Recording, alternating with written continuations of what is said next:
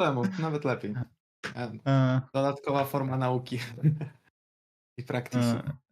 Nie pierwszy Polak już po angielsku musiał mówić, co jest dosyć zabawne. Ale... kiedyś streamowałem po polsku. Ja nawet bym preferował streamować po polsku, bo było milej, ale niestety widowni nie ma.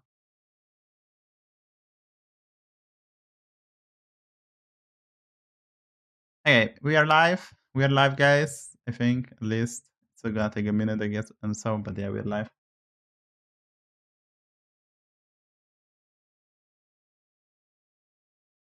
We are live. Okay, so we have the first person is Radek. He's big MMR around 8,000. He's free to play, and he recorded the game, so we can review that, which I will show you in a minute because I'm still not showing my face. There he goes. There I am. Okay, you can see the game, and yeah. Maybe I should actually play some music, maybe just with no vocal because it's kind of quiet. Okay, let's play some music.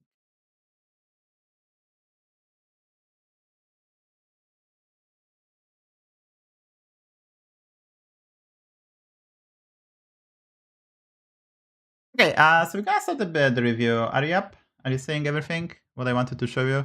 I have to. So the hero selection is really up to you. Not sure. Did you? Okay, yeah. Can I hit the thingy? Okay. So we picked the Galliwigs. Maybe no music actually. We picked the Galliwigs. That's fine. Also, we should check the tribes. So we have dragons, mechs, Naga, pirates, and Quilboars.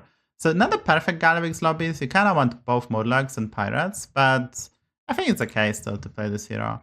It's basically if you can any quest that gives you additional money, this hero gonna perform well, and we can play AP and pirates in this one. Dragons are in, so we can get the Fellfire, and that's the main goal. And we can also play APM. I think the Quilboars were in, right? So we can also play APM Quilboars on Galliwigs. Really powerful strategy as well.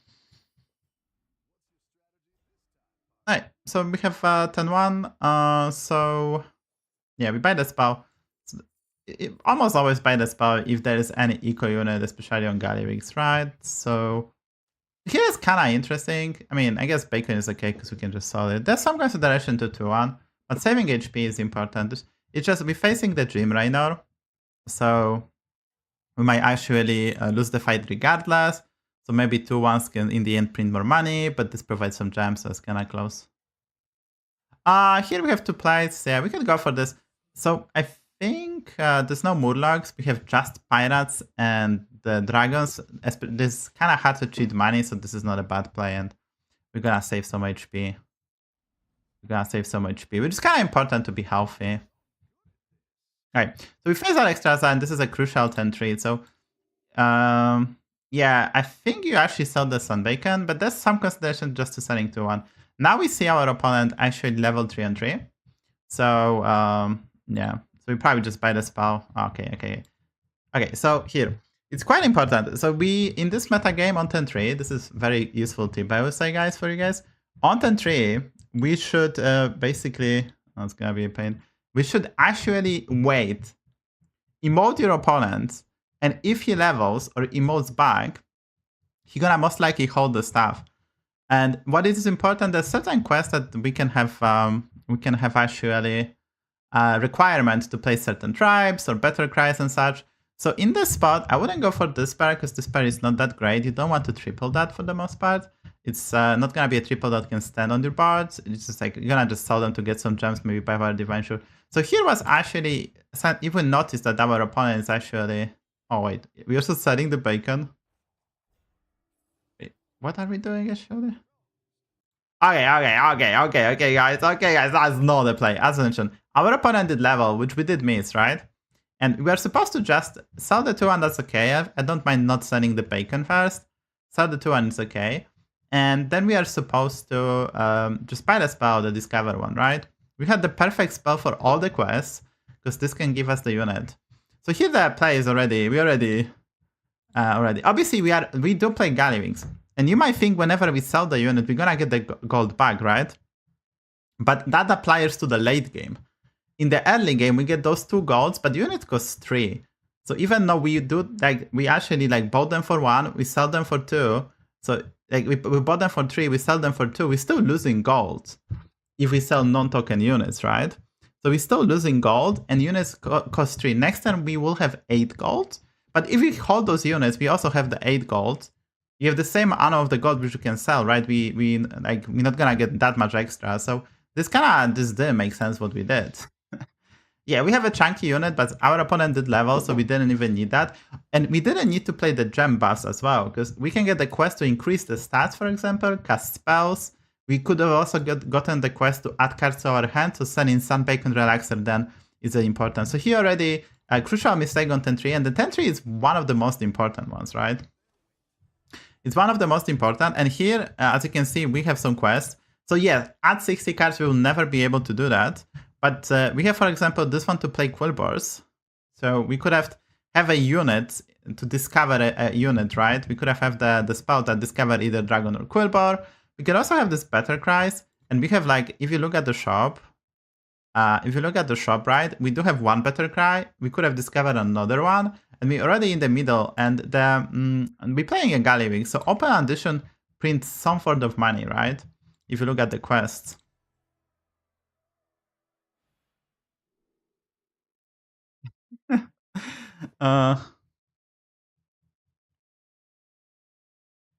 So, like, we have, I think it's never Untold Riches, actually, because adding 60 cards, even in a Quilboar lobby, it's extremely difficult, right?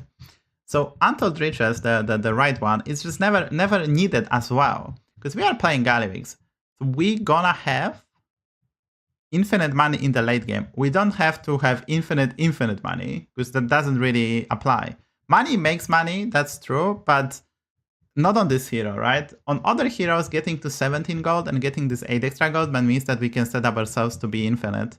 But on Gallywix, we're gonna be infinite if we survive until 10-10. So the quest that does nothing is probably not a pick. If we held the spell, we could have probably picked Open Audition. Victim Spectre is also quite beneficial because it does print money, gives you pairs and triples, and can provide some tempo. And we obviously get an amazing shop for that purpose because Dragon's Quilboars, right?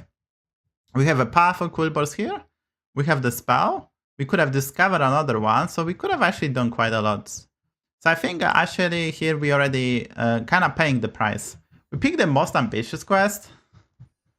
And we'll see how this goes.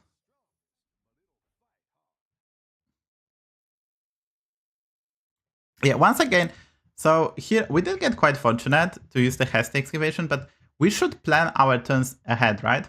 So we're gonna, next turn we have 7 gold, level costs 5. Triple buying was fine, but if we roll and spend this hasty excavation next turn, what we will do next turn? We get bailout because we get another hasty excavation, the spell, to be able to level buy, but that doesn't really make sense rolling there because we needed this extra gold, so always we can buy the unit, which then later on we can translate.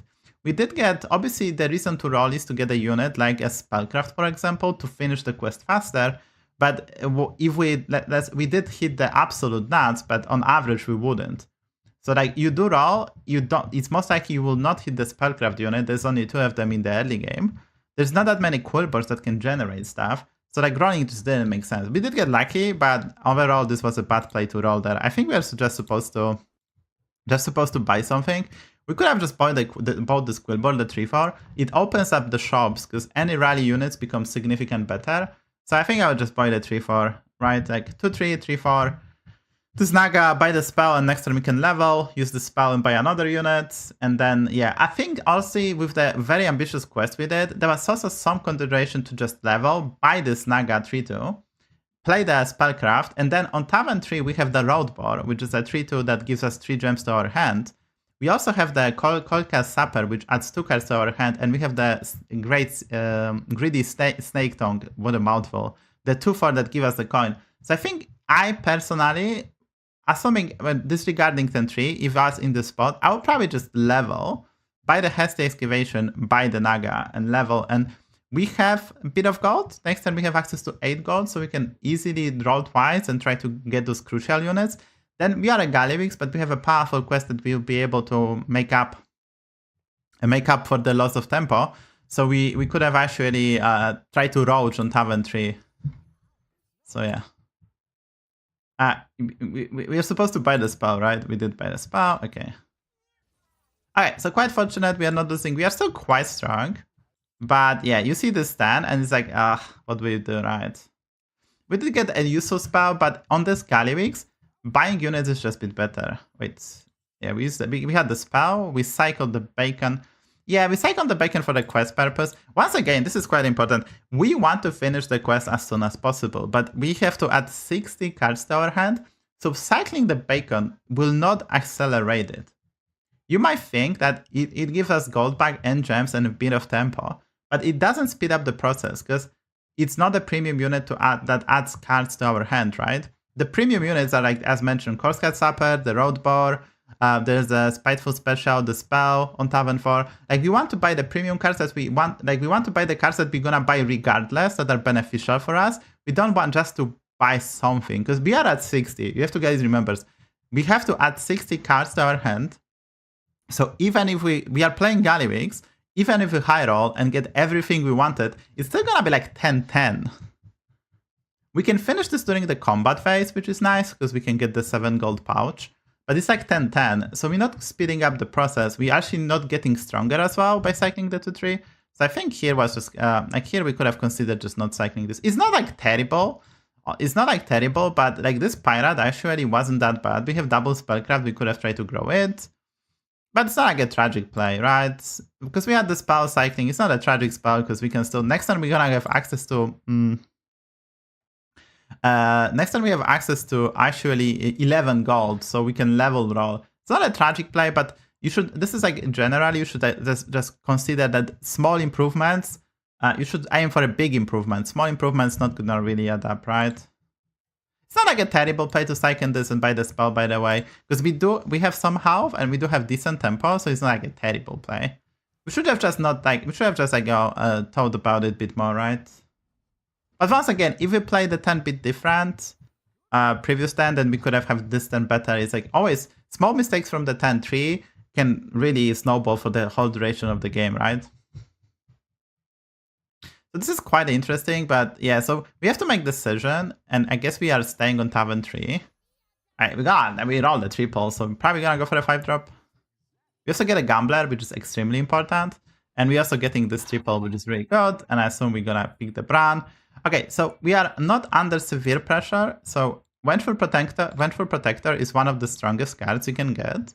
Even this Nibbling Hatching is really good because we can find a Greenskeeper or sometimes Lilac to farm this spell, which is quite powerful. But we are at 32. We did triple the unit that's gonna provide us extra tempo, and Bran is like a win condition, so we'll see what we pick. Oh, we didn't pick the Bran. Oh, okay. So once again, we have to evaluate our position. We are at 32 HP. We probably winning this fight because we did triple the tempo-oriented unit, right? We have 2 spellcrafts from the regular version. We're also getting the golden ones. So we are actually stronger than the next 10. And we already have a big Divine Shield unit and the one that benefits from the Tavern spells. So I think we could have just afford the brand, right? Which prints money. I understand the idea was, assume that you reasoning, you can correct me if I'm wrong. You had the quest that is very greedy, so if you can survive until you make it, you don't even need the brand, we're gonna be in a fine spot. Correct me if I'm wrong. Yeah, I was thinking that the brand was not the best play in this tribe we have. So we don't have a Murlocs and only good 4th tier plus Battle Cries was...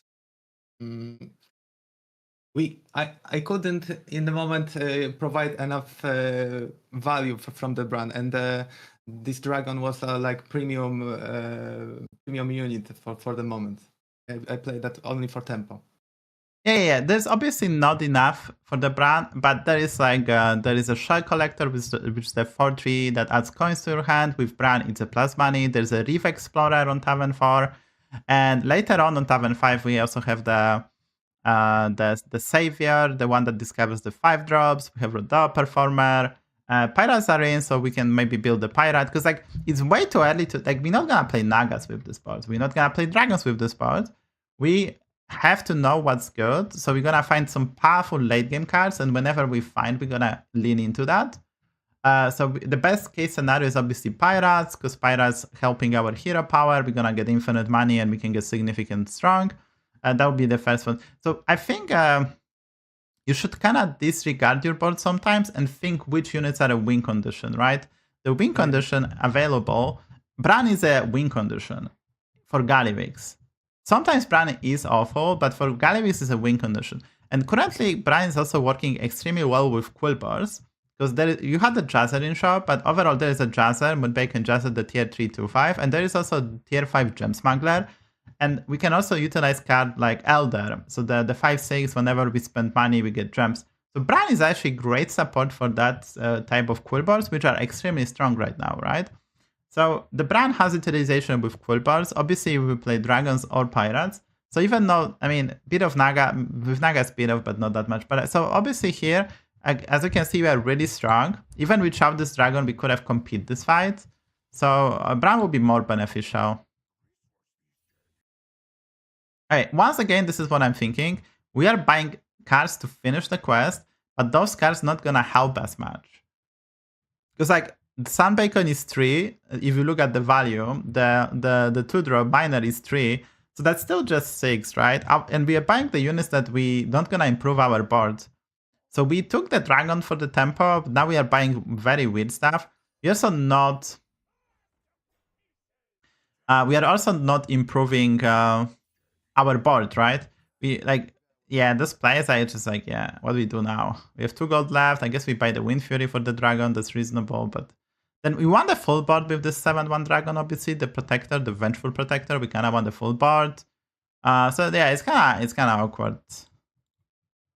And we didn't buy the Wind Fury. I'm confused. What did we sell? Oh wait a minute. What did we just sell? I'm not confused. I sell the Pirate Giant Shield. Okay. That's one of like, so this is a lack of consistency, right? If you think about this. We did pick the Vengeful Protector for tempo. So we are going on a route. I want to finish the quest and link long enough because in the late game, I'm going to be fine. But then we are selling the biggest unit on our board. The unit that is better, because we have this Hooktail, is better than the non-Divine Shoot Pirate, even though he grows, right? Because Divine Shoot doubles your stat, unless you face Tetrados that can proc that Divine Shoot cheaply.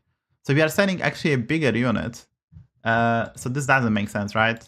And we had 2 gold to buy the Wind Fury. This Pirate is good, adds cards to our hand. I think you cannot tunnel vision, correct me if I'm wrong. I think you tunnel vision on finishing the quest, and you forgot you are playing Galliwix.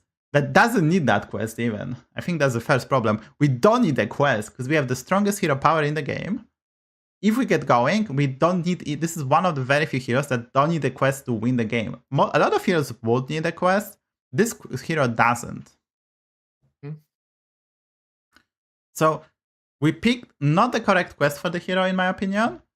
We 10-3, we made the very common mistakes on before the quest selection. We just were impatient and we did the 10 without checking our opponents. And now we kind of forgot what hero is, and we are actually, and also we don't have a coherent plan. We decided to be strong. That's fine. Like, honestly, like picking the Vengeful Protector over Bran might be fun. It's not like this card has a very high win rate, right? Play impact. So having this card on 10-6, it's really good. So it's not like we made a mistake not picking Bran, because the idea was if I survive until late game, I will find this Bran. This card is better. That's a valid argument. I have a more experience, so I will be comfortable with picking the Bran. But if you don't have as much experience, that know that if you have like to infinite money, you're gonna be able to recover the game. Making sure that you have enough HP so you can play the game is also important. But yeah, here selling this Pirate just, especially this is also funny. We're saying not only the strongest unit on our board, we're also not buying the Wind Fury, which is like doubling the power of our card. And we also don't have the full board, and we are still just at half of our quest, and it's 10-7 because we are at 9 gold. There's no deck trackers, sorry about that. So yeah, very inconsistent. We're probably not freezing this Wind Fury because I guess you are not super familiar with this spell, yes? But like the reason to pick this card is to Wind Fury it. There's 2 ways to do so. There's the spell, and there is a Paper Drag, and we're just not gonna freeze that spell even. So obviously, some stuff. So our opponent is playing Quilboars, actually really strong. I assume we're gonna lose. Okay. if we have this Vengeful Protector, it's better to put it first so we can buff our board than put the Pirate. I guess we could have assumed, like this is, once again, I guess maybe if we assume we're gonna lose the fight, then we put the Bandit first to get the value, but I think you just put the Dragon first anyway. Because like, it's kind of a weird one. You buff the Divine Shield with the Spellcraft, but then you put the Pirate first. If you really expected to lose, you would just buff the Pirate, so maybe it attack twice. It's like very weird one here. Bit of inconsistent, right? Because like, yeah, we did get this one, and opponent's not super strong, so I guess we are winning, but it's just like, like we have to stick to something, right? We cannot just do the play that, you know, am I paying for value? Am I sacrificing this fight? Like the middle ground will never work. You either sacrifice the fight and make the placement that's gonna net you the most value, or you compete for the fight.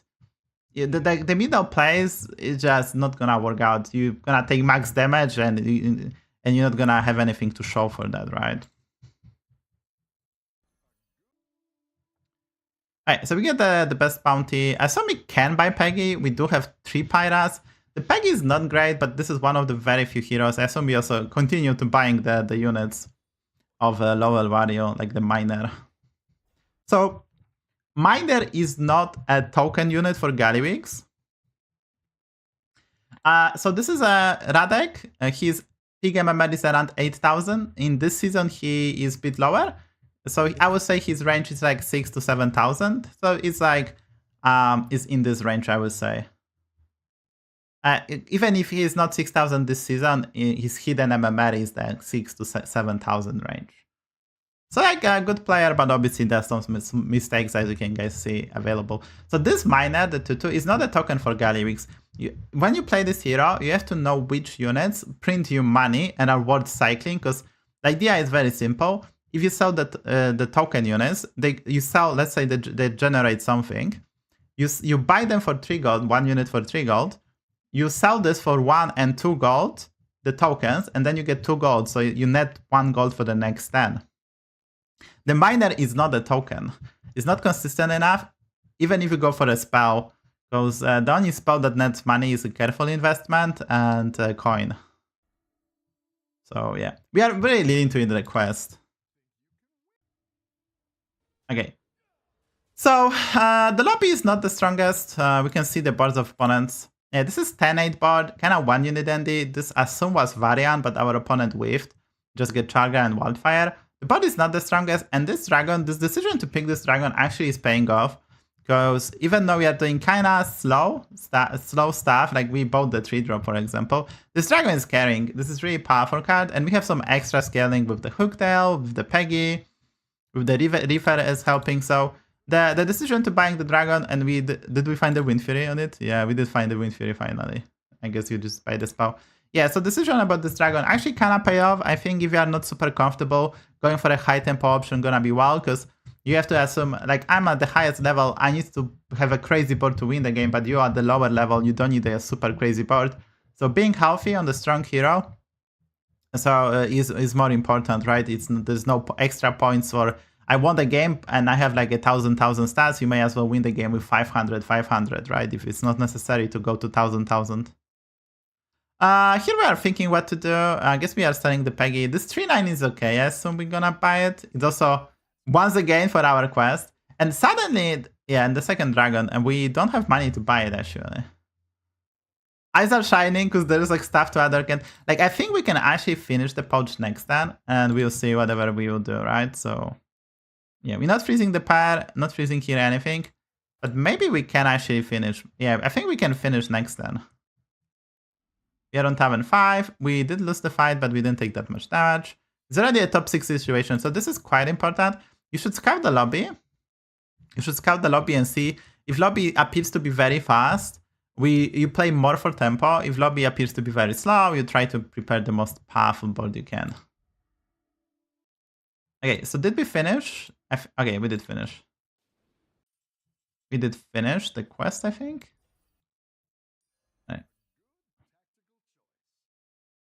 Have to buy something, yeah. I mean, we can roll here and just play the Balladist, right? Yeah. So this is we finished. I think this is 10-10, right? Did I check? There's no deck tracker. I cannot tell. But yeah, we have infinite money now from now on. The 10 timer is kind of short, so we did level. And yeah, we're gonna continue from this. So yeah, we have infinite money, I would say, or very close to. Also, this is important. We are buffing the tavern spells for the pirate strategy and for the bounties. So those Nagas gonna help us out. If we don't lose this fight, we are in a premium spot, I would say. But we took 11 actually, so we didn't fail to kill the chicken. Okay, so we have the pirates. So this is kind of funny. Like you kind of were confused what to play when you were discovering, right? Your brain didn't know what you want to play, but your brain did know what you want to play because I assume you immediately saw the pirate and I want to play that.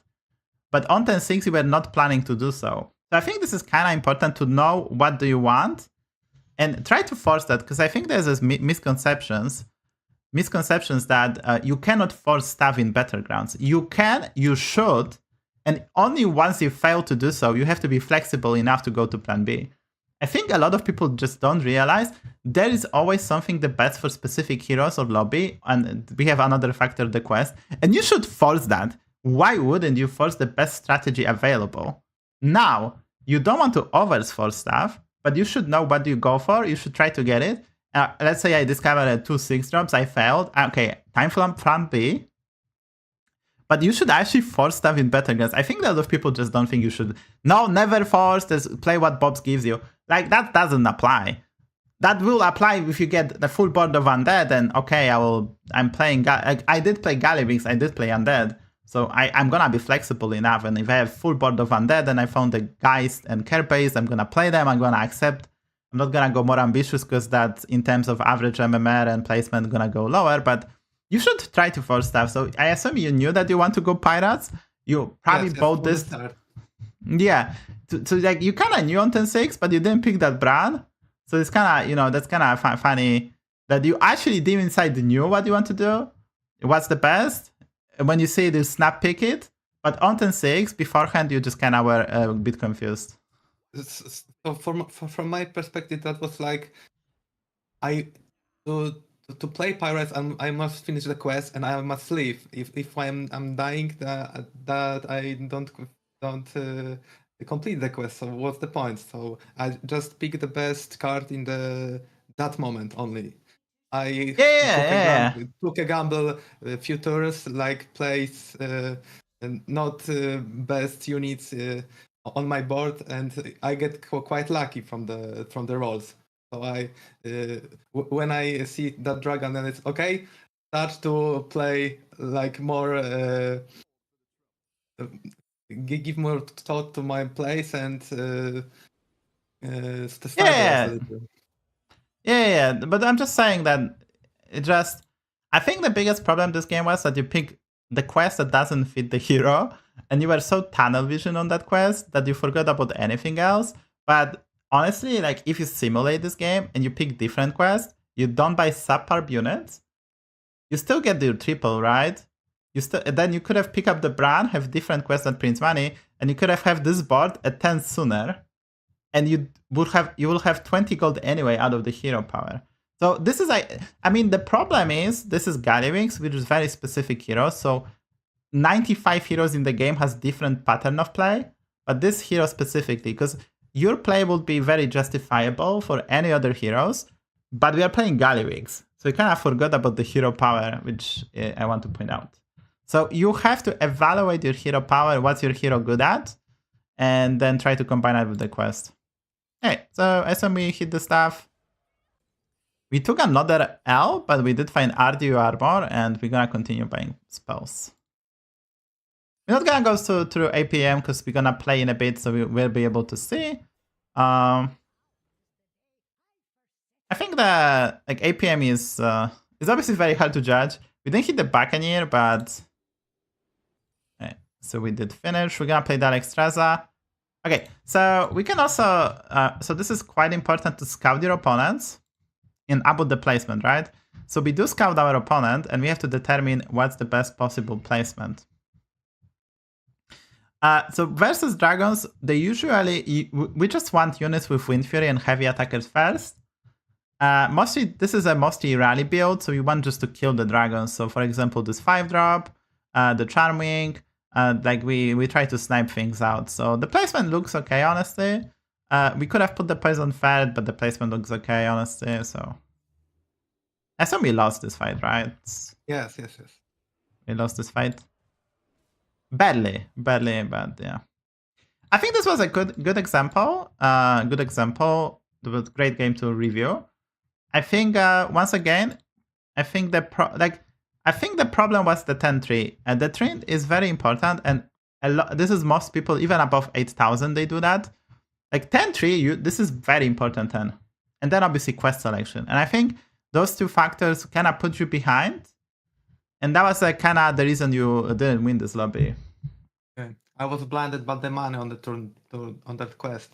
Yeah, the quest just total, like the quest blinds you, but you had to, like, realistically speaking, look at the quest and see that you cannot cheat it out. It's not at 20, so you cannot, like, okay, I will play for the quest, I'm gonna finish this on 10-7 or 8 even. It's gonna be 10-10. But until then I play with no quest. I don't really use my hero power, so I have to hope to get the good shops to not die or for my opponents to be weak. So I think that's was the issue. It's a really good game to review. Yeah, I think the planning part kind of failed, and also the specifically, or like Galliwix is a very specific hero. So you kind of forgot about the hero power, and you were blind vision on the quest. Okay, you can look for a game. I'm gonna spectate now. Okay. And yeah.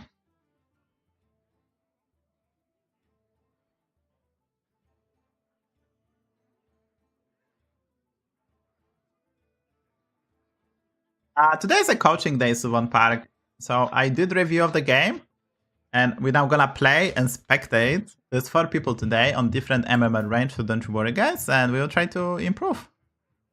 I'm improving by teaching as well, so this is quite nice.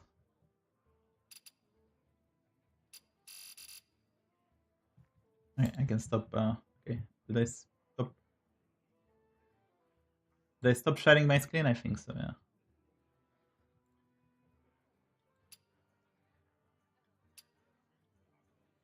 Okay, I'm in the game.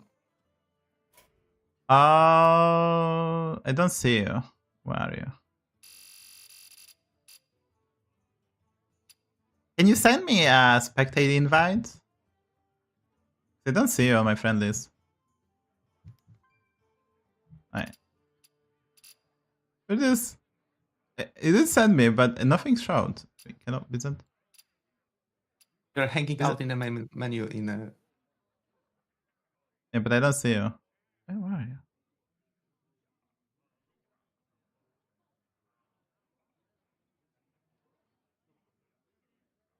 Oh, okay, there you go. You were not there. Funny.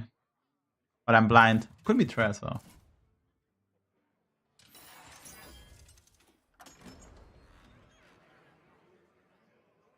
Okay, we did beat the hero, and yeah, we had the token, so the 3-1 is the best. And yeah. I'm not gonna play it. Play it the turn 2. Yes? Yeah, we don't play this pirate unless there is a coin. There's also in demon lobbies, for example, is there like, so you want to play this because then we can buy the coin, and coin is more flexible. In demon lobbies, you might still not play it even if there is a coin, because they might have the Iki, but you're gonna take extra damage. But overall, if you have a coin, you will play this and freeze the coin, then you can level by the coin, and that's simply better play, because it's better to have the spell in shop than just this, right?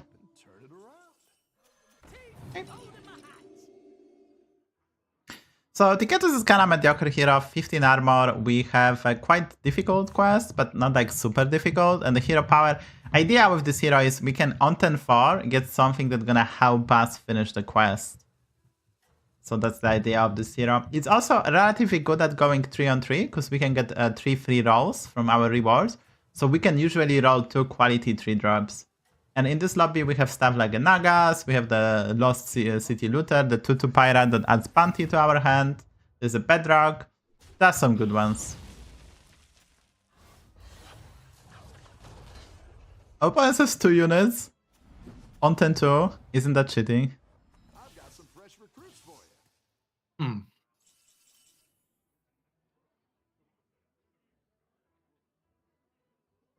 Is that emote? So, yeah. Gamblers here and careful investment. We could also level, so it's really up to you. Okay, our opponent did level, so we can level too. Okay, so the play was, we could have bought the 2-1, played, buy the careful investment, buy the gambler, hold the gambler, because we are facing the mill house, right? So you, for the quest purpose, you want to hold units, just buy the 2-1, play the careful investment that give us extra resources for the next turn, and that was also potentially a play. This guy is somehow level on mill house. That's just wild. To tavern 3 on 10-3 with unit. Welcome back. How's it going out there?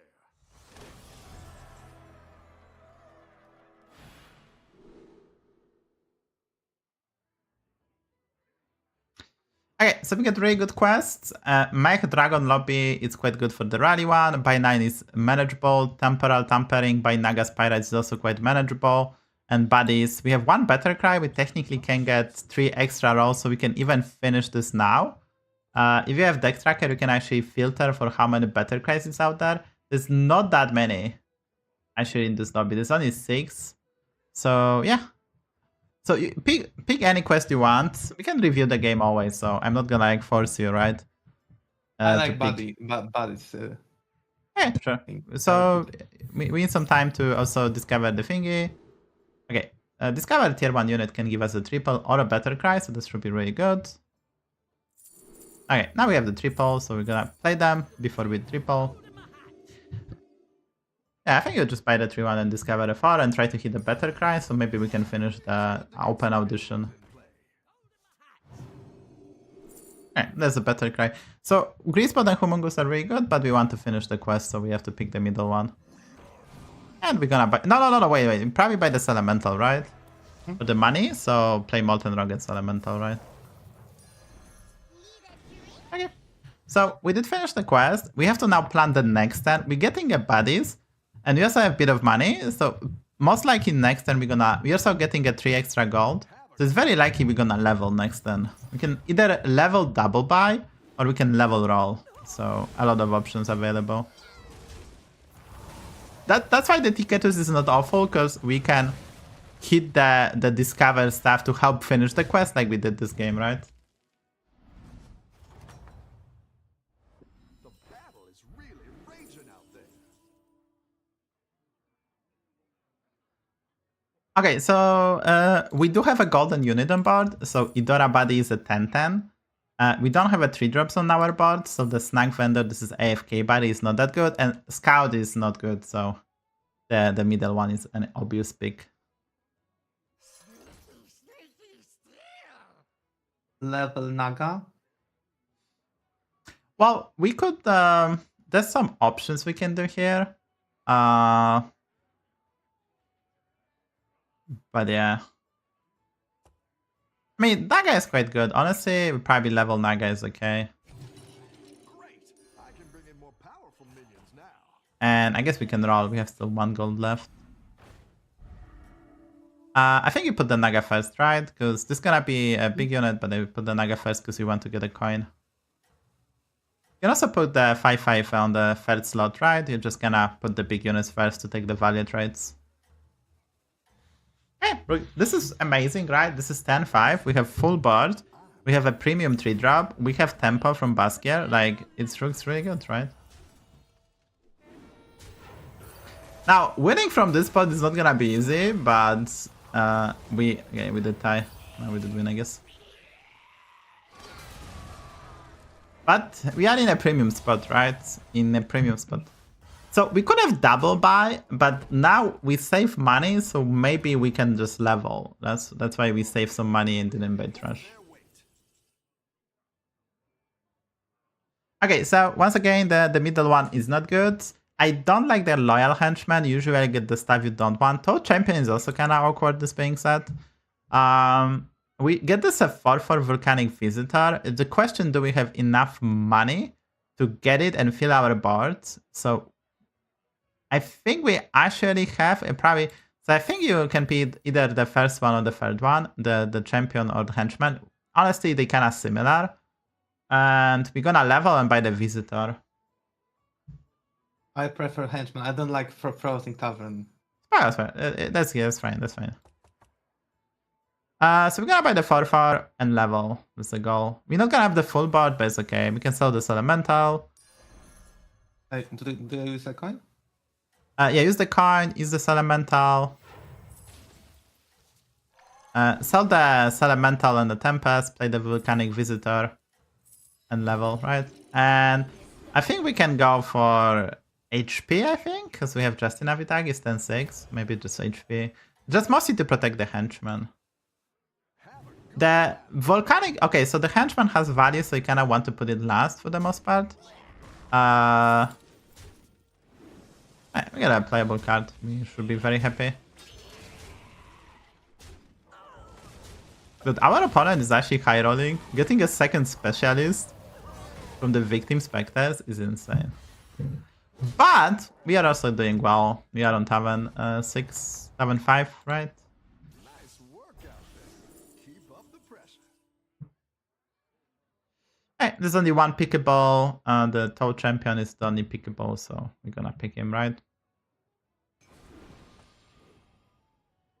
And honestly, so this is a spot. We are at max HP, so we can level quite easily, I would say. Now we are in business. Okay, and now So this is a spot like this is a spot that you should be quite comfortable in taking damage. We're gonna have 22 damage next turn, so we can just keep the money. And I think we just please pick that Toad champion and freeze, right?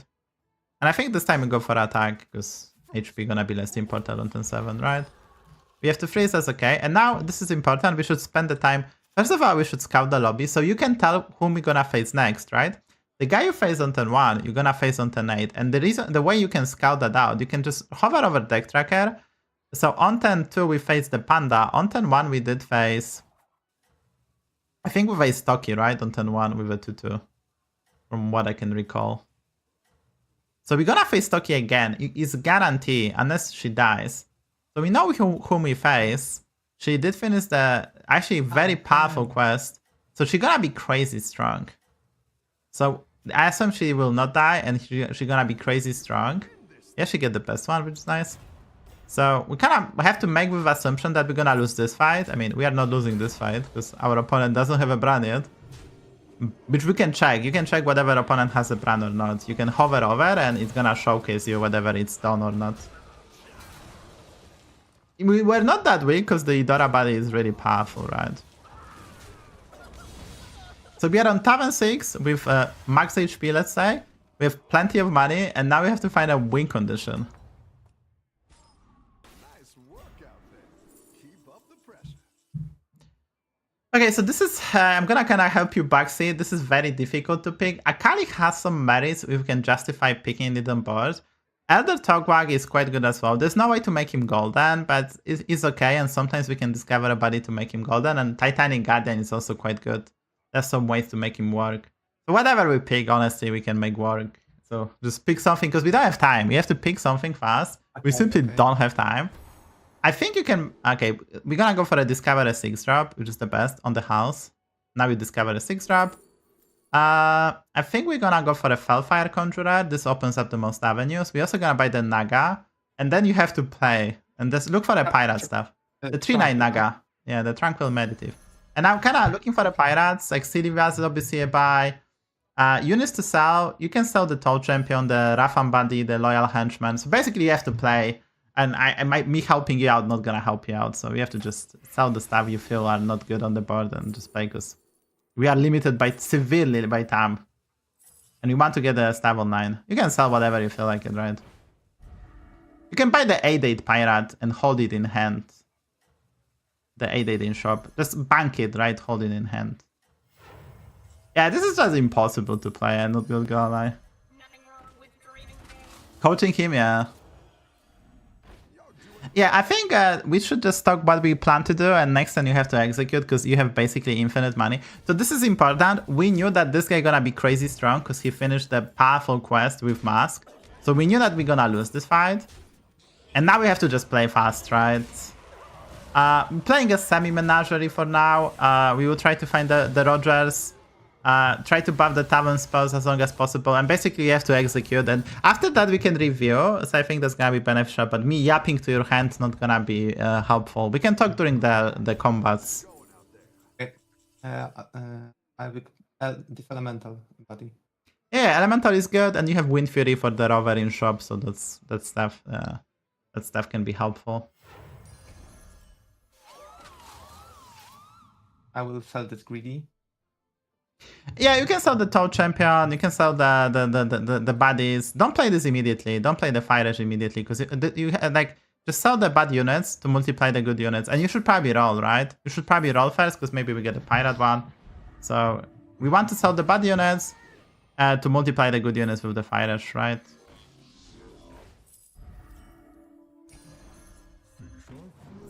Right, we get a monstrosity, that's a good one, right? We have the rally horror over, so that's really good. We can use the Fire Edge to copy the monstrosity. There's also module in shop that can make it Divine Shield. And buy some rally units and lean into that direction. Right, second monstrosity is premium as well. There's module. Don't buy the spell because we are at 17, so we don't want to go to 15. Below 15. I don't think you buy Elder now, the 1/1. I think you just roll. We need the rally units for our monstrosities, right? So that's important as well.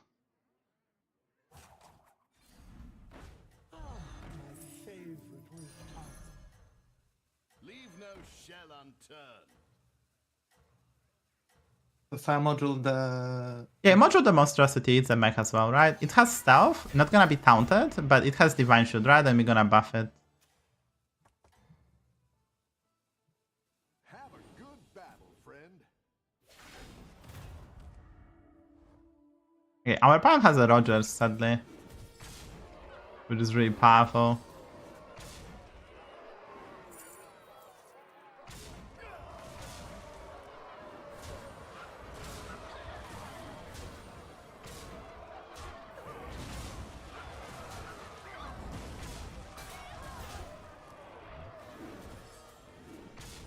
We have to get lucky, I think, right?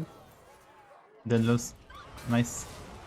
The odds are a bit fake because we have the 5/5 Wind Fury guys, the thingy. Really raging out there. Okay, you can pick the Draenei, but just don't play it. Whatever you pick is okay. So we can sell the Paskier, the pirates, because we have another pirate with a rally, so that's our flex spot. Don't play module yet because we can find a beatboxer. You can sell the Akali, you can cycle the Tranquil Meditative, and you should just roll for rally units and such. So maybe we still can find the Rogers. Let's just roll. You can buy the Silivas if you have time. That'll do some damage. Yeah, okay, this is fine. The Wind Fury was fine too, because we can find a Rally Dragon there, for example, right?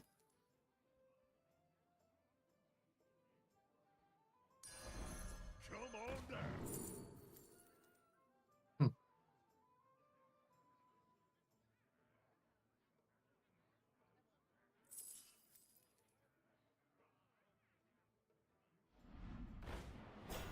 Okay, so the Protector, Boxer, and Wind Fury is great. We can go for that, right? So we can buy the Beatboxer, the 8/6, and Wind Fury again. We can sell the Naga. The Naga is a flex spot if you need a flex spot, right? The proper ordering was a bit different, but it's okay. We can also discover a mech. But wait, yeah, we can discover a mech. That's a rally unit. The Geared Guard is a rally unit. Chicken is okay too, I guess. You can module the second monstrosity. And you can Wind Fury the monstrosity as well. And then you put Beatboxer second, actually. You put the Beatboxer second. And you can play the Menace onto the... I guess don't play the Menace. Beatboxer gonna get it. That's okay. So this is quite common. It's a rally build with Mechs. We still have tribes. Because for example, we have this Poltron, which is quite good. we have the monstrosity, so we have enough tribes, even though we have a lot of Mechs. The Patron can be good sometimes for like a very late game, because you can play the good things on him, so maybe he can stay. So yeah. Hey, we just pick whatever. This is 1 gold, and we're just gonna roll. Yeah, I think we can take this triple to make some space. We triple the monstrosity, so that way we can find more stuff we're looking for.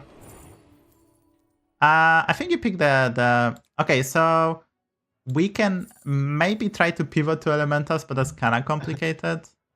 But I'll pick it. yeah, you can just do that.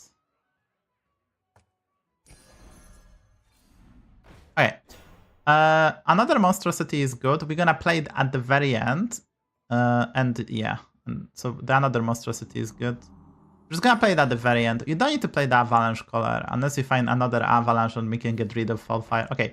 I think you can actually play the Mutanus onto the Fire Conjurer, the tier 6 dragon demon. And we can play avalanche colored afterwards, right? Yeah, play it first. Right. And then we're gonna eat onto the monstrosity and eventually into the carbonic copy. We're gonna end on monstrosity. You still can roll. You can still roll. Hey, if there's nothing, that's fine. Just play the monstrosity. Can I sell this magnetic? I think it's okay. So you can stack magnetics, both magnetics onto the monstrosity, the golden one with stealth. You can put it last. It's okay because we have the Poltron, so the token's not gonna be that bad. So you can actually play them onto your unit. So you're gonna play the monstrosity to module that. You can play this well, and you play monstrosity and just module that. Right. And next then we're gonna eat the bandit onto the golden monstrosity. So you have to put the monstrosity on the left side, and we're gonna eat the bandit. That's our next tech. And then you can put the chicken last. And sometimes we can attack with our golden token-based monstrosity inside, right? So stuff we are looking for now is carbonic copy elemental, elemental of surprise, carbonic copy. That's our priorities, right? And obviously some good cards for a beatboxer. We should also scout the lobby and see what people are playing, so maybe we need to pick up some of the tech cards.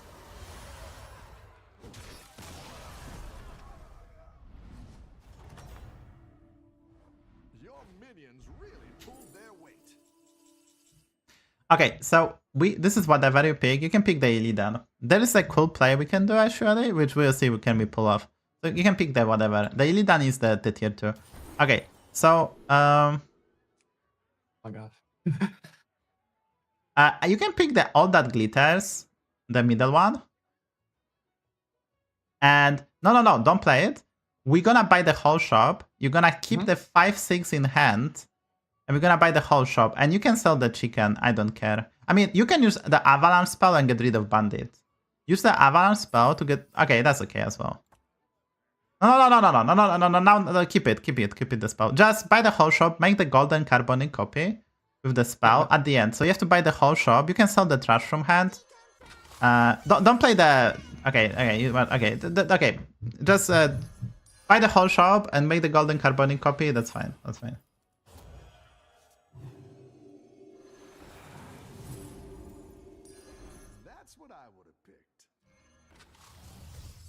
Because next turn we're gonna eat onto that, right? I didn't like that one either. Here's a gold for the trouble. Yeah, make it golden. Up a gold. We have the Leroy, so we can hold this. We don't need to pivot just yet. We're gonna keep the avalanche spell, so we can just roll. Go ahead and Okay, fix the placement. And play the Leroy. Fix the placement and play the Leroy. The monstrosity can be the stealth one just later, right? And beatboxer should be second. Beatboxer should be second, and I think this is like a okay placement. You can put Leroy sooner. Okay, so the plan for the next turn is we're gonna get double avalanche spell. So we're just gonna eat onto the carbonic copy our units, and that's pretty much it. We'll see how strong our opponents are. Yeah, they have the carbonic copy technology as well. We might be dead actually, but those are not correct. But we might be dead. They're really strong. Yeah, we didn't take the value try. That's a bit of a problem. Hey, this is a good hit.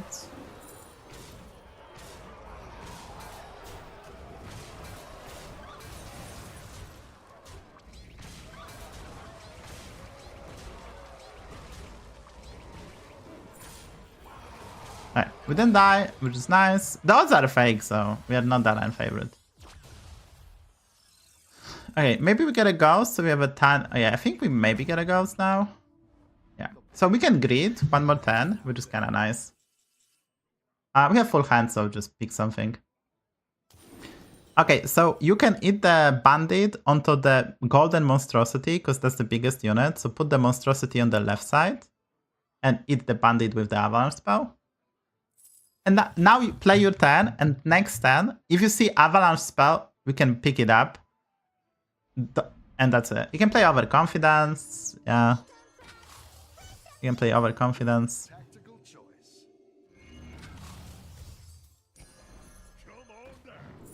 Yeah, second avalanche is great. We're gonna get 3 of them. That's enough for the next 10. We're just gonna pivot.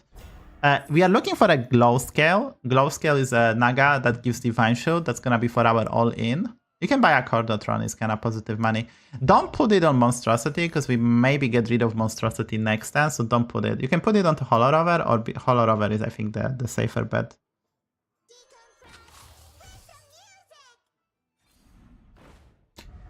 You can buy the Spite Scale special, the Tavern spell, and we have to empty our hand a bit.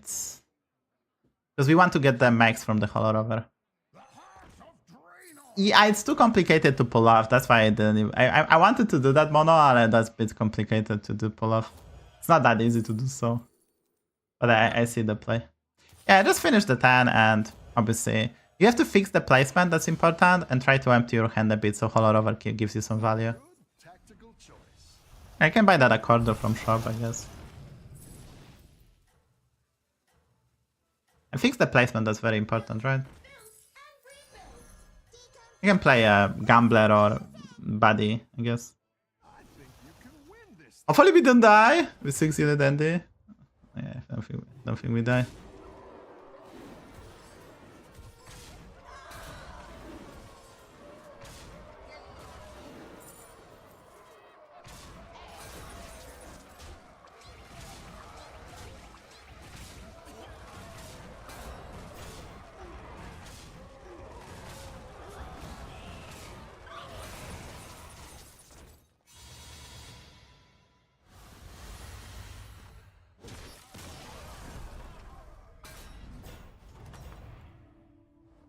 You're good at this. Alright, this is whatever we pick, doesn't matter. Yeah, we have infinite money, Beatboxer pulling through. Okay, so we gonna play the Carbonic. You can start with that. You can pick the second Beatboxer, that's okay. Now we're gonna play the Avalanche onto the Avalanche color. We get rid of Elemental, 98, 96. And I think you play another on the non-golden monstrosity. We're gonna keep the golden monstrosity for a bit at least. We're gonna sell it next fight, I think. Okay, we're gonna 5 unit Andy, so that's okay. And you can buy the Accordotron to put that the Hollow Rover. We are looking for a glow scale, and that's pretty much it. You can buy the Mutanus spell, that's good. For all in. We're not gonna go all in just yet because our opponent lost. You can buy this poison, 3-5 as well. That's a nice poison. You can empty your hand always if you are... No, don't play it. Don't play it. With 5 units. Oh, With Carbonic copy, summon 2 copies, right?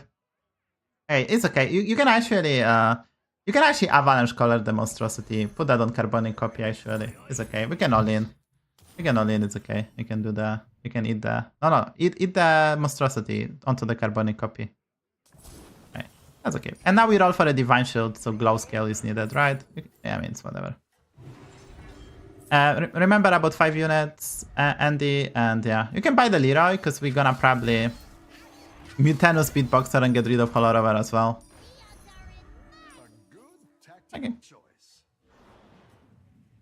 Yeah. So the Boxer should be last, actually, to play around the cliff, but other than that, it's okay.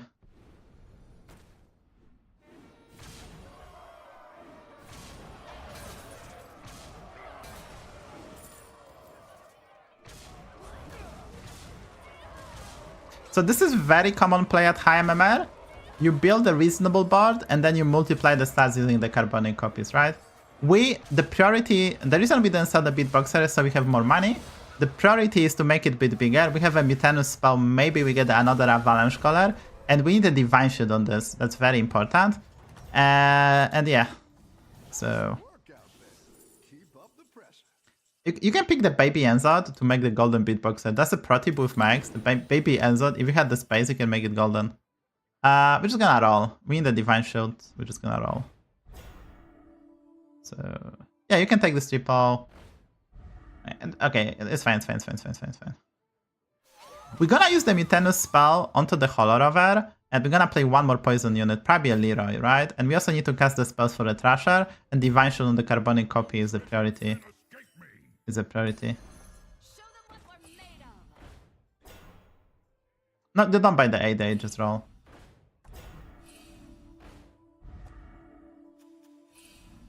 Okay, the spell is upper hand is really good.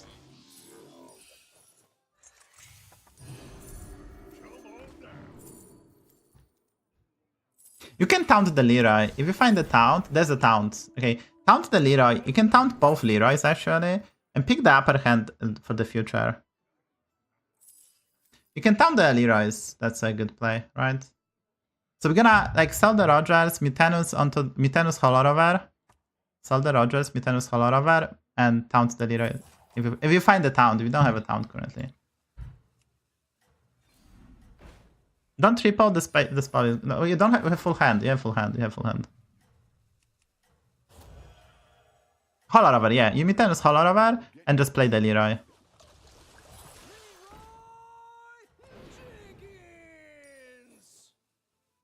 Keep up the momentum, friend.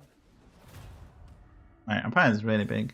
That's why we wanted to taunt the Leroys, because he gonna most likely put this first. And if he does put it first, we can get rid of them. We get quite lucky with the upper hand actually.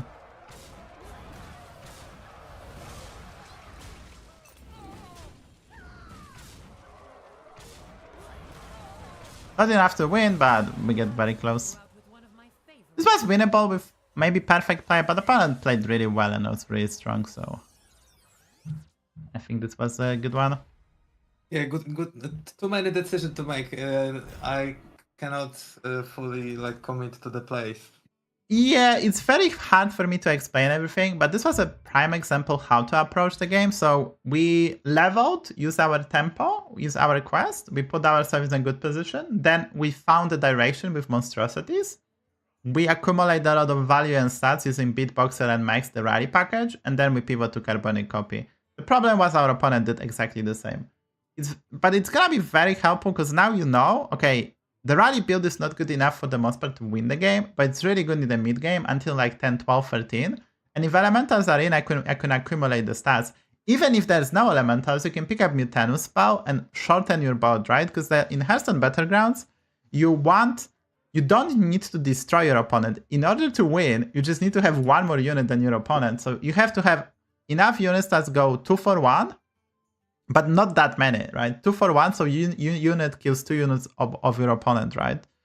And then you can implement the scam to fill the slots. So Mutanus spell accumulating the stats and scam units like we did is very beneficial. And here we could have assumed our opponent gonna put the Carbonic copy first, because sometimes they play Elder, All-Seeing Elder. I think that's the card, the 1/1 tier 6. So they will often put the biggest, and in this case, Carbonic copy first. So we had 2 taunted Leroys, another taunted poison, we get rid of this beatboxer, Divine Shield the Carbonic copy. We had actually a valid shot to beat him. So, but yeah, that was a nice game. And yeah, I think you can play another one if you feel like it. Okay, I'm starting the queue.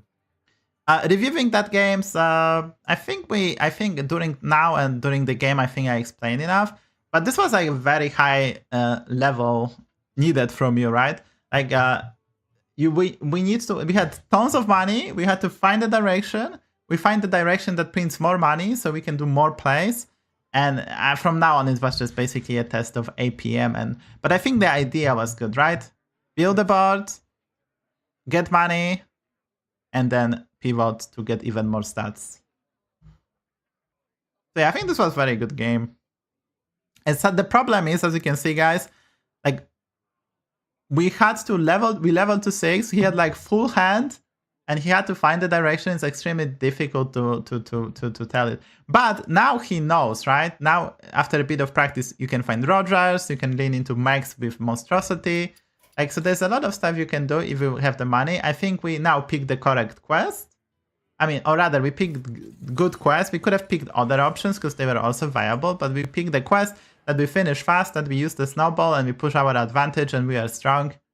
And yeah, we also predict a lot of stuff. So we kind of could have predicted that we're gonna take 15 to Toki because she finished the quest and stuff. So yeah, you can pick the hero anyone you want.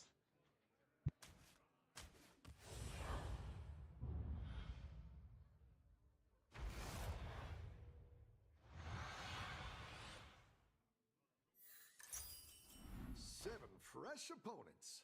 Are you ready?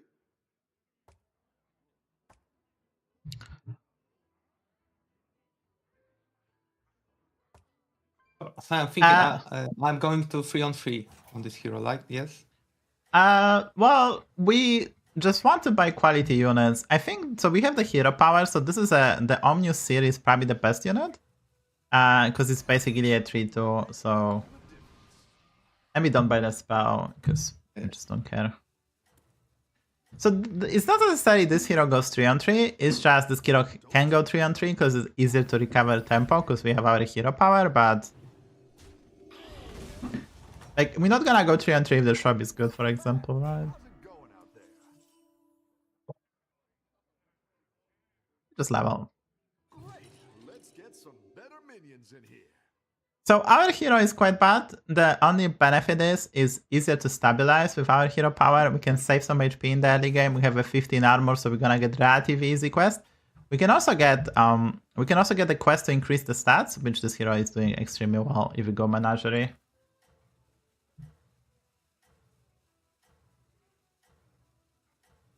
Yeah, that's true, Silent Wolf. That's why I was kind of trying to cheat out. If the body was not relevant, I just told him to pick it. It's very difficult if someone didn't play in the body meta to know all of them. You have to kind of check. It takes 20 seconds and it's very underwhelming, I do agree. Okay, so this shop is actually not that bad because we have a Trickster and a Taunt for it, but we also get this coin, so I would probably be inclined to do emote, buy the coin and level. This is one of the very few heroes that can also go 4-on-4 and not die, because the hero power has a crazy good synergy with 4 drops, right? Getting +4/+4. So we have this option if the shop is terrible to go 4-on-4, and I think in this lobby we can recover. This one is quite interesting. There's a lot of stuff we can do. We can play Deep Blue with Elementals. We can play Demons if we find a way to buff the spells with Shadow Dancer, or if we find the early Fellblaze Leader, which is a 4/5, the rally one. We can play Quilboars, AP and Quilboars. We can play Mechs if we have like a perfect quest reward. So there's a lot of stuff we can do. Bro is not playing games. We did level emotes, and our opponent didn't hold his buff, which is obviously not good. For him. For him. Okay, so this is not the best rally comp, but play 8 Naga demons. We have 2 demons in shop. I don't know, what do you pick here? What would you pick here? It's kind of interesting. Your release trigger and extra time is like very good. Yeah, I think we can, honestly, it's gonna be quite interesting. Let's pick what do you want, and then we're gonna try to work with that, right? And I think we can review the quest selection afterwards, and I can trim in.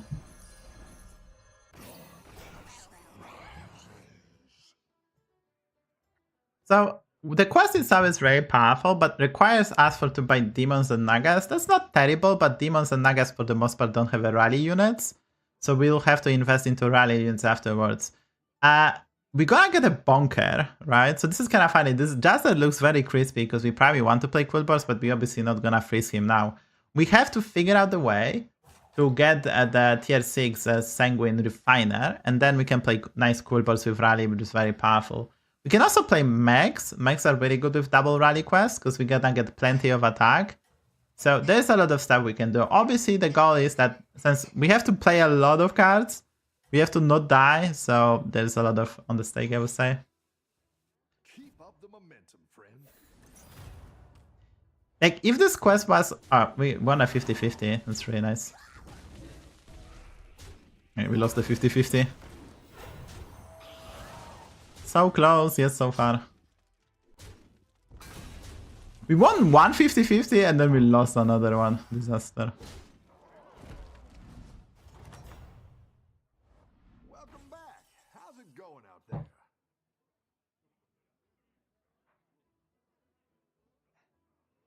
Well, the Tutu... Yeah, well, Tutu is a Naga. It's not gonna really help us out. We want to cheat our quest, but it's like very underwhelming. We should also scout the opponent who also playing quite slowly. He has some Nagas gonna be relatively strong. So I think I would definitely don't buy the Tutus. If we could buy the Tutus and overconfidence and win a fight, that would be a different story, but I don't think we can do that. So I think we just roll and try to hit like something good. Well, we get garbage. Thank you, Bob. That's a bit of a problem in the quest meta. You just have to hope to roll get stuff. So level? I guess we can level, yeah. That way we can find the units necessary. So stuff we are looking for is a Felblaze Leader. It's a rally unit which buffs the shop. It's a 4/5 demon, so gonna fit perfectly what we want to do. We can find a Devout Hellcaller because we have the Void Lord already. We can find maybe Shadow Dancer. We can probably Psycho Tardy Traveler, and there's some good Nagas as well. You ever take Piper there? I don't think so. I think I don't think so. Oh, it's a way.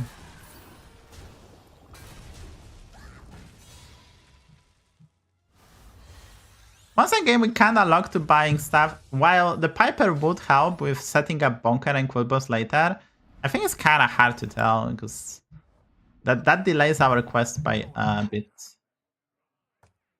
Hey, so I think this Naga is quite good, so we can buy it and then we can roll.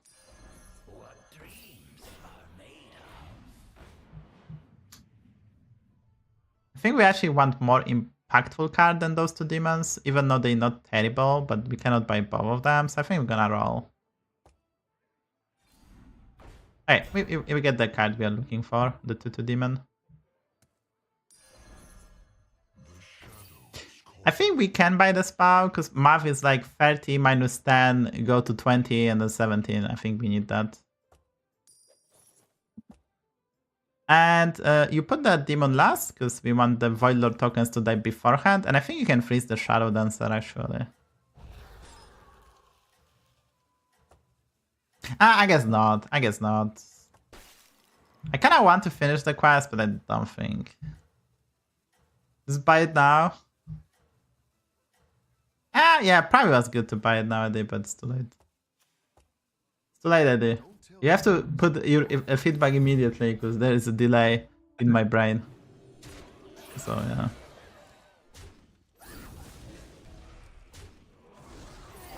Okay, our placement wasn't perfect, I guess. But it's okay. Opponent is insanely strong. He tripled into Nala. Kolka's Supper is one of the strongest units to triple. So he had to be insanely strong.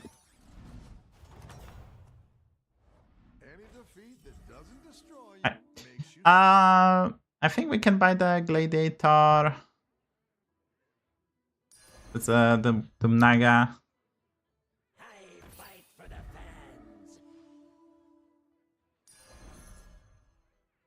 So wait, I guess you can buy the new Sprout, spell. Finish the quest. So we buy the Discover, the tier 1, and we're gonna probably buy the Demon as well. Yeah, buy the Naga, and then finish the quest. Just finish the quest, right? Just need to buy the demon.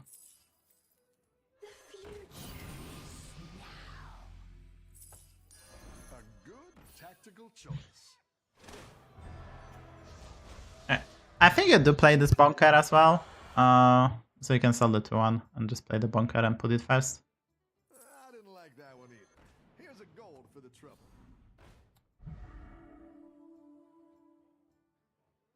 We currently have a Naga, Demon, and the Quilboar. We will need a Mech and an Elemental. to force the monstrosity, which is probably not feasible. Actually, yeah, I think you play the spellcrafts. Play the spellcrafts. Actually, you can freeze here. I think we can freeze here, actually. We still might go for a monstrosity, actually. It's not that bad, right? Did we eat something? It's okay. Right. It should be fine. The bunker is insane. Yeah, I think we're gonna still go monstrosity route. I think that's still a viable play. We should have maybe put the sapper sooner, because we are really strong.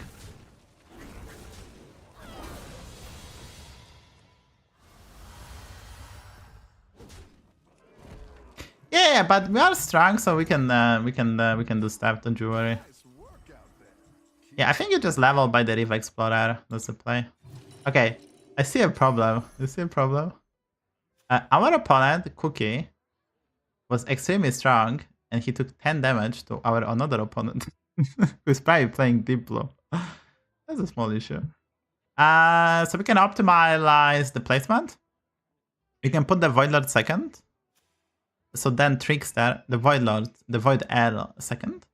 And idea is that Bunker gonna attack, then they're gonna clean up the Void Air. We get the max stuff on our Devout Hell color, and then the Trickster will die and buff either the Gladiator, the Implicator, or the Hell color.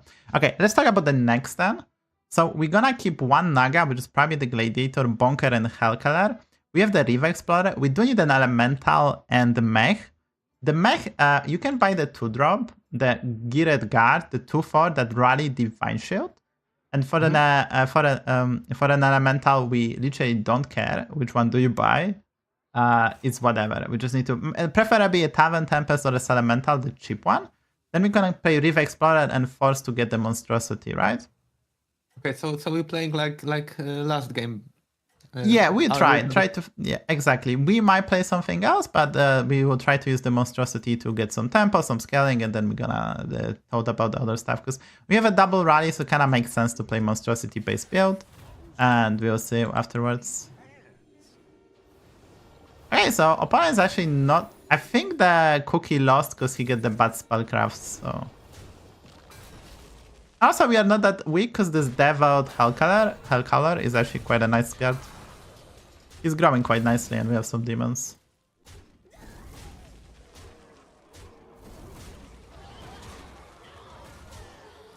Yeah, not losing here is a huge. We also get double Divine Shield, which is nice. And we have a monstrosity in hand guarantee, which is kinda cool. Now we just need to find the cool cards to continue our build.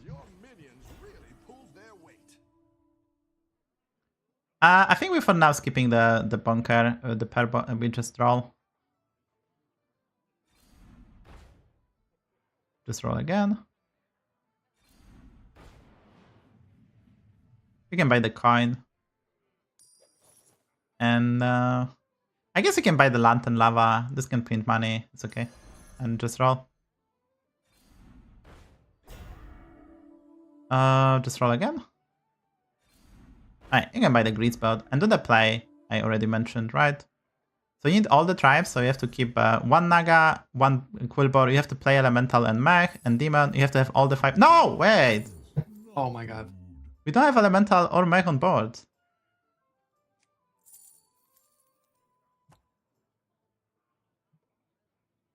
Hey, it's whatever, okay. It's just, we continue to play, don't you worry.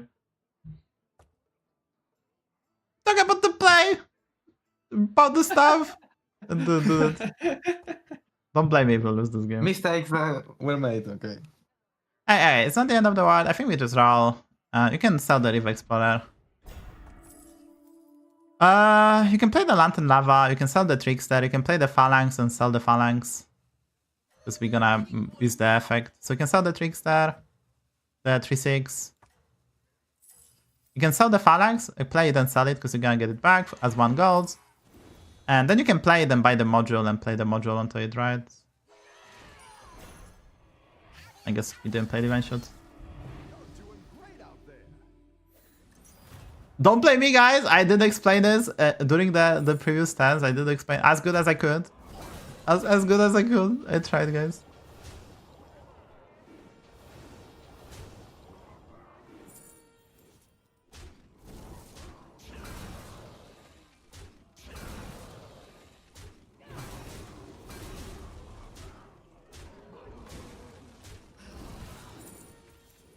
Oh, we are still fine, so we can still do some stuff, but yeah.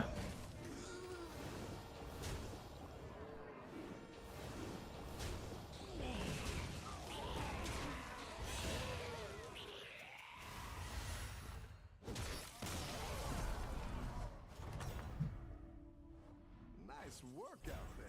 Keep up the pressure. So we will play. Okay, so I think the Hawk Watcher is good to make the bunker. So it's quite a good play. So we can the 5/5 Divine Shield. I mean, I guess that's it. I think we just roll. We're gonna skip the Brand and the Pair because we need the Monstrosity, I would say. We just roll. Right. You get a Monstrosity. I think we are in a spot that you can play the Golden Touch, buy it and play it, and YOLO it. Because we have just enough money to get everything we need. Alright, that's a really good mag. So you can say you can sell the Implicicator, the demon. The 1813. You can Divine Shield the bunker. You can sell the 5/5, use the coin, and buy the repair bot. Yeah. Alright, you buy the Sanguine Refiner, because we can probably still work with that. And you can sell the Motley Phalanx, because we're gonna get it back. The gold. Yeah. And just buy the Monstrosity, basically. Just play keep the town, sell the Lava Lantern. And Greasebot, play the Monstrosity and play the Quilboar, right? Put the Refiner first. The Refiner first. And you put the Repair Bot third, because it can get the Rally effect. And I think this placement is fine. Alright, now we're gonna play Quilboars. We have some tempo. It doesn't look that bad. You're doing great out there. We can make a swift recovery, I would say. It's really strong, but we can beat that. Not right now, but next time we face this guy, we can actually win this.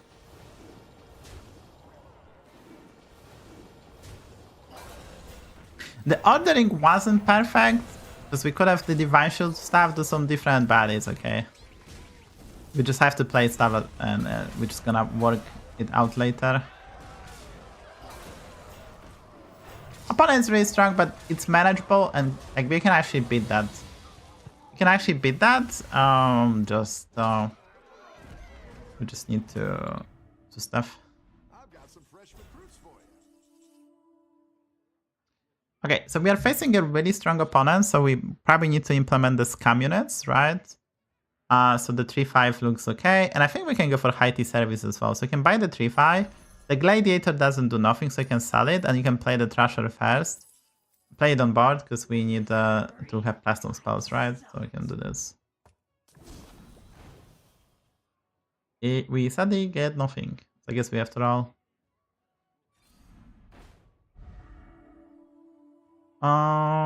Yeah, we have to roll.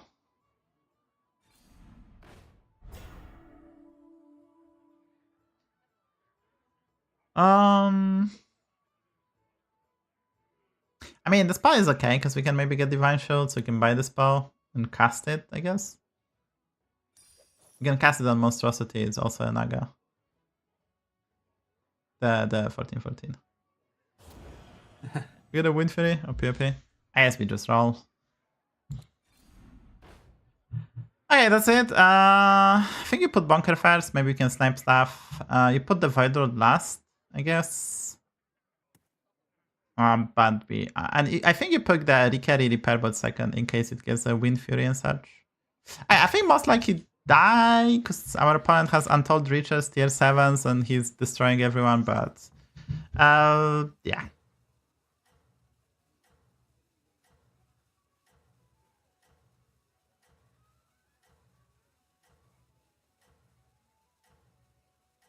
I think this game was... This game, only one play was possible to like improve. Well, The missed. There's obviously more, but obviously, yeah, if we spend a lot of money, we froze, then we level and bought it, so basically set it up for 2 turns and then didn't get it, then it's obviously a bit of problematic.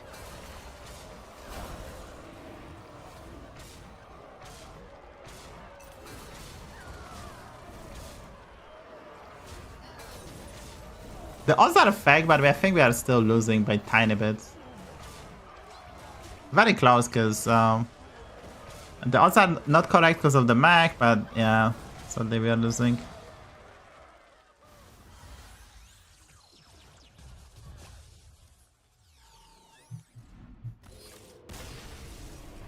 That's okay. I assume we probably didn't lose points. Okay, second, I'm gonna open the vault and we're gonna look through this game. I think this is decent to review.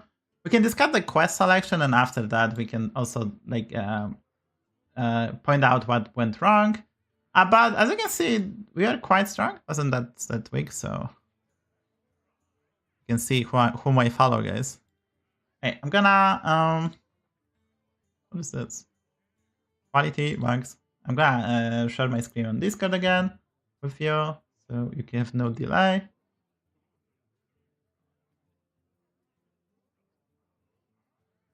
Alright, so I think we're gonna go to the quest selection, which was very interesting, at least from my point of view. Okay, so this is already afterwards. Right. The quest selection. So here, the double rise is fine. We do have Quilboars, and we have Mechs, and sometimes this can work with other stuff, so it's okay. I'll probably personally pick the Kidnap Sack, having this Voidlord in hand, but this quest is okay. I think that both of them have both of those quests have really good win rate on Aegis Replay. The Kidnap Sack, Summon 12, because we have the Voidlord, so that's like 3. And after that 2, so that's like 5, then we buy the unit. So the Kidnap Sack was kind of interesting, and there's some plays we can do with Mechs. But I think the Rallying Cry is also quite solid. And Destroy 20 is not that bad Untamed Sorcery, but it's not Undead Lobby, so people not gonna have that many tokens. So I think those 2 quests, whenever you pick and play into, were okay, right? So this time was quite straightforward. Okay. So someone pointed out that we could have maybe considered Piper, but we have to buy 6 Nagas. And here, if the shop was bit better, we would have bought the Overconfidence, just double buy Overconfidence. I just calculated that we're not gonna win even with that, because those units just not strong enough. And this guy appears like he hit the Naga opener, maybe a Reef Reefer and Lava Lurker, so I was like very hesitant with this Overconfidence. Obviously, we could have tried to turbo our quest, but our reward is Bonker, which is tempo oriented, so buying low tempo units to get the Bonker so we can recover is not the best play. Here we rolled. The Piper was interesting because we will probably play Quilboars at the end, but even if we get to super high attack, unless we find the tier 6 double gem guy whenever you have the rally, that's not gonna be that beneficial. So I think rolling here was fine. And here we leveled, that was fine. And after this was okay, right? I think the plays were okay, and I think that the hitting this demon was insane. We did hit the Bonker, and we did make the play, and to what went wrong, right? It's quite important when you go for this play to have 5 tribes, to not mess it up. But it's also to buy what units to buy and hold. So we are actually talking about, so we're gonna keep this demon because it's obviously the biggest out of all our 4 demons. We're gonna keep the Gladiator because the Divine should be keeping the Bonker, so we need the Mech. There's only one good Mech that we can buy, which is a 2/4. Occasionally, we can play Naked Willing Protector, this Mech. Play it naked. And there's Hollow Rover as a Mech, and then later Beatboxer. We bought this Lava Lantern because I assume we can keep it for the more than 1 turn, and then maybe sometimes we can print money or just make up for it. So that was a good elemental to buy, even though it wasn't perfect. Here we could have actually considered just buying the Wind Fury, which if we roll the 2/4 or if we roll the Willing Protector, gonna improve that. And in worst case, we can just play it as a 4/4, as a Mech. So I think here we are supposed to double buy those and coin. I kind of missed the Wind Fury, that was probably beneficial to buy it. Here obviously we are looking at some stuff that's 8-2 to combo with this guy and stuff like that, but I think it was just fine to roll. And here obviously we made an error, which put us back behind, because if we had, actually, yeah, if we did our Wind Fury play, we would have gotten the 2/4. We had the module for the Monstrosity, So this game would look actually quite good, right? We did buy the grease bot. So imagine we don't buy the grease bot. We would have gotten the 2/4 with module and we would have gotten Wind Fury on it. So we can build this guy for double attack, which procs twice. So our whole board is getting Divine Shield and we get a lot of stats. Bonker can attack twice to guarantee. And yeah, so this game would look really good. And while we did win this fight, we would have gotten the scaling. So we would have gotten way more scaling from Monstrosity to the point that we could actually compete next fight, I think. Let me check. Okay, we couldn't really compete the next fight. The Ursus were a bit too big. But we would have gotten like 2 Monstrosity, #result oriented. We probably still lose even if we make the perfect plays. We did get this golden touch thingy, so we could have actually getting this as well. So, and like stuff. I think there was also like, let's look at tier 6 discoveries actually. Yeah, we could have, if we are super desperate, to also pick the Bloodsnot Warlord. So there was some stuff we could have done, right? Let's assume we have double Monstrosity, we have the perfect Mech and Quilboar, we have a solid Naga and Demon, and even though we lose this fight, we would have gotten the necessary scaling, and then let's check the next opponent, right? We're just kind of simulating what would happen, right? Here we bought the poison to be, because we are kind of desperate, but we would have already gotten a mech that gets some stats instead of this one. We have with the other mech that Wind Fury our whole board. We have double Monstrosity. We could have gotten more stats by a lot. Here will be extremely difficult to win, honestly, but it would be way closer. It was already quite close, but it would be way closer, right? Obviously, the fight is a bit different because we did get the Willing Protector on this, and this attack, then prog it twice, but this fight will be extremely close, and assuming we don't kill this before Moira, we probably would be fine. I mean, this Quilboar is actually quite problematic. So yeah, as you can see, this game was just basically about executing stuff, but it actually was very relevant. Okay, I think we can play one more. So if you are feeling, you can queue. Can I get a 1 minute break for bathroom? Yes, I mean, I'm not gonna hold you hostage. So yeah, as you can see, guys, like, I mean, this was obviously, like, this is type of the mistakes that people do on stream. If he knew about the play, he would execute it. It was just, like, a lot of information to take in. It's also quite important to notice that Radek is from Poland, and he usually plays with Polish version of the game. He did change the language just for the coaching, so we can communicate, but there is a bit of, like, his brain have to process, because I'm saying English names, which he probably doesn't know. I tried to say the name of the tribe and stats, but there is a bit of like a delay, and his brain has to process more stuff. So I think that's kind of good to know, relevant to know, and that's why this play probably happened. His English is quite good, so he did understand me. It's just the name of the cards can get confusing. Yeah, but don't remember. I mean, I did make a lot of Rift Explorers mistakes myself. I think I even did one yesterday because I counted one tribe twice because obviously brain is stupid. BG Streamer, that's a new title for tomorrow, yeah. So, yeah, so the games are kind of interesting. There's obviously, as mentioned, there's attacks, playing on stream and talking and having me in the ear is beneficial in terms of figure out the plan, right? Like we can have every game, we're gonna have a comp, we're gonna have a plan. We're not gonna have a hopeless game because I have enough experience to kind of navigate that, but it's gonna might be harder to execute and like APM stuff because you expect for me to explain everything. It's really hard to get on the first try when we do this coaching. That's why the most beneficial, I would say, way of improving is to reviewing the game because you are not rushed by the rope. You can look at the plays. You can simulate, obviously, in your head how the board would look like, how the game would look like, and it's the most beneficial. That's why we're doing the reviews, because that's the best way to improve, because we cannot pause during the game, sadly. And then there is no like developer client that we can actually put the board, simulate, change this, change that. It's just simply non-existent.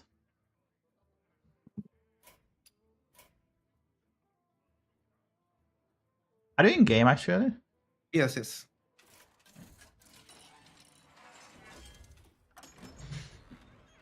Alright, so you can pick any hero you want. Obviously, we're looking at the tribes. There's no Undead for the Nensot, so he's kind of mediocre. And there is probably Ishara is probably a bit better.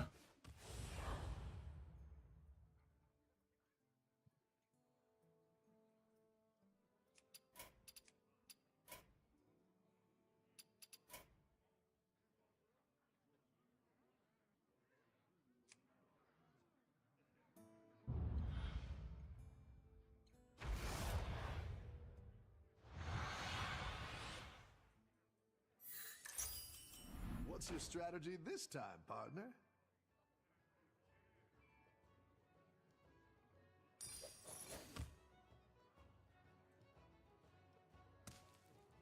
You're powered by the spell. There's a standard play on this hero.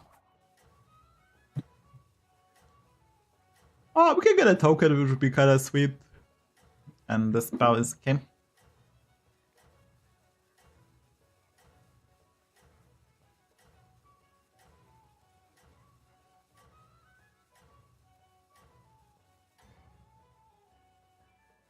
Have a good battle, friend.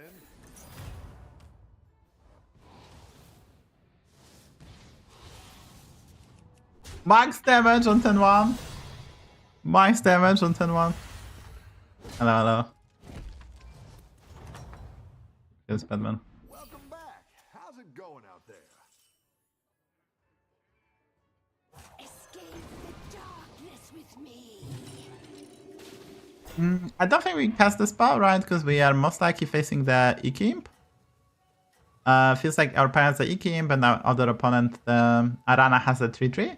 It's kind of cool. You can determine which units opponent have on 10-1. If you follow, you can just know what they have. And that's kind of important to know because sometimes you can save some HP knowing that on 10-3. It can be like 5 HP difference, right? So it's kind of necessary to scout. Obviously, you have deck tracker, so it's going to help a bit. And you can predict what they have, and based on that, you can kind of know. Sometimes it will actually matter. So that's a skill you should try to develop. Work out there. Keep up the pressure. Okay, we're facing EDC with Demon. Often they will level, so we kind of have to be patient here.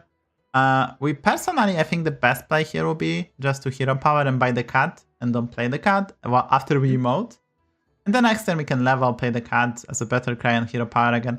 Benefit of this hero is that the hero power gives you the copy, so we're gonna have the card in hand for the quest purpose, and we just need the card for the money, which is gonna allow us to level aggressively by pressing. So we're not gonna play the 45 because if ETC, no, don't play the card. We're not gonna play the spell as well because if ETC is staying, because this is very important and a lot of people don't realize. There's a damage cap, so we're gonna take 5 damage, so we are not gambling a lot of HP. If it's quite unlikely, like versus ETC, that we're gonna win the fight anyway, there's no point in trying to compete for the fight. If we can save 1 HP, it's better to hold the units for the quest purpose. And now we get the Solem Mental, which is really good. Because that's a lot of resources, so we can push levels super aggressively and use our hero power. There's even more money in shop, so obviously we'll see the quest, but yeah. Okay, you can pick any quest you want. And we work with that. I don't like the timer acceleration. Yeah, I don't like that either, but the requirement is not that difficult, so that's why we should consider it. I mean, we can pick it. I mean, you can pick whatever. Okay. So now, play the alley card. Well, so we have a triple, which you know, and we can finish the timeline acceleration next end. So it's basically you have to do the play. I think we're gonna level. I think we're gonna hero power. We're gonna buy the spell as well, and we're gonna freeze. And we're gonna sell this elemental to hero power. And I guess yeah, I guess that's fine.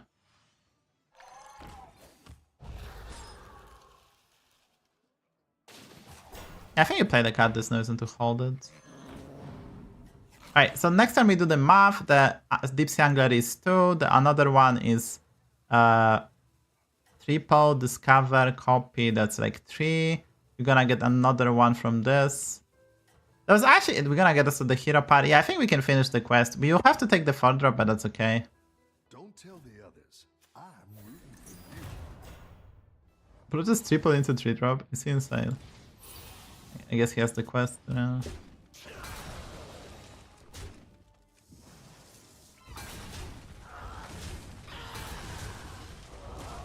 gonna parrot, which is actually really good. Okay, so we're gonna finish this. We're gonna discover a 4-drop and we can turn that 4-drop into 6-drop. So it's gonna be nice afterwards on 10. Yeah, so buy the Angler, play it. Take the triple. And we should be able to finish the quest. Darkness with me.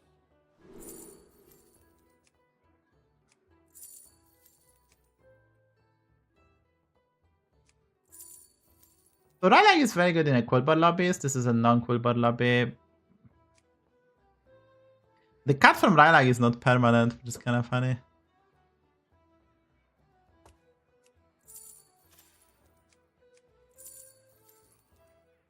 Oh, You can beat whatever, honestly. It doesn't matter that much. Yeah, put Raylag. Actually, yeah, put Raylag next to the Alicard and just hero power. No. Put the Raylag last and hero power. Just go in hero power. No, Raylag. So Raylag Metalhead. You can taunt it. Put it last. yeah. And then you're gonna hero power. You can summon the Battle Cry from tier 3 on it, right? And put the Alicard first and Parrot second. Don't tell the others. So the idea is to so you can understand me. There is a Battle Cry on Tavern 3, which we can summon, like this one, for example. I mean, this one doesn't do anything, but you can summon this next to the Raylag, and you can use the Parrot to proc the Raylag, right? So there is a Cold Eye Diver, which is the 3-1, which you could have gotten, right? So that's why the placement like that. Because the cut from the Raylag is not permanent, so...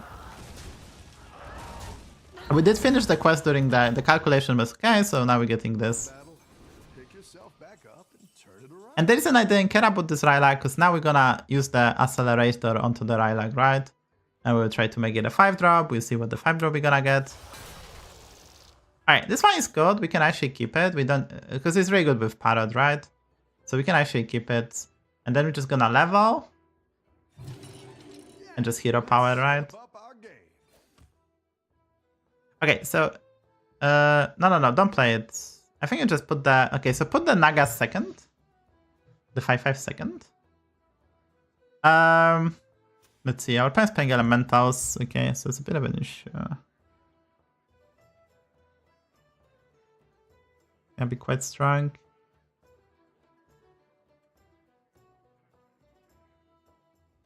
I think you sell the 1 to play the 5/4 actually. You can sell the cat. And buy the banana. Sell the cat, buy banana, play the 5/4. And wait, what are you doing? That one might make all the difference. Sell the cat, one of them. No. Play the spellcraft. Don't tell the others. I'm listening to you. Okay, it's fine guys, it's fine. Yeah.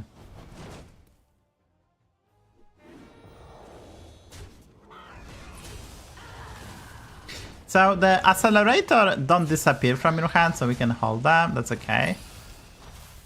And yeah. We got a good 4-drop, that's actually quite nice.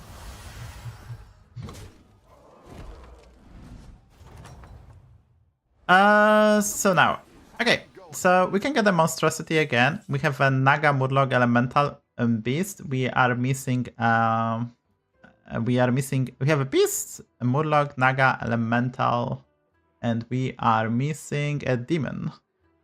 It's kind of cool. We're gonna, I think you can play the Anomaly and evolve it. Maybe we get the Demon, and that way we can do stuff. Okay, we get a bronze, so that's lovely. Yeah, I think you just level and freeze. Okay. Now. I think we literally don't do anything. Just taunt the Bran with the spellcraft. Okay, now we discuss the next one. So hear me out. Just sell 3. No, that's a bad play. What do you want to Eddie? We don't play. Wait, what? Why are you tripping, Eddie? We need the tribes, right? Why you sell 3 to... It doesn't make sense. Okay, we have a beast. So Parrot stays, the Hoarder stays, Murloc stays, a Droplet stays. You can sell the Deep Sea Angler. You can buy the Reef Explorer. Then we're gonna roll. I guess you can buy the Picky Eater. So buy the Reef Explorer. No, don't do that. I'm talking about the next then. So we're gonna sell this Deep Sea Angler. We're gonna buy the Reef Explorer. We're gonna buy the Picky Eater, which is the 1/1 demon, right? We're gonna cast the spellcraft in the shop. We're gonna play the Picky Eater after we bought obviously stuff, right? And then we're gonna discover double monstrosity. We have the parrot as rally, and we're gonna try to get more of them. So we're gonna basically do the first monstrosity. We can get 2 of them, which is really nice, right? And after that, we're gonna work with rally to stabilize. We have no HP, but that's totally fine. Distressed. And we're gonna cast all the spells once we get a decent board. This is a concept like we're sacrificing HP to just basically do stuff, right? Because we did get the brand. Okay. Hey, let me focus. Yeah. I've got some fresh recruits for you. Okay, so buy Pick Eater. Yeah, buy Pick Eater. You can cast the spell, the shiny ring, right? You can cast it. It's to empty hand space. Because you need the... Yeah, you can cast them, it's fine. Spy the River Explorer, the 3/3, and play the demon. Sell the Naga, the 8-day Naga, you don't need that one. And then you discover twice. Like, monstrosity. Okay, roll, and you can use the accelerators onto the 5-drops in shop to make them a 6-drop, right? That's not good. You can. No, that was actually okay. It's just fucking impossible. You can use another one. Like you can cast. I'm just hopeless, guys. I cannot explain everything. Sorry. We need some rally units for the monstrosities. So if we find some rally units, that's the Murloc. 110 is right, and you have to play monstrosities. You can sell the droplet. You can sell the Murloc. You can buy the lookout and hold in hand. And yeah, that's pretty much it. And yeah, it's kind of impossible to help out. So sorry guys, it is impossible. But we have a good build, right? We don't have HP. Now we should focus on what we want to do. So Parrot and Biospiter can stay. There's no dragons. That's important info. We have a brand, so we have this lookout. Yeah, so it doesn't look that bad. Yeah. There's a lot of confusion, but the board is good. And now we try to enhance it, right? Okay, so we're now looking for rallies. Not necessarily. I think we work with brand now, right? Rallies are just like addition. So for example here, we can sell the demon. We can sell the demon, the 23/23, and we can play the lookout, right? Maybe we triple the monstrosity. You want the Basgill, because that's the good unit for the late game. Because we can and then second Biospiter is crazy good. The 110 Murloc. Yeah, and you can use that time acceleration. I think you use them in shop and just try to get a good 6-drop. Okay, you can buy this Murky because you can buy it. We have 3 Murlocs. That's a lot of stats, and then you can evolve it on our shop, right? So you can play this, buff the monstrosity, I guess, and then you evolve it. I think we evolve it again. You just cast them. Accelerators are not important. Okay, we did get a surprise, so we get a triple. Alright, you pick the Shadybunny, I guess, for some tempo. And we have to roll as well. Right, you can buy the armor. Armor gonna increase our survivability. Okay, just roll. So we're gonna taunt the Bran, because it's not a rally unit. So it taunts the Bran.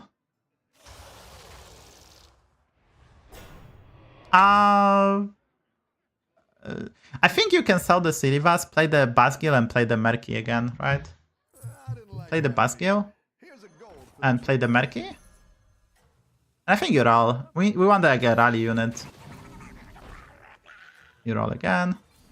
Okay, there's a Reef Explorer which you can cycle if you have time.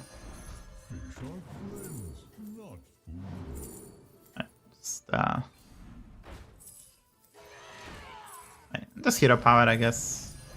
That's what I would have picked. No time to play it, but not the end of the world.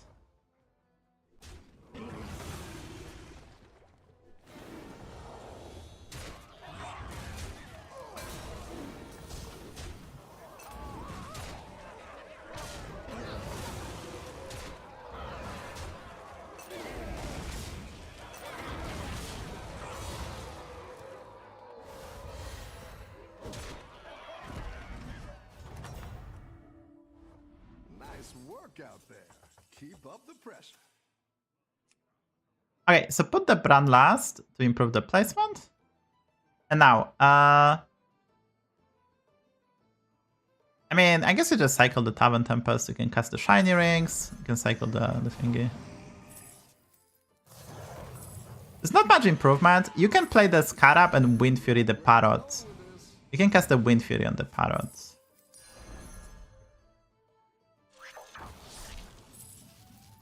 Okay, so I think you just roll. Right, you can evolve for the more 6 drops, I guess. It's not a good one.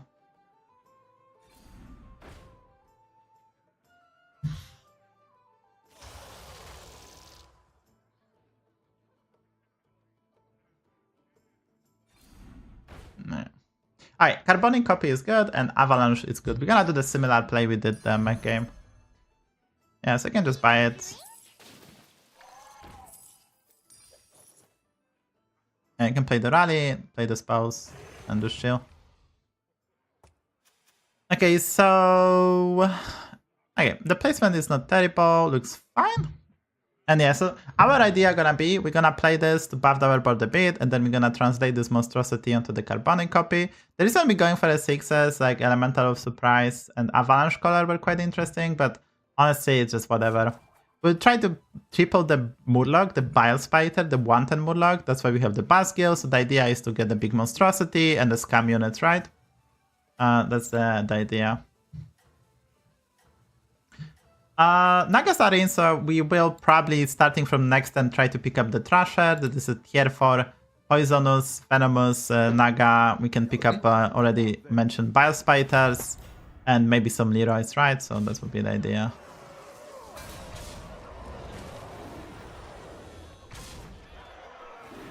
Right, the Wind Fury worked out because he has a lot of HP and low attack.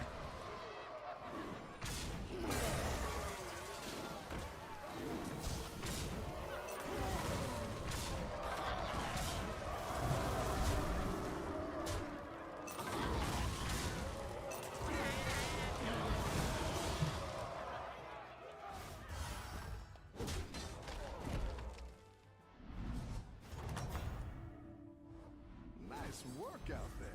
Keep up the pressure.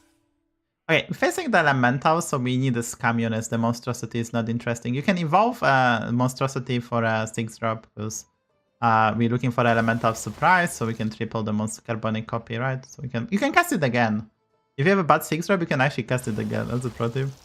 I don't think you even buy the careful investment. Our opponent appears to be really strong, so we just try to replace the bad Elemental on our board for the Poison unit, right? That's important. So we're looking for that. You can buy the 4/5 Anomaly and sell the 7/8, and Anomaly gives you the rolls with Brand, right? You have some money as well, so... Just roll. You can pick up the second Basgill, actually. There's a cool play we can do with second Basgill. And just roll. Roll again. And keep on rolling. Roll again. Right, there's a Trasher. So we're gonna buy the Trasher, I guess. And yeah, just play it, cast the spells. The cool play is that we can do.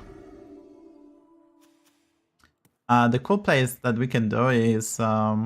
can use the Parrot to summon Basgill, Murlocs from Basgill, right? So it's kind of cool play.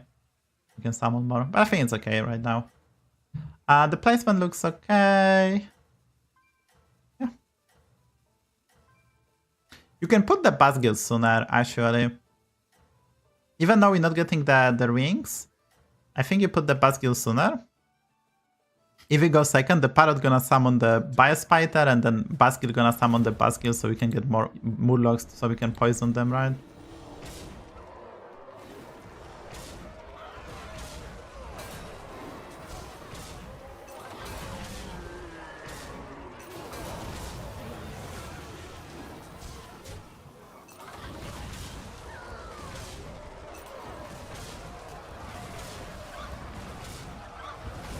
We are able to time, which is nice. Now, Scout opponent, he's playing demons, so yeah. So I think we can use the Avalanche and eat the Hoarder onto the Monstrosity. I think that's fine. Okay. We use the spell in hand, the Mounting Avalanche, the one that eats the unit, and we put that. Yeah, we're gonna put that onto the monstrosity. Yeah. Now we level. We're gonna level. Empty your hand, so cast the shiny ring and water drop. Sell the water droplet and play some Reef Explorers, and maybe we get the elemental of surprise and such. Okay, the anomaly is really good. Bowler, and play another one as well.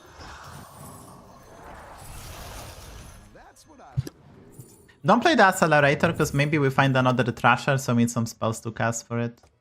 Pick whatever and just roll. I didn't like that one either.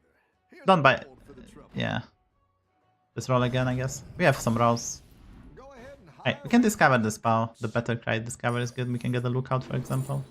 Murky is okay because we can buff the monstrosity more. You're down a minion and up a gold. Okay, so we can buy the Spiteful Special and sell the Firebat and buy the Carbonic copy. First, obviously, play this.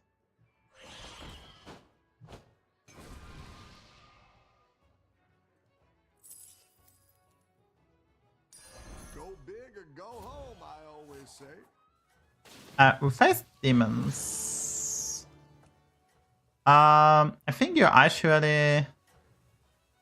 I think you should actually.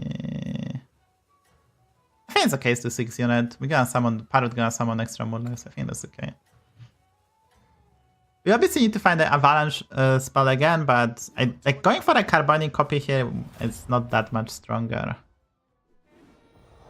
Sadly we're going second, but we have a lot of poison, so it's not that bad, right?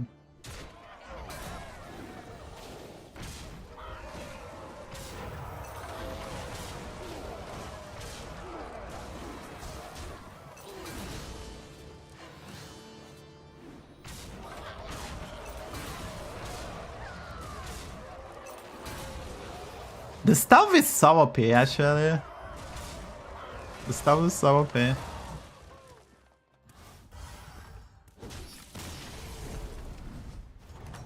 That's also the reason we kept the monstrosity, because it has very nice synergy with the Biospider. Okay. I think we can evolve for a 6, maybe get a triple. Again, I think you'll call the spells because maybe we find second Thrasher. I think we just roll. Okay, you can play the Rodeo Performer. Maybe we get an upper hand. And just time management. Okay, Avalanche is really good. If we triple the Carbonic and just roll. Okay. We triple the Carbonic with Divine Shield, so that's premium. Now we could eat Monstrosity onto the Carbonic. Okay, we probably gonna sell the Bran. Just roll. Actually, yeah, just roll. Okay, the Divine Shield is good. You can buy the Glow Scale because we have played the Poison Mirror. And you can Glow Scale the Bile Spider. So the party? We have to 5 unit Dandy, by the way, because we're gonna summon 2 copies, so you can Divine Shield this. Oh. I guess you roll. I guess you just roll. And yeah, you can sell the Bran, sell the Glow Scale, and buy the Taunt.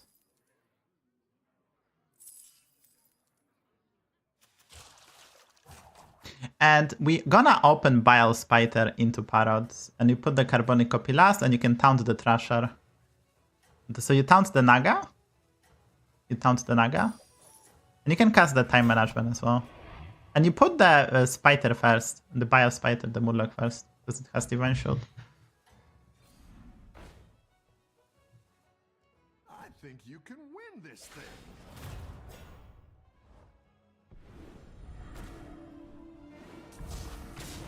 So the idea is that if he goes first, he will kill our Naga, and then Parrot can summon that extra Murloc, right? And if not, we don't care much, honestly, because like this basket is like whatever. Okay. So probably get top 2, and we're gonna probably face the elemental guy again. Oh yeah, we didn't get top 2, so we have to work more. Keep up the pressure. So we are looking for a Mutanus spell to eat the Parrots. We're looking for more Thrashers, Leroy, stuff like that. You can buy the coin and we roll. We don't want a 6-drop now, by the way. We want the 5-drop.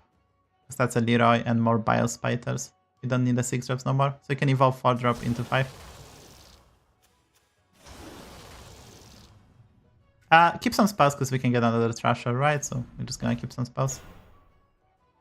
No, keep some spells until we are getting closer to no gold, right? Because, yeah. It's basically looking for a poison unit and way to eat the parrot because parrot doesn't have that much value. Yeah, we can take his triple. It's actually good.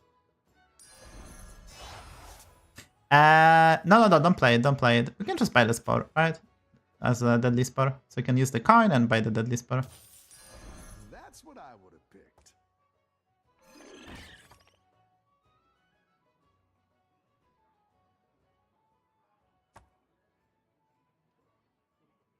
Okay, so next time we kind of maybe will play this. Like the problem is this Biospiter will make this Bascula poisonous, right? So there's a bit of an issue. Dealt with a league of evil, terrible people. But good I think you put the Spore first, actually. Yeah. You can put Thrasher last, actually, as well. Yeah, I think this is like a bit better.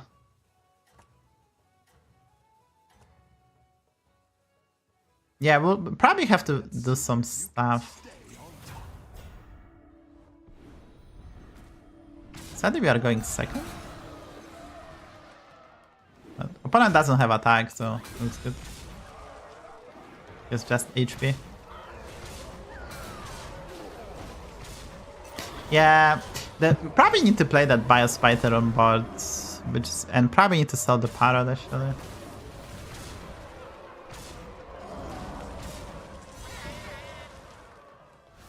You almost survived.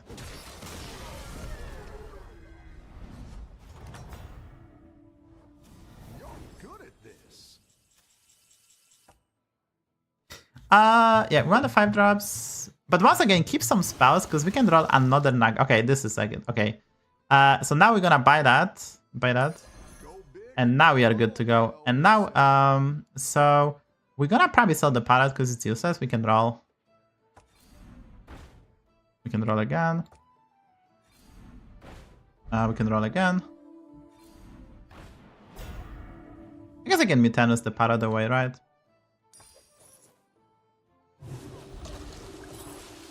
And you play the Murloc and you put it first. And not the golden one. The regular one, yes. The regular one. Okay, so we have no idea how many Divine Shield this guy will have, so it's really impossible to tell the placement, but the placement looks good. Actually, you put the Basgil second. No, actually, you put the Carbonic copy second.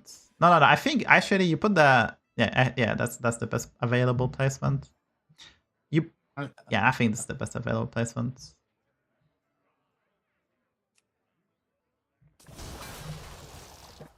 Yeah, we need the poison, I think. So we probably will not beat this guy, but we will have a shot. We'll see how he prepared. The Carbonic copy is kind of tiny.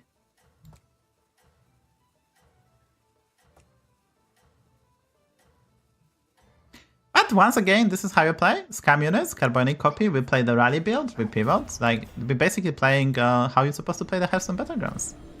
And I think we are favorite here, because we have a good placement to delay the poison, so we can, after we proc his Divine Shields, and...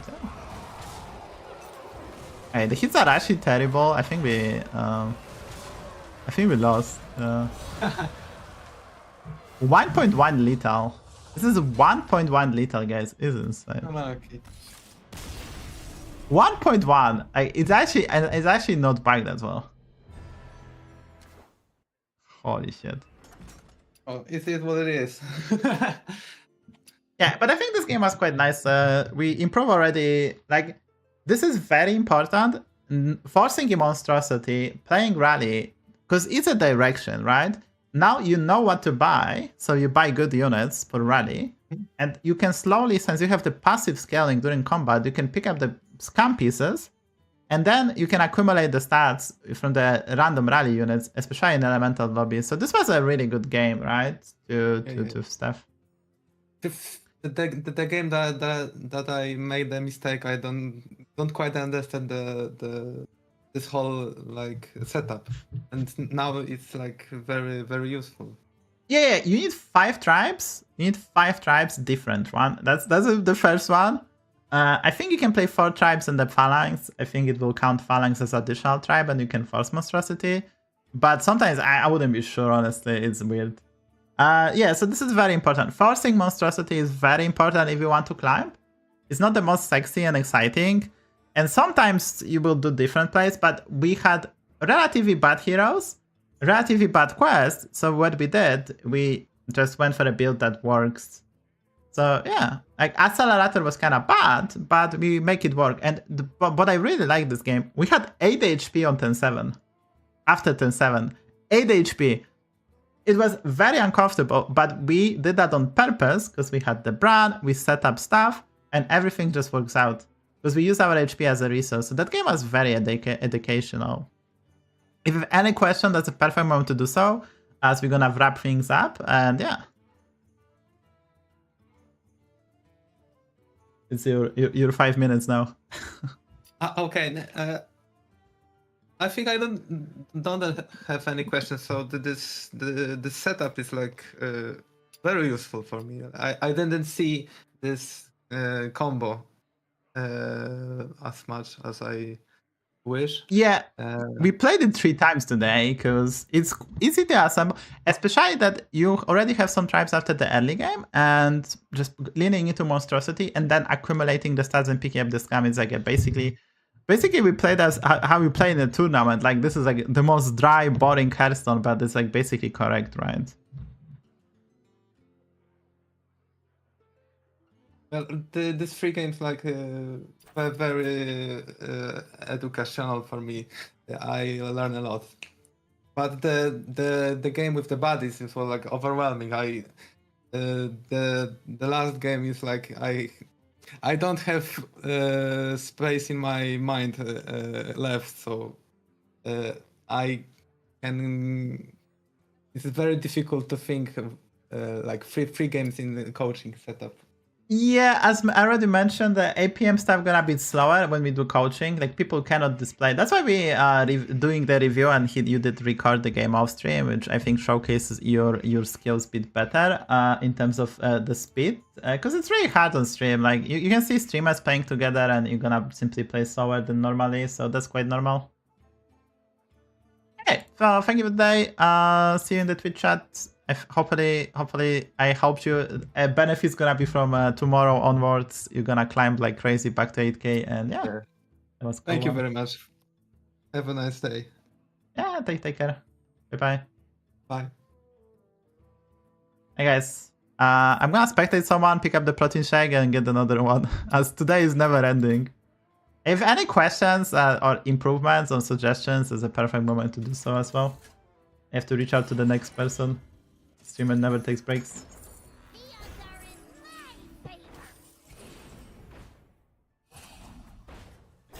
Better hire a recruit while you can.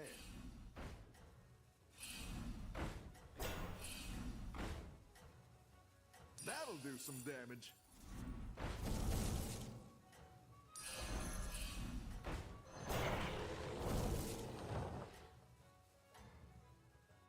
Everyone's gunning for you. Watch out!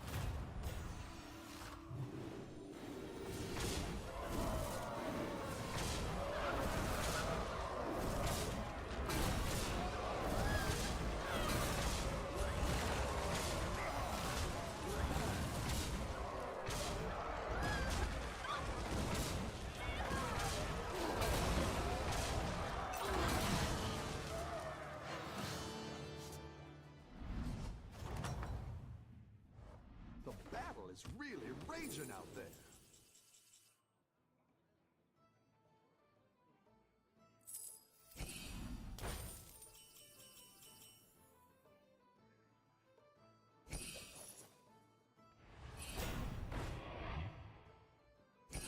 That's quite the army you're building, friend.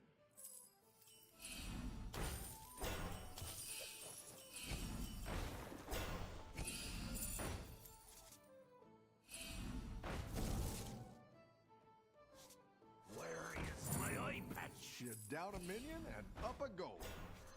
Today I wouldn't be caught dead. Where is my eye patch?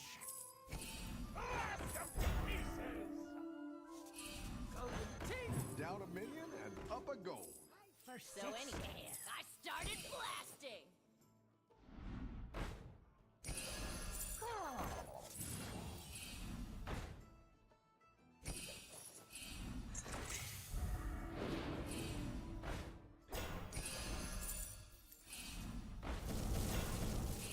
I didn't like that one either. Here's a gold for the trouble. Better hire a recruit while you can.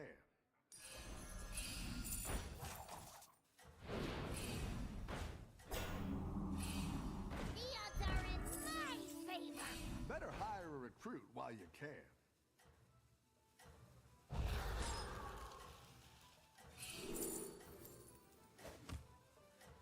Leroy Jenkins! Let's see if you can stay on top.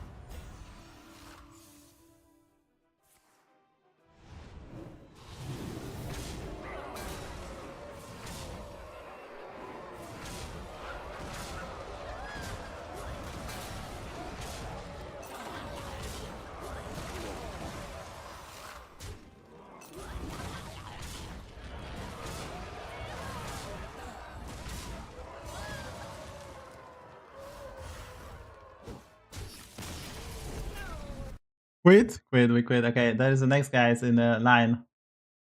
I probably messed up already something.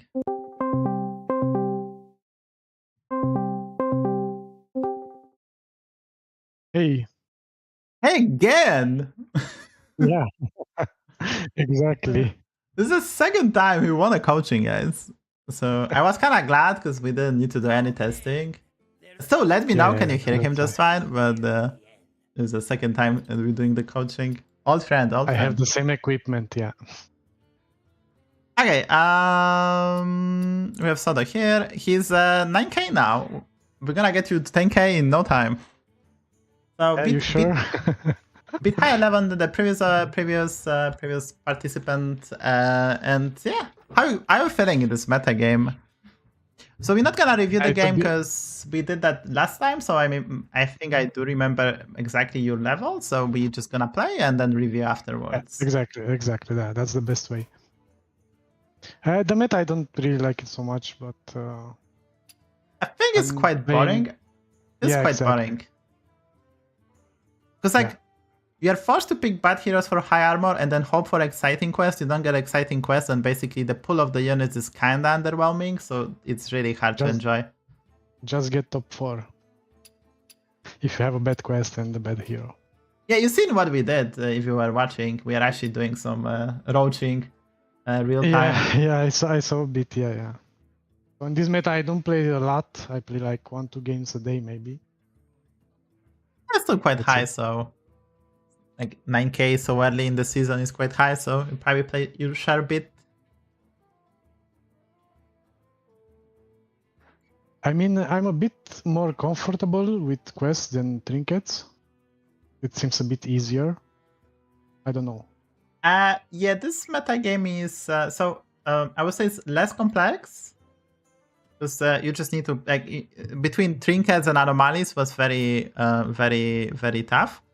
But in this meta game, I think most people kind of struggle in finding win condition.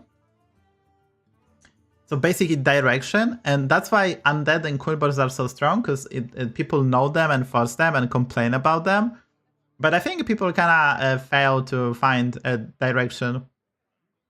Because in Yeah, previous what I'm meta, saying is a lot of people are forcing Quilboars and Undeads, and they don't 'cause- really get first or second every time, but yeah, I think people get bad results on those two tribes for the most part. I think on average they do well, but because a lot of people are forcing them in the lobby, so there's this you have to play them to win, but that's really not the case. But people are kinda not like kind of struggling in exactly finding what they want to do, so they lean into the things they know that works. Hey, you can pick any hero you want, and we will try to do our best.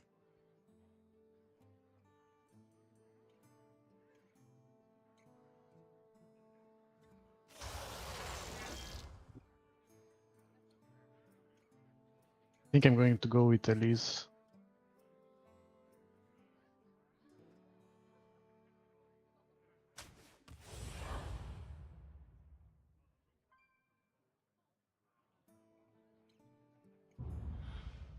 At least it's quite good, yeah. It's quite good. Not perfect, but quite good.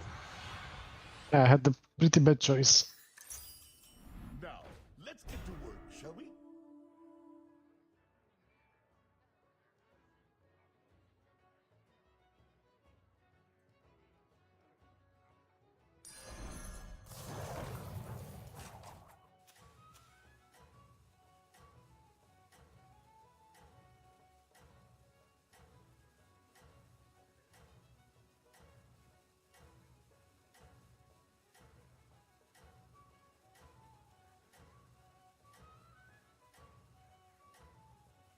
Not the best units to open with. I think Molten is fine, so.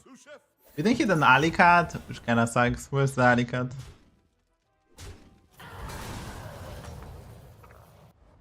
Oh, you're back.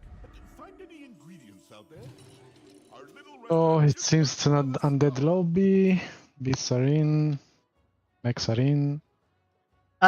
Yeah, it feels like for the most part we will probably want to go Carapace Undead because there's no viable counter. We don't have Quilboars or dragons or demons to counter Undead, so we basically have to go Undead. We could play some Nomi Elementals or maybe high HP Nagas, but for the most part our plan A in this lobby, because there's no available counters, is to go Undead. So we want the quest and we want to find the Carapace and guys. We could actually deep blow with elementals in. We can actually do deep blow as well because deep blow can compete with Carapace, so that's a plan B, I would say. Other than that, I don't see that many options. I mean, obviously we can get some exciting stuff. Just a pinch of power in that Yeah, I think we just buy and hold, right? pinch of power in Exactly. So this is very important, guys. The guy emoted, the guy leveled, and now we can hold the battle cries for the quest purpose, which are lovely because we have extra money to level spam hero power up to Tavern 5 technically even, which is amazing. So we can actually on turn 6 level to Tavern 5 and discover, I think. We're kind of rich. We'll see how this goes, obviously. There's other factors, but we are kind of rich. And this is really good triple because it works with Rylak. So, yeah. That's it. Keep going. You're doing great. Yeah, we did hold. He's happy because he saved 2 HP. We are happy because our quest. And yeah. But let's see. If you ask me, that was well done. Play 3 Nagas. Sneaker stack. Yeah, I think I'm gonna go with that one. Because it's not a Buttercry. I mean, it is a bit Buttercry lobby. Okay, so the other one is the Warhorn 55 gold or the Sneaker Snack. There's not really anything crazy we can do there with Sneaker Snack, even though we can finish this immediately and get a lot of money. I kind of like the Sneaker Snacks, honestly, because we're not going to play Yeah, because it's very based. fast. Yeah. Yeah, we finish this distance, right? So it's really good. Yeah. We just level and we buy the 2-1, I guess.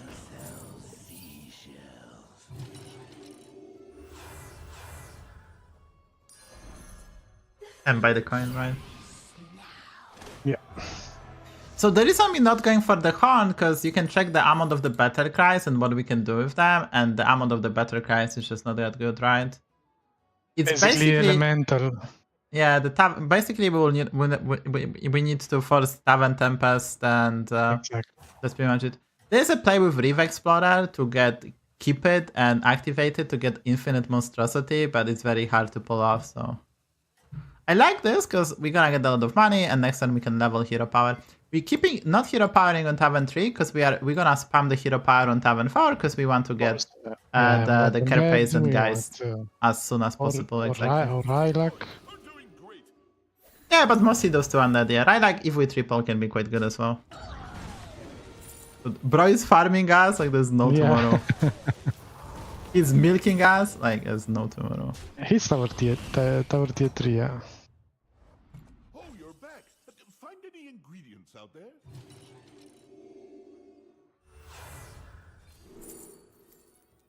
The Diplo is interesting. I think we can go for a I'm Diplo gonna do early. that one, yeah. We can go for a Diplo early. And I think we can actually buy the spell and steal the unit for a bit of tempo, right? The spell in Tavern, the Lasso, I think it's actually a decent investment. Because like we are at this stage that, yeah, because the shop itself was quite good to get. We're making big units, put them first. So it's 10-5.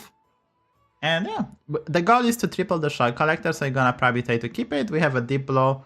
Now we can buy some Zesties, more Diplos and Lava Lurker, but we're still probably gonna go for Undead. So I think next turn we're gonna start with the maybe Hero Power to see whatever we hit Undead pieces, and that's gonna change the outcomes, right? I think if we don't get anything next turn, we can just leave them alone. I usually by turn 7, if I don't have any pieces, I go out of Undead. Yeah, but it's just 10-5, next turn is 10-6, and there's 10-7, so we have 2 10s to hit them, right?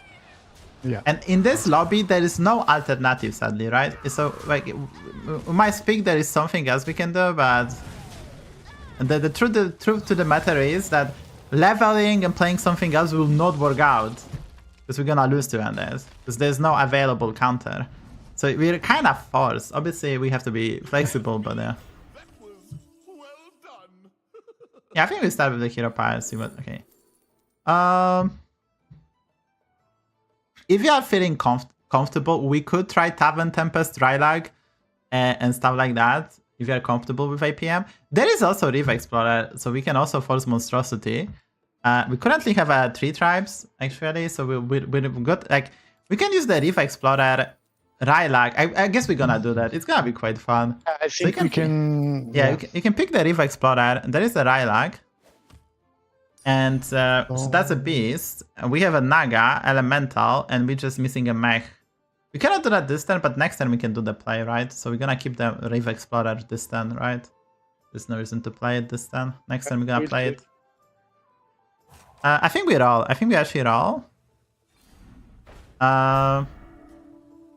And yeah, I think you can buy the module. That's a missing Mech. Just with Divine Shield, it's fine. You can play that Deep Blue on Zesty as well. In shop. You can play the module naked on board actually. Hey, so next time we're gonna basically we're gonna play the Monstrosity, Infinite Monstrosity glitch. Okay, so we have a Mech, Naga, Elemental, Beast.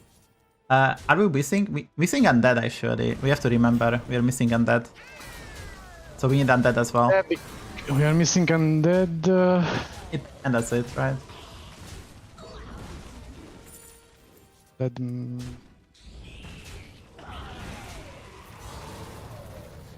So don't forget, we need Undead. We need to level and play Undead, and then we get stuff. Hey. We can take the triple. So level, take the triple, and we still we'll have money. So I guess we're gonna keep this Naga over the Diplo as a Naga of choice. Okay, that's our Mech. So that's a Hollow Rover. We have a Mech. Yeah, but Hollow Rover is a rally. We need rallies, right? Yeah, exactly. Also. We can. I mean, it's kind of sucks, but it's okay. We need to buy the Undead. So I guess you buy the Undead from the shop. And you sell the 3-1 Naga. The Seer, yep, and the yeah, we have everything. Yeah. No. Yeah, you can sell the module, play the Monstrosity. Yeah, exactly. Yeah.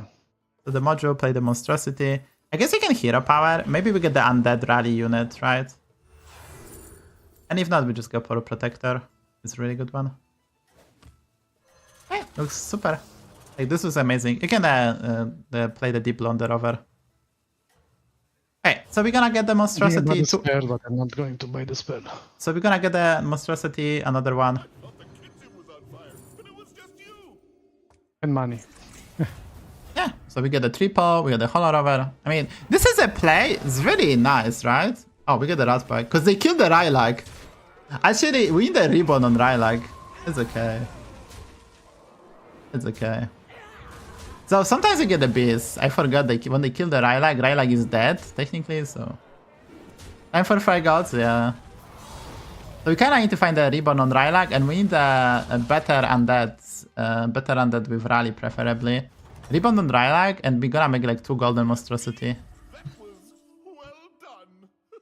Okay, so we can, we have the I will sell reborn... the P3. I will sell Okay, the so P3. No. So the play is you sell the Reef Explorer, you sell Yeah, the Null, you sell the Null, you play the Shadow, you reborn the Shadow, and then you play the Reef Explorer. And then we're gonna trip. So you have to play the Shadow and reborn it, right? And then you play the Reef Explorer. And I'm looking for a reborn. Okay. Yeah, we get them. We just get infinite monstrosity. We take 1 triple. Okay, second Hollow Rover. Because like actually, yeah, we can. Yeah, that's fine. I think it's fine. I think you roll. Can you roll? I think you roll. Okay, yeah, get the. Okay, play this. Okay, play this. Get another monstrosity. So, what I will do is, I will keep this in hand and play only 1 at the moment. Yeah, keep 1 in hand, play 1, and that's fine. Okay, so next turn, okay, and that's it. And next turn we're gonna abund the Rylak. That's it. We have double golden monstrosity, we have the Hollow Rover, we have the campfire. We're gonna level, and we're gonna try to work with Beatboxer and play some rally build. And the rally build with Mechs can beat the Undead. There's some ways we can beat them. Oh, we lost the 50-50. It's okay, guys. We didn't get a triple, and we're gonna get a beast. Disaster. Unplayable disaster, guys. Just because we don't have the reborn. Dude, we get Zajira. We get Zajira, the campfire of gold. Yeah, we don't have the reborn, but it's okay. I think it's fine. We just don't care about Rylak anymore and this Molten Rock and this, like, we're just gonna... There you go. Beat them. I think you play the Reef Explorer first before we level. Because we want to get another monstrosity. Put that back on the shelf for you. Now we level in hero power. And we hero power. Maybe we get the surprise. That's okay. Pick the Avalanche color for later, I guess. I'll get the Avalanche, yeah. Okay, so now we're gonna play this. Yeah, you can sell the Rylak and Molten Rock. They're gonna be useless. And just roll. We have some money. So I would make the triple with the campfire. Yeah, Golden Shy is good. You can play Zajira. Honestly, we don't care about the Sneaker Snag. We're probably gonna sell the Shell Collector too, right? Because our hand gonna be even too full. So you can sell the Naga too. You can keep Zajira as a Naga, right? Put that back on the shelf. You could have get the free Zesty, by the way, but it's fine. Yeah, exactly. Right, second Avalanche is great. I think we're all. We need a Wind Fury badly. Don't play the color, I think. Just roll again. Go on, buy a minion. I guess we can pick up the Accordo. It's like a money. So just play the Beast, play the Phalanx. We're gonna play Monstrosity and Hollow Rover, right? We will try to triple the Avalanche color. We'll try to triple the Avalanche color before we play it. And you can play the Menace onto the Golden Monstrosity. Don't play them on the Hollow Rover. Okay. Okay, so we try to Element of Surprise. We're not gonna hold the Zajira as much, but maybe we get a second Beatboxer and then the best will be Beatboxer or Elemental of Surprise. I don't think we hero power. 5 gold is too much. I don't think we buy the spell for 36. It's kind of juicy number in case we take 15 into 15. And our setup is really good. Obviously not good to be Undead, but if no one goes Undead, we can compete. But We also- Shadow this- Force because I wanted to get something from him. But probably better to put it later, because you're not gonna... If it dies, it doesn't get the scaling from the Monstrosity, right? Yeah. And we Yeah, have 2 exactly, Mechs, yeah. so it was probably better put the Mech. Opponent is crazy strong, like holy. But we did a perfect plays, and we get the lucky, and we cooking. That's okay, the Shadow first is also okay, just We need a Wind Fury, Surprise, and yeah. I think you can buy the town and roll. Maybe I should have let that one. And there's a Wind Fury, Okay. that's very good. It'll do. Double Wind Fury is good. Maybe we play Zajira to get another Wind Fury. No, I guess no. We can just buy it, right? I'm stupid. We Yeah, have we double. have the money. Yeah. Yeah, you can just buy it. Hey, that's a free Zesty. Use the Sparkcraft on the Zesty. Let's forget about the Zesty. Yeah, it's not common play. Guess you roll. You can play the Protector onto the Monstrosity maybe, so when it attacks, buffs the rest of the board, right? Like 1 is Wait, fine it's another one. on the Golden Monstrosity. It's okay, just roll. And just roll again, I guess. Go on, buy a minute. We kind of have to sell this Zajira, and we maybe play the Avalanche Collar and Town it at the end. I don't think we can hold Zajira no more. We can buy the spell. Because we need to empty the hand, right? Because we're gonna lose the magnets. And we need modules and such. One cook I know Zajira is kind of valuable, but yeah. You play that, yeah. Okay. Yeah, we really need to empty the hand. I think you can sell the protectors as well. Just keep on rolling. Maybe find something of need. No, I think you just roll again. Alright, there's the mech. That's really good. And I think you can freeze it as well. And you can play the Avalanche Collar and taunt it. Yeah, 1 is fine here, and then you freeze it. This one is fine because this is gonna eventually attack, and then you buff the board for like +12/+12. And both have the placement. I think the placement looks good, yeah. Yeah, looks crispy. Looks crispy. I never play like this. In another game we will play Monstrosity, but like we had to because we had the Monstrosity, stickers, but not like this. yeah, we force I it. didn't- We get bit Yeah, we force lucky it too much. because we didn't get the Motley Phalanx that often from the random effects, but yeah. Nice work.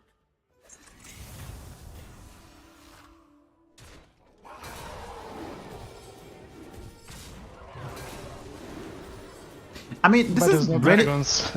this is really good rally because we're generating the money, and that's why it's really good, right?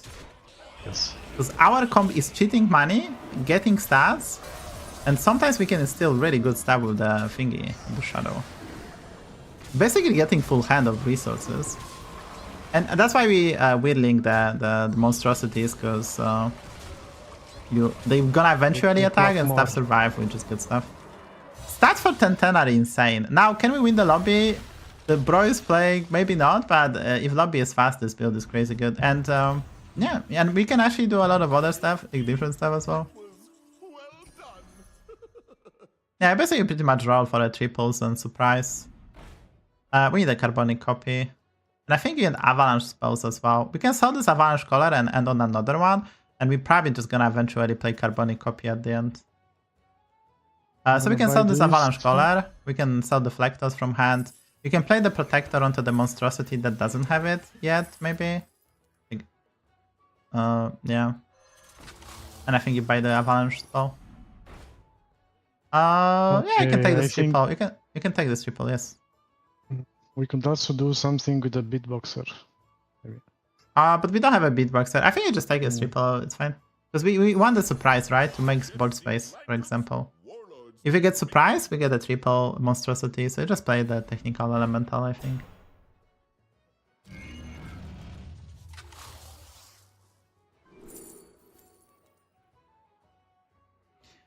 So we need unit to end on, preferably a taunt with face elementals. I guess we can end on the avalanche collar, so we're gonna get 3 avalanches, that's probably enough. So just roll, I guess. And you roll again.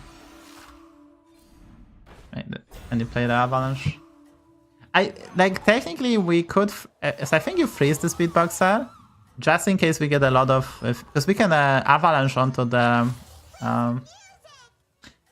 we can avalanche onto the 3-drop, the technical elemental, right?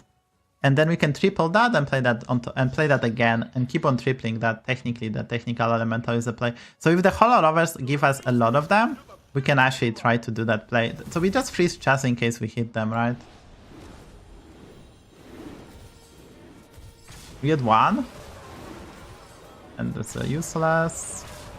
I forgot how hard it is to play like this. You can. Yeah, we have full hand. The ideas that don't come so easily when you're on stream. Look at this elemental. Avalanche color is like 80-80 after 110. Like crazy. It's a 60-60 after one fight. Right, face the boogeyman. So I Okay, think we I'm got- not gonna. Nah, we're not going for that. No, the Avalanche color is a flex spot, but don't sell him too soon because we can find some triples. Module the divine, use the module onto the monstrosity, which is golden, and we can play overconfidence and roll. Well, you can buy this Avalanche because we're gonna Avalanche this Avalanche color, right? So you can actually do that. And you I can buy the other one. No, because our hand space is kinda too full, so I think we just skip it. We can try to make Golden Elder, I guess, so you can buy the Elder. You can play Nomi and play the Technical Elemental for a +1/+1. +2/+2. Let's make this spicy. Yeah, I think you buy the Elder.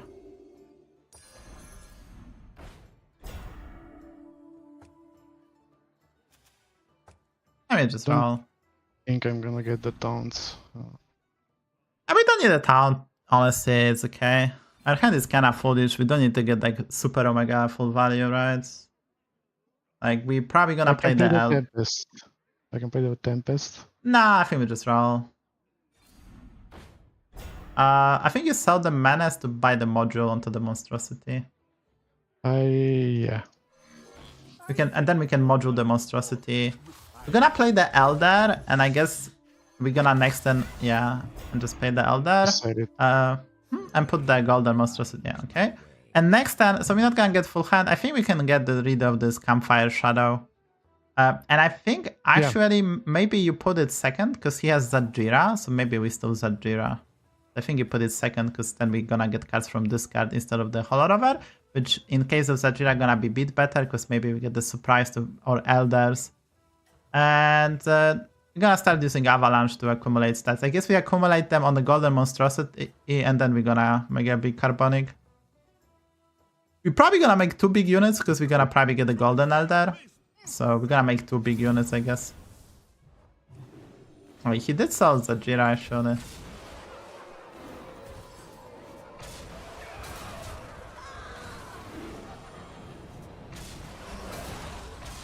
Oh, this rogue is really good because we can multiply the attack with using the Avalanche spell onto Monstrosity, right? So this rogue is insane. Do they stack, both of them, or? Yeah, they do stack. So we can actually make infinite attack Carbonic copies, which is really cool. If we can find them with Divine Shield. That was well done. I think we roll for the triples. I think you go for a Accordo, we just need a triple. Oh yeah, that's a triple. Put the Accordo onto the rover, because we're gonna, yeah. Okay, so take the Holor. Wait. You play the double rogue. Yeah. You play double rogue, and you avalanche the shadow onto the golden monstrosity.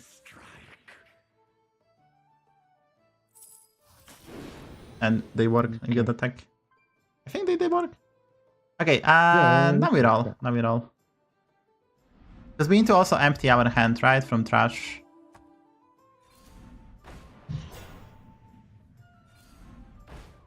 Okay, I think you buy the another avalanche, because eventually we're just gonna go for a carbonic copy. If we find them. Everyone's buying a carbonic copies. Right. I think you sell the matriarch. We have to empty the hand. I think you roll. I think you roll again, I guess. Right. Play the Holorover, I guess. Now we can play Holorover and pick up the town, I guess, at the end.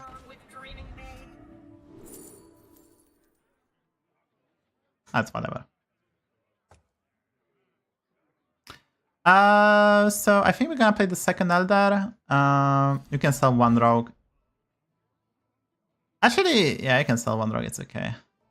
I think you sell the I think you sell the beatboxer too as well, because we need to empty hand.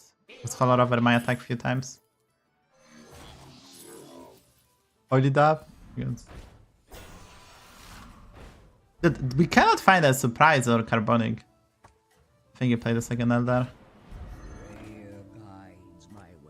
I mean, we technically gonna give crazy amount of attack on the carbonic copy, so we basically need to pick up some Leroy's golden carbonic with divine shield. That's a priority, right? Also need the Naga with the poison, the venomous. Oh, this guy is so strong, dude. Can we get lucky and kill him? Come on, team.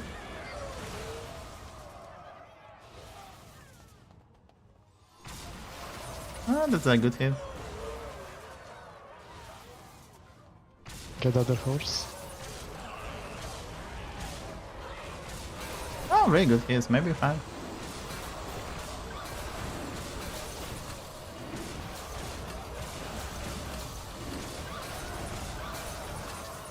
No, not enough power. Come on. Oh.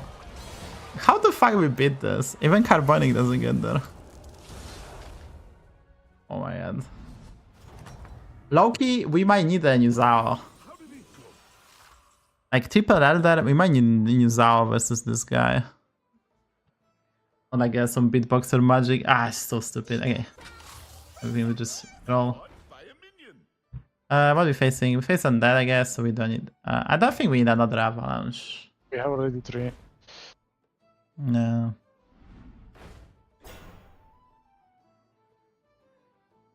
Maybe. Well, you can hero power, maybe get a beatboxer? No, lucky. I mean... Should I do it or? I think you actually... I think we are gonna eat the both monstrosities onto the monstrosity. I think at least one, right? I think we eat one monstrosity onto the monstrosity, right? So the which one? The smallest one? Not the Drattle ones, maybe, yeah, the smaller one. Placement. Eat onto the golden one, yeah? Yeah. So I can put this one down? You know what? It's very hard to do it.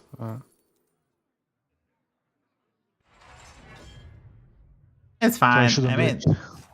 I think you take the triple, maybe we get a surprise, right? Or we get the triple Elder. So you take the triple, take the triple. And fix the placement for Elders before the fight. But keep that beatboxer in hand. Okay, 5 minutes pigs. Okay, so yeah, the beatboxer can be so sweet. We can multiply the stats, but we'll need to get that triple again. Okay, this guy is way weaker. I think we're fine. So we need the golden Elder, golden carbonic copy.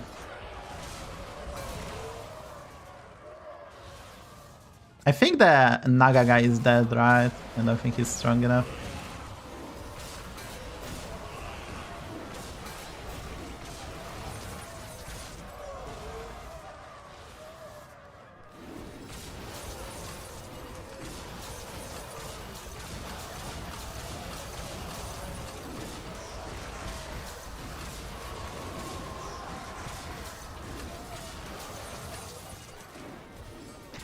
There's a very cool play sometimes you can do. You can triple.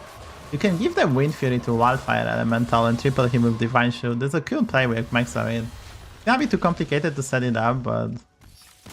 yeah.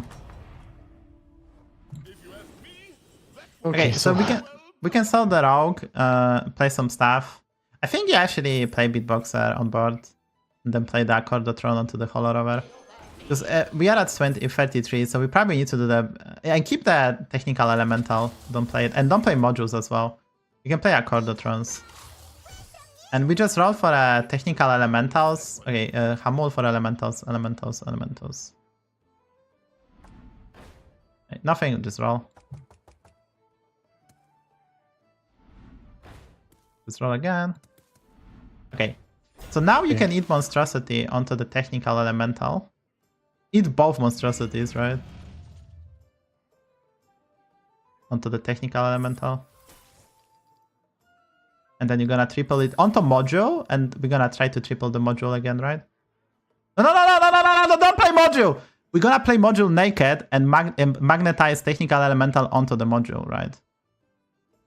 Okay, so take you the want triple, me to take the pick triple. triple. Play the module naked on board. Oh yeah, that's what I wanted to do. To play it first and then put the technical element. I was actually scared. No, I could have that's rolled what for I another wanted to do. boxer, by the way. Just saying. Yeah.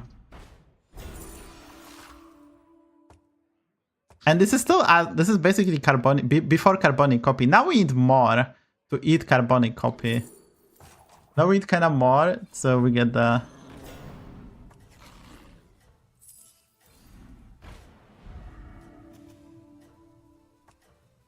I think the Cinderay was interesting, right? But now we need the 6 drop. Maybe we don't have enough stuff. Like, this is basically not that great. But we are at 33. I botched it anyway because... It's not that. I mean, we are favorite, actually. Hello? We are actually favorite? Does this work out? My god. I mean, double Elder is so good, right?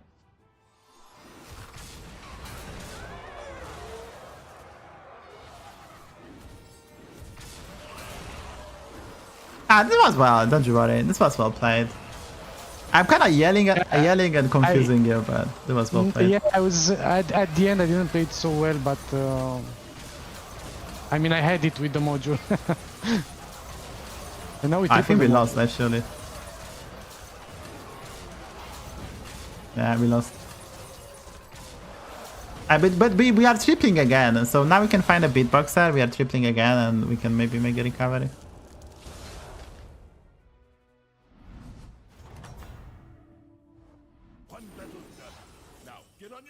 And cook up a strategy. Pre-orders? You must have really hated it. Yeah, just roll, just Let roll. me find another another beatboxer, yeah.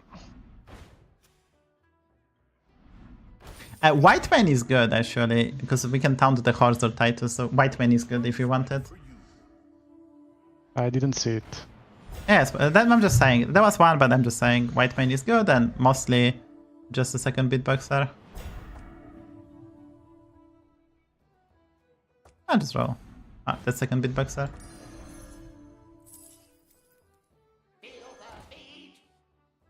Yeah, I think you can put on technical elemental naked, because it's the easiest to triple. And I guess you can play the module onto the mech, so we... Okay, now we have the module. Okay, never mind. Okay, that's good. And maybe we get the triple. On Elder. Yeah, that's a triple. That's great. Should I take it? Yeah, I think it's very unlikely he will play the Leroy. We cannot open with it. We have to open in case of taunted Leroy with something else, and maybe we find the pounce, but I think he can play it. We're gonna put it last anyway for Elders. Oh, there's a white man. You want a white man? Yeah, and I can also. And we don't need Cinderay. We don't need Cinderay. You don't need Cinderay? No. Because yeah, it's not gonna be good with white man. You cannot play both, right? I think you keep them. I think yeah, you can get this triple if you want.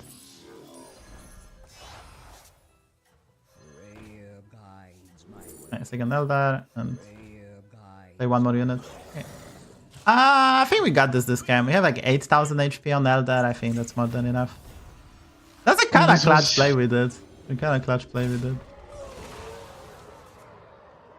That's a cool game, which there's a way to multiply. And the best part is we can multiply with this golden beatboxer, and then we can still put this onto carbonic copy to multiply further, right? So it's like and Elder's also helping. Yeah, that's a very cool game, right? Yeah, I think it's one of my best games because I never did something like this. Yeah, I mean, if elementals are in and mechs are in, there's a way to multiply the stats. Like Elder is multiplier. Like we basically multiply the stats. And we use the fact that we are at full HP because we play the monstrosity tempo based build that we can actually afford to take 2 hits and still be fine, right? A lot of economy also, and it was pretty easier to... We have a good player in the lobby. The guy was probably also quite high. And he gets to like really strong builds. Yeah, that was kind of cool game. If you need a second to breathe, then fine. Yeah, so Soda is a bit better than the previous participant, so we can afford this more complex because he has a bit more experience. With experience, stuff like this will come. And even if he didn't play this, right? If you can tell there's levels to this, like he adapted a bit better, right? It's not to throw the shades, it's just to show you guys that with practice, you're gonna get better, and even if the new things arrives, you're gonna be better prepared. So Soda was kind of prepared. It's not like beatboxer is a new concept, right? No, exactly. I knew how to do it, but I never did it because it just was too hard, you know. Every time to try to do this stuff, I just want to relax sometimes too when playing. You have to think a lot with this. I don't think there's much to review. I think that we explained the concept well. Build the board, eat it, triple, multiply, multiply, multiply. And yeah, Elementals lobbies, Carbonic copy and such. I mean, we didn't even go to the last step because we could never roll the surprise or the triple Carbonic. Okay, I think we can look for another game. Yeah, this was a YouTube game. I mean, I have to get loud because, but then you know, like I don't know. I have to get loud. You are afraid I'm doing some shit.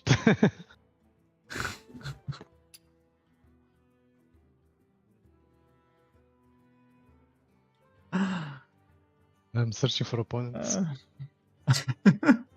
I mean, I'm not gonna lie, guys. Like, I myself did that. I did play Beatboxer quite a lot. I didn't did that like exactly this build. I didn't. I played Beatboxer a lot, but like I had no opportunity to even did that. And this was so cool. We picked the sneaker snack, we use it as money, and then we set up the play with the Reef Explorer, and we get like 5 monstrosities, which set us up. And the fact that we are able to triple into Holorover, like Holorover is such a great support for the monstrosity because you get Divine Shield, you get Wind Furies and such, so it's like an amazing combo. And then the Campfire Shadow is surprisingly good in that comp because you're getting relevant units. So that was a really good menagerie, Beatboxer, and we are ready to pivot Elementals for further duplication of the stats. But we had an Elder, so keeping 2 big units was kind of relevant. Yeah, we did get a tier 7 Naga, which we didn't get that much value from tier 7 Nagas, but we did get a triple, and then we did get a Weird Link Tron, so we couldn't really afford to keep the Naga. Our hand was already kind of too full because we are collecting the pieces of Exodia. Dude, another game we play Monstrosity. Guys, did I figure out the meta? I mean, we're just getting non-Quilboars lobbies. We're not getting the first Quilboar lobbies, so... I'm gonna go with Undead here. Beast Undead, Elementals, Mechs. Literally the same lobby, but we have demons over Nagas. Yeah, Rat King is quite good.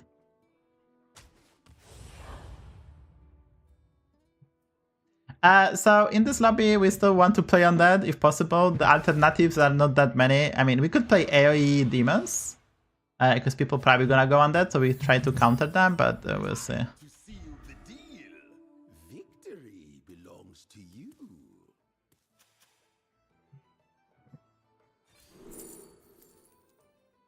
Soda is top 200, so not that low, not that high.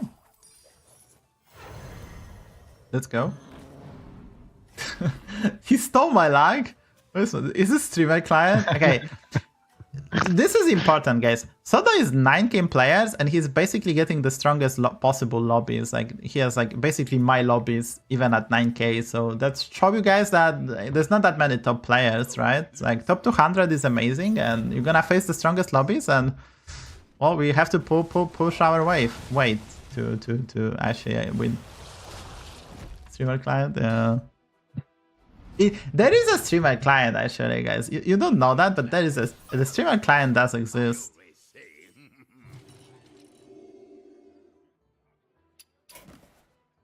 I got it from you now. Through Discord.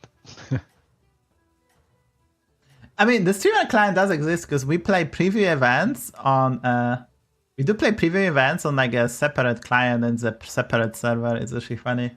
There's actually a streamer client like only accessible for very few. And also I think for esport, they also do super accounts and you play on a different server. It's actually funny. Yeah, usually you have to pivot out of monstrosity if for the most part you kind of have to. I think we do emote.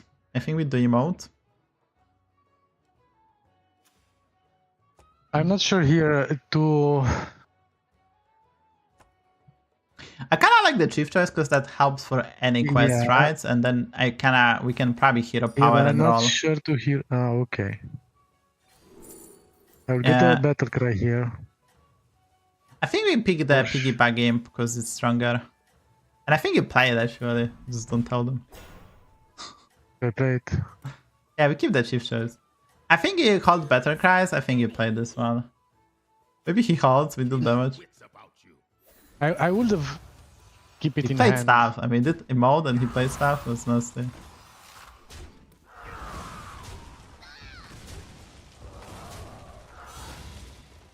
I mean, we lost the fight, so but we had a shot not to take damage. I think it's fine to play this demon, honestly, because I appreciate your continued patronage. I just wanted to hold the chief choice. Okay, by 3 we can do it this turn for sneaker stack, Sinston 40 friendly dying. I think we can easily do Sinston. What do you think? But I think the middle one is insane, right? So I think we have to pick the middle one. Mechs or beast. Yeah, I think I'll do that one. Yeah, I mean, we have to. We have the scout to cycle, and maybe we get a triple. So I think you cycle the scout. It has to be Mechs or Mechs or beast. Do you see any? I think you just pick Undead then. I'll take that off your hands. We don't need to finish the quest super fast. I think we do level. Oh, we do level. Okay, we get a triple. Again, now we level. Take a 4-drop. A one-man army. So if we want to level, we have to be on Tavern 4. So we just push to Tavern 4, finish the quest, and roll our stuff and go AFK. Yeah, go for a 4-drop. That's what we're looking for. And that's quest done. You know. Should I get the taunt? I don't think there's a point, right? Because next turn we're gonna level, so the cast hero power. We have a 50-50 to get beast or mech, and if we get undead, it's also good, right? So we need money for the next turn.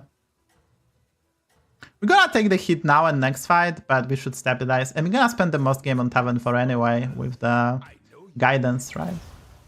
Go AFK, yeah. Like, we have the comp. Like, we know what we're gonna do. We just need to prepare for the mirror, which is gonna be a next part, but we're gonna be able to assemble the comp for the most part, right? Bro, finish the quest super fast, no? Don't like that quest. I never played. Welcome back.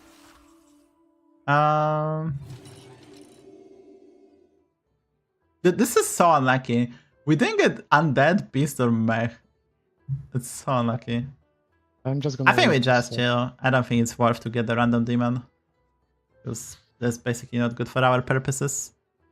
Yeah, so we're gonna take a hit. Next turn, hopefully get the beast good hero power so we can finish the quest before we're rolling and try to find the carapace. Obviously not super happy about the situation that we're not able to finish the quest now. Because if we finish, then we can start the turn we basically missing a roll with the value of the hero power. And next time we can maybe not get, we get something else, so we will be forced to buy the stuff, but... I think it's, we're gonna stay on Tavern 4, so probably should be able to stabilize. And having an early gate is gonna help us, but not super much. The carapace is way more important, because if people play Undead, the stats are not as relevant, right? Don't lose hope.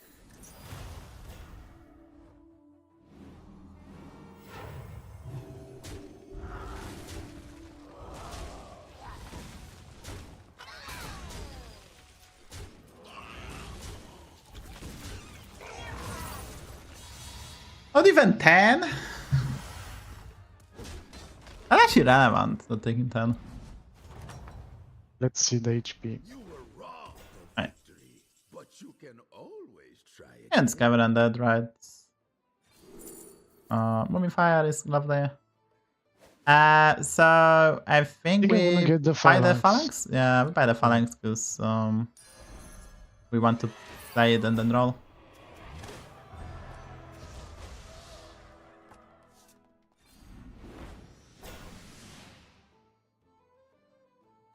I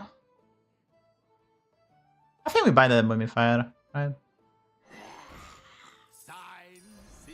It's not. It's a Mumifier on the null. This is important info. If you reborn the null, it comes back reborn with max attack, right? Because this is an effect that I'm gonna remember. It's an aura, yeah.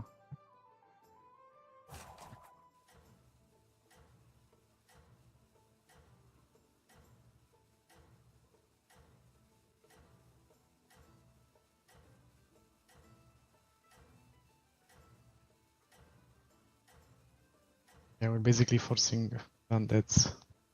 That's what I don't like. Sometimes you have to force them. I mean, we have the quest. We could have went Sinstone, but even if we went Sinstone, like in this lobby, You the still amount need- of the amount of the mental gymnastics, so it needed for us to. The amount of the mental gymnastics needed for us not to lose the game is just. We almost lost this fight. Holy moly. Like, sometimes you just take top 4, top 2, top 1, right? Like, you just take MMR. Like, you cannot go too fancy. Your hard work and determination really I think we roll. I don't think we pick up the Yeah, rebound. I don't want to, yeah. Maybe later if we find the... Okay, that's one key piece. And we need more. Okay, you can, I think Reborn. you can rebound the rebound, right? I'll take that off your hands. Reborn the Reborn? Yeah, that makes more sense, right?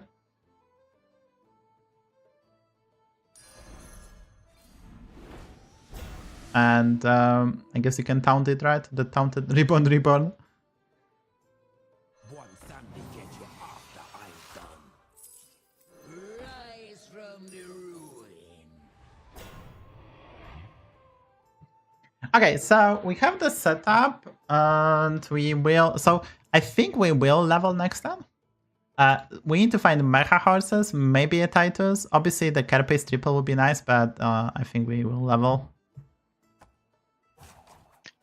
I freeze for the Reborn? No. No, I think no. Already I have think 3, it's. so- Yeah, I think it's not necessary to reborn more. Like, we can get a triple second hair pace.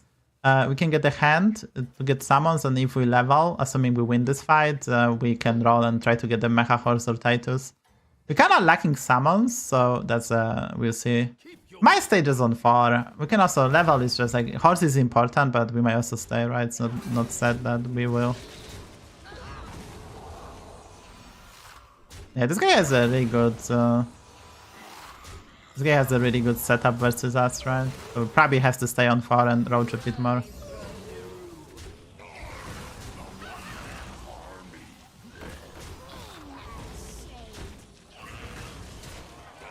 Yeah, we definitely have to roach. The guy had like a counter and the hits were terrible. Oh, it is roaching time.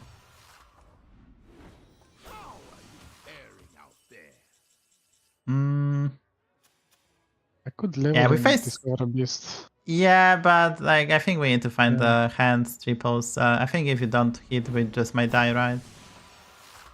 I can get the Void. Oh, I think Void is fine, yeah.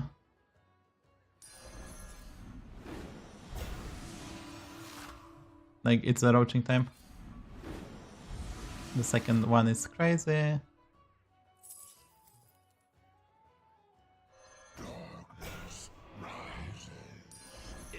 excellent addition to your team.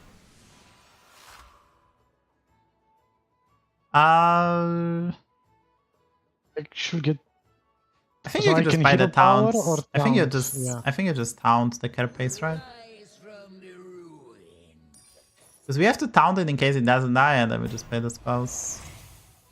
Yeah, the problem is we are crazy strong, but we are not great for the mirror, and we faced beasts, and the guy probably has like this. Everyone's playing the same. Look at this lobby. Everyone's playing the same. I guess feeding there's some. Into that with the thing.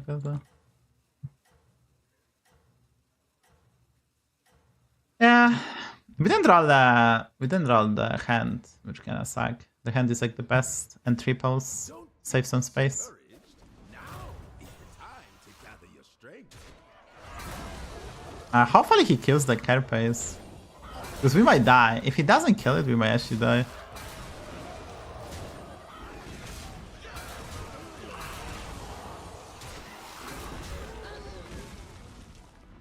Did we die, guys? Did we die?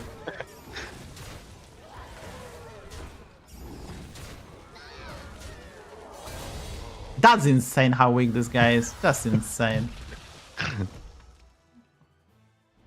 It's fine, we can grave robber maybe. Another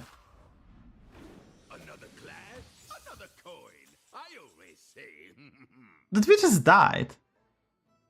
And it's not like we taunted even it. I guess the Void Lord was bad. Should have predicted. Anti-roll strategy, have nothing. And never hit this. Oh my god. I get a triple. I mean, why not? Yeah, just take it, right? Rise from the ruin. I mean... Yes. Reborn, maybe? No. Nah. This wish just died. I think it just died. I'm fucking kidding me right now. How the fuck this didn't die on tonight? Even one. We kinda needed one because we have a lot of spell damage. Oh, there's a grave robber. I Loki.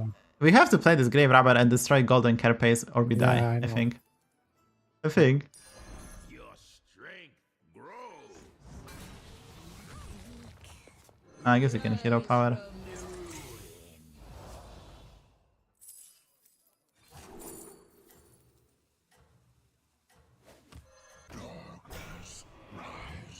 I mean, how on earth this guy is so weak on tonight? He had triples, like, and he said, 4 triples the guy has now. SP for the ramps. And he stole all my composition. Keep your wits about you.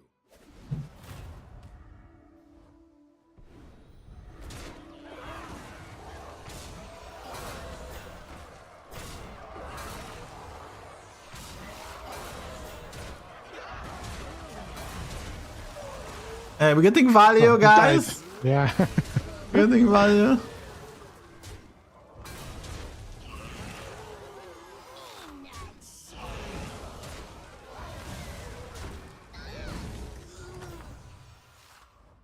We got a ghost. I can level more. Yeah, we can level, and I guess we're gonna play one carapace, I guess. Oh, I think you will buy the parrot. I buy the actually. Macau. Yeah, buy the buy the- Macau. And we can hero I power. can sell. We can hero power because we can get a Mecha Horse. Not pick a cordon, and then you sell. I wanted to get Yeah, the reason I wanted a Corda Trunk, because, I mean, this is okay, don't you worry. I think we play the Parrot to proc the Carapace. We probably have to play one spell not to die, because we face Undead Mirror. I think you... Should I sell a Void or... no, I think you sell the Demon. Fire? The Demon. The 6-3 Demon. Yeah.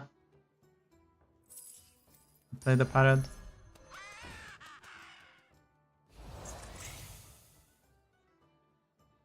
I think we play one. It should be. I mean, we play the mirror, right? So one should be fine. He had the Mecha Horse.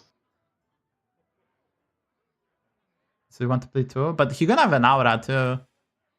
And we might die to the ghost, actually. I mean, I don't think we can sell the gaze. People play some stats comp. I could sell a Mummifier, the one that it's not taunted, and play the Divine Shield Renovator. Ah, sure. Honestly, we should take precautions. Honestly. I can do that. Green light, we can roll. And I got only this and that. Dude, this game is so depressing, actually. It should be so easy, it's so depressing. It's actually so depressing, actually. Don't lose focus. I know you can win. And the fact that Ghost has stats is even more depressing. The odds are not correct. We might die here. This is insane.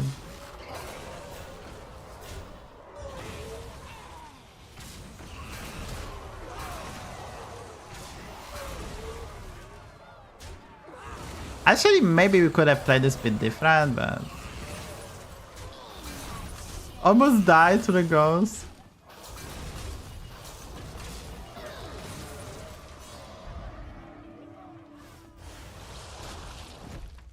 Maybe I get an armor.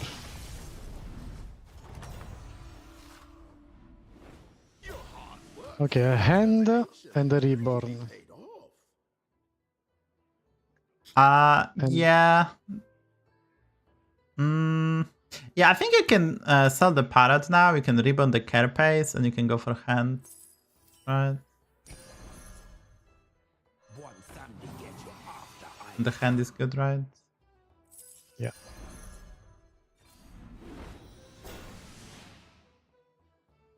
Another reborn for the hand, maybe. We have the mummifier, right? So I don't think we need it. Yeah, I think we need the second carapace actually.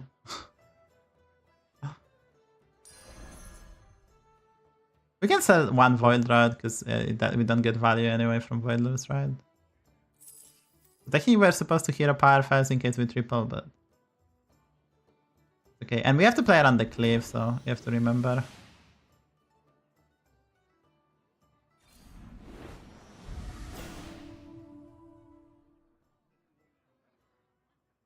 Rise from the ruin. I got it. Second hand. I'm just depressed after this game. It's 10-11. Our board is mediocre because we had to do some subparts plays not to die because we get super unlucky. With opponent, like, I don't know what the stealth was cooking. I mean, the guy is probably like 6k and he didn't know what to do. But no, that's why you kind of have to run the parrot because not to get cagged, but it's just like a very difficult.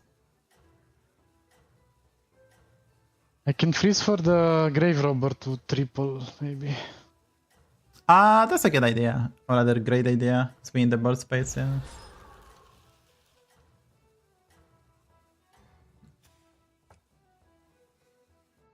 Quest reward? You go. No one can keep up with you. The buy is really strong.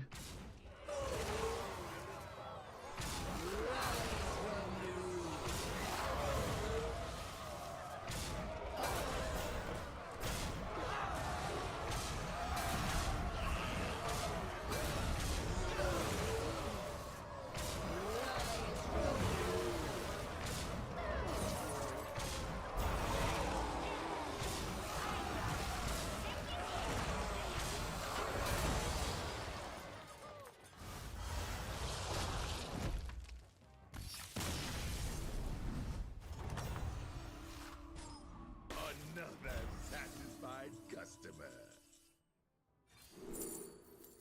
Oh, that's fine.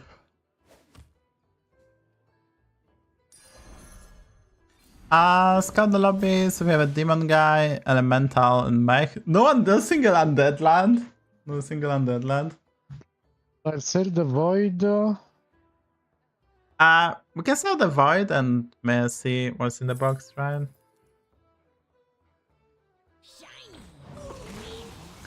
He's the top 200 EO, so quite high. Okay, so we go Summoner, and we're gonna reborn the carapace again.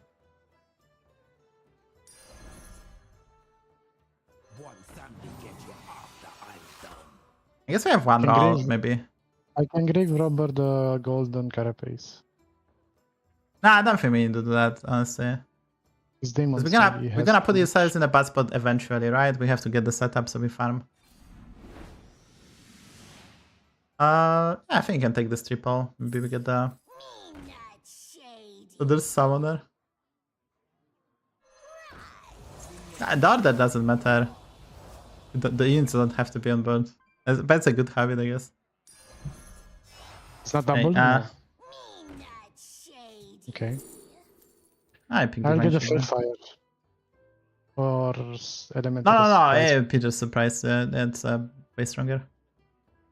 If they have demon AoE, we cannot get out of range even with full fire, I would say. Because there's access to parrots, so if they go for demons AoE, don't think we can do that. Turn 12. Usually at turn 12 with this comp you can get like 200, 300. Yeah, but we had to make subpar plays. We had to triple carapace and needed in order to survive. Yeah, good legacy. I mean, unless they have a demon AoE, we are favored, right? Because we are really strong.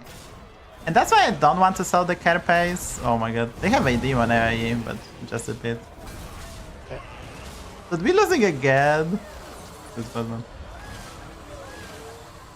Really bad trades. Are we dead? I think we died actually. I mean, I would survive, I guess. Oh. No, because he's at 5 and... But insane, dude, this game is just insane. We already died to 0.1. The other coachee died to 0.1 actually. We did everything to win the lobby, but 84% favorite. And we just roll for a mecha horse, right? You can pick up the rebound preemptively, I think.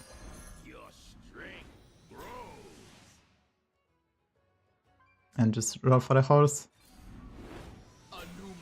Alright, second hand is really good. You can replace the surprise.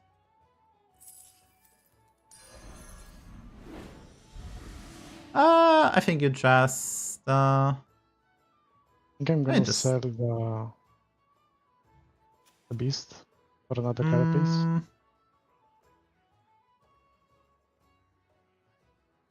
I guess so. Yeah, I wanted to. I mean, maybe buying the ribbon was kind of bad. That's fine. Just let's go in.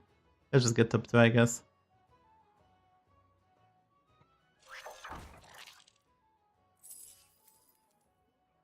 I got it. Wise choice. I think you put Geist first because we don't want to ribbon that one, right? We want to ribbon the hands. Put a carapace sooner, because if it doesn't die, we lose anyway. You can put the second carapace second, it's okay. Okay, so we wasted 2 gold on the rebound. Great, good job, me. I mean, it's okay. It's something that I would have done also.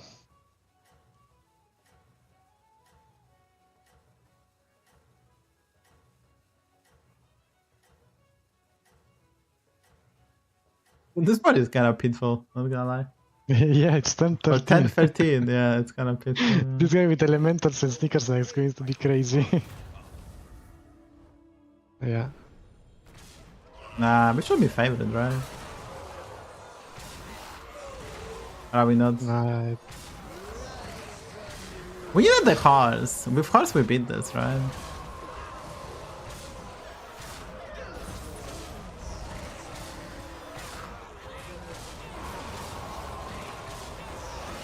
yeah, with horse, yeah.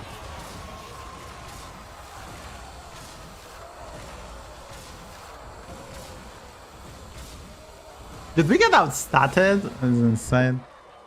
We get outstatted, like, holy. Yeah, without Titus and horse, it's very hard.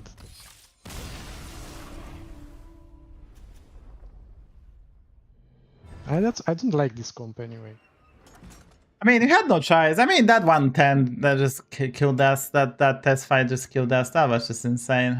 I guess Void Lords kind of kicked us, but I don't think we could have.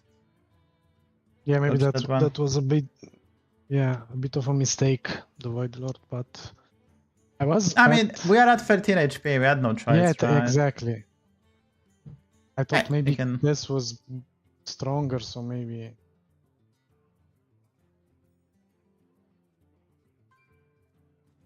Let's do the last one. We only did 1 hour, so we have plenty of time. Oh, okay. So we can play at least 1 more and then maybe review as well, right? Yeah. We started later, right? So don't worry. We only played 1 hour. I'm keeping the time.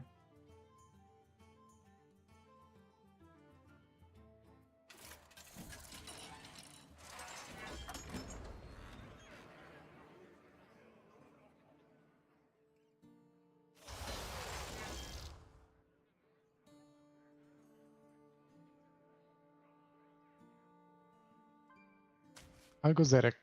I don't like Thorim and Law. Oh, I can pick any hero I want. Did you get the MMR for this previous game? Did you get some MMR?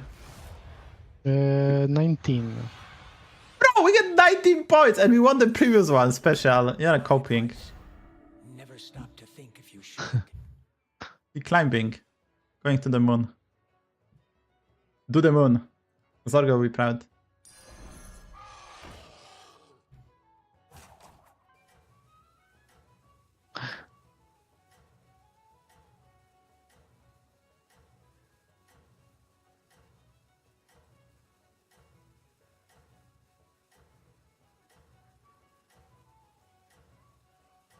So Elementals, Quilboar.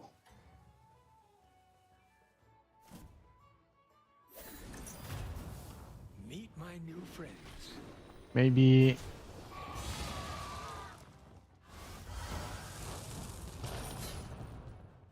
Monstrosity, I don't know. Leave the door. Let the chill follow you in.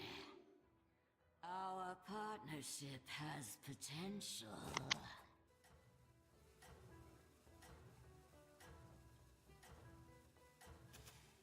I don't think we face this. I mean, there's a para and a spell, but I think we can do better. Maybe? Question mark? Question mark? Question mark?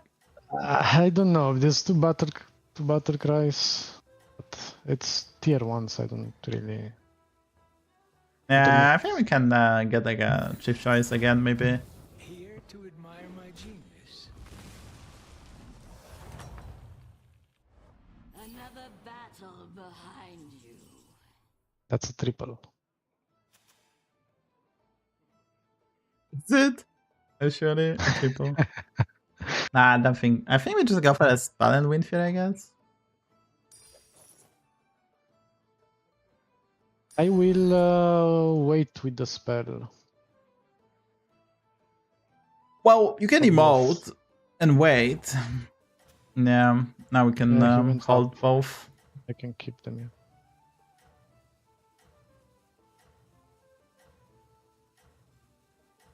In this meta game, you have to level and they have to emote. It's emote meta. You cannot auto squelch. This is terrible. Yeah, I think I follow up participant. Meet my new friends.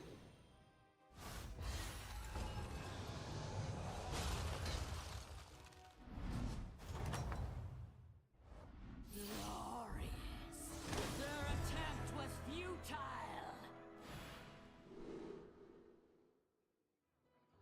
Dear game, can you get better quest? You're truly Savjz. 12 hard. What charge maybe?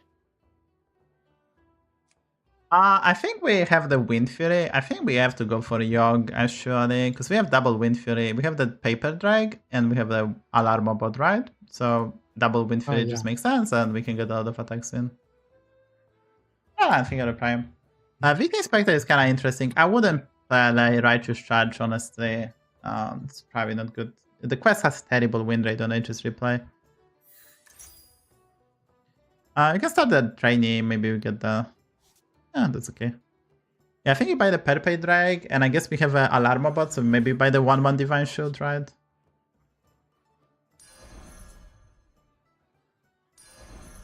This is Spike finger to follow, I appreciate it, but... Should I play it naked or on the one? The one. No, I mean, we bought Divine Shield, so inferior unit, so we can have a 5/5 Divine Shield, just makes sense, right? Yeah. Because, I mean, Yogg is not terrible. I didn't play it this season. Yogg. Yeah, idea is that we can maybe finish this super fast, but we will depend on our opponents, right? We have to hope for some, like, good boards, right?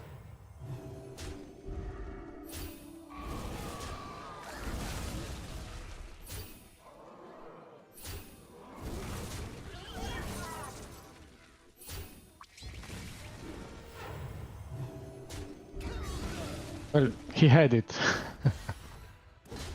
We get 4 attacks, which and only took 4 damage. That's like perfectly fine. Show your courage to the sticking place. Okay. I'm gonna level. Yeah, so I don't know, like with the the scout because our opponent level as well. So I like the scout. He gonna have 4 units, so I think like the scout and you put it last.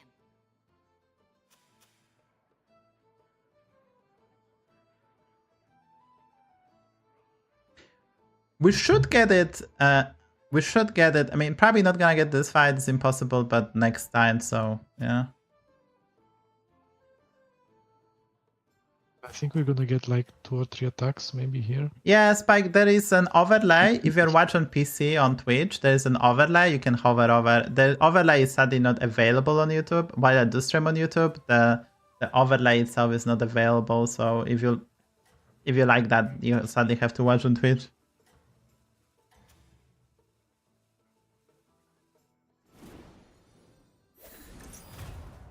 Here to admire my genius. Oh, there's a lot of summons. Wait, are we finishing? No, No. almost. That's okay. We're gonna get it at the start of 10-7, which I calculated.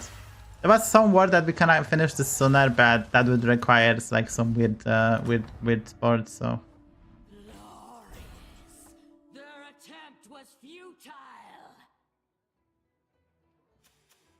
I can level. Yeah, I think we just level. Yeah, I think we just level and And I guess we roll. Yeah.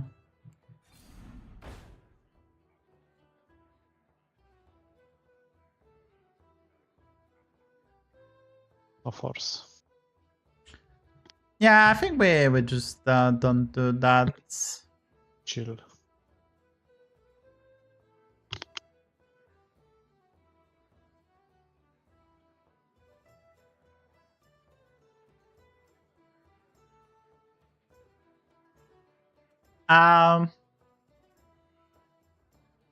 Yeah, so we're gonna get the yoke tasking unless there's a disaster. We're gonna get it active and hopefully we get something of use.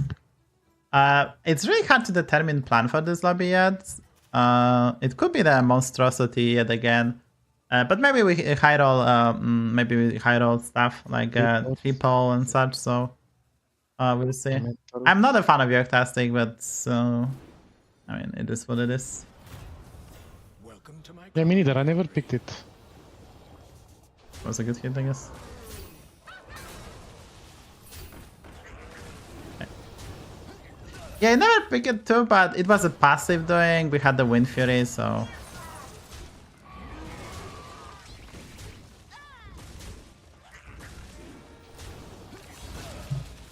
Hey, we're still kind of healthy, so. Let the Yogg decide. The reason I hate this, because you can get unit swap, it's just game losing. You can get like a unit swap, but it's just literally game losing. Oh, we get a Pyroblast. Let's go.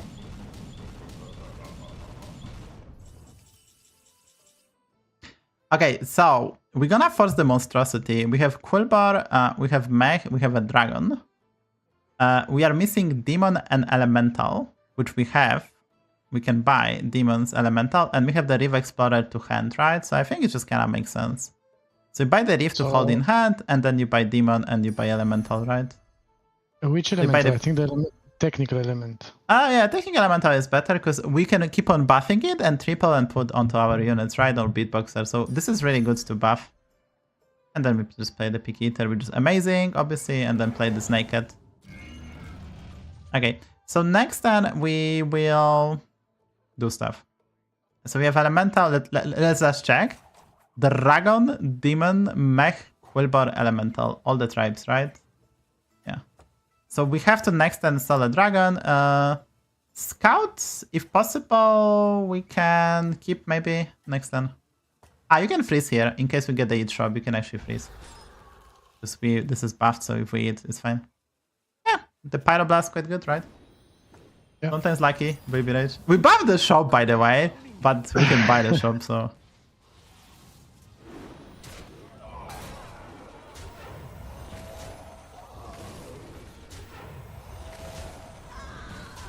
Dude, every game forcing monstrosity, please don't try.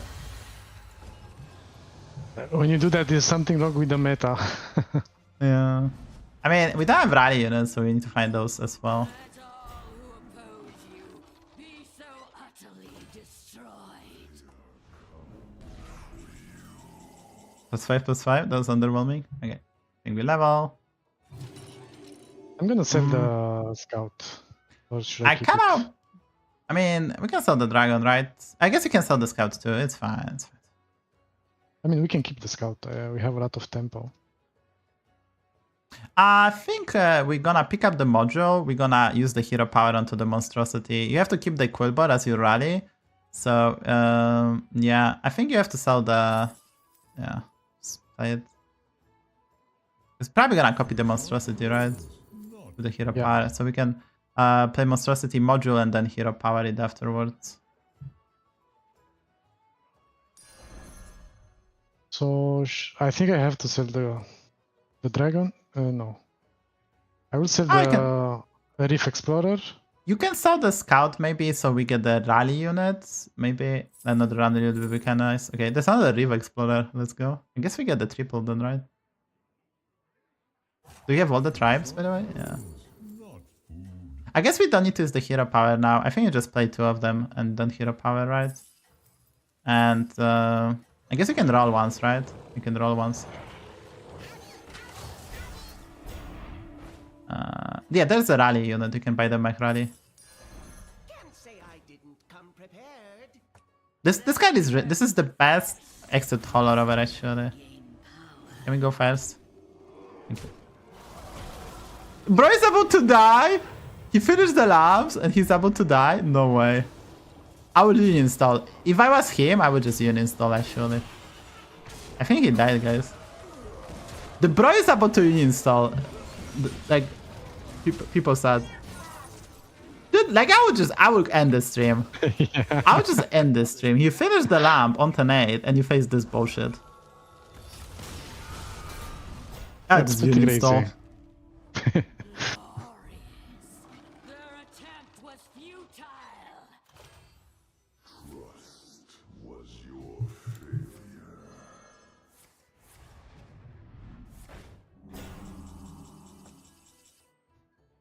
I'll say you probably just level, right? I mean, it's hard to improve. And we'll try to triple the monstrosity and then hero power. This idea. It's not the best brand lobby, so we can disregard it. I think we freeze the Wind Fury because because it gives a lot of. Yeah. So idea would be to triple the technical elemental, triple monstrosity, put the elemental onto the monstrosity, and hero power it. Okay. Okay, our opponent has like king variants, I guess. I mean, like you see, guys, we are very healthy. Lobby is ending. The monstrosity is just such a spike on 10. If you can get it on 10-8, it's just so good. Like the card is obviously not balanced. Like I can go to HS replay and check the win rate, but like it's surprisingly good at stabilizing you, and it's good enough until 10-12. And some lobbies are very, very fast. Yeah, monstrosity. I can show the stats. Like on 10-7, the average placement, the play impact is 0.8, which is insane. On 10-8, it's 0.5, which we get 2 copies, so it's probably even better. And golden one, which we did get, is 1.6. So 2 copies of monstrosity on 10-8 are like 1.6 to average placement, which is insane. So if you can get it on 10-7 or 8, it's just really good. It's a bit late on 10-9, unless you get a really good rally setup. The battlegrounds are an endless graveyard.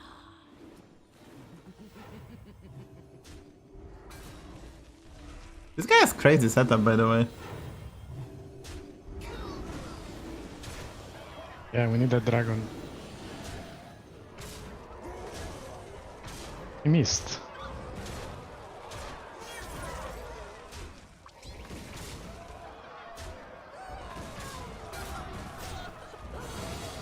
Yeah, he's gonna be kind of scary because he has like everything that's good, right?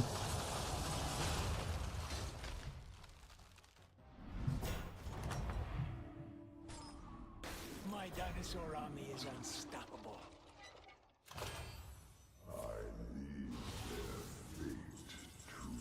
We can time thief actually, that's insane. You can discover the Charming, for example.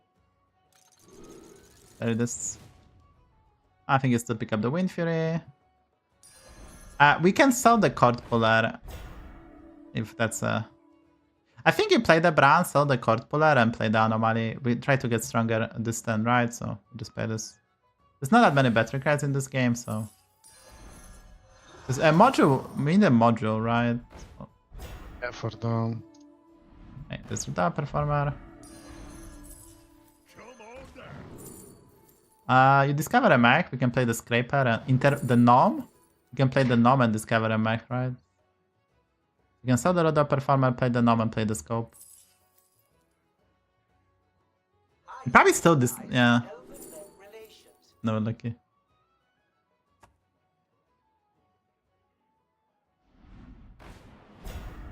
There's a Wind Fury, we can pick it up. It's really good for Charming the Hatchling.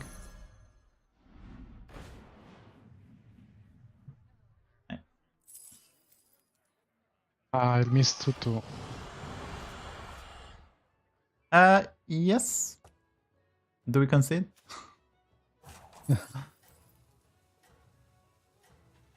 I think you're all. Nah.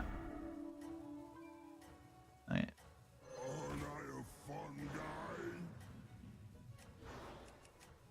But we didn't use the hero power yet, by the way.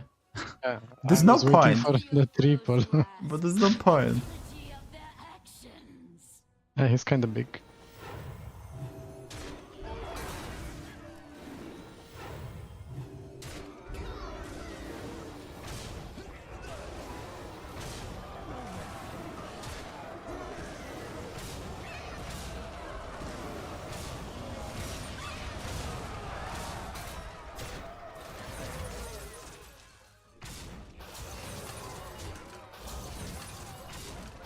Tie. That's amazing. Get lucky. There's a module.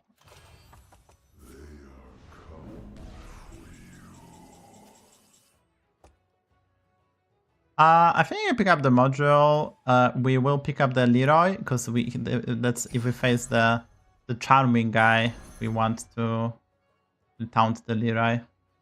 And I guess we play this onto for the Elemental. Is there Elemental? A move for Elemental for surprise would be amazing, right? There's no Elementals. I guess so. Yeah, so you just probably play the module and that's it, right? Don't see Elemental.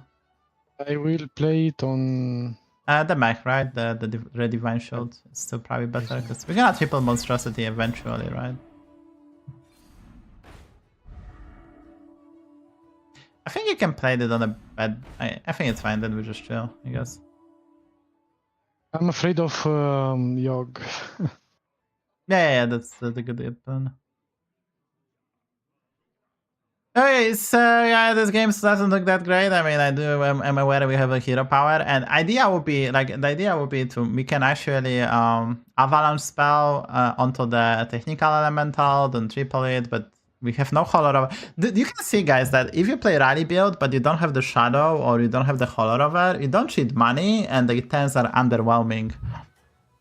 Like cheating money is so important, right? So.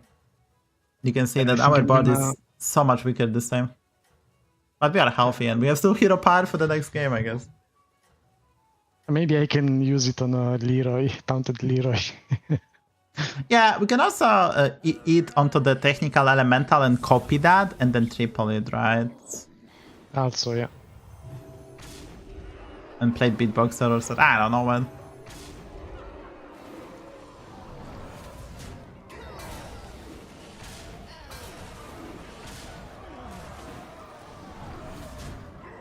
And he has 29 attack. Sorry, health. Not badly. We badly won. He had a great idea. Just needed a Piper, I guess.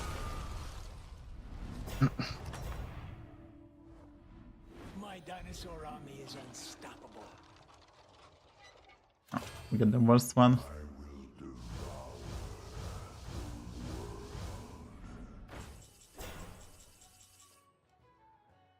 I don't think we buy the Divine Shield, the 5/5. I think we just play the Hamulon Elemental if we find one.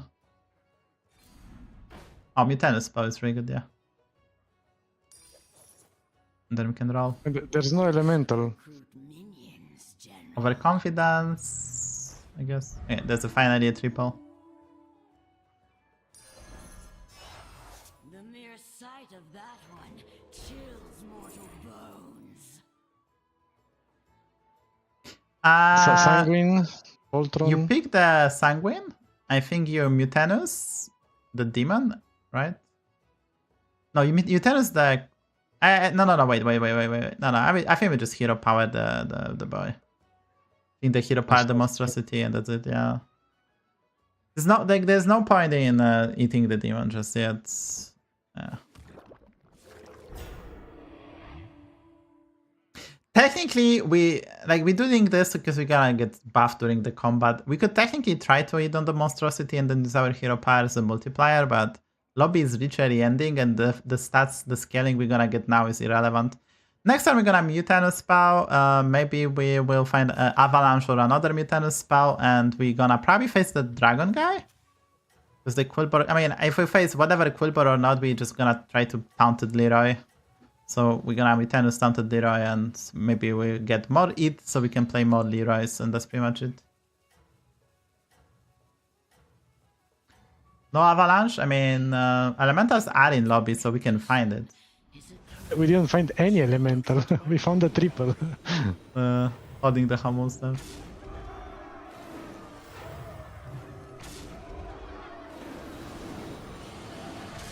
Oh, it would have been nice.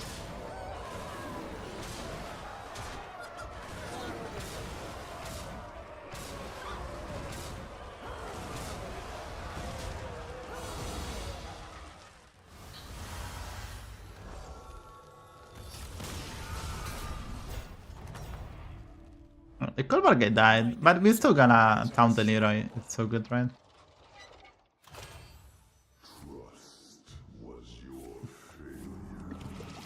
2020. It's fine, okay. There's an elemental, but do we want it?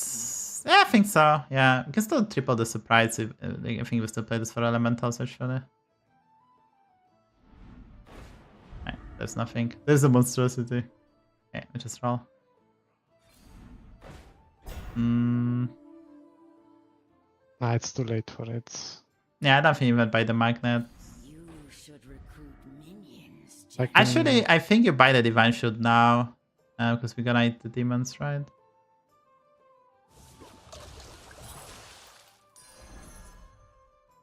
Where's the module? There's a module. I think you do module. Oh, there's an avalanche, actually. I think you actually eat the technical elemental onto the monstrosity. But wait. Let's roll once more time, right? We need the finishing unit. There's taunt for Leroy. Yeah, the taunt for Leroy. So I think we don't actually eat it just yet. I think you just taunt the Leroy. Because we don't want 6 unit Dandy versus dragons, right? So I think we just taunt the Leroy. Buy the taunt, roll, and... you can buy the... Oh, you could have bought the 8-10-10 for the rest of the gold, but it's okay. Just taunt the Leroy. Who did last?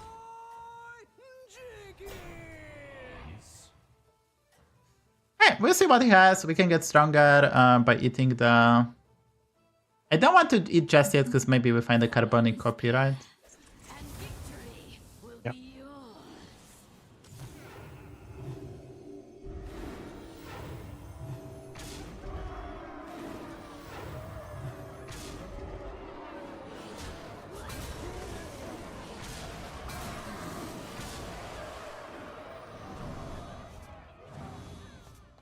That's a lot of health.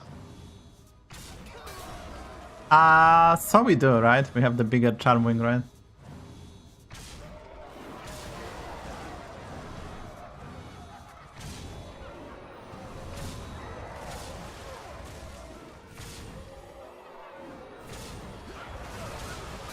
And he has no attack whatsoever. They'll have to publish me now.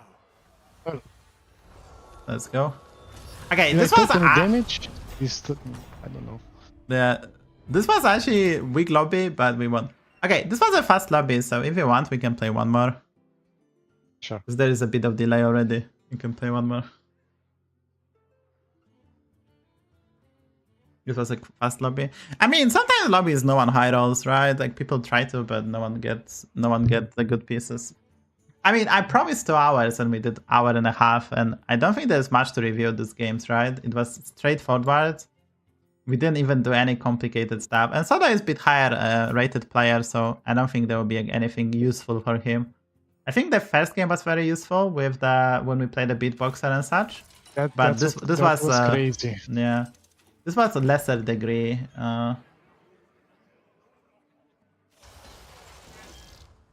So as you say, Nobundo is crazy, right? Because of the spell. Well, you should always go, if you have the tracker, just see how many better guys out there in the early game is. And without pirates, Brian is kind of awkward. So I would personally go Nobundo. And it's a very interesting, but also very difficult hero to play. So it's up to you. But yeah, I think Nobundo is the best. The problem with the Bran, the better cries are onto higher taverns, so it's kind of hard to value. You're not gonna get a Bran in the early game. There's simply not enough stuff. Without pirates, I wouldn't take Bran anyway. Pirates have like 2 better cries in the early game, and demons have 3. Demons have 3, so you kind of want pirates and demons for the Bran. I was not thinking about the demons. Go forth. The battlegrounds await.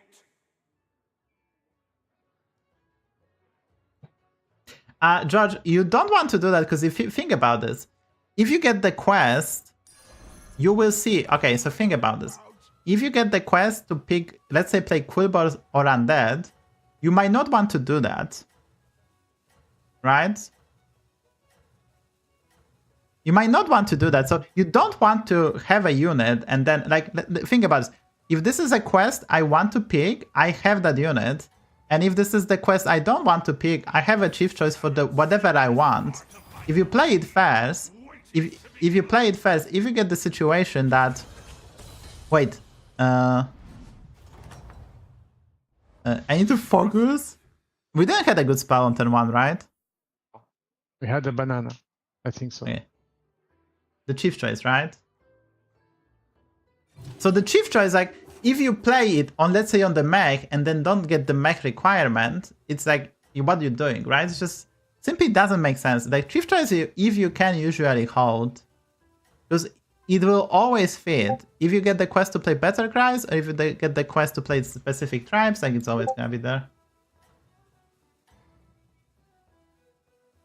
You impress me, mortal.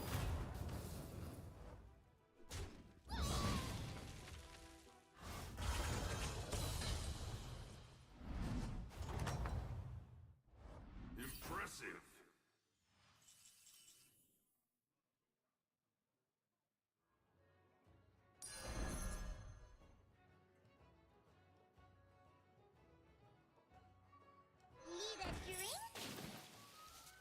Okay, we get a Sentimental, and we play the Ray. Play them. I think so. Oh, well, this one, yeah, so the reason to... Yeah, you can play the units, I think. They're not better kinds of both opponent didn't met them. So it's hard to tell whatever you play, recruit the trainee or not. This one is very difficult, George, to answer you. There is reasons not to and reasons to. It's a tough topic, honestly. Catch me tomorrow, I can answer. My friend, why you play double crackling? It's really hard to sell whenever you play this, whenever you don't play this. That's the tough one, yeah.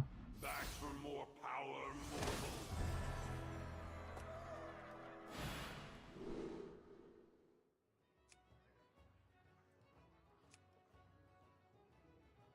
Honestly, are you up for some Ravager? Yeah, I don't like the other two.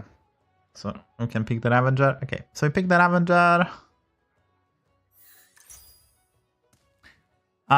We can buy the HysteriA. We can play it. You can hero power, use the HysteriA, and then we can level and buy the paper drag, right? That's kind of cute play, right?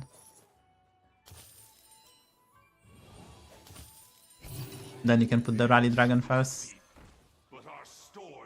Like overall, dude, like 10-3, like the 10-3, what you're supposed to hold, what you're supposed to do is just so difficult.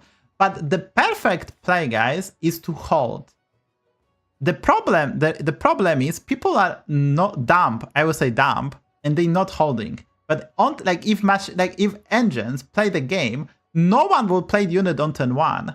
No one will play unit on turn 2. No one will play unit on turn 3 if the computers were playing. Literally, no one will play any unit and hold everything in hand before the quest. We humans play unit on turn 1. We are not supposed to do that if you think about this. And everyone should hold, and then on turn 4 everyone explodes, but we are just humans beings and we play stuff. So 10-3 is complicated, but true to be better is, like, we're not supposed to play stuff on turn 1. If you think about this, right? If everyone holds, like, literally, if computers were playing and everyone was holding, like, we literally would do that. They would literally do that, right? Nice hits. Yeah.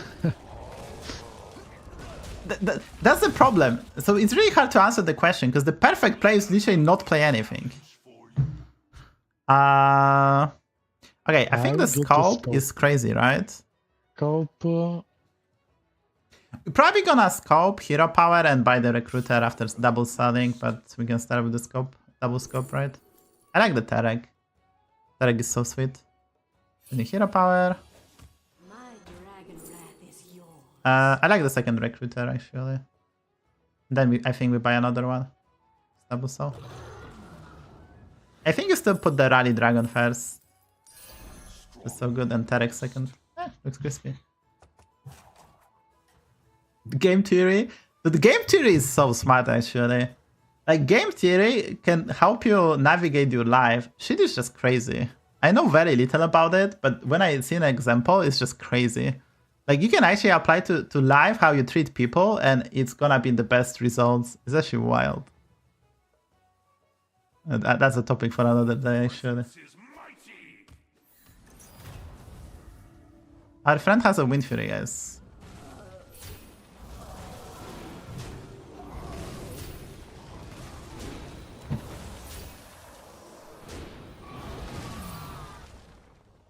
He got so lucky, guys. Tied, finish the quest, win the game. You can level hero power. Sucks because Tercegosa didn't get the stuff. I'm gonna get the poet.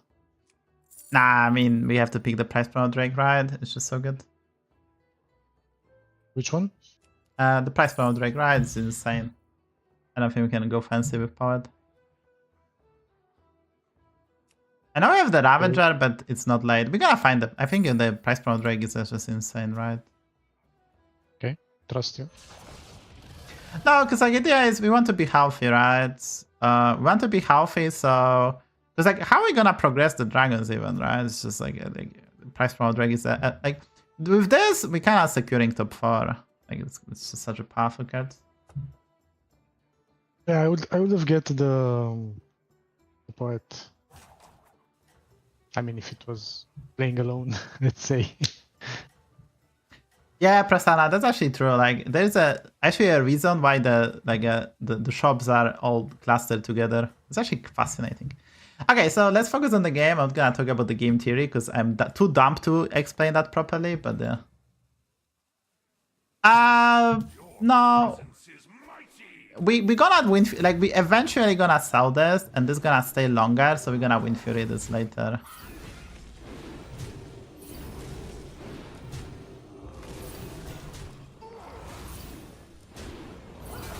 The reason the Wind Fury is not super necessary because there is access to the hatchling, so we're gonna get the.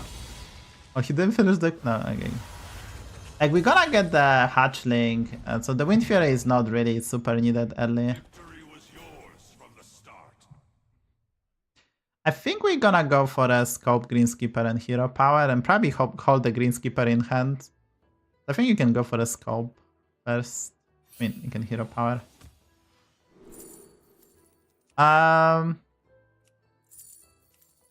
Another I like the second Tereg, and then you can discover another dragon.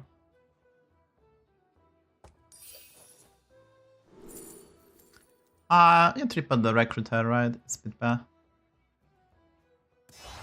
Maybe we get the hatchling. We get the insane protector. Okay. So you will buy the green skipper to hold in hand.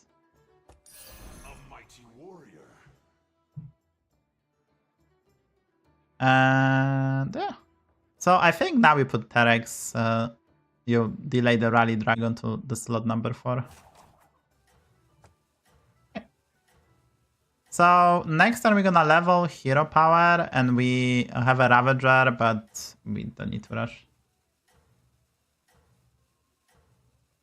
Now we need a poet. Yeah, but this price point Drake save us HP, right? Like we already saved 10 HP because of that. Yeah, 10 exactly. HP is more worth than the poet. So I have some problems with tempo, it seems. Yeah, I mean, it's just like if you think about this, if this card was showing, it's basically plus 21, right? Yeah. Or plus 2, or like a dragon who gives us permanently Wind Fury. It's just like, you know, it's really hard to argue. If you could like visual 20 plus 21. But obviously power is needed for later, so it's an investment. We can get Ravager this turn maybe, so let's see what's in the box. Yeah, I would take this triple. We need the space. You're gonna get Ravager probably. We still need the poet, but...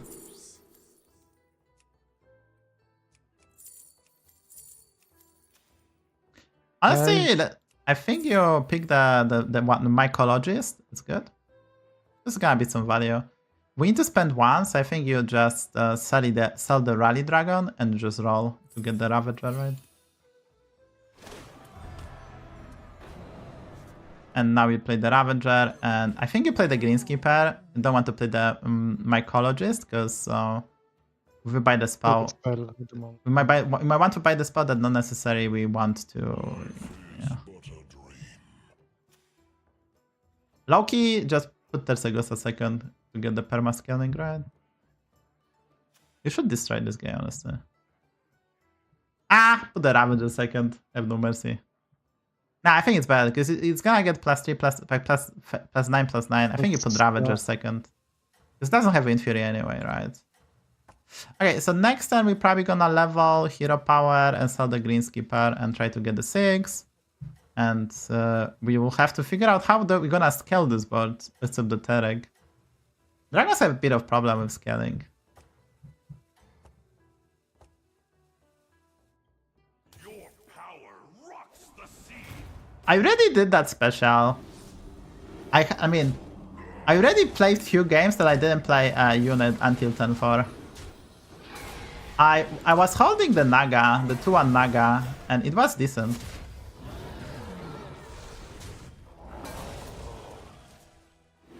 Are we losing?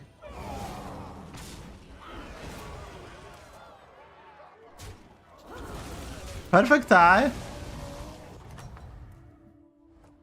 Bro is so lucky. Yeah, I think we just level and sell the Greenkeeper and hero power, right?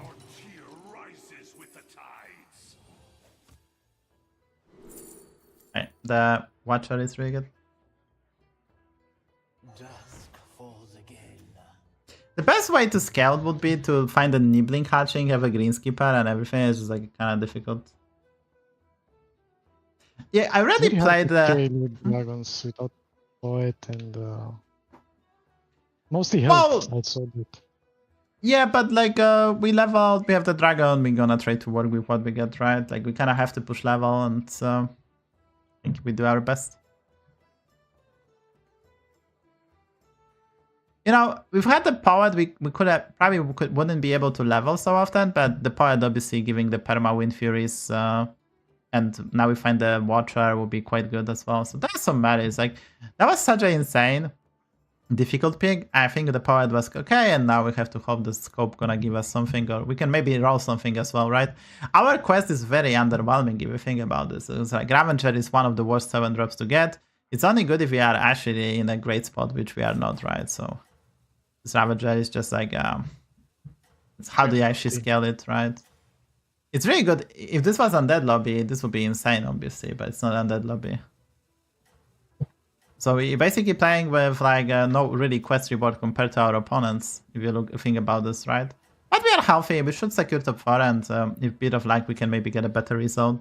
You impress me, mortal.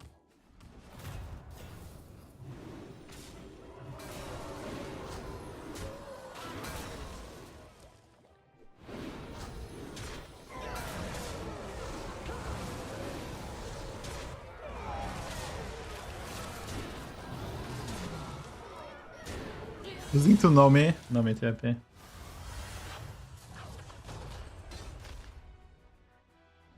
Didn't use his hero power yet. Alright, so we get a Windfury in shop. I think we... Okay, so we buy the 3-7, I guess we roll then afterwards, right? I can hero power. Yeah, but maybe we did multiply the Windfury, right? I think you roll. Alright, there's a power. Okay. I think we... Okay, I guess we still discover a dragon. I think we're gonna do this like that. I think you discover a dragon, but we're gonna end on Windfury, so next turn we can spam the Windfury. But we're gonna discover first. Okay, so we go for another Vengeful Protector, right?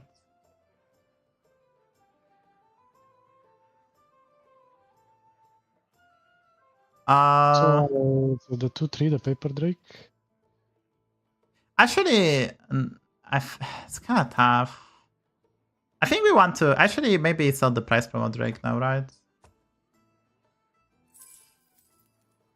And roll. Make good use of this minion. I cycle the Hatchling.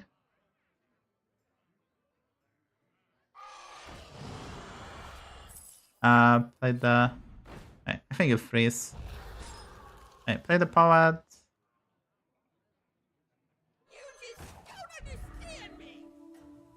Nah, I think you do this, yeah.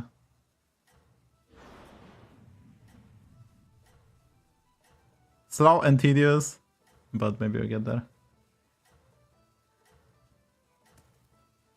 So we need like a Taunted Leroy. Some Poisonous maybe. We'll see. It's very hard to play dragons.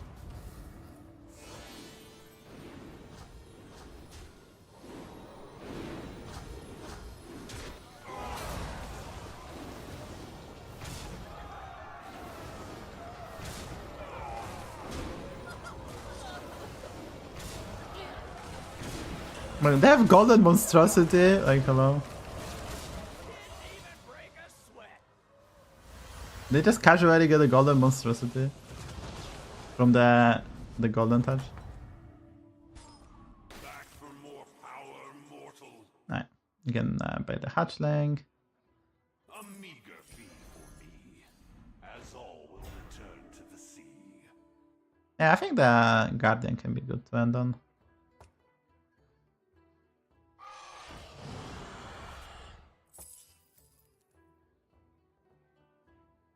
The Amber Guardian, right?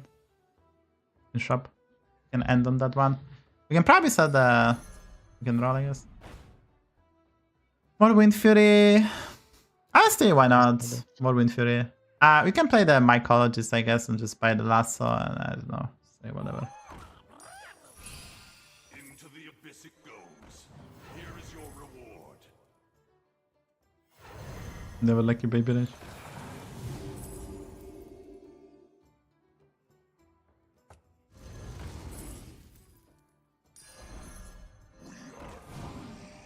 We're gonna sell the Watcher actually. We're gonna sell the Watcher. And we're gonna play the Protector and Amber Guardian. And yeah. And then you can guarantee a Divine Shield, right? Just guarantee the Divine Shield to the Terra last, right? Windfury the Protector. Windfury the Terra, I guess. And I guess we chill. Make good use of this minion. I think you put the bigger protector first, right? So hopefully we divine shoot the Ravager and I don't know. Does it? Do we win? Maybe we face the Beast guy and Ravager just solo. No, that we lost the clip.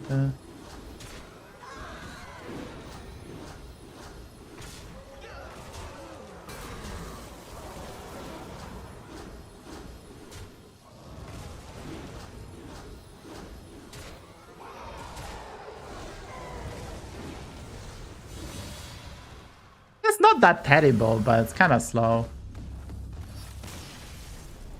Very slow, yeah. Victory was yours from the start. We face the Beast guy, so maybe we can open Ravager and kick him. I guess that's our out, right? So just I guess roll. Another poet. Instead of the... I mean, we're gonna buy it, might not play it, right? I don't think we need upper hand versus the specific opponent. Nadina is fine, I guess. I don't think we can improve much, so I think you just go for Nadina. You play the wing beat on the Ravager and you put Ravager first and hope that Ravager gonna win us the game, right?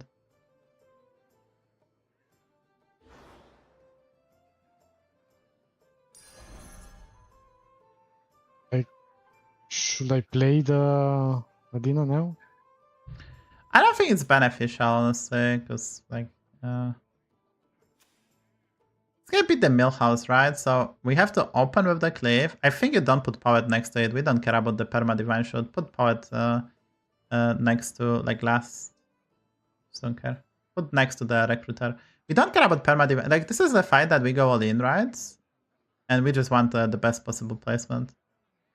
Should be like this. Yeah, I think it's the best possible placement, right? Because our out versus this guy is to go first, and then we can Ravager can do enough damage. Make good use of this minion. Yeah, the problem of this game was the quest reward was not good enough.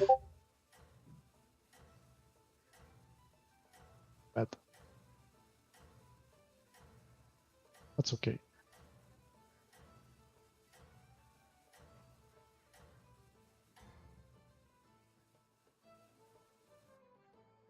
Your presence is mighty.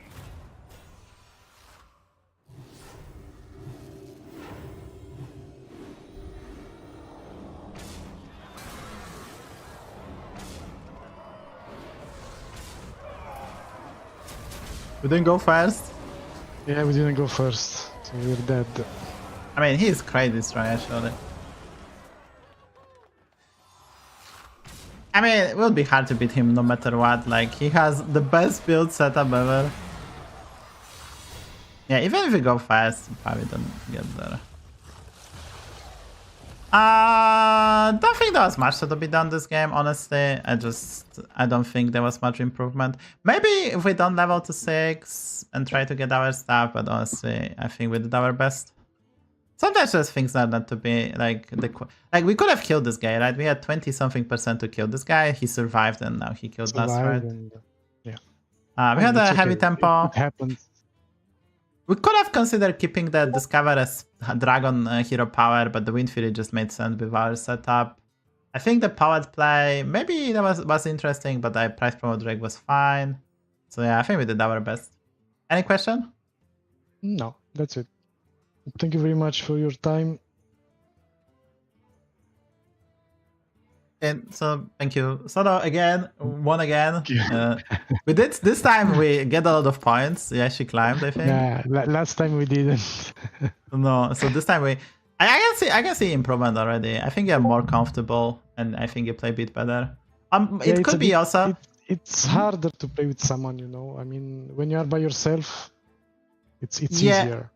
I think it's also that you had practice that this is the second time that you were comfortable. Because it felt you comfortable, like you were making plays, you were not asking me what's the play, you were buying unit on turn 1, and I think that was kind of comfortable for you, and it was definitely comfortable for me to play. Hey, thank you for today, Sono. Also, That was chat, lovely. thank you, chat. Good luck on the road to 10k, and yeah, see you on in the Twitch chat. Bye bye.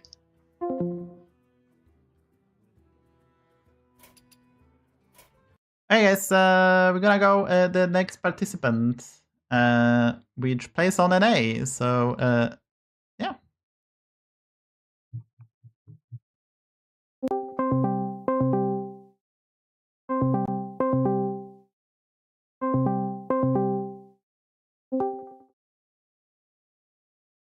Can you hear me?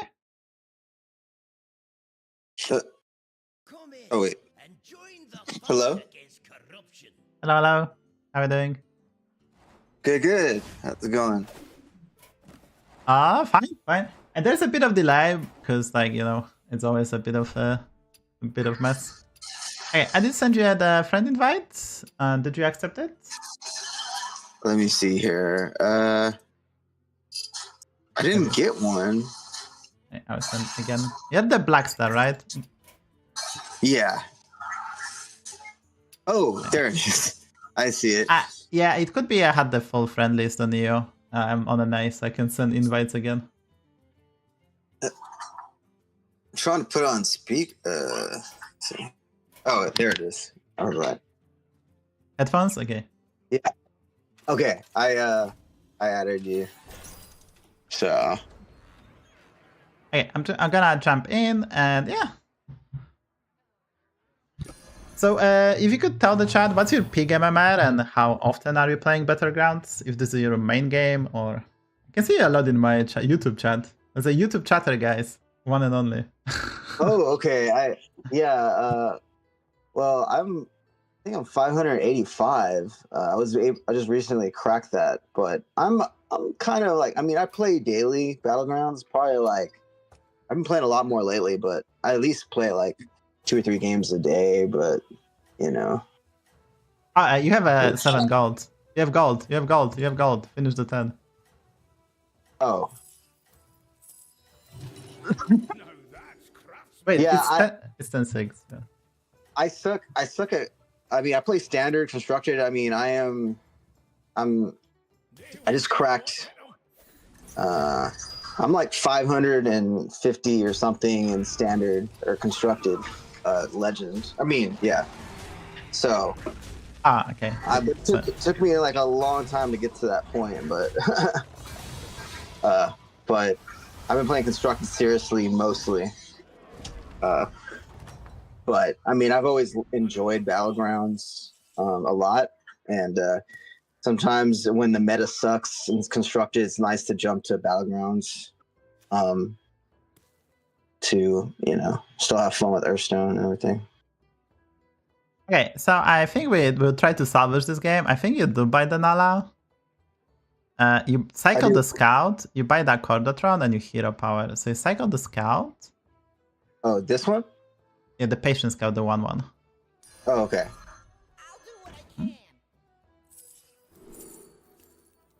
Dude, I've gotten so unlucky this one. I haven't got any dragons or It's fine. Pick the Naga, the Deep Sea Angler. Buy that Cordatron, buy the Nala and hero power and cast the spell. This one? Yeah, the 5/5. That's the Cordatron, yeah? Yeah. And the Nala. I guess it doesn't really matter. Yeah, it doesn't matter.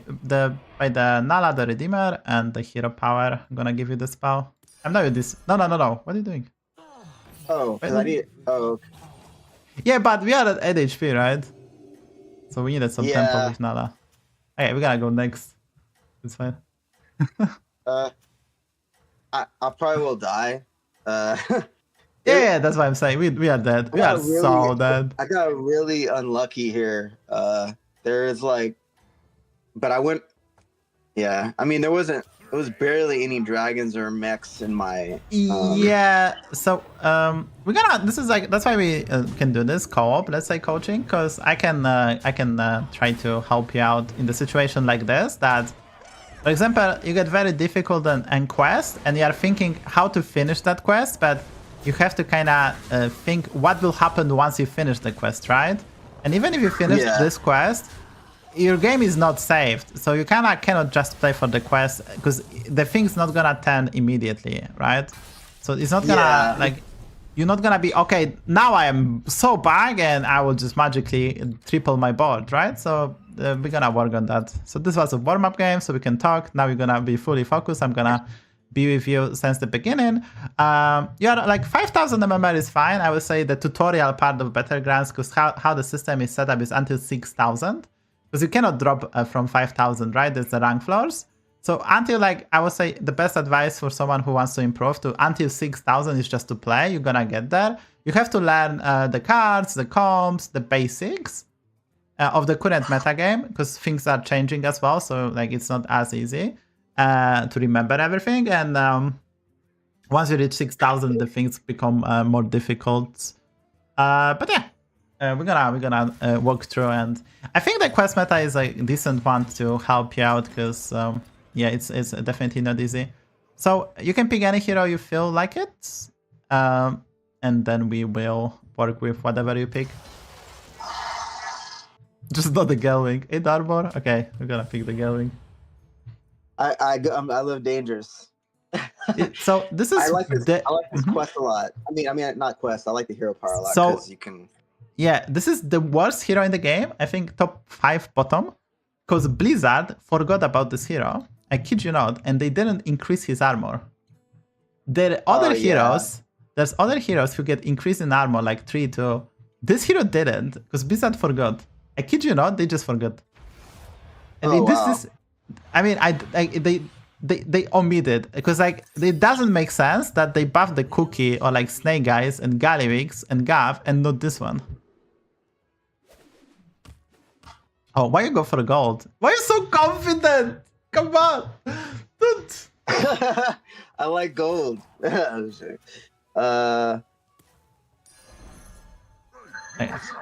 So when you play this hero, you have to, I think you want to pick this hero when the Tavern tree is quite strong, and you go for the Discoverer tree, right? And then we can pick the quest first and then discover a 3-drop. So your 3-drop gonna fit into your quest. And the 3-drops in this lobby are quite good. We have Quilboars, Pirates, and Nagas. So we could have actually went for a Discovery 3-drop by this Sun Bacon, because the extra gold, like, it's gonna hard to be spent. So usually you pick this hero when the Tavern tree is quite strong. So because we're gonna go 3-on-3, and it's good for the quest purpose because we can feed in the 3-drop.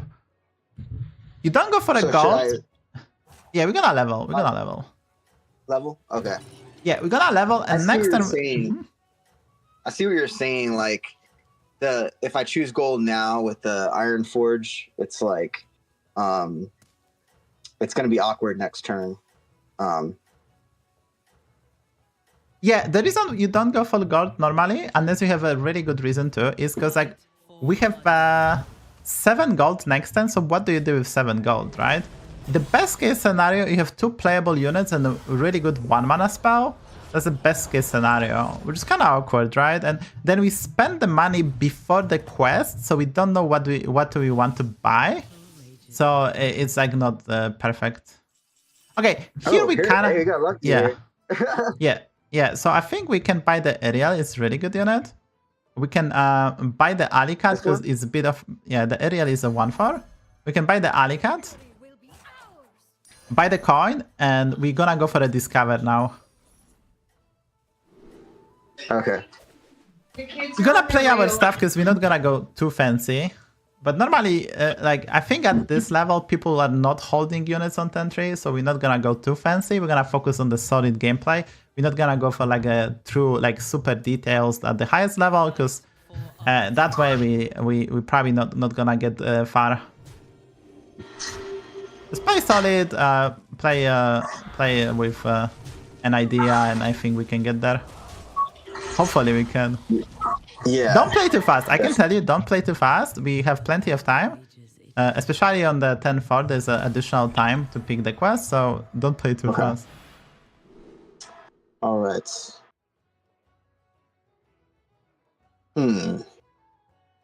This... Yeah, we're gonna go for we're gonna go for the Turbulent Tombs, and we're gonna force Quilboars with Rylag. That's a good comp to learn because it's quite easy to get. But it's yeah, so we're gonna try to go for that one. Okay, now we need to get attacks in, so we want to build the board. So yeah. I think we could do 2 minions here. So we have Aerial. Aerial is a menagerie card. So we can actually cycle the scout to try to get additional tribe. Because we have currently a Quilboar and a beast. Right? So we can cycle the scout. And maybe get a triple bacon as well. So we cycle this. It's fine. Alright, the pirate is really good. It's a pirate with divine shield. Play the Aerial. Use the coin and buy the spell, the tavern spell. Aerial is a 1/4. You play it. You use the coin. And you buy the spell and hold in hand. Don't play it. Don't play it. Don't play it? Yeah, because I think we are reasonably strong, and next time we want to use it on something that we are lacking. So we want to play it maybe on Quilboars, because we want to prepare for this Rylak Metalhead, or we want to play it onto the Naga, or we just get something of tier 3, for example. If we play it now, we're gonna get either Beast or Quilboar or Pirate, which we already have, and it's also gonna be tier 1 and tier 2. Double Aerial is quite strong, and also we have Divine Shield, so I think we can afford it in this slot, right? Even with terrible hits, I think we can afford to hold. Because as you can see, we are winning the fight, or tying, which is a win. And we get a lot of attacks, we're gonna get this Rylak, so it's not that terrible, right? Yeah, that was actually went ideal. That was a good turn. Okay. So now we can level, we can buy the Naga and buy the spell, right? And we can hold the Chief Choice for the higher taverns. So for basically better value, right? And yeah, we can play it now? Yes, you can play it now. And the question is, do you have a deck tracker? I have a deck. I do have a deck tracker, but it's the free one, so it's not working. Yeah, but we don't need the premium one. So because I'm gonna explain what we're gonna do, right? The card we are getting is a Rylak Metalhead, the Beast, right? The tier 4 Beast, which works with Battle Cries, right? Do you know that card? Yeah. Do you recognize that card? Yeah. So we're gonna look for a Moon Bacon Jazzer. It's a tier 3 Quilboar. You can use the deck tracker to see it. And idea is to combine those two, Golden Metalhead, this Moon Bacon Jazzer, Titus Bran, Monstrous Macao, which is a parrot, and the Gem Smuggler, and that's our build. So those pieces are looking for. So we're gonna force Quilboars, right? So that's the plan.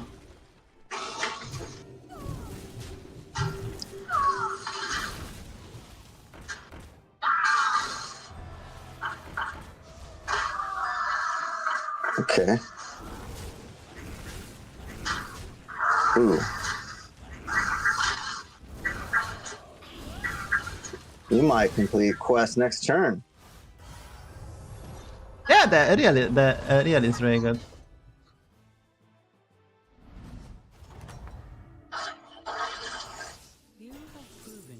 Hey, the Moon Bacon is our plan, right? So we pick the middle one and we hold this, and it's gonna be forever on our board. So we pick that one. The Moonbaker, right? Yeah, exactly. Now you level, and you can take the triple. And we're gonna go for a 5-drop, and we are looking for a Bran and Titus. Those are the key pieces. Bran and Titus. Okay, we didn't get anything crazy, but we can go for the Nala, the middle one, because we have some tribes. You can sell the Sun Bacon Relaxer. The 2-3. Yeah. Which one? Yeah. Oh, okay. Then you play the Moon Bacon Jazzer. And you play the Chief Choice onto the Quilboar in shop. The Quilboar in shop, the 3-4. The spider tank. The one in shop, the 3-4. The Chief Choice is a spell. No. Play the spell onto the Quilboar. Target the Quilboar with the spell, yeah. Okay. And play the Bunker and buy the spell from Tavern and use the hero power. Yeah, it's gonna be, guys. It's gonna be. Wait. It's okay. My bad. Okay. It's fine. We're gonna get attacks because we have the Wind Fury. We're keeping what this. What should I do on the quest? Or this Dungar Griffin? We're gonna go for a Discover now. It's okay. Oh, okay. Another if Discover? if you cannot go Discover because we didn't press the hero power, you're gonna go for a gold and then Discover. Okay, we did get the Rylak, which is perfect. We have the Bonker, which is also perfect, and yeah, looks really good. The Freddy is 5,000 MMR, so he's like a not a beginner, but he's like a new to the mode.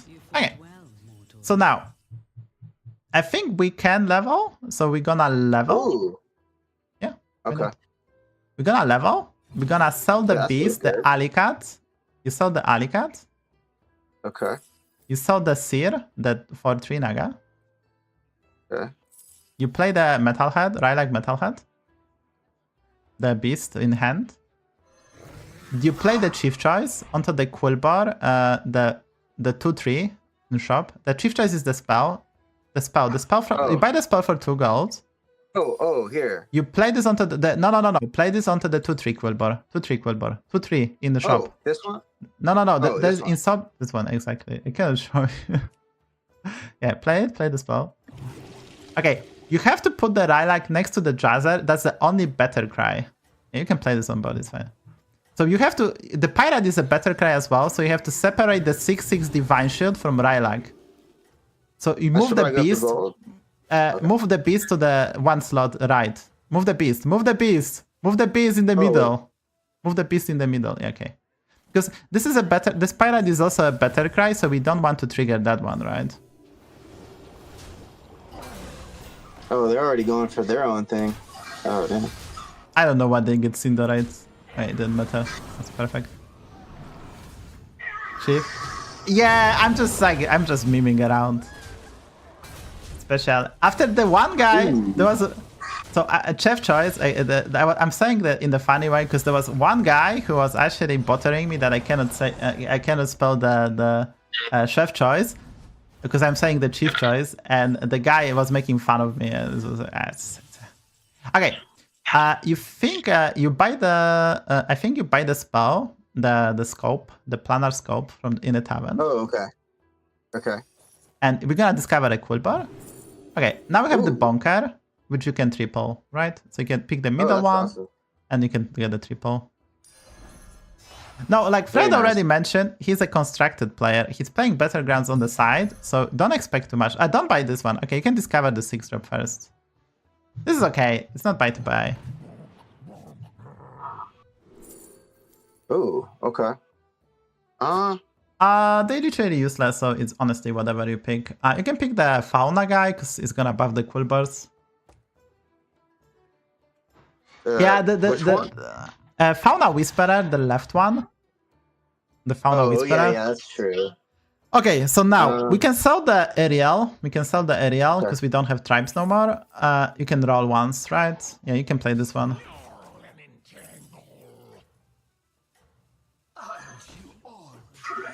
I'm just a bit confused.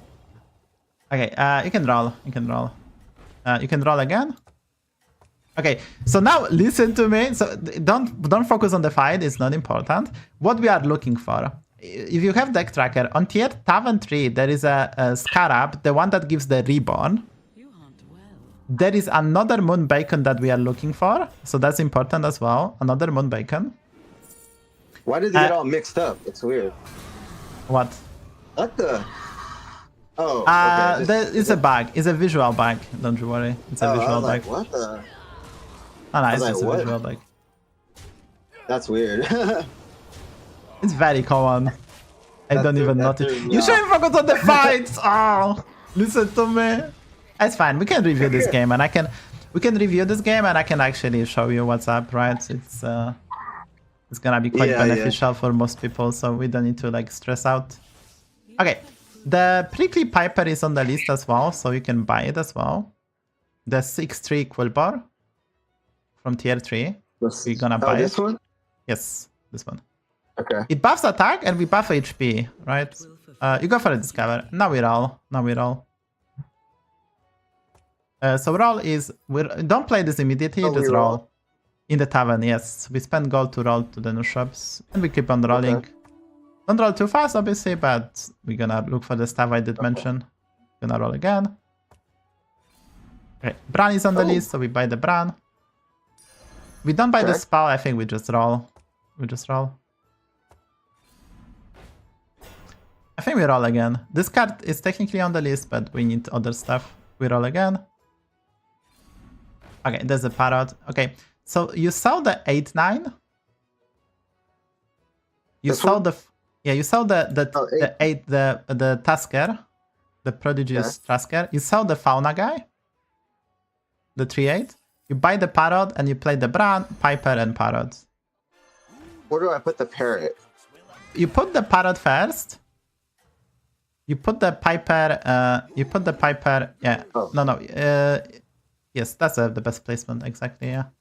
They might have the cleave with righteous charge and kill our stuff, but it's okay. And now Yeah. the key card is tier 5 Gem Smuggler. Obviously, we need to triple the Lilac, but the key card is a Gem Smuggler, which is a tier 5 Battle Cry that plays. They do Yeah, they have have the it. cleave. Oh, that sucks. That's horrible. Yeah, but it's. I don't want to say it's okay, but it's not like it. Like we still That sucks. it's still okay. That's horrible. Ah, it's fine. We're still healthy, right? I wouldn't worry. Yeah, Like you will I'll have to see, deal with that later. they have no scaling, so we're gonna be able to beat that quite easily if we get the cards. Yeah, We yeah, just roll. for sure. We just roll. We just roll. Roll? Yeah. Okay. You can buy this Rodeo Performer and hold it in hand. You can just play it. This one? Yes, Okay. the tier 5. Okay. Now we roll again. We roll again. Okay, Oh. the spell is good, and second Lilac is good, so we're gonna buy the spell. No, okay. No. Wait. Freeze, and that's it. Freeze does it. Please. Okay. Okay, put the bunker first. The bunker first. Yeah, that makes sense. So we put it first now because we're facing demons. If they have some AoE form, we need to buff our board outside of the range of AoE. So we put the bunker first. There's also decent tempo. Lilac should die. Okay. Oh yeah, we got And- demons here. Yeah. I We're gonna forget to buy the look at Lilac. other player. We're gonna I buy always the forget Lilac. to look at- Oh, This the is right. a- Oh, this one, right? Yeah, we're freezing the beast to try to triple it. Then we have the spell and we try to get the Gem Smuggler. Once we play one Gem Smuggler, our board gonna become really good. And we can put the Gem Smuggler next to the Lilac. So when Lilac dies, the Gem Smuggler procs and our board get the stats during combat. It's extremely difficult to counter.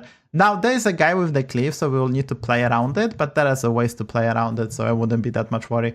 We can find a wind, we can find a Divine Shield, or we can just make it super big, so yeah, we'll be able to hover over. That's true. So Piper is just to get just enough attack. We can sell this Prickly Piper next turn. We're not gonna hold it for long because we're just gonna get just enough attack for our yeah, needs, yeah. and then we're gonna focus on other stuff. But I wanted this Piper to buff the gems so we are not like super weak. Yeah, they have the yeah. AoE. They have the AoE, so we played around it. That's annoying. Well, oh my god. It's fine. We cannot Okay. die. It's fine. We cannot die. It is fine. It's very loud, by the way. It's very loud. Yeah, Do I need to the- lower my, No. The game is very loud. I have. Do I need to lower it? No. This is on my side. On my side. Okay. Oh, okay. Okay. So we buy the Lilac and we play the Yeah, I spell. rolled hard. It's fine. I think if we hit the Gem Smuggler, we can beat that. I think you buy the Beast and you just cast the spell. Okay. Nothing of interest, so we just roll for the Gem Smuggler because that's a key unit for us. Just roll again. Okay, sell the Prickly Piper and play Rodeo Performer. So play the 4-5 Better Cry. So sell the Prickly Piper and play this, because maybe we get some stuff. Golden Touch is fine. And the random 1-drop, the left one. Okay, sell the Rodeo Performer and just roll. No, just roll. Okay, play another one. We still have time, don't you worry. Okay, discover a Quilboar is the right one, the planar telescope, and the middle one. Yeah, you can discover a Quilboar. You can discover a Quilboar. We have 3 Quilboars on board. Ooh. I think you pick the fast food. You pick the gems and you buff the bunker. I picked the gems. Yes, gems. And you buff the bunkers. Because it's like plus 40 HP. And then you roll. We have 20 seconds. 20 seconds, so you have to also roll. This yeah, one? Yeah, that's a bunker, yeah. And then you roll. We have 5 gold left. I don't have time for that, sadly. Play a card on board. Play a card on board. Oh. Well, at least I got something good out of it. Yeah, okay. If We did we die, survive. but it's fine. It's fine. Oh wow, they freaking high rolled very hard. This Yeah, if we had the Gem Smuggler, we beat this with Gem Smuggler, but otherwise would be close to impossible. yeah, they really high rolled pretty hard. This lobby. Yeah, I mean, they really strong. They above average on 10-11, I would say. It's surprisingly powerful. I mean, that's what people do on the lower MMR. They force stuff, and if they hit, they're usually strong. We are doing more ambitious stuff, but obviously it's really hard. Like even this time, like let's say I will play this, I will probably be able to execute way more actions, but like it's really hard to require that out of you. But I think we still get top 4, right? We did fine, and we had the game-winning stuff. So like now I can like try to explain what we wanted to do. So if you can watch the stream, or I can maybe showcase are you on you. YouTube right now? Yeah, no, if you are on Discord, I can share the screen on Discord so you can see what I'm doing. So I'm gonna share the screen on Discord so you can see what I do. Because then no delay. It's no delay. Because on YouTube there is a delay because I stream in 2K. Oh, you're are gonna you show it saying? on Discord. Okay. Yeah, I'm sharing that with Discord. So we wanted to do this build, are you saying, right? Yeah. This is our idea, right? So we have the Bran and Rylak. Rylak triggers Better Cries, so this Moonbacon Jazzer buffs them. So we had those pieces. We had the Titus in form of the quest. So we were looking, and we had the Parrot, right? So we had a lot of pieces. We are missing the Gem Smuggler. If we had the Gem Smuggler, we play this with Bran, it will be like plus 20/20 on our board. And then whenever Rylak dies, gonna proc the Gem Smuggler. So we have Titus and Bran, which multiplies this effect. So our whole board will be like 200/200. If Rylak is golden and reborn, and we can have a Parrot, we can buff the Jazzer, then play this, and it really goes crazy, right? So this is good to know. This is a good build to know, because it's very easy to assemble, right?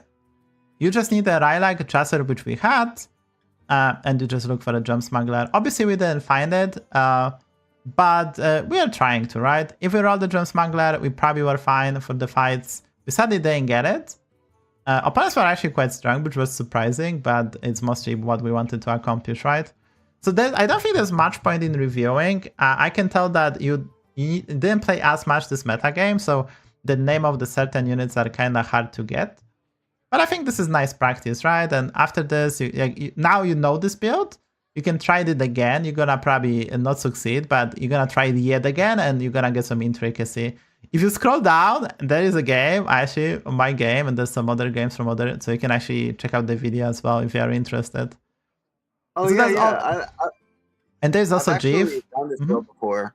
I've done this build before, but, you know, yeah, it can be kind of hard. I've only pulled it off like one time, though. It's kind of hard. Yeah, and there's some advice from Driv as well, so you can read what's the strategy exactly. So this is good to know, and we try to do that. I wanted the Piper to just get just enough attack, and once you get to 6, it's probably enough. If you have just 1 attack, that's really not that great. This game, the problem was we were not gold efficient. Like we threw gold here, we didn't optimize stuff, so we decreased odds of getting the perfect setup as soon as possible. But, you know, this will happen when you're at 5,000, so yet to finish, let's say, the tutorial, and it's a new meta game, and you didn't play much, so things will happen, so I wouldn't be worried. Okay, you can feel free to queue another game. I wanted to mention that. Oh, okay.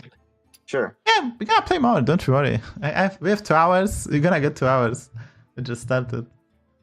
Oh, really? Okay.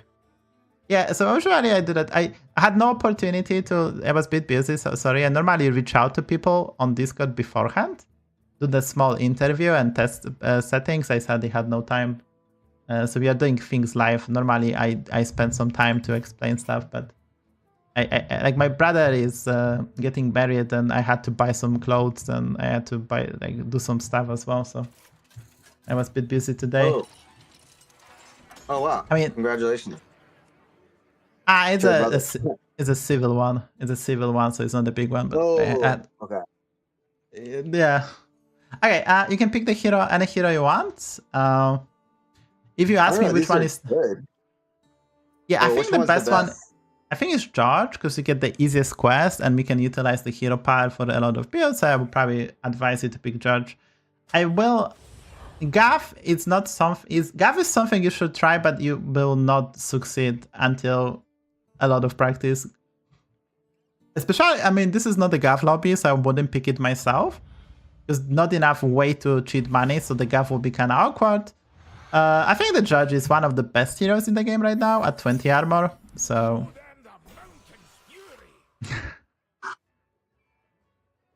Okay. So here... That was fast? Yeah, you can play it. You can just play it, yeah. Right, there's no reason to hold it. I think that's okay. The 2-4 is definitely... So the Naga is definitely...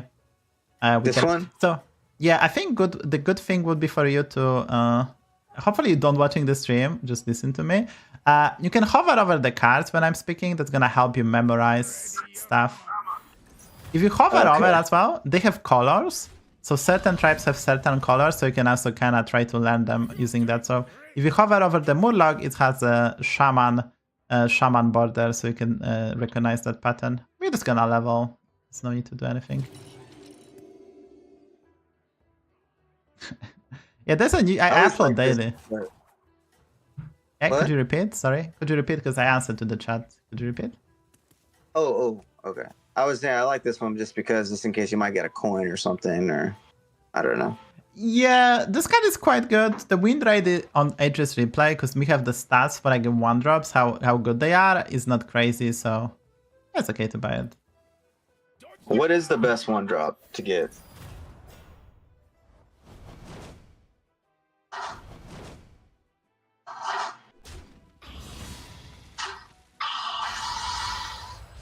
Oh. The best. Another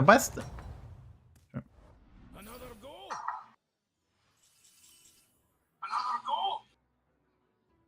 That's my stream. Oh, the stream. Oh.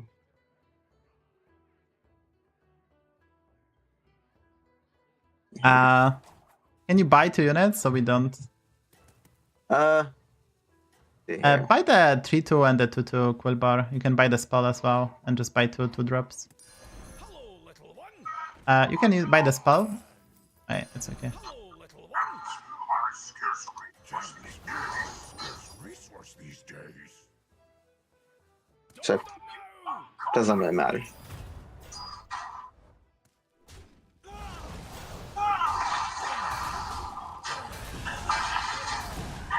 That's nice.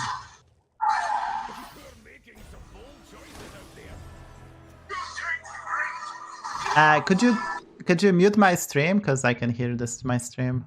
Oh, you can? Yeah. Don't watch my stream. Don't watch my stream.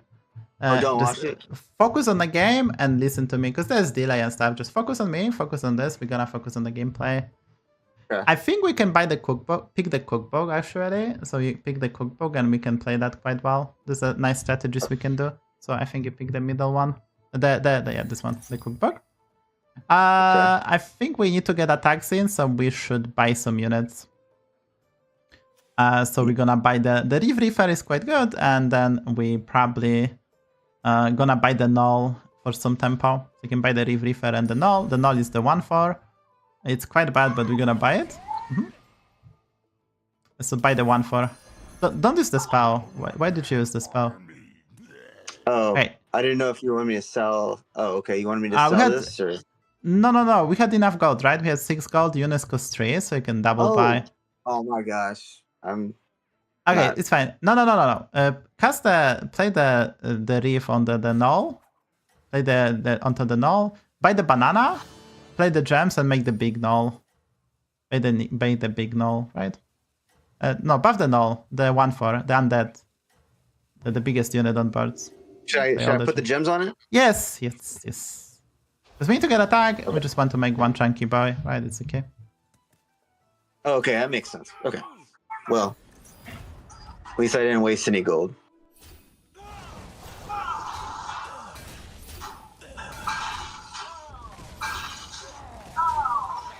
Just making a. I can hear the stream again. So if you could just mute the stream. My bad. My bad. Let me. Okay, here we go. I muted it.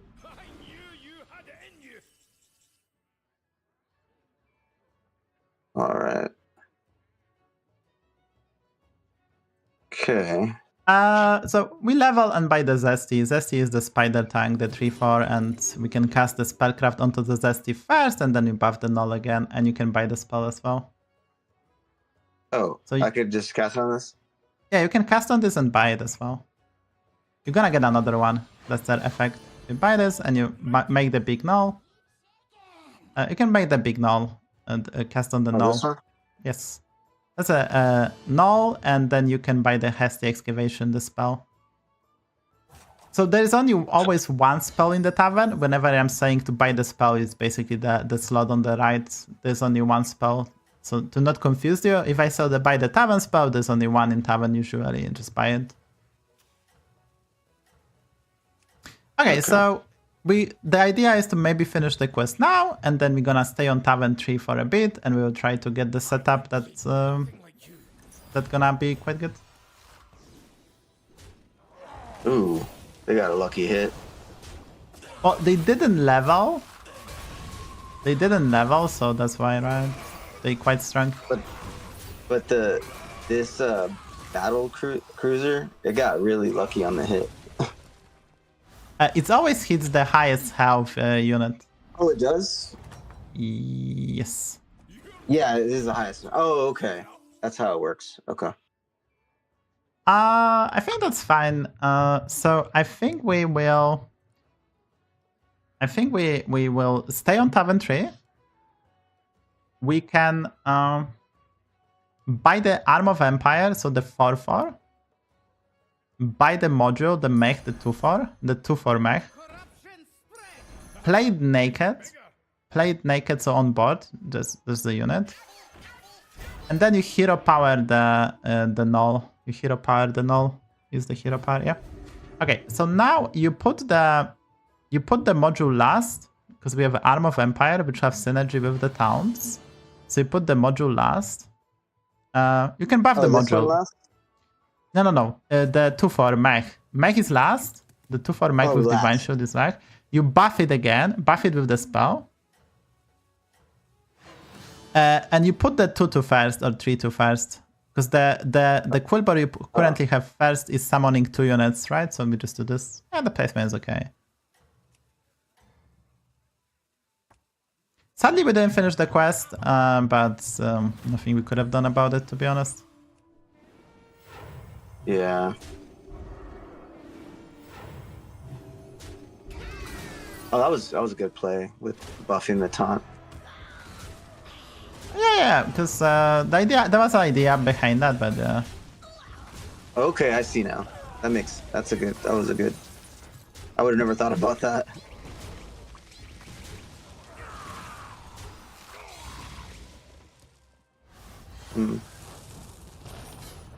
okay, not too so we bad. finished the quest, and we will try to build on top of that. Okay, after you buy me and give it 3+, that's pretty cool. Okay, you buy Ability. the 2/1s, both of the 2/1s, just to ramp up Okay. the quest. And buy another one. Buy the spell, and we roll.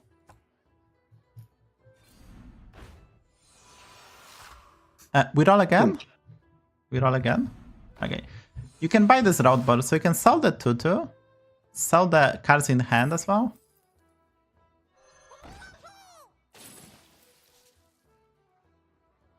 Yeah, you can play the sell the 2-1 as well. Yeah. Okay. Now you buy this road bar.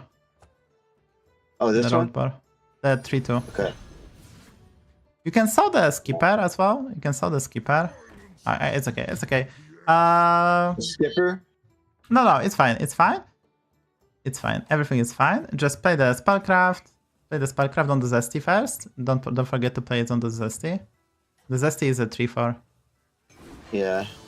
And we're gonna play the spell. Would you want to taunt? Maybe taunt the null. Actually. The spell is the pounce. Just to taunt something, so we have some arm synergy. Oh, I see. I see. It's okay. We're gonna stabilize at some point. It's not terrible.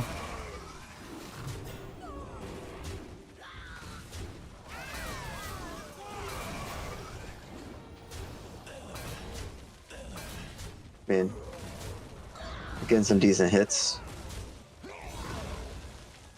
We're getting good hits here.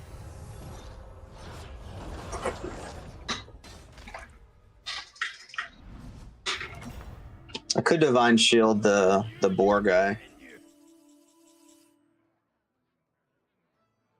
Oh, it's fine. We're gonna roll. We're staying on Tavern 3. We're looking for a deflectobots and magnetic units, so we can grow our units. Okay, you can buy this 2/4 mech. It's quite good. The 2/4 mech. Okay. You can buy the spell as well. You should be quite strong. And you can roll. Okay, you can cast it, yeah. Okay, another... You can buy the... So we will... You can sell the Nagas, the useless. You can sell the Nagas. Okay. The 3/2 and they're just useless. Just sell them. Yeah, I mean, you're gonna sell this anyway, so... Yeah. You can play the mag. You can buy the module. This. The Which middle one. The 2/4 mag. Annoy module. Annoy module. Oh, okay. Okay. I think we can roll. We can roll again. Okay. We're gonna buy the 5/6. Okay. And we're gonna Nice. play it onto the guard, the geared guard, the mech we just bought, the 2/4. I mean nice. geared guard. Yeah. Put it. Yeah. Oh, nice. You're gonna sell the skipper. Yeah. You can play the module naked. So don't magnetize. Just play it on board. The module we just bought. The mech we This just one? bought. Yeah. Don't magnetize. Just play it naked. And cast some spells, and that's it. And now, like, the idea is, as you can see, the magnetic units become quite big. We are looking for a Wind Fury. Wind Fury and Deflectors. I wanted to use the hero power this time, but I think it's okay. I think this is good because, like, this is gonna be probably the most beneficial for you, that you actually play the game, like, listen to the name of the cards. We are doing uncommon strategy. It's gonna be quite beneficial for you, right?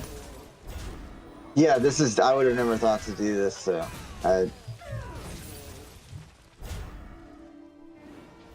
Okay, you can play the gems onto the mech, the biggest mech on board. You just play them immediately, because our hand is too full to do stuff, so just play the gem. Yeah. Start the 10 playing the gems, so we're not too full.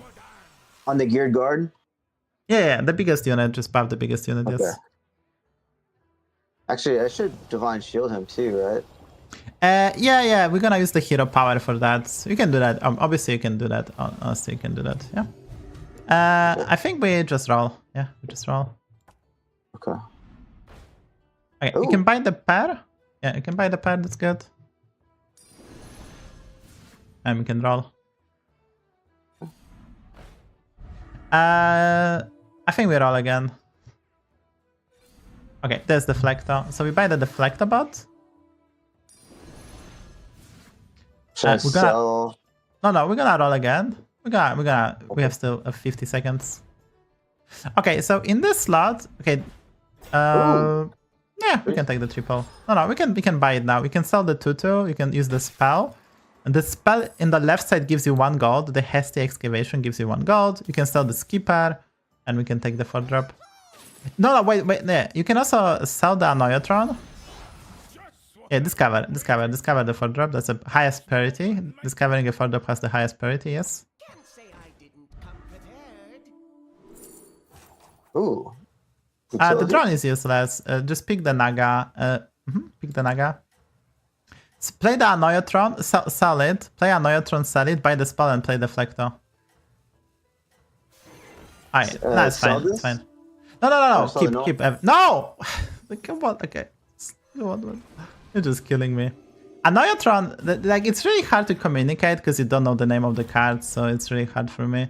The Annoyotron is the town in hand, the mech. I wanted to sell it because we had, before we played Deflector, because we had the board space, right? It's okay, we can review this game and I can explain to you when there is no time pressure and you're gonna get it.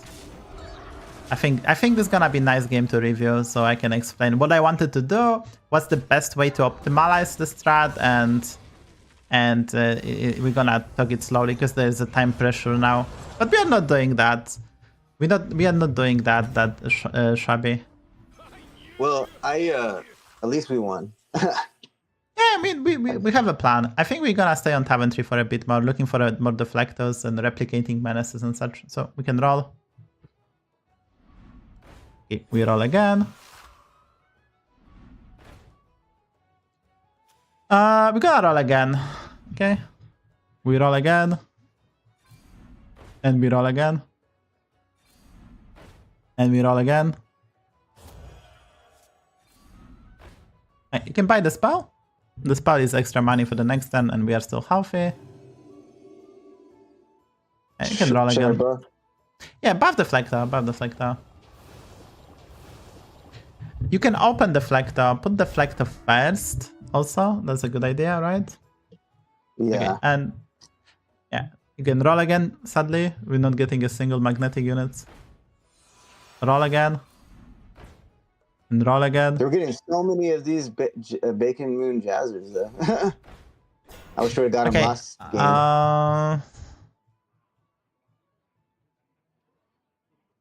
I guess we roll again. Think what else we to do. Nothing. Yikes. Okay. Cast the spell, the time management, and that's pretty much it. Should I do the first option or second? I mean, I have a lot of health. I think you go for a greedy option. Yeah, guys, like, you can cycle stuff to improve the cookbook, but we also, like, I cannot overcomplicate stuff, guys, right? We're doing the coaching. Cycling stuff, which we already did, is fine. It's just that it gets messy. So I'm trying to get the second deflector, get some magnets, actually improve, so we can big opponent, right? Oh, they're going Undead. Okay.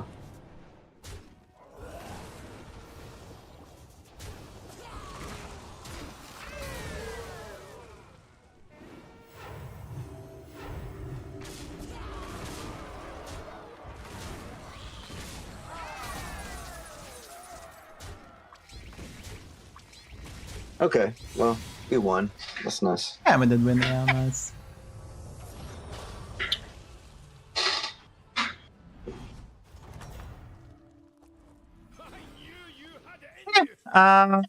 Yeah, we can play the apples, the spell, them apples, and buy the replicating menace. Which is the mech, the magnetic mech. To cast the apples and buy the mech. Oh, listen. So the apples is the tavern spell in your hand, but it's okay, just roll. Okay. Oh, yeah. It's fine, it's fine. When you find the card you want to buy, just cast the spell, and now just roll. Should we just try to No. Okay, that's okay. Just roll. Roll. At least got a good one. Roll again. Yeah, we got a good one. Just roll again. Roll again. Roll again. Okay. We're not gonna triple. We're just gonna play this menace onto the module. So magnetize onto the module, the taunt. Magnetize onto the taunt. Oh, on the fonts. Yeah, because we need them. Then you buy another one. You sell the Naga. Okay. You sell the Annoyotron. The tier 1 mech from hand. You sell it. Oh, this one? No. No, this one. Yeah, sell it. Play the apples because we did forget. So they play the tavern spell, the one, yeah. Okay. Play the deflector. on board, play Deflector, sell the Quilboar, buy the Menace, buy the Mech, put one onto the smaller Deflector and one onto the Mech, the biggest Mech. And then cast the Shiny Ring. Right. It's not that bad. The board looking reasonable. Okay. Not bad. The board is looking reasonable, and this is not even the best way to utilize this quest, but we are doing well. There's some improvements we can do. I'm gonna talk about those improvements in a bit, but yeah, I've never used this cookbook before. I think it's really good. It's fine. Yeah, it's fine. It's not terrible. I would say it's fine. Yeah.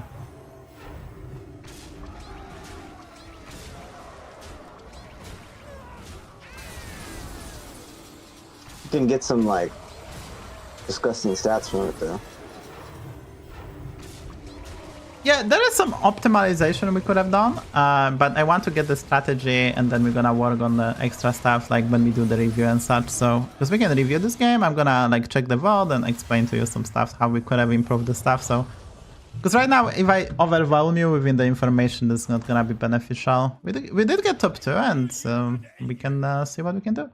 I think we can now level because we already finished what I wanted to do. So now you can level actually. Okay. We decrease because like we're gonna level and then just maybe get some stuff that can help us out. We'll just roll. We roll again. We roll again. This mag is fine. The 5/1 Divine Shield is fine. That was pretty good. We can roll again. I think we just played the mech. This what we bought. We just played. I guess we roll. The opponent is healthy, so we'll try to find some premium stuff. I think. And okay, we can freeze. We can buy the spell and freeze, right?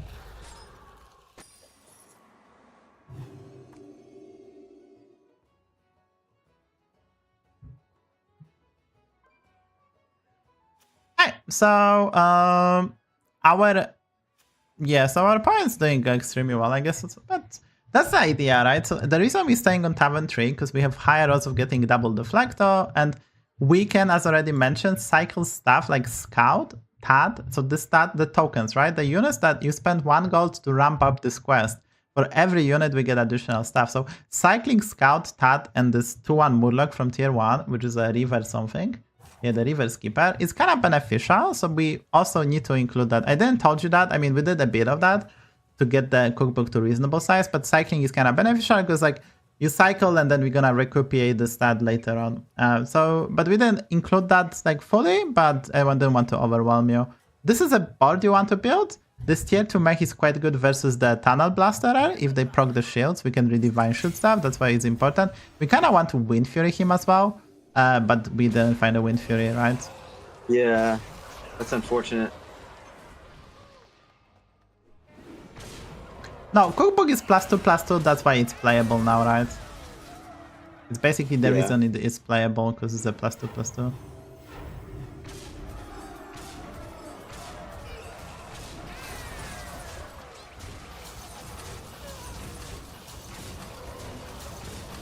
Oh, he got the horses.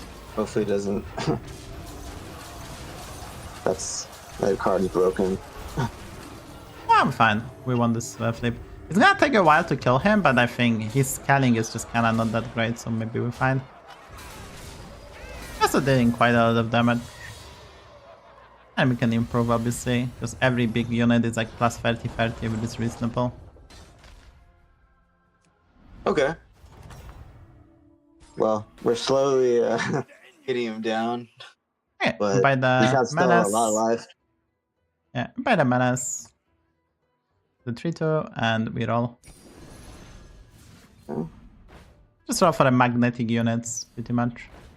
This is a bad triple, good. but the Wind Fury is really good. You never triple this in this comp, but we can take the Alarma bot. And we're gonna put it onto the guard, the biggest mech we have. We played the Menace onto the Deflector, which doesn't have the Death Rattle yet. Yeah, this is perfect. We played the Menace onto the Deflector. Oh, this one? The first one, the most left one. Yeah, okay. Okay, and we roll. I We roll don't even want again. me to get a triple so bad. Okay. We just freeze. Well, we want to. We just freeze, and next then we can. I don't. We probably will take this triple, but we'll see. I need to do the math. I guess we can take a triple. We probably will buy the Cinder as well. Can be quite good. So we'll see how this goes. The It should placement keep looks all the okay. magnetic stuff in it, I think. Yeah, it keeps everything. It's just I'm thinking, what do we do with this? We might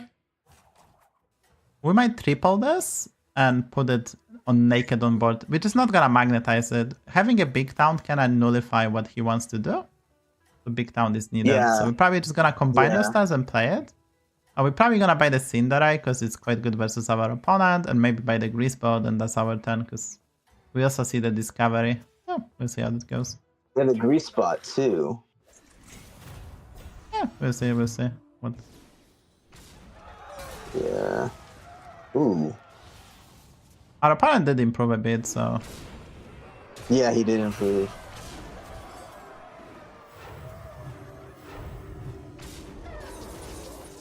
he has extremely powerful quests, which obviously is very hard to deal with. Yeah, he does have a pretty good quest, fortunately.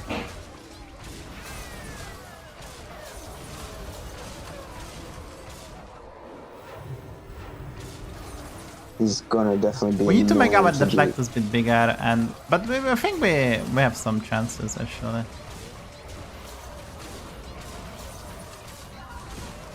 Hmm.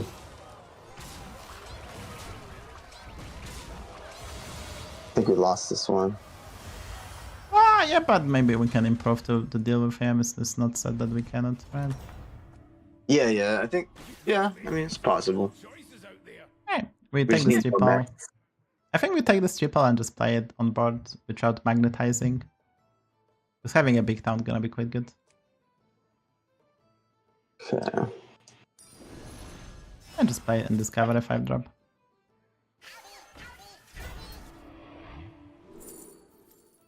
Yeah, we want the Mecha Horse, and you can sell the Arm of Empire, the 9/9 without Divine Shield. This one? Yes, you can sell it. You can buy the Cinder and just roll. You're not gonna buy the Grease Boat. The Is Cinder this is one? the 3/4, yeah, the straight shot. The Cinder is straight shot, the 3/4 Wind Fury Divine Shield, and just roll. Yeah. Where do I? Okay. Roll. You put it later. It's fine.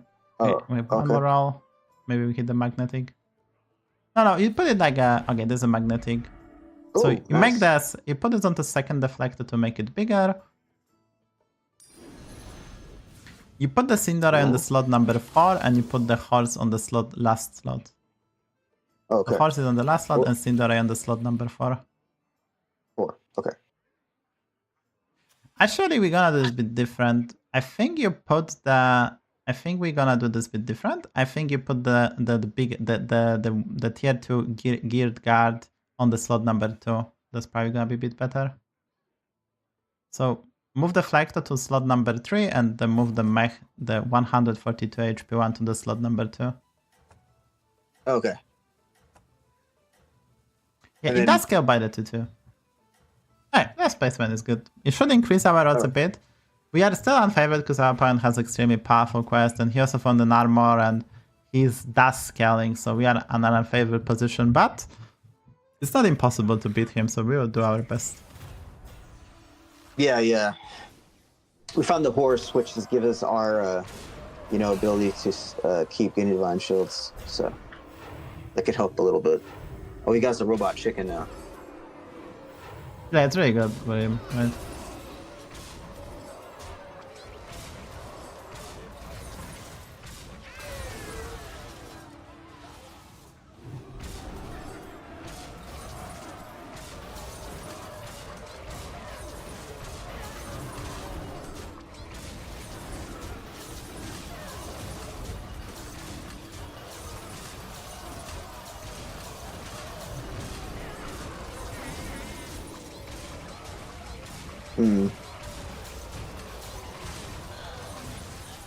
We're still not that. It's gonna be very hard to beat him, but we'll do our best.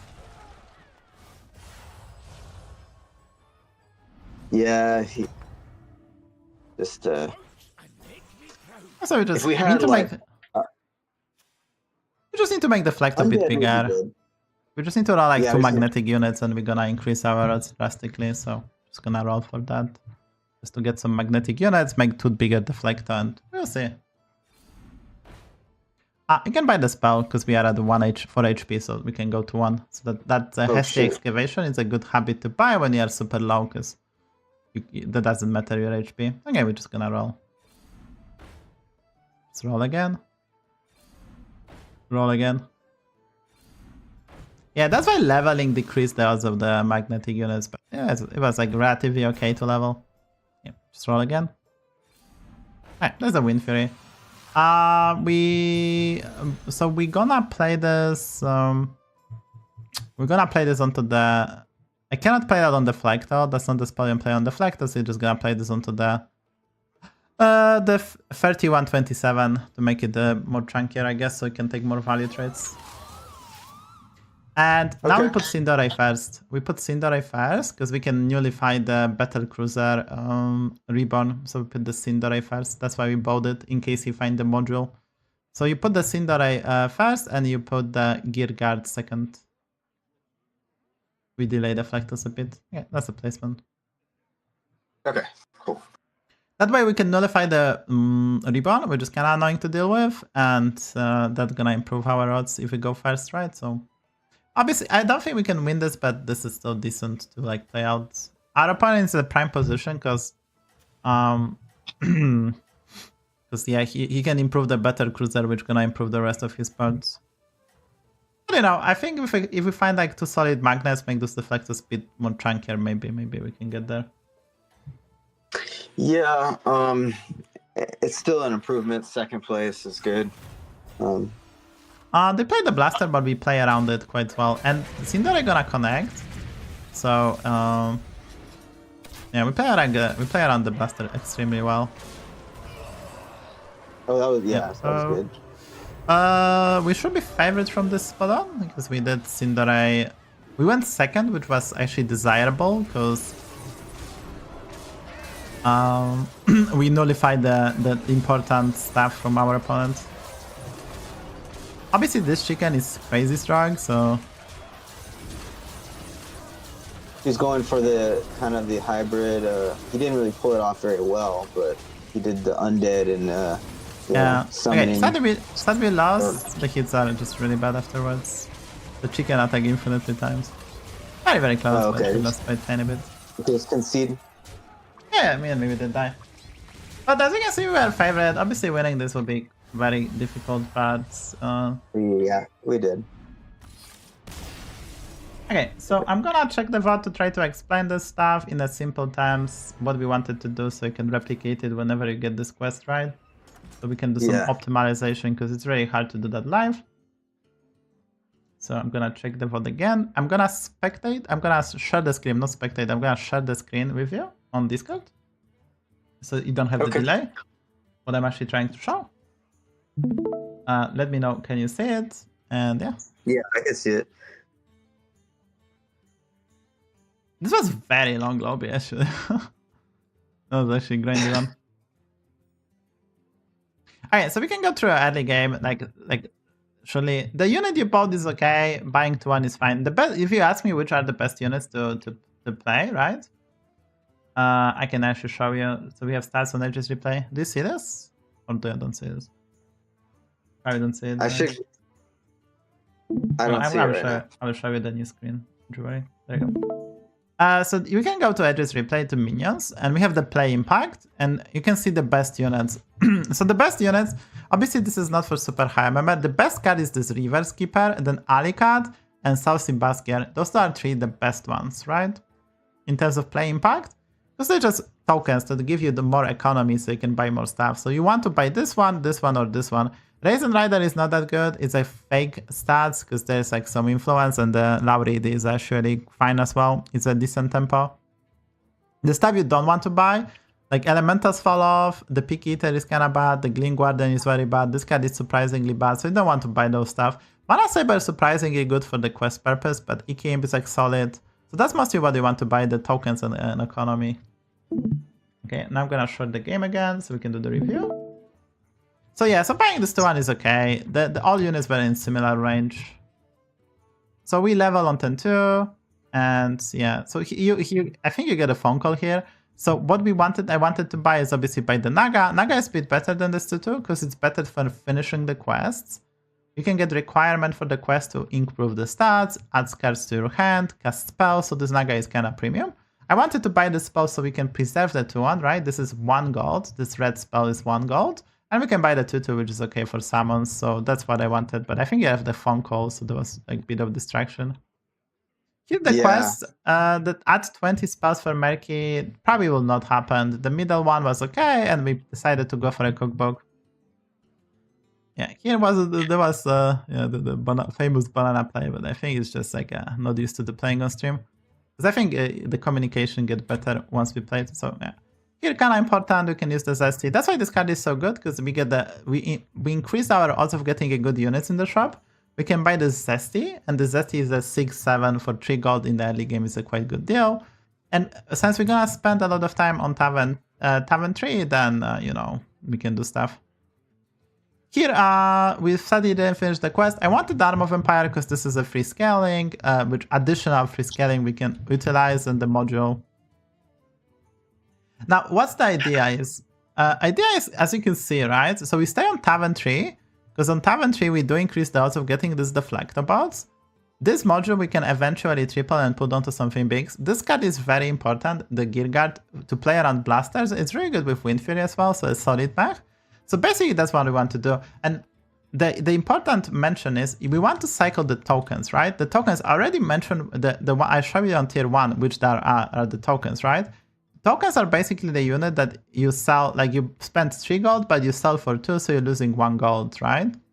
So if with this quest reward, whenever we buy the unit, we increase it by +2/+2, so it gets bigger, right? The units we buy get bigger. So we can cycle every Tad. Tad is a 2/2 Murloc. You can cycle the Patient Scout, the 1/1. You can cycle the Baskier, you can cycle the Alicad, you can cycle the Reverse Keeper. Basically, cycling the tokens just gives you more stats in the long run. So you cycle them when you play the strategy. We don't need to level to tier 4 because it's easier to get magnetic units on tier 3. And Deflectors, there's higher odds of getting stuff, right? Even though we're getting 1 additional slot in the tavern is flooded with other stuff, which we don't necessarily want. And we just built 2 big Deflectors. We can get 2 Spores, which 2 poisons, so we scout the lobby. And if people play big stats, we can also have 2 poison units that are available on Tavern 3, the Deadly Spore. They basically have the Venomous, they trade 1 for 1. We use the Replicating Menace as a reset for the Deflector, the refresh for the Deflector. And that's pretty much the strategy, right? So I think at the end you kind of get it. We did eventually level to Tavern 4, maybe that wasn't the best idea, but like this is usually the board you get. And if we cycle everything, if we cycle patiently everything, we could have gotten a bit bigger. There was some optimization to be done. We lost some stats here and there, but you get the point. Yeah. And after that, I think once you get this quest, you don't need this hero power. You honestly want some different hero powers that help you get some economy, so some other heroes can execute the strategy better.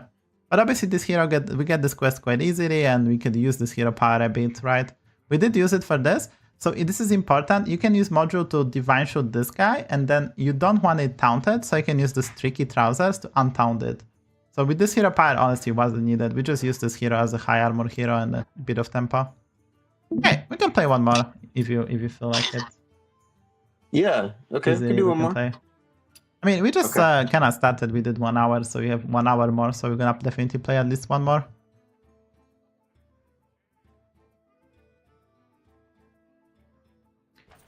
Yeah, I mean, so beforehand we had the guy who already won the coaching and was doing it 2nd time, and he was so comfortable this time. Honestly, he was playing so much better. Like, he was not even asking me about stuff, and he was just doing play. Like, you can tell that like, if you do something 2nd time, it's so much easier. The first time you kind of overthink stuff, and the 2nd time is always easier. that's how life works. So like you have to be like also like as already mentioned, the Fred is constructed player mostly, so Battlegrounds is something he doing and watching on the side, I would say. Okay, you can pick any hero you want, and we're gonna work with that, whatever you pick. I never really liked this hero, Trash for Treasure, but you made me like it. So the hook task is quite good, but you have to check the pull of the tier 1s. So you want the one I mentioned, right? So like Pirates, Beasts, good 1-drops, because you're gonna mostly hit a pirate to just for the 1-drops, right? Yeah. Okay. So River Skipper's good. Yeah, you can buy it. So this is actually kind of funny. You can buy it and play it. This is actually kind of, and just play it. It's kind of funny. On this hero, you often will buy some other stuff so you can spam hero power, but we could buy some other stuff to spam hero power, but in the end, this is the card we want to get. Now, if there was more tokens available, or we get the 1-mana spell, we would have played this differently, but we get the 3-mana spell. So it's okay, just buy the 2-1, it's okay. Actually, I see what you're saying. Is there a beast in this? No. If there was a beast. Yeah. There's no beast available or pirates, so our hero power is not that great. This is also an 8 armor hero. Okay, so here we're gonna buy the 2-1. We're gonna sell the... Okay, you can sell the skipper first. Sell the skipper, the 2-1. Just sell it. Oh, sell it? Sell it, yes. Play the 2-1. Buy the spell. Play the 2-1 and buy the spell. Don't play the spell, and you can use hero power onto the 2-1. You can hero power the 2-1. And then you pick the better cry. And you can play it. Okay, so it's fine. If you didn't play it, it's fine. Opponent has the 2-1. I guess we're not gonna play them actually. So yeah, this hero is very complicated. I can explain to you after the game as well, so we're gonna do the review, but it's... So when you hero power, you discover a unit from tier below. Okay, so here we're gonna cycle the 2-1. So by making cycle, we're gonna buy it and sell it to level. That's the idea. And don't play your stuff. We just all we're gonna do this time is buy the 2-1, sell it. Sell it? Yes, sell it. And we're gonna level. And then you can play this undead and hero power it. No. Don't play element. Don't play stuff. Play it undead, the 2-1, and hero power it. Play the 2-1 and pick the 2-1 and don't play it. Don't do anything. We're keeping them for the quest purpose, the resources we have, so we can finish the quest faster. Because we most likely gonna take 5 damage anyway, right? So instead of playing stuff, we just might not competing, we're just gonna have to hold the resources. This is like a high level play. The guy conceded. I guess he's seen the quest and conceded. Okay. Oh wow, this is good. This is really good. This one. Yeah, we picked the left one. We picked the left one, and you discover, and now you discover the spell. And you sprout. You cast the spell from the hand that we bought. You cast the spell. Yeah. Discover with the new sprout. The tavern spell in your hand just discovers. Ooh. We pick the pick the elemental. You can sell the skipper. You can sell it. You can play undead. Hero power the undead. And then take the triple. We can take the 4-drop. Okay. You can level, discover. Yeah, the spell is fine too as well. Okay, you pick the... Wait, let me check. Yeah, you can pick the Tavern Tempest, the middle one, and just play it. Okay. Play this elemental and sell it. Because we're gonna finish the quest in 110. And now you roll. Just roll. Actually, no, don't roll. Sell the bacon, sell the... Okay, it's fine. We should have bought the elemental from the shop, it's okay. And play the banana. Play the banana. Yeah, it's really play the banana. There's no reason to hold banana. Yeah, so we finished the quest in 110, which is just insane. And yeah, obviously it's very complicated, but don't you worry, we're gonna review afterwards. Yeah.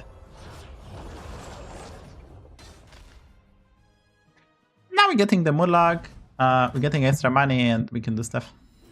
You fought well, Right. mortal. Discover an elemental is amazing. So we go to the left side, the planner's telescope.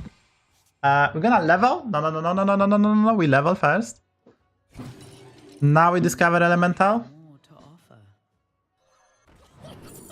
We pick the right one, the Icaron. Okay, now hero power.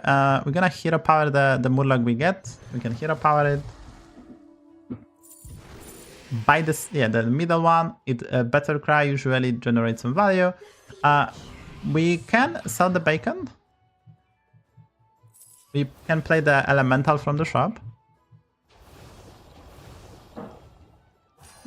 And I think we can actually sell the seer to buy the spell, the chef choice, and hold it. Oh, hold it.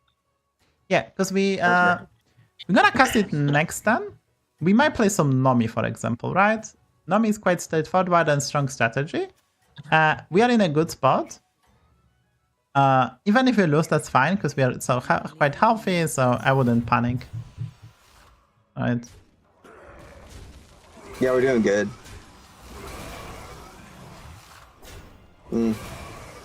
Just kind of strong. Yeah, Undead. but there's also a ghost in lobby, so we should get in at some point as well. And our opponent simply didn't level. If he level, I mean, his opponent is doing some weird stuff, so we're not gonna focus on that. Rages eternal. We pick the scope again. Don't play it immediately. Pick that. Now we sell the 3/3 and we level. And we play it again. Discover an elemental. Ooh. You pick the Lantern Lava. That's a powerful one. You no. Okay, it's fine. It's fine. Play the Molten Drag. It's fine.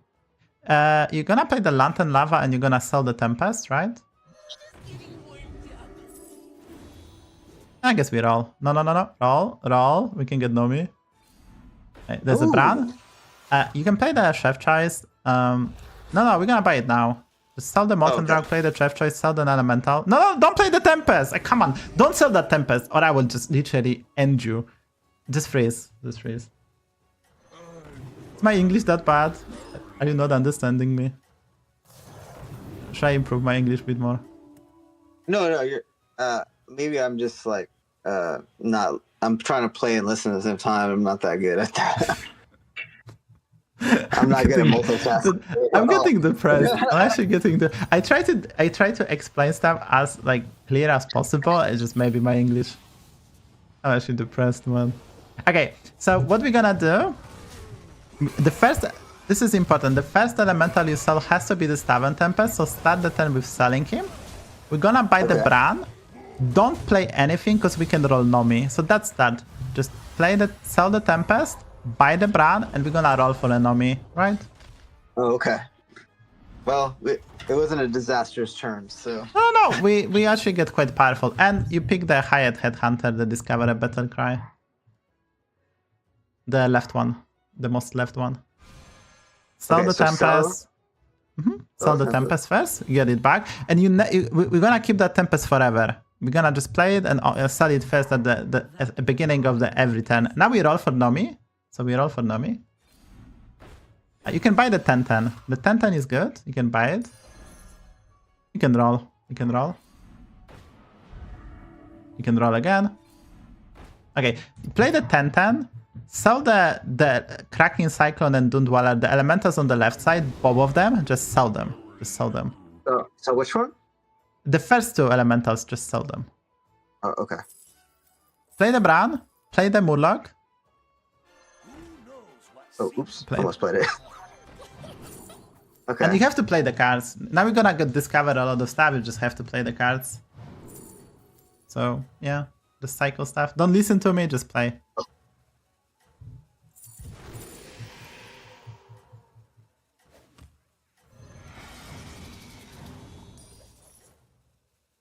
Okay, so that's fine. Next turn, that's fine. Next turn, you're gonna sell this Fire Skull Hoarder, the 5/5, the 7/7 Naga. Play the Tempest and sell it first, so we don't mess up, right? We have those Vine Climbers, so every card we cycle gonna improve the further elementals. So you want to play elementals at the very end, so you just cycle other stuff, right? Yeah, And we still can we still can get yeah. Nomi. So you first discover a spell because we have the quest reward. Then you sell the Naga. Then you play the Tempest. Then you sell the Tempest, and then we roll for a Nomi still. So, and okay, pick the time management, the most right one. The most right one, yes. Oh, that's broken. Sell the Fire Spell Hoarder. Play the Tempest. Sell it. Buy the 8-9 in shop, the one for the rolls. Oh, this one? Refreshing? Yeah, sell the Tempest first. Okay, and yeah, and buy the refreshing. Yeah, buy the and play it and then roll for Nomi. Just play it and roll for Nomi. Roll. You have no time, so That's pretty good too. the second lava is good. Okay, honestly, like just play some elementals. Like you have to, like I cannot help you. If you listen to me, you're gonna play worse. So just you have to take over. I could try to help you, but you have to just take over this because like we're gonna roll for a Nomi still, but yeah, just have to take over because it's usually I'm not gonna help you. Like you have infinite money. You can level by the way because we're gonna float 10 gold anyway, so you can level. I have saved the best for now. I wish I could help you, but this is like how do you say this? Above your pay grade. This game is just above your pay grade. I managed with my help you get there to this point, right? But it's above your pay grade. The Ultraviolet Ascendant was good. So the Ultraviolet Ascendant is the 6 drops. Whenever you play Elemental, it improves this one. And the Ultraviolet Ascendant, if you have Deck Tracker, is a tier 6 one. It's gonna be like kind of like Nomi. So you're looking for that card or Nomi. I didn't tell you because we just leveled, but like, that's the idea. So you can pick up that one. Or you can pick up the Nomi still. You can sell this Molten Rock quite easily after you discover a spell. You can play the Lava Lantern and then cycle the... You can sell the Molten Rock and you can sell the Murloc. Pick the middle one. Pick the middle one. Oh, sell this one? Pick the middle one. Oh. You have to discover first. Sell the Molten Rock, sell the Murloc, play the second Lantern Lava, play the Tempest and sell it. And it's already a mouthful. Oh, okay, so I sell this first, right? Yeah, Molten Rock... No, yeah, we have no choice, right? We had to do that. Yeah, sell the Murloc as well. I guess we can... Yeah, sell the... Yeah, it's just... And yeah. Just play the Tempest. Do we want this? Avalanche card? No. We don't want that. We don't want that. Okay. Okay. Honestly, you just play cards. I'm not gonna help you that much from this spot. I mean, I wish I could, but it's gonna be impossible. It's okay. Just play. Ooh. Okay. Just pick something. I mean, don't have that much time. That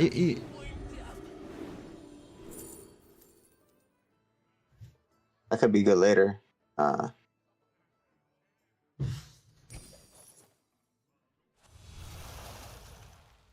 Don't sell it. Don't sell it. Oh, because you're gonna lose some value. I guess okay. It's okay. I mean, I cannot help him. Like, I wish I could help him. I just cannot. So just play stuff. Fine. We have more money than we started at the start of the turn, guys. Like, yeah, I just cannot help. I'm just buying stuff. Yeah, exactly. Just play stuff.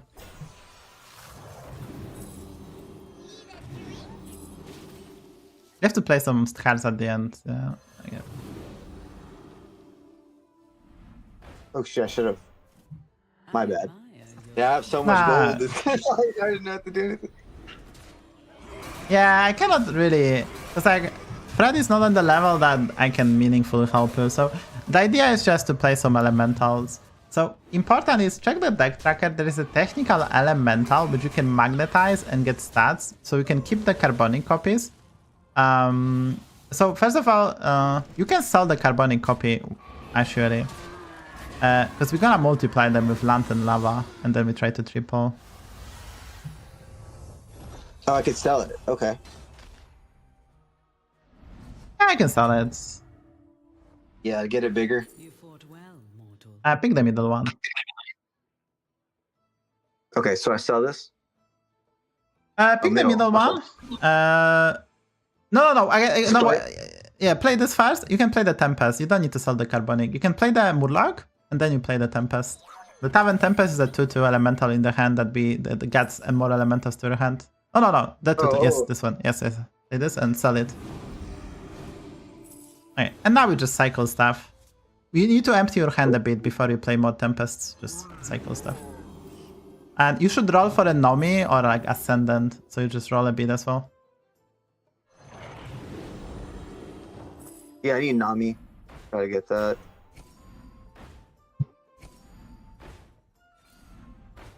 Buy the 8/9, the elemental, yeah, it's good. It's free 4 rolls, so it's a net gold if you have the Bran. A blessed trade. You can buy this elemental, 9/10 elemental, and you're gonna put that onto the Carbonic at the very end. Serve you well. Oh, at the end. Yeah, Oh, you yeah. Yeah, after we cycle the cards. Ooh, Brand. And you can buy another one. Bran, no. We don't need golden Bran, come on. We barely deal with the regular one. You can cycle the Tempest as well. You can cycle the Tempest. Keep one in hand. Right? Keep one in hand. It was time to make a change.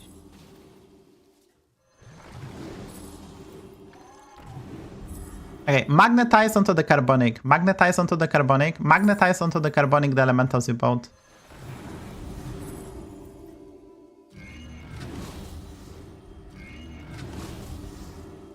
Not bad, right? It's just in 10. Strength is eternal.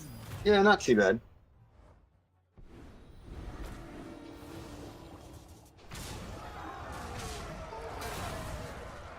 So we're gonna do the Tempest again, right? You're gonna discover a spell, play the Murloc, and then do the Tempest again. And then, once you sell the Tempest, you just roll for stuff. Like, we can probably still do Nomi, because we have a lot of resources. We can do other stuff as well. A fine performance. Yeah, I think actually I could get a triple on this if I sell it. If I sell this, I get triple, right? Oh yeah, you can sell the Vine Climber actually. That's a good point. You can sell it and you get a triple. Yeah. Save some Just board like free space. some board. Yeah.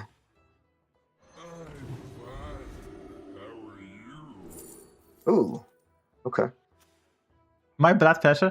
I mean, this is most of you guys how you play Battlegrounds. You shouldn't be judgmental. Oh, and buy the technical elemental. It's really good. Maybe I can get triple. Oh, that's good. Yeah. Ooh, I got a triple. Yes. You get 2 triples. Yeah. I mean, I assume I'm not helping and disturbing him a bit as well. So you should get really just calm down. Just calm down, guys. No, I know I'm bad at this game. So It's fine. It's fine. Just buy that elemental and just roll. We have plenty of money. Wow. No. Oh, I could actually. That would have been good. You have to. I mean, I guess you can take the triple. It's fine. Its power. Oh, is what? eternal. You can because we had to surprise. You can play this. It's fine. Yeah. That's wild. Oh wow. Okay. Elementals is like hard. You can It's sell. like- Okay, so you can play that 6-drop, and you can sell the Icaron on the most right elemental. So you can magnetize onto the Carbonic copy, and you can sell the Icaron. The Icaron did it drop. This Instead one? the Oh. Icaron. Yeah. Buy the spell as well and magnetize. Because what we can do now, we can do stuff. We can use the Avalanche spell. So the spell you just received onto the Tavern Tempest, and it's gonna sell it, and we can multiply that with Lava Lantern, right? And we when you sell the unit with this, the stats goes on the unit on the most left side. So we have the Carbonic there. That's why we're keeping it there, not overcomplicate the matters. Oh yeah, because when we sell the Tavern Tempest, we can go on the Carbonic. The stats, And yes, make it- exactly. And we get copies of the. We lost that one, but it's not bad. Okay. Yeah. Okay, pick the middle one. It's really good because we are playing elementals. And then you can use the Mounting Avalanche, the spell we already discussed, onto the Tavern Tempest and make the Carbonic copy a bit bigger. Okay, so just sell this. Oh, nice. Then you play the Murloc onto the Elemental, and play the Murloc onto the Elemental, that's important. Oh, we had the good ones. Just cycle stuff and just, you can discover a 6-drop. You can discover a 6-drop. Oh yeah. Okay, you can get this get this discover as well. Maybe we get the Ascendant.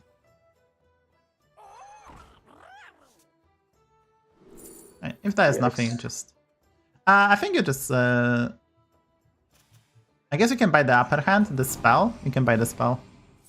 Here, as compensation.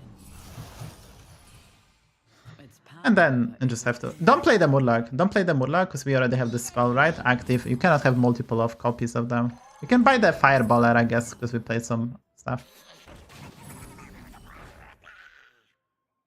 This is Just actually roll. not... Just roll. Just roll for the magnets or like some other stuff. We have 13 gold, so... Ooh. yeah, that's good triple. That's really good triple. It stands strong amongst your forces. You can buy the spell from the tavern. You can buy the spell from the tavern as well. A wise addition. And you can sell the Murloc, and you can play the Avalanche Collar from the hand. So you can play the tier 6 elemental from hand and sell the Murloc. Sell the Murloc, it's important. Because we need to summon more carbonic copies. So next turn, we gonna play a lot of cards, and the very end, you're gonna play some random elementals, and you're gonna eat them at the very end. I think we lost, sadly. We poisoned our biggest unit. Yeah. That was And we did die actually. 0.5? How do we die to 0.5, guys? I died to 0.1 and we died to 0.5. This is insane. I can't believe that. That was like so unlucky. Wow. I play that kind of bad, pretty bad, but Yeah, obviously. So this is, I think this was kind of cool, right? We can do review. We're probably gonna play one more because this wasn't even that long. We can do the review. Okay. We're gonna repeat the process. I think that was kind of cool because we put ourselves in a crazy spot by making a correct play, which is that we used the hero we had to put ourselves in a really good spot, right? So I think it's kind of cool. I think this game was a very good example how with one good play, which we did, we put ourselves onto the best possible slot. And after that was kind of crazy, but that's just, I would say, came with practice. Okay, so I think we can, so discussing early game. So here was kind of, we buy this, that's fine. We then use the hero power, but that's okay, right? But here, we want to press the hero power to collect the units, because we can get more reverse keepers, which is going to be a money maker. And here we had an opportunity, since we had the token, the 2-1, to sell it. We have 5 gold, buy the spell, right? And it was kind of nice, right? So we have 3 units, and we can utilize the hero power. If we level, next turn, when we sell this, we have 3 units as well, right? Because we can sell this, we have 6 gold, we buy, so we have 3 units on turn 3. That way, with this spell, this card, and spamming hero power, assuming we get 2 mana spell or more token, we have more units, 4 units, and technically maybe some better cries or Perils, right? That's why we did this play. That's the strength of the hook task, that we can do that. And here we cycle, and this was a key moment, right? We did play this Raisin Rider to hero power it, because he's bad for the quest purpose, and we picked some more money, right? And yeah, thanks to the fact that there is a damage cap now, right? So on turn 3, you can only take 5 damage. So if you don't have really good board that you know you're gonna win, it's better to hold in a lot of cases, especially this spell and New Sprout. The better cries, because they're really good for the quest purpose. There's a quest to play better cries, and the Murloc is also quite good, because we could have gotten the quest to play Murlocs Elementals. They often, I think, those two are clustered together often. If you get them, it's absolutely nice, especially on the hero like hook task. And we were able to level, discover a 4-drop. I mean, we get lucky on the 4-drop, but we got super lucky. But the reason we get super lucky because we made the correct play to hold stuff. We finished the quest that was giving us a lot of resources, and we were able to do that to push the tavern, right? So here, here this is important. I'm gonna go to Aegis replay now to explain the comps. So what we wanted to accomplish, I will have to showcase you, so don't you worry. I'm gonna swap that as well. I'm gonna showcase you Aegis replay. We go to the comps. So we wanted to play Nomi if possible. So we already had the brand Lantern Lava, and we would have gotten finding the. So we are looking for a Nomi. We sadly couldn't get it. We had the Wine Climber instead of Nomi, which was fine, right? I think there's another build of elementals somewhere out there, the Ascendant one. We could have also get. We did skip at least 2 Ascendant, so we could have and should have probably go for this. The Ultraviolet Ascendant is plan B if you don't get Nomi. The reason Ascendant is worse than Nomi, because Nomi gives you big elementals during the shop phase, which you can eat and make bigger carbonics. Ultraviolet Ascendant just buff during the combat, so it's just a bit worse compared to Nomi. They have very similar principle. And also Nomi is +2/+2, so it's probably a bit more stats in the end. So we did skip it, but... got unlucky there. Yeah, we got unlucky. I think there was a way to win the lobby, but we did skip this card if we pick it up. And with Lantern Lava, you always have to sell the first elemental you want to. So this kind of awkward. Elemental you have, like in this case, the Tavern Tempest. In this case, the Tavern Tempest, I probably cannot showcase it. So in the terms of Tavern Tempest, we kind of have to play it at the end. So this is the first thing we sell. Obviously, sometimes we don't care, just cycle it out and we're gonna find something else to sell. In this case, we use it to triple the Wine Climber. That was a nice catch that we can also use the Golden Lantern Lava to triple our stuff, which we did. And yeah, so I think if we pick up this Ascendant, we would have been stronger. Had we found the Nomi, we would have been amazingly powerful. But I think this was the general. So as you can see, we made the correct play with holding stuff. We used the hero to the max degree, I would say. And then it was about the training of your APM. And this will come. Fred is currently 5000 MMR, so don't expect the flawless APM. Me talking to him is probably more distracting than you guys can imagine. That's why he was not able to showcase like a full speed, because he has to process a lot of stuff. I think we have time to play one more if you want. So yeah. Yeah. Okay. Do one more. I have time for one more. Yeah. Sure.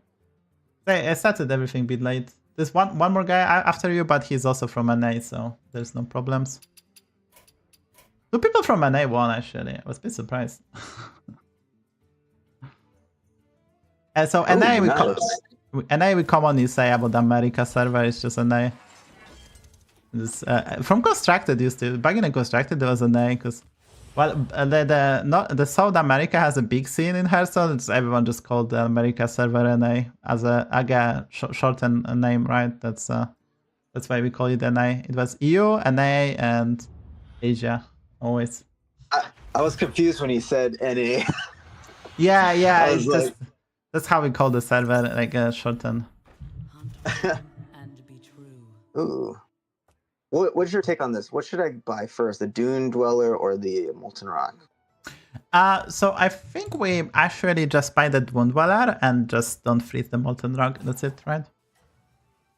Okay. Should I play it now? Or yeah, why not? Yeah, we'll play it. They get the discount? Or set up for the discount? So we're gonna level, and we usually on this hero try to use the discounts to level to Tavern 3 and then to Tavern 4, right? So we very ready we get so many elementals that we can actually cheat level. So we lost a 50-50 skill issue. We're just gonna level. There's no reason to stay on Tavern 1 to get the 3 gold out of the hero power unless it's given to us. If it's not given to us, then there's no reason. You have my support. Oh, shoot. So we have to do the math. I think, we can buy it and the spell. Buy one and a spell. Now it's given to us, so we gotta do that, right? And then you freeze. Yeah. Yeah, they're giving it to us. They want us to win. Well, the best part is we have to probably go for a 2-drop, so I don't know how good that is. But yeah, I probably just have to go for a 2-drop. Yeah. I mean, yeah, it's not that great, but... We kind of hope to get a 2-mana spell. If we get a 2-mana spell, it's we can make other plays. So don't play too fast. Don't play too fast. If we can get 2 mana spell, we can do stuff. Ooh, got the. That's not bad either. So I think we actually will. I think you can take the triple and discover 2-drop. You have to play it to get a discount. Yeah. Ooh.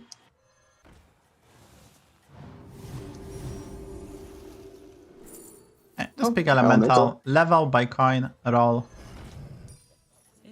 You can level. Oh yeah, I almost forgot to level. Wow. Okay. Yeah, the reason we discovered a 2-drop instead of the other stuff, because we had to get the... After we play 3 elementals, we get a discount, right?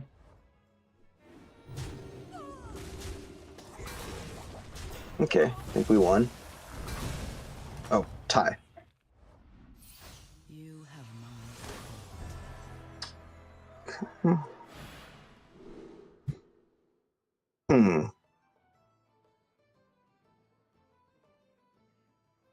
These are all pretty good, to be honest.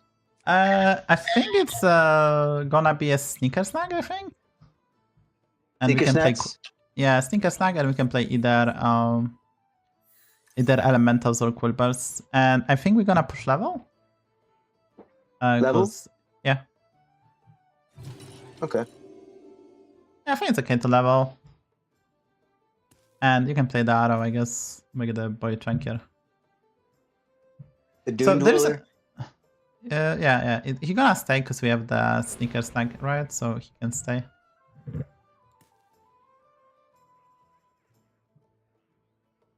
Cheap battle cry is actually not that easy. So I think it's kind of confusing what we want to accomplish. The reason we pick the sneaker snag because we will probably play the Quilboars. That's why I don't think we freeze the 3-1. We're gonna use the elementals for a bit. And we can play the Quilboars with the Jazzer and Gem Smuggler, Brand and Drakari, and that's a really powerful build because the Sneaker Snag works with that. Should I like freeze to get the South Sea Buccaneer for the Battlecry? Would that be a bad idea? I don't think we do that because we can hit either Battle Cries or Elementals for our hero, right? So our shops are kind of vast amount of the units we are looking for. So we don't need to like freeze the 3-1. It's like decent, but I think we can do better. Actually, the Dune Dweller will trigger with our hero power, or I mean our quests reward. Yeah, that's gonna be okay. It's gonna be, and we can also play, not only log ourselves into playing Quilboars, we can play elementals as well if we find the Tavern Tempest, for example. Right.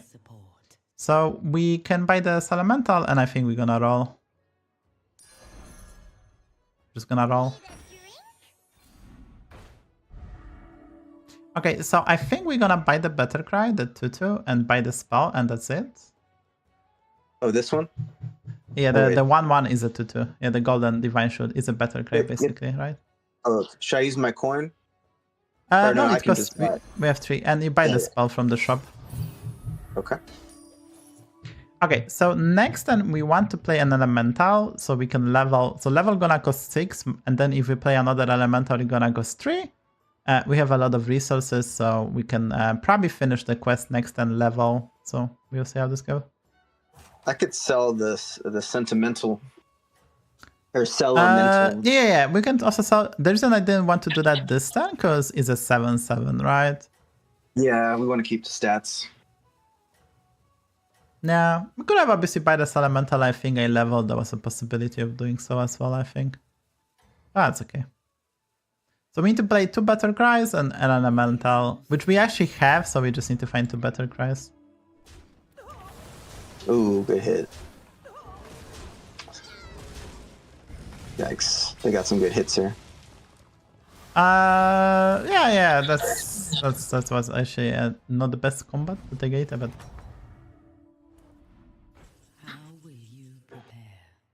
Okay, I think you can cycle the Patient Scout, so the 1/1. Oh. Yeah, buy the 1/1 and sell it. Buy it and sell it. Right, whenever I say cycle, is to buy the unit and then sell it immediately. Okay, you have to buy Better Cry. Then we have another Better Cry. Oh, here we go. Okay. We finished the quest, that's important. Very nice. Then we sell the Elemental and play it. And then we can level. And then I guess we can roll.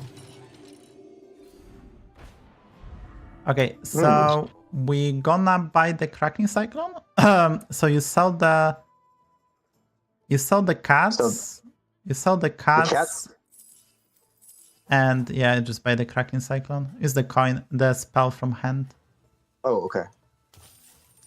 Yeah, we need some more And you can taunt that. You can taunt the 2/2 Divine Shield. 2/2 Divine Shield. So we have 2 Better Cries and okay, the Pirate is bad. We're gonna sell it soonish because it's also a Better Cry. I keep on forgetting about that fact. Well, at least it hit our Dweller. Yeah, but that was my mistake. So, That's true. I forget. I always forget it's a Battlecry too. alright, not the best hits. But we're still above 15, so it's okay. It's still above 15, so it's okay. Some unlucky hits. Yeah, I think we can recover. So we just roll. Okay, so just roll. Yeah, exactly, just roll. We roll again. You can buy the Rylag Metalhead, the 5/3. You can also buy the Bedrock, I guess. It's a decent size unit. And just roll.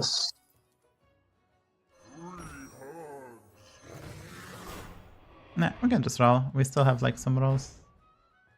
Yes, one more. We didn't get anything playable, which put us in a bad spot, I guess. So there. Well, we could probably sell this to get some stats. Yeah, you can sell the Bowler. You can sell the 2/2, use the spell and buy the 3/3, the Reef Explorer. That yeah, so sell the 3/2 and just buy this. Use a spell. Use a spell from the hand. The spell from the hand is 1 gold. Let's pick the Piper actually, the Prickly Piper, the middle one. And yeah, the placements. I think we want. Do we want to buff the shop or do we want to get the random stuff? That's a question. I guess random gold is better.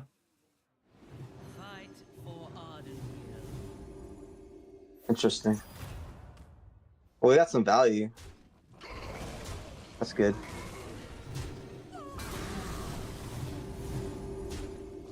Oh, nice. That's really good. Oh, we didn't get a minion from that. We buffed the shop because we had 2 Better Cries next to the Rylag and it's random. If we have 2 Better Cries, so it's actually random.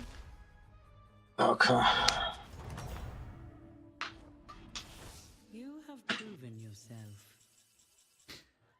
So we can buy the Rylag to reborn the buy the Scarab to reborn the Rylag, and we have the Technical Elemental, which we can buy as well. Oh, this is great.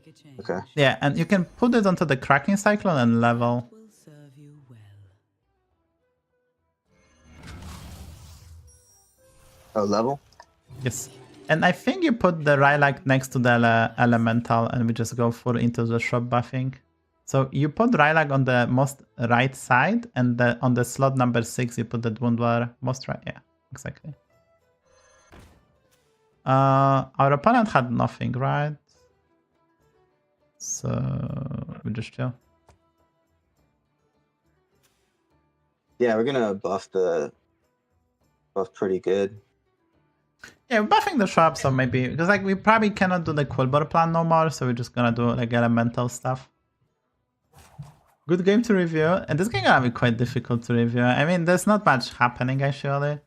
I think the early game was kind of interesting. There was like some other approach we could have tried actually. So yeah, was something like we could have navigated the early game maybe in a better fashion.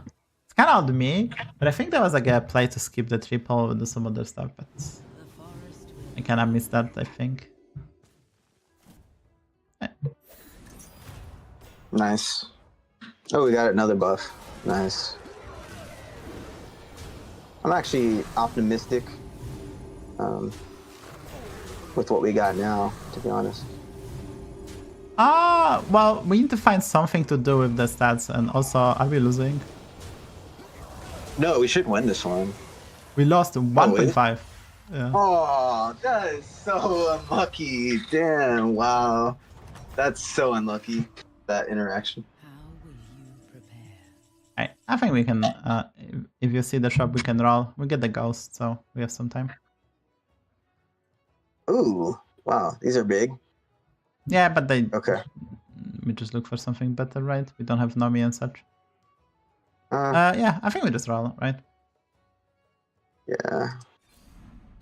Right, you can buy Ooh. those two. Oh, You can buy wow. those two. Those two are actually quite good. A wise addition. Yeah, we're gonna sell the Quilboar, we're gonna sell the 3-3, we can sell the 3-3 as well. Technically, we can get Nomi, so you're not supposed to play elementals, right? Like the ordering is bad. Don't play stuff, just roll, right? You're not gonna level. Perhaps Oh, buy we got- another. Yeah, buy that one is and great. don't play it, and just roll one more time. Okay, you can play the spell, the overconfidence spell from Tavern, you can buy it. You have the 2 gold left, and you can roll one more time. Okay, now we gonna play the Tavern Tempest. Yeah, okay. You put it next to the Rylak, and you freeze. Rylak on the slot number 4, and you freeze. Oh, wait. We freeze the armor. Right. Yeah, we freeze Right the here? armor and move... No, Rylak on the right side. The most right side. Next to the Tavern Tempest, not to the Wound Dweller. And we freeze. It's important to freeze, because we want armor. No. We just want elementals. We don't want to buff the shop, right? Oh, I see. Well, we're getting both anyway, right? No, it's only one side. Really? It's random. Yeah, it's one side, it's random. They changed this card some time Trigger the ago. battlecry of adjacent minion. The singular, right? Oh, they nerfed it? Like Oh, a okay. few years ago, but yeah, eventually they nerfed it. I didn't even know that. I thought it was this. I didn't realize that they nerfed it. That's wild. Yeah, they changed it, but just beat the strength. You fought well, mortal. Okay, It is- so I mean, we can buy the Oh, you armor want it? and play it. Yeah, we face the ghost. We are quite strong. Okay, buy the armor and roll. You can play it immediately in case we disconnect. Yeah, you buy this elemental. So buy this elemental. You can sell the Wound Dweller. So the 14/7, you can sell it. the Dune Dweller? Yes. The tier 1. Oh, wait. The golden one. Oh, this one. Oh, okay. Yes. Sell it. Play elementals. You need to play 5 elementals so you can level for free. Just cycle Oh, nice. elementals. Okay. And play 3 more. Yeah, just 2 more. And 2 more and level gonna cut 0. And then Keep the pair. Shall Keep the play pair. Yeah, exactly. Okay, now level. And just roll. Saved the And as I already mentioned, the ultraviolet doesn't... You don't skip this, just Ooh. roll. keep rolling. Yeah, keep rolling, exactly. You roll. You roll again. You roll again. Okay, you can buy the Icaron, it's really good. The Elemental, and just roll again.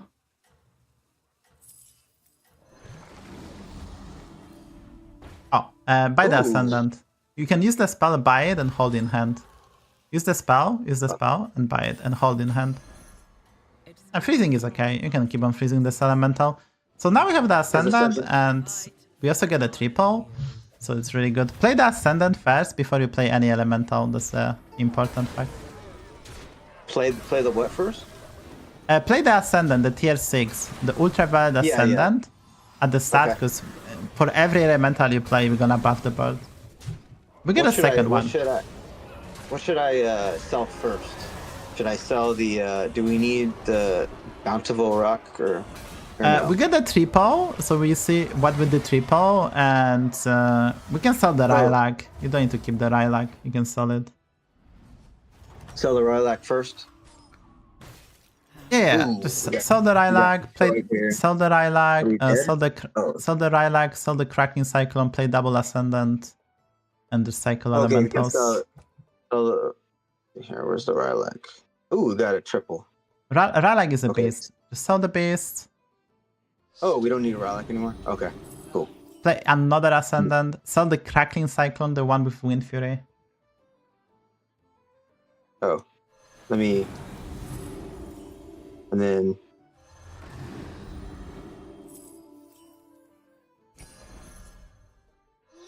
We can... Oh, we don't want to sell Tempest and Strat, right? Yeah, you. No. Play the second Ascendant. Sell this stupid Cracking Cyclone. And we sell this stupid Cracking Cyclone, which is useless. Oh, Why are you not listening to me? Why did you play the 6-drop? You have to play 2 of them, otherwise they don't work. oh shit. My bad. Okay, now we just roll. Just roll. Just listen to me, friend! Come on, don't do me. Okay, buy the V10 spell. And buy the spell from the tavern. And just roll. So we're gonna eat the, I guess the bed. Yeah, so we can eat the bedrock. Okay. And then that buy the too? salad. Yeah, and just eat the bedrock. Eat the Bedrock. What do we want to buff? It's random. Oh, okay. Play the 6 drops and magnetize. Magnetize onto the elemental that doesn't have divine shield, right? Because that's stronger. Can you play this? Oh. Oh shit, I should have played it. My bad. Ooh, I hope we don't lose.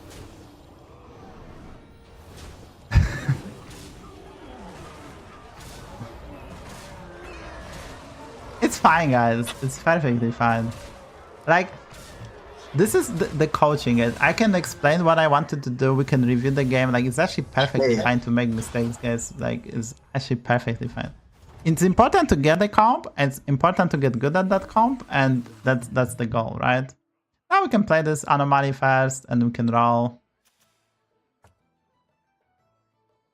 Right? So Oh, we what can play happened? I the... thought I froze the board. It's fine. Play the refreshing anomaly. Oh, that sucks. I had a triple too. I thought I... Nah, they have to forget. Just roll and just keep on playing, right? It's just... Okay, now we get a triple. Oh, That's okay. nice. Very nice.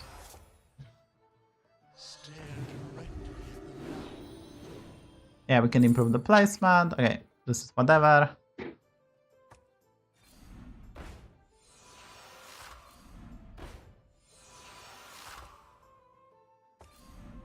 Right, the magnet is good.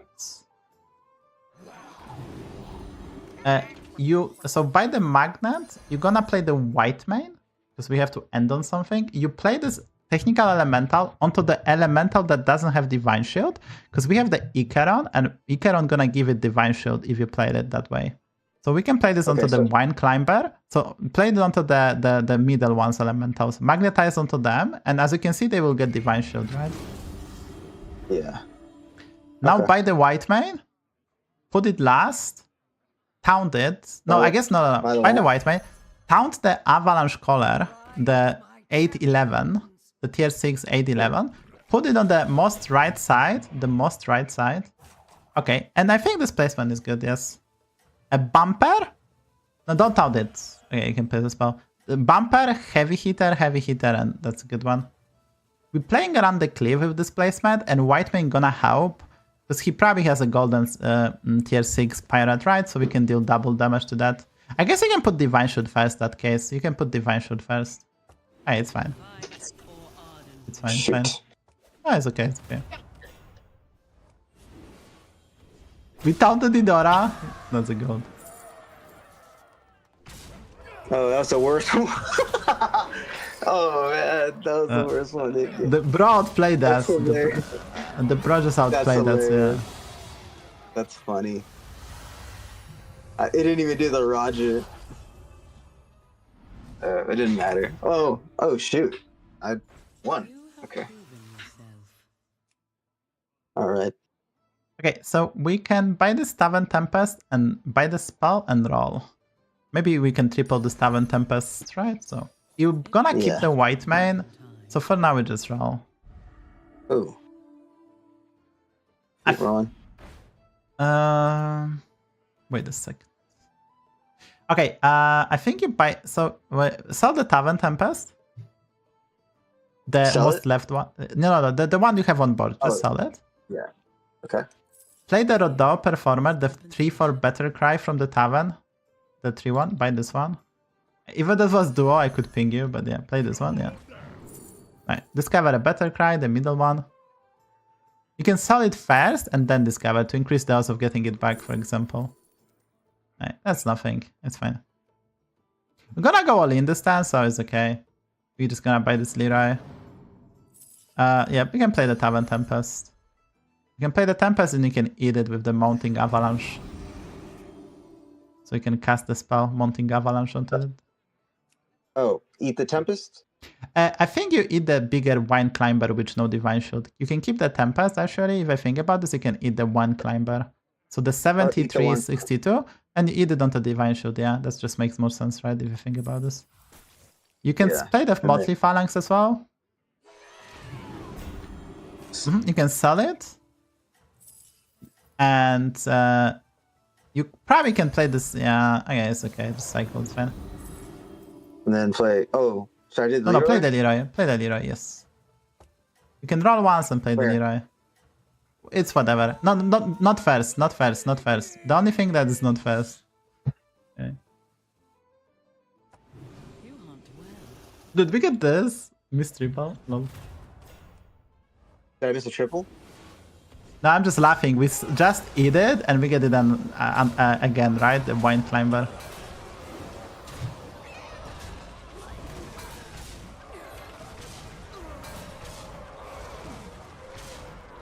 Oh, that was a good trade. Yeah, we didn't get scammed this time. I didn't get scammed this time. Okay. Oh, nice. Good. Yeah, Oh, we got another Wine Climber. Yeah, we get the Ghost. We get before you take the triple, sell the white main, play this Wine Climber, because that's actually relevant before you take the triple to play units on board, right? So you can sell the white main. Oh, sell the white main. Yes, sell it, play the Wine Climber, and then take the triple. The ordering matters, right? Oh, yeah. I see what you're saying now. Okay. And you can play it, yeah. It will fulfill its duty. Okay, I'm it's getting whatever. shit. It's okay. Just roll. Just roll. Not me. Actually, I think the Wildfire gonna be good. I think you should pick it. Because we can make it big, right? With Divine Shield. So I think you pick up the Wildfire. It's too late for the Nomi. It's 10-14. And the Wildfire Elemental is fine. Don't bite the... I think you just roll. Yeah, just roll. We have 50 seconds. Yeah.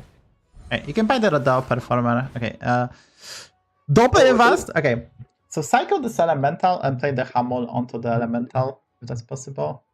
Cycle this Elemental, so cycle this Elemental, the 25-25 in shop, you buy it. So when I say cycle, you buy it and sell it. That's what I mean by cycling. And then you buy the spell. Buy the spell and you play it onto the Elemental.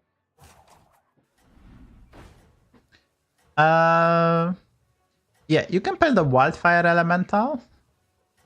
I guess we're just gonna chill. So I just freeze. I think you just freeze and that's it. You can play the Avalanche Collar actually instead. But, okay, it's fine. Okay, so the next turn... No, it's fine. We are not supposed to play this. We are not supposed to play it this turn actually, because next turn we're gonna miss the Divine Shield next turn, right? So that's okay. That's why I wanted to play the 6-drop.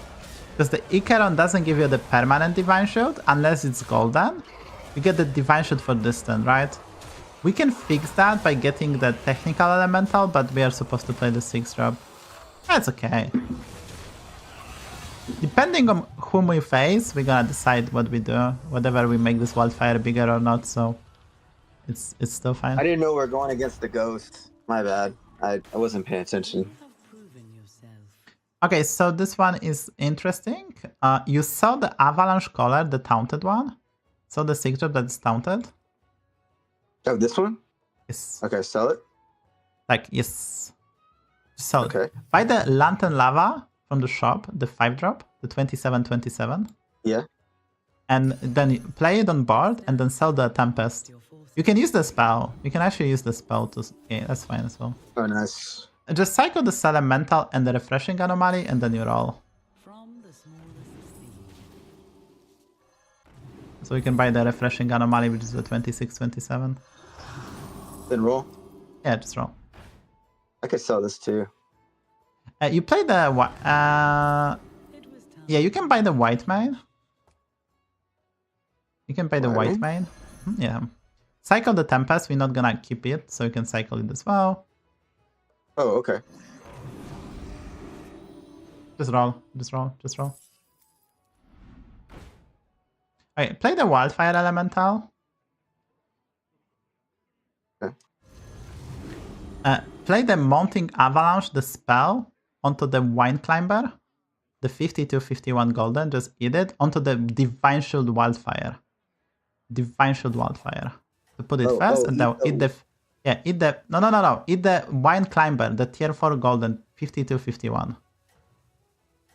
This one, the 6th unit. You eat the 6th unit. Okay. Buy the spell from the tavern, play the White Mane, that's it.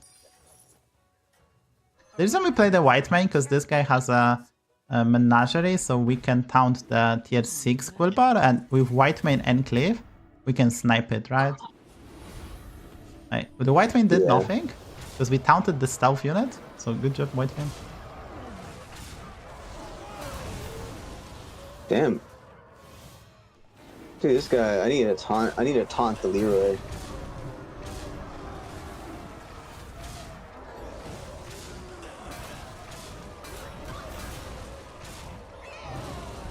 The hell? He lost to the I'm golden dead. chicken. I mean, it's okay. This was a coin flip, basically. If we taunt the chicken, we win. No, are you serious? Oh my gosh. Yeah, that was the end game, right? I mean, at this stage, getting top 3 is a win, and you did climb. I wish I would have had I wish I had a way to taunt the Leroy. I think that would have been good if I was able to taunt it. I think I could have maybe won that. Because then he wouldn't have been able to buff his guys. He wouldn't be able to buff his guys that much. I don't know. I think but I don't think the bunker was the necessary piece. The White Mane and the Cliff White Mane was good. We went second, so if we go first, he's significantly weaker. He get less chicken value, and we win the fight. Unless his chicken is super smart. So going second already, lower our odds, and that was the case. Okay, thank you for today. Yeah. I think it was nice. We did climb a bit. I think you learned tiny bits. And yeah, if you have any last words to the chat, because this is a YouTube chat member, you can tell Twitch chat that they suck. And yeah, and I'm gonna give one more coaching afterwards. Oh, thanks for the coaching. It was very helpful and useful, and it's much different than just watching your streams and everything. So it's definitely a great benefit. Yeah, I've already mentioned. Like, it's very difficult if people are not used to play and talk. So that's gonna be a hassle. It's gonna be it's very, very difficult without practice. Yeah, I'm not good at like talking and doing at the same time, obviously. But yeah, I mean, I struggle because I struggle and constructed with like heavy combo decks where you have to play a lot of cards like Rogue, and so like if you're not good at playing like combo decks like Rogue, it's hard to be good at Battlegrounds. So I'm actually trying to be good at Rogue now, just because it kind of helps with being better at thinking quickly and doing with different combos and stuff. But yeah, I think Battlegrounds like the constructed is the APM is also needed. It's kind of similar, but it's a bit different. The Battlegrounds, because there's so much you can do. Yeah, and it's a lot harder, of course, with in Battlegrounds because there's so many strategies you can implement. You know, you have to really be like creative and think on top of your head and try to figure out, you know, it's like I think Battlegrounds is way harder than Constructed in my opinion. But I would say I think Constructed is actually a bit more difficult in that regard that you know, like, so the Constructed is easier in that regard that you can find the deck and master it, so you can actually train the deck. In Battlegrounds, the difficulty comes from the lack of training. Like, you cannot, okay, I want to get better at elementals, you can play 10 games and never be able to play elementals, right? In Constructed, you can take, there's like 20, 30 possible decks and infinite combination, but you can take 1, 2, 3 decks and get really good at them, and you can compete in tournaments, right? So that part, the fact that you can practice and get better and you can improve stuff and build on something and rely on that is way easier than Battlegrounds, which you cannot really practice. You have to just play a lot, and sometimes just impossible. It's impossible without watching other streams and other players to learn everything, because you're just not gonna be able to. But I think Constructed is really difficult too as well. Like, because Battlegrounds have some patterns and you force stuff. There's obviously infinite small decision, but Constructed is also like so tough. Says like the real dip Constructed when you keep track of your opponent hand, and you can pretty much after a few turns tell what they have in hand and then make perfect plays. It's just so difficult to do. Okay, thank you. I have another client, let's say. So thank you today. All right. I had a blast. This was very nice because we have different people from different MMR range. I think at the start was very stressful for me, but last 2 games were kind of comfortable, and I think you were a bit more comfortable as well. So the practice helps, and I think you played better and less stressed, and actually were able to showcase the skill. Yeah. All right. Any last words? Thank you. Any last words? Oh no, that's it. Thank you, and have a good rest of your day, everyone. Yeah. There's one more guy, so I still need to play. Okay. The grind never ends. The grind never ends. Okay. Take care. See you in the chat. Okay. Hey, it's...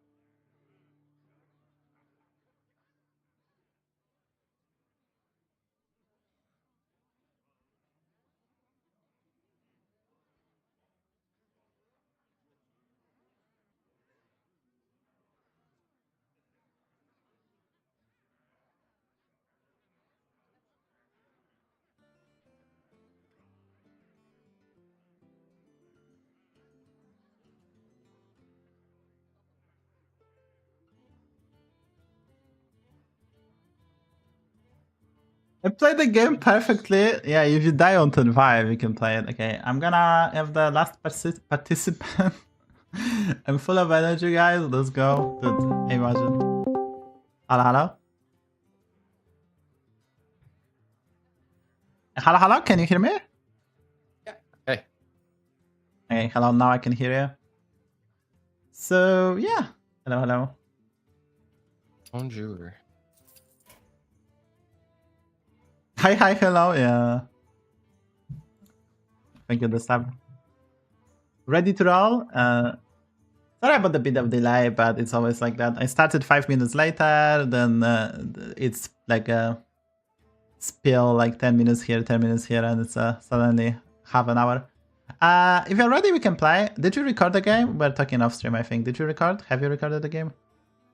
First, yeah, no problem on the delay. I mean, 30-minute delay on 6 hours is not bad at all. And yeah, I have 3 games. I have 2 first place games. One I think I played well. One I think I didn't play so well, but got kind of lucky. And then a 4th place game.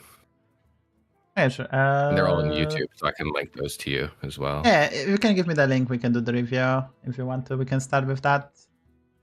Sure. You can pick any game. That's really up to you. Which game you think gonna benefit you the most?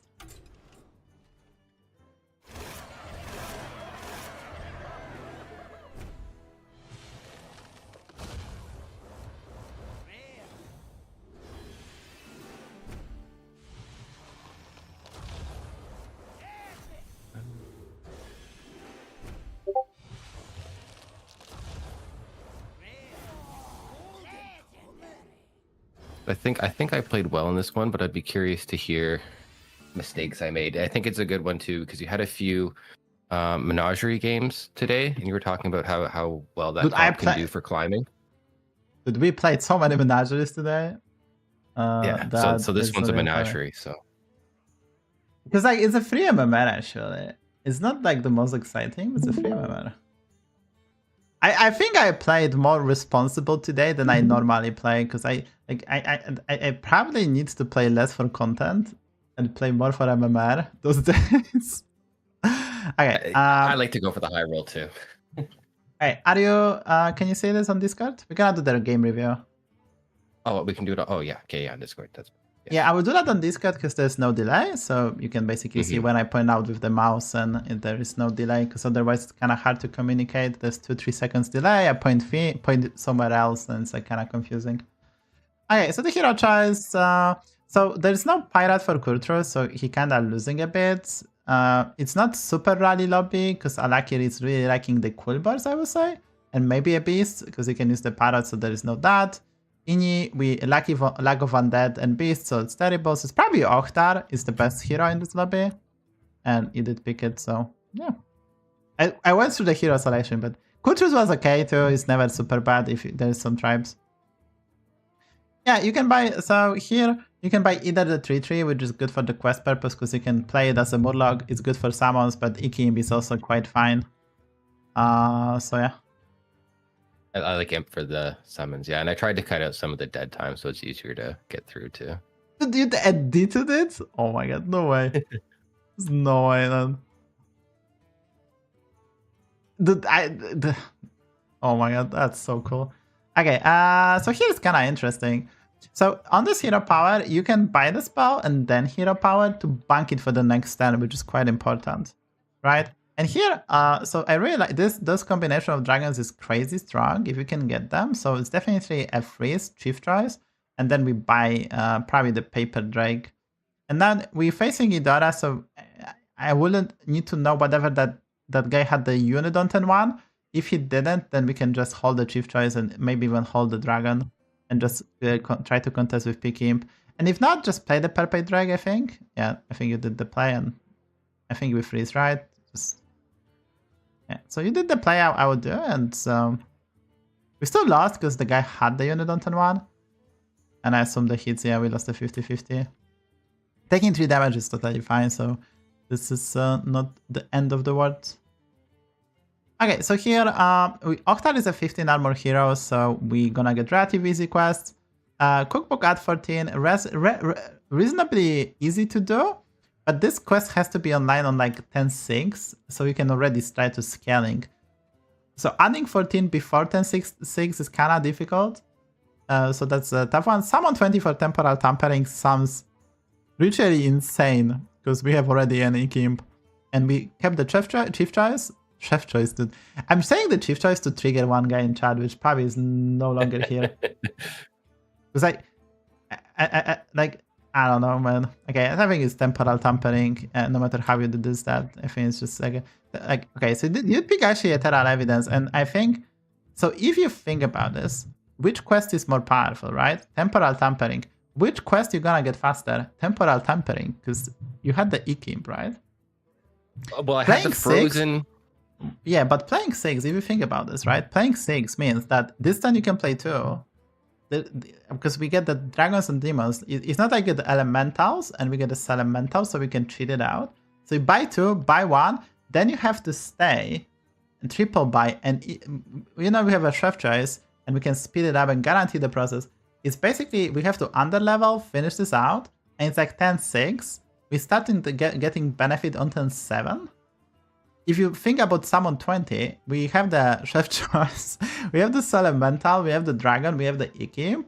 So we're gonna finish this on 10-7. So we can basically level to tavern 5 on 10-8, have the temporal tampering active, and literally demolish the lobby. So this is not even close, because you get very easy requirement, because I assume the requirement is a bit easier because there is no beast and undead, but you kind of cheat the system having the ixxdeee, and you also have the elemental.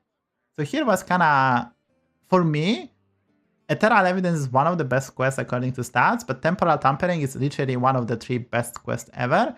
And if you can guarantee finish this on 10-7, it's crazy. And you can, if you underlevel to guarantee finish this. The ixxdeee is I think the ixxdeee is just so good for this, because summon 20 is actually super easy. ixxdeee is like basically 2 now, 2, 2, 2, so it's like 8 itself for the purpose of leveling and doing stuff, so yeah. And also here, you bought 2 units, right?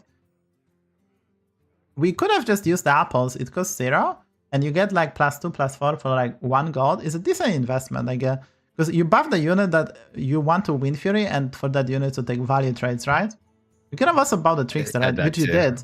And the Trickster multiplied the stats furthermore. And you also have the Chef Choice, which we could have actually played, if you plan to buy this demon, we could have played this onto the ixxdeee, and we could have gotten either Pick Eater or the Mind Mag for like additional effect, right? I think you kind of realized that you were supposed to play the opposite. You played this for the dragons, but we already had 2 dragons. We don't necessarily need more. If we played the apple play, we could have played on the demons. And then we have a decent odds of getting the eating. So we basically would have gotten a bit stronger, but we did get the Perils, so it's not that tragic. And obviously the reason you play the chef choice onto the dragons, because you have the quest, right? So we have to mention that you didn't misplay. It's just we picked the temporal tampering. We could have built a bit stronger board if you go for apples and then demons, because we are not forced to play dragons. So we already would be in a tiny bit better spot, right? I mean, we are not in a bad spot, but yeah, we could have. And here we could have also, obviously, if assuming we get eating spell, we could have froze the elemental or even bite. Like, actually, the game would look, I think, way better, actually. Which is kind of surprising, right? You're not doing too shabby, because this is a rare case that you get actually really good quests, 2 really good quests with relatively easy requirements. Okay, we actually get for demons, so I think you were supposed to play if you made the apple plays, you should definitely play the chef choice onto the 1/1 ixxdeee, and then try to go for a mind bag and Pick Eater, just higher tempo. Okay, I just read the quest. Alright, we did get so this is nice, because we can probably discover a 1-drop to try to accelerate the quest and debate the dragon, and we're gonna be at 5, and the next time we can maybe, if we get lucky, level and finish the quest. So if Star aligns, we actually gonna be in a good spot. Yeah, we get a demon, so we pick against a pair. So now we can level and finish the quest. The best case scenario is to get the chef choice again, because then we can level and don't do stuff. There's a dragon, so I assume you leveled, sell the demons and just level. Yeah, I think you just sold the demons by the Pepper Dragon level, right? That's like the play. Did we did that? Did you level? No, I didn't level, yeah. Yeah, so here, like, there's no point in, like, so this is a case that we have full board. We sold the pair, but this is a low quality pair and just whatever. And we just push tavern 4, and then we have Ethereal Evidence active. We're gonna give 2 more gold for the next turn. We have 2 pairs. We can find cards like Price Promo Drake. We can find Poet. Like what we're rolling for here exactly, because even if you get triple, you basically triple into 4-drop, so it was better to be on tavern 4. So here's the case that you have 1 gold, so you have to narrow your board. You cannot have full board on this turn. But it's still fine to level, because SO mid-rolled, and yeah, we did get a Wind Fury, which is good, but we already have the Wind Fury, and we have a Hooktail, I guess, which we're gonna go for. Yeah, we keeping this. Sometimes I hold the doubles too long, yeah. Yeah, we're keeping the Ziki. Like, this, like, pairs are good, but if we have a powerful, like, it's better to push tavern and find the cards we are looking for than just hope to triple into them. And we already have a lot of Perils, right? So we don't need to go for like a Peril city. Okay, so as I can see, guys, our opponent has a Mask Spellfire and it's 10-6. So it's already like super strong opponent. If he plays correctly, it's gonna be extremely difficult for us to beat this. And we took 10 damage. So if we level, we take the same amount of the damage. Our board is not even that much weaker because we didn't really improve our board. So yeah, this is definitely, I want to say big mistake, right? Because we did find a Wind Fury which we already had access to. And yeah, it's not too shabby. Alright, we take a Golden Forge, I assume we pick this one. It will not work now, but gonna work next then. And we have some more resources. We did find this triple, so I guess rewarded. I wonder what we can get. Alright, we get the best one. Which one did you pick actually? You probably picked the... Okay, so this is interesting. I think it's a monstrosity, but Vengeful Protector is also very interesting. But we don't have the poet. I think you pick the monstrosity and then you have to look at the tribes in the lobby, how many good rallies there is. We have the Murloc one, which is a decent one. I think there's... Mechs are in, so we can also find like some good ones. So I think it's a monstrosity, even though it's very close. Yeah, we're thinking hard, but I think you pick the monstrosity. We already had the 2 rally units as well, and we had some tribes, so the monstrosity seems very solid. The card is itself crazy powerful. Okay, so here, this is kind of tricky. We did get a triple, right? But we also goldening the unit, so we're gonna golden this elemental, so we have to remember that. Okay, so monstrosity, Wind Fury, crazy power. Things kind of align. This is like you told me that, like it told us that it's a nice game, but things kind of align for you. As you can see, like there was some stuff that could have like actually be done better. But sometimes Bob gonna bail you out, right? Like per gaming sometimes can bail you out. Like you get the exactly right triple and suddenly game everything just clicked, right? Suddenly this Wind Fury that you under level for the Wind Fury spell, this works out. Suddenly this Paper Drake synergy works out, like the quest gives you additional stuff, you have double, triple here. Like sometimes things will work out, right? So it's not like terrible, like per gaming is not super terrible, but I think we could have been in a better spot with basically playing, how do you say that? Just playing, I mean, yeah. Okay, so we can take the 6 drop. And we get a Charming, which I think is the pick, especially that we have access to Wind Fury. We can make it the golden this fight. Then we freeze. Yeah, so I think you just freeze, right? We're calculating whatever you want to take Discovery now, but you just freeze, I think, which is okay. Okay. So we're crazy strong.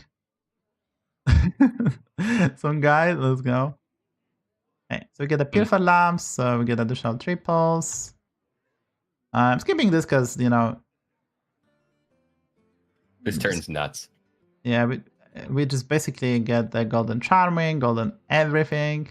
Because we pick Nadina here. Okay, Full Fire is okay too. And we did get... Okay, yeah, I think you pick Color of it, right? Yeah. So I know there's another triple, but if you think about the rally units you want, the Holorover is literally the best one. And yes, we tripped this one for a bit more stats, but yeah, I mean, it worked out kind of in the end, but I think I would just pick the Holorover, be reasonable. Especially that we are not playing this Fire, so this Atrocity, the Arid Atrocity is not that great. But yeah, it's okay. I mean, we're doing fine. And also the placement is a bit off. The rally units should be second. But I guess there was a heavy APM 10, so... Actually, I think you're supposed to not open Charming because it was chunky enough. You can open the Rally Dragon, maybe it dies and buff your board, and then you buff the Charming permanently, right? Because the problem... I mean, I guess the Wind Fury was... The reason we put it first is Wind Fury, so I guess it's okay. I guess it was fine. Yeah, I guess the Wind Fury was the reason. But I guess we have the Paper Drake. So we get the Wind Fury if we put Charming second because it's Golden Paper Drake. So hey, we pick up the Mutano spell, we didn't hero power, now we hero power. And we actually Mutanos onto the Charming, as you can see. I'm scrolling around because I think I pointed out the most important stuff. Now we have to there's a Beatboxer, which probably cannot utilize. We still have too many dragons. What did you eat? You eat the E-Kimp, okay.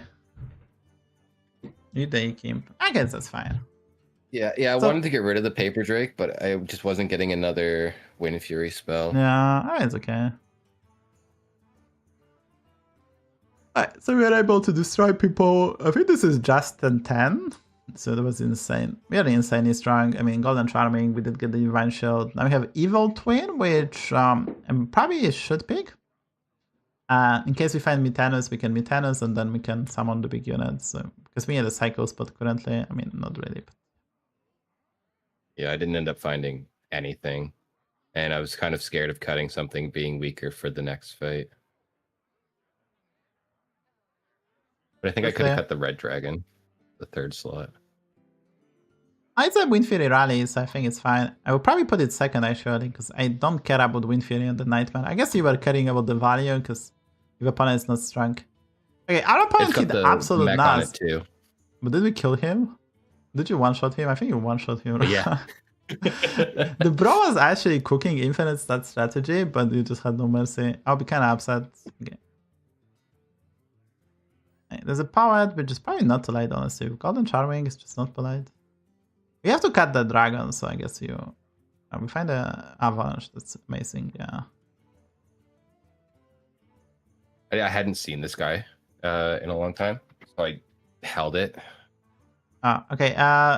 So that, like, I think it was obviously better to play it, and you can eat the hooktail even, or like whatever, and just play the poet, because that, like, let's say imagine the scenario he's stronger than you, right? So you need more scaling, so you're missing like 400 HP on dragons technically. You probably beat less because we have so many dragons that poet not gonna work, but let's say we miss 200 HP, that might be a tiebreaker, right?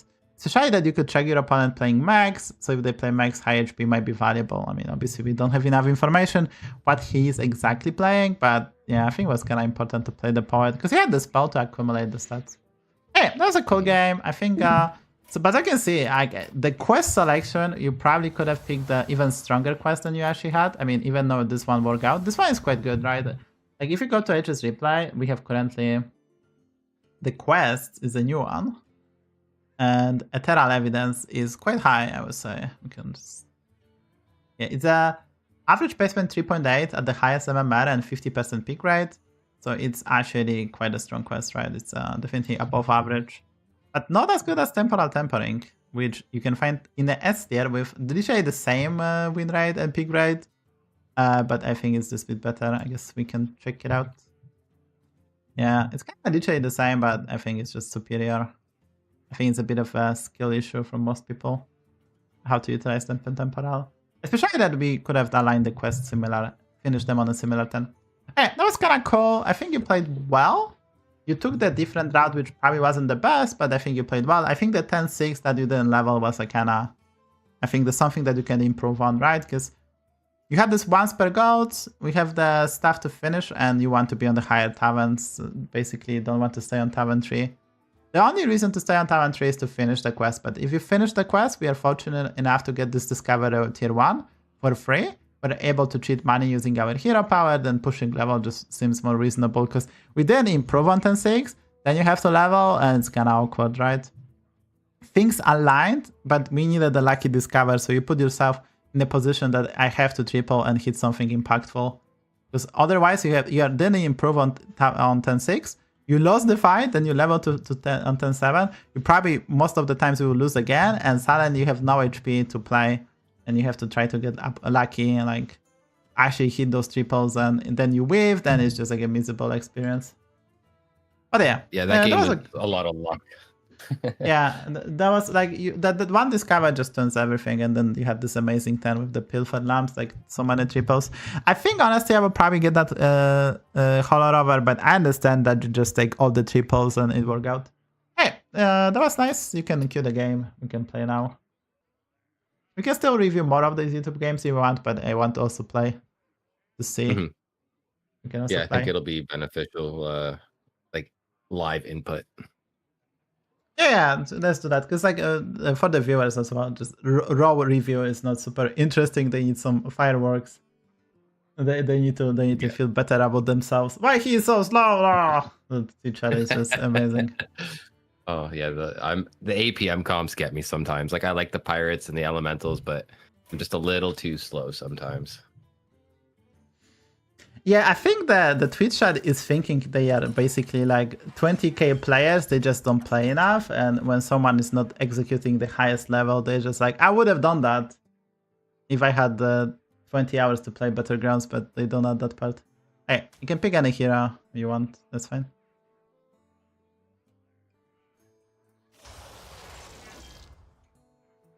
I like heroes like Zarella, like with the 2 cost, get a unit hero powers. I find I can get good tempo with them.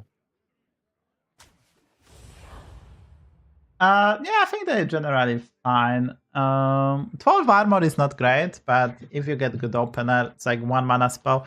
Xayra get bit worse because they added additional spell which costs 3, so sometimes on turn 1 you just has nothing to do. Yeah.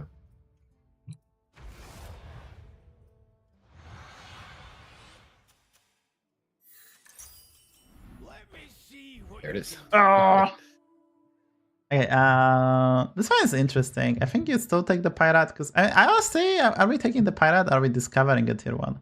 There's only 1 token, I guess. I guess we go for a 3-3. 3-3 Divine Shield is so solid, yeah. Yeah, just a good start. If there was 1 more token unit, then we probably go for a Discover spell. Apples are so awkward with Xayra hero power that we're not gonna... Like, we could have considered another heroes maybe to go Apples 3-1 and then buy the thingy. And honestly, it's actually quite good play, but I guess we can lose level. Also on the roll, though.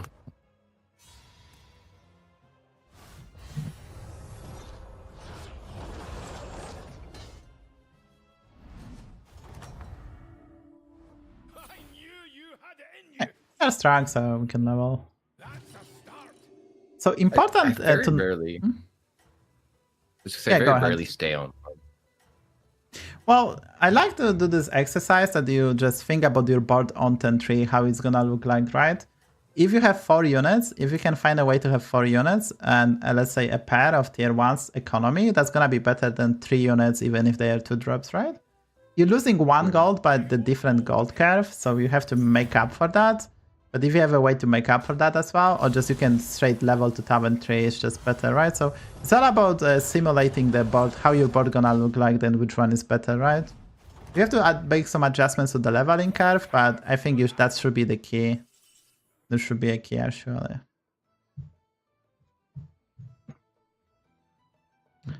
Dude, people emoting? Is this high MMR? People emoting? I guess you're hitting strong lobbies. I like this shot. Well, I think actually this is like I have to do something. Hello, do something. I'm so slow. I'm so slow. Yeah, so I'm so it's slow. fine. Like, don't overthink. So this is important. I didn't mention that. Whenever rope hits, just do the play. Don't wait for my input. I wanted to see what you do. We could have gone for a spell as we did, but didn't need to hero power, right? We just could have bought. Yeah. So like there was no good target for hero power, so we could have just win the 50-50 with the spell, and then we would have gotten like an aerial and an elemental.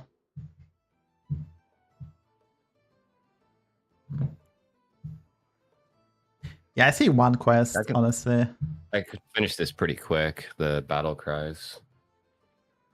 Yeah, especially that we have double Warlord. I think this is no-brainer which one the quest we pick, right? The Horn is insane. We can play some AP and Quilboars as well. The Moon Bacon Jazzer is really good. And we can just take a lot of summons, right? So Quilboars, even without the Beast, can beat the Undead. Okay, definitely don't buff the Quilboar, and you have to put them sooner, I think, because they will not die. Because your opponent went 3-3. I think you just open them. Don't even open the real, just open the Quilboars. And you play Banana onto the Divine Shield. No, I think you buff the Ariel still. You don't need to buff the Quilboars. I think you put Ariel on the slot number 3, maybe. I guess it's... No. I guess it's fine. We can buff the Quilboar. Actually, it's fine. That was a good instinct from me, because you don't necessarily need to buff the Ariel. But yeah, it's good to scout your opponent whenever you have the quest for summons, because otherwise we won't get the value. And there's simply no way he beats this. There's not enough good 3-drops to beat this on Felin. My champions against yours. That was a good hit, because we should get more summons again. Having the Handmaiden actually kind of helps me. Yeah. But they have play 14 elementals or dragons for temporal tampering. 14, holy. Oh, that's not a triple. I personally like the taunt and an arrow, and you can make a big taunt. So it's a rally meta, so people making a big taunt is so good in the early game, right? Because people just gonna hit it. And we already have a pirate for aerial because we have the silver, so I think kind of like making a big taunt. And then we face Shadowbug with Shield? pirates. Yeah, I kind of like to make a big taunt Divine Shield. Yeah, it's so annoying for opponents. And obviously, yeah. I think you make one. I think you keep on buffing one Quilboar in case we have to sell it. Yeah, it's reasonable. You could have like think where to play the arrow, but I think this looks reasonable. Hey, next time we have level, hero power, and we're probably gonna push Tavern 5 because we have the horn. We will try to find the brand to have the golden brand, and then we can either go APM Pirates, we can go Nomi, we can go APM Quilboars, so there's a lot of options. No summons for us. It's better. I expected the opponent to be a tiny bit stronger. We could have held the town for this turn to increase the odds of getting the summons, but I did expect him being big stronger. Despite him losing, he was Shadowbug with Pirates, I did expect a bit more. It's not the end of the world, because as already mentioned, we're just gonna push the level. The Sari looks amazing, we can probably pick up a spell as well, so we can hero power level next turn, so... Do I want to, like, level, take the damage, and hero power this elemental? So you will hero power this elemental, cycle it to get a 3/3 and level and buy the spell, right? Does make more sense. Because we have a 3/3 instead of the 2/2, right? So it's just higher tempo. And yeah, next time we can level, finish the quest. But we're gonna get 4 summons, so looks crispy. I mean, assuming we get all the summons, but we should. But has a Splinter of Arrow and then Terral Evidence. Quite a nice combination.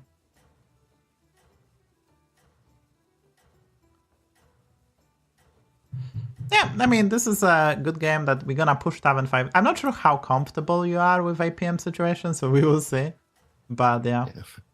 We need to find something to lean onto. We can play Nomi, because we have a Golden Brand Nomi, Tavern Tempest, Lantern Lava, it's totally viable. We can play APM Pirates, a bit more complicated in this lobby, because we need to find a Wildfire, Fellfire Conjurer, the tier 6 one that spell buffs. Okay, this is a disaster, but opponent is really strong, so maybe he can kill our town and then kill our thingy again, right? So, not that. Yeah, this is a perfect fight for us, because we're getting max summoned, winning the fight.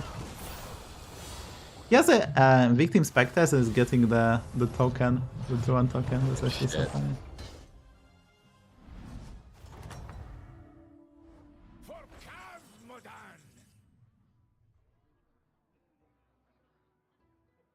So we're gonna finish the quest. I think you can buy the bunker. We need to summon one, right? So you can buy the bunker, and then we can play the Jazzer. So I think you can level, use the spell, and double sell, and play the bunker without hero powering it. And then you can play also... you can sell the aerial actually, and you can sell the 2/2. And use the spell instead of hero power, and you play the bunker, that's an 18 summon, and then you play the bunker, and then we get the Jazzer as well, so we can play the Jazzer. And so we didn't hero power, but hero powering the thingy is just not that great. Yeah, honestly, the more I think about this, are we supposed to hero power the Piper now? I think so. Then AP and Quilboars are kinda open. I think you're supposed to sell the 1/2 and 3/3 and hero power. Do we need the Moonbacon Jazzer? Maybe we want for the triple. Yeah, you can sell the droplet and play the Piper and kill apart the Piper and play it second. It might not die actually. That we play this big town doing great work, but our stuff is not dying. It's actually funny. I really like the big town. That's a pro tip because there's so many rally units first, and they cannot put the bumper even, right? Like look at like opponents not putting a bumper. So his big units are just consumed by our. Right, we get super unlucky because our bunker then took the volley trade, which was like so unlikely.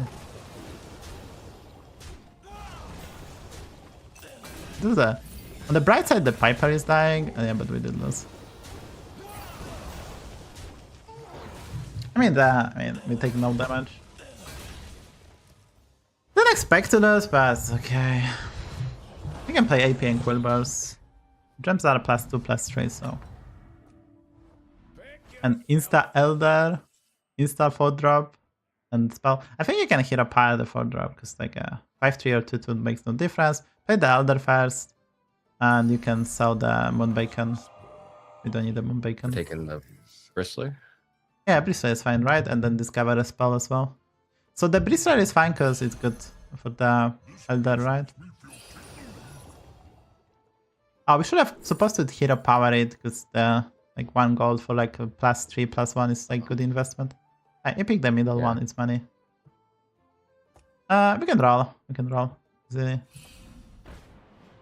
I think you sell the small warlord, play that Baskier, and just buy the bunker. Not hero powered, right? You can hero power the scout. Maybe we get the gem, right? Yeah, Or the like battle cry. yeah. So we can do that beforehand. Hey, we get some gems, so we can put that onto the bunker. That's gonna attack first, the bigger one, right?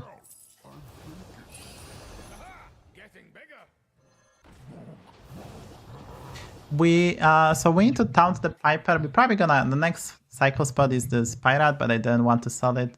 Because we're gonna probably also sell the Warlord. We need to taunt the Pipers and more Elders, maybe find the Bran and do some cycling. But this is 10-8 and our body is really reasonable, right? Once again, they don't put the bumper. The Pirate doing great job. It's just dead before he even finishes his quest. Yeah, I mean, his quest was insanely difficult. We could see that, right? And also the problem is there was a ghost, so he's facing us. We are not supposed to face this guy. We are supposed to face someone else. But since there is a ghost, the matchmaking changed, so he has to face us again. We already faced him on turn like 5, 6, or 6. He's kind of getting unlucky to face us again. The Reef is free. And I think if you play the Reef, you're gonna sell the Pirate, because we want to discover a Pirate, right?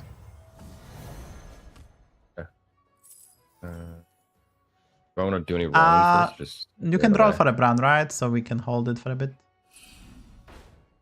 The food is great.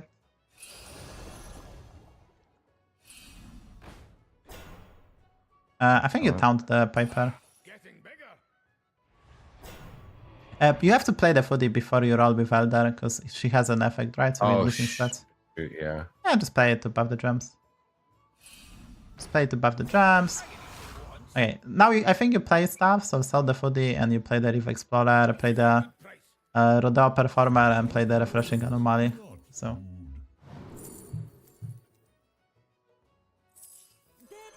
I think you play Rodeo Performer first, in case you get the Golden Touch, but yeah, that's okay, just still. We can still buy the Rodeo Performer. I think we need a gem transfer. Yeah. Gem transfer is great because we later on and a golden touch, and I think you just roll. We can play golden touch. We just want some bit better targets. I guess you can just sell the performer, sell the bandit, buy the bristler, and that's it this turn. And next turn we're gonna, because we can make golden Bran, so we have a quadruple Bran, and I think you just buy the 5/3, right? Don't play the golden touch. Next time we're gonna gem transfer from the Piper and the Warlord onto the Bristler. So, and we're gonna sell the Warlord the 2-drop as a flex spot. Do we want to do that at the end of the turn so we can get more procs from the Elder? Yeah. We're not do that immediately, yeah.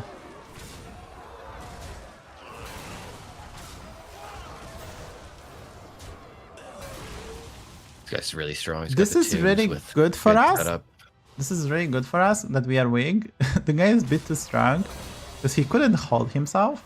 He played all in and now he's not getting value or scaling. He get it only tiny bit.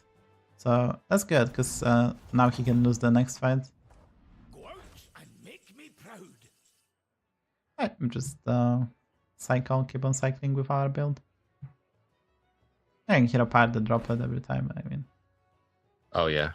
No, I think we don't want the Razor Furnace to blight. We can buy the Careful Investment and just roll.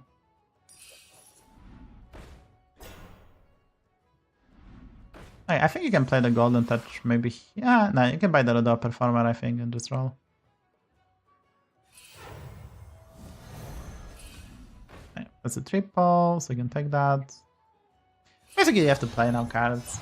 And the gem transfer at the end, right? We can keep Golden Touch for Bran, honestly. We don't need to play it. I think you check the Discovery, and if we don't get a good Discovery, you're gonna play the Golden Touch. Maybe that's the better case. So if you don't get a useful card, like, yeah, we did get a useful card. I think the Rogers is the pick, right?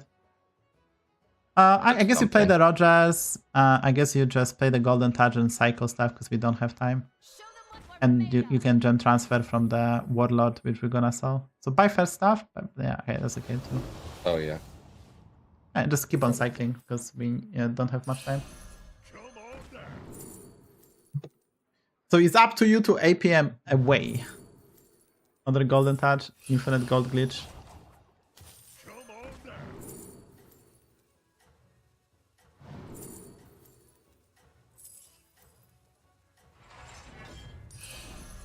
You have a triple in shop, so you have to freeze it, yeah.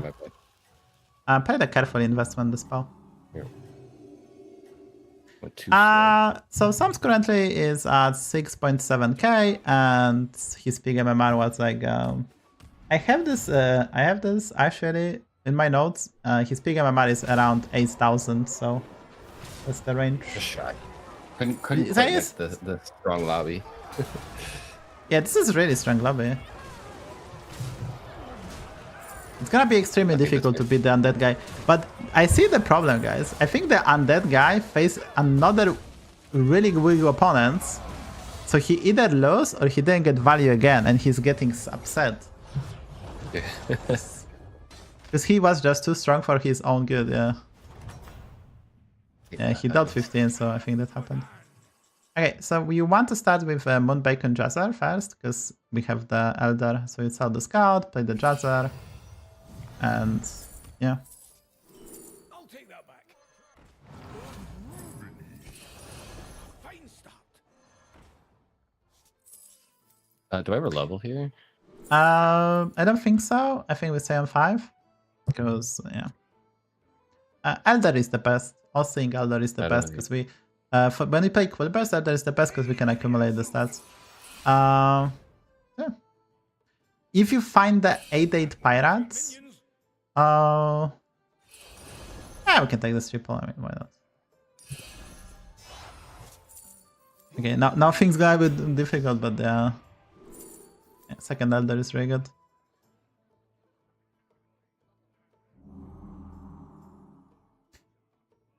I think you can play the Golden Touch here, maybe. Because like we have 3 gold left, so we have to do something about it, right? Something.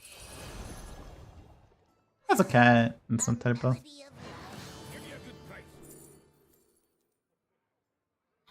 It's second Rogers. While the Quilboars look tempting, it's second Rogers, yeah.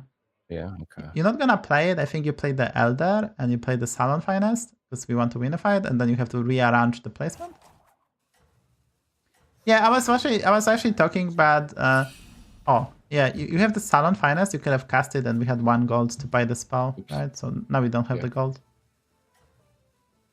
So next time you're gonna start with playing the Salon Finest. We can get a gem transfer. We can then gem transfer level the Prickly Piper and maybe 1 Bonker and put the stars on the Bristler. We have to keep 2 big units if you want to play stuff, but yeah. Undead lobby. Do people hit Turbulence Storms, which is kinda insane. Turbulent Tombs in Undead lobbies is just so good. This guy's But not as big as the This other guy has, yeah, this guy has a bit less stats. And we have double, the Elder is helping a lot.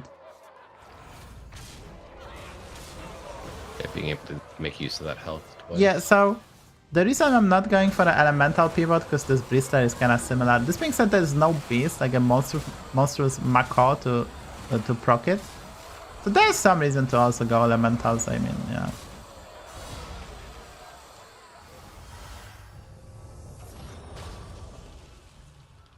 Probably not gonna be able to beat the other Turbulence Tombs guys, but did he lose? If he actually lost, this is terrible that he lost, right? Okay, I think it's play the Salon Finest first. Hey, there's a Mutanus. That's okay. Yeah, Reef Explorer is the best. We're gonna eat one bunker, I guess, right? Just gonna eat one bunker. I mean, yeah, we try to triple it first, but if so, the flex spot is we just eat bunker. Okay, Jazzer is the best, right? And eat the bunker. Eat the smaller one? Yeah, it's a smaller one, yeah. And we have to end on the second Elder. Okay, that was the best, and just play the Jazzer and then APM stuff. You have to try to survive.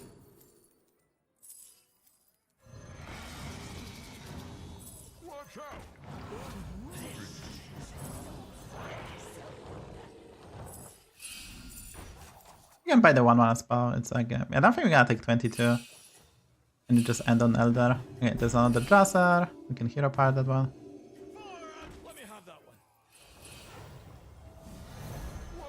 And don't forget to end on an Elder because we need those juicy HP. Just cast the spell and... Oh, whoops. Oh, we don't have it anymore. Yeah.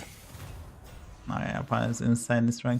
This is a problem. He lost the fight, so he's stronger this fight because he got max value from the summon, so it was really difficult for us to do anything, right? Yeah, I think I'm cooked here. He also has a Bran and Titus later on, so we're dying as well. I don't think there's much we could have done. Because he also has a dragon to buff HP. I mean, we beat this. He's not that crazy because he doesn't have summons. He just went for like a menagerie approach, which is not good, right? So we actually beat his because his setup is just really bad for the purpose. But we didn't get stuff. Unfortunate that we are dying here, but that was just a pain. Yes. Just Undead Lobby and Turbulent Tombs very powerful. That's a third place. I think the game was fine. The APM, like we never rolled the brand to get a really pop off, and while we did try to utilize the Pyrus to print more money and accumulate the stats, it's just not perfect. This guy was just quite strong, but it was totally beatable. I think there's not much to review, I would say. I think he played this well. There was a route, like the problem was we didn't even roll a single Divine Shield, like the 5/5 Divine Shield. I think the one play that we, you kind of rolled too fast and my brain didn't pick it up. We knew that we're gonna face the Ticketus first time, and we are supposed to pick up the 5/5, the 5/6 Beacon of Hope to discover some 5-drops. We are supposed to buy that because we knew that we're gonna lose the fight, right? So you know your opponent is high rolling, you can check it out, and we had the info. We are supposed to pick that card up because we had the Bran effect, and with that we could have gotten the Bran. And it was actually, I think, the only mistake we did. Because it's good to bank the important cards, but you just roll too fast and my brain just couldn't pick it up. Hey, I think you can kill another game. Trinket. Yeah, you can kill another game for sure. I think that was the only thing that we could have, like, the major improvement. And obviously you don't want to play Pirates with Quilboars, with Elder, but we didn't find a second Elder even for more stats, so... We didn't roll a single Gem Smuggler as well. So honestly, this was, I would say, a bit underwhelming rolls. Get all of these.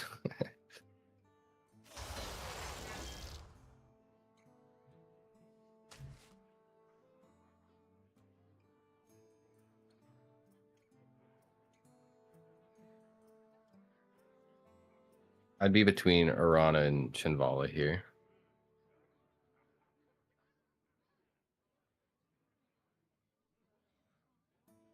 You can pick any hero you want. We will try.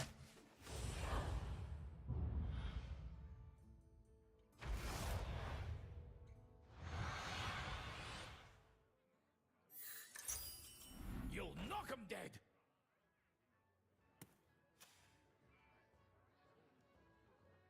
Nice elementals. Yeah, classic.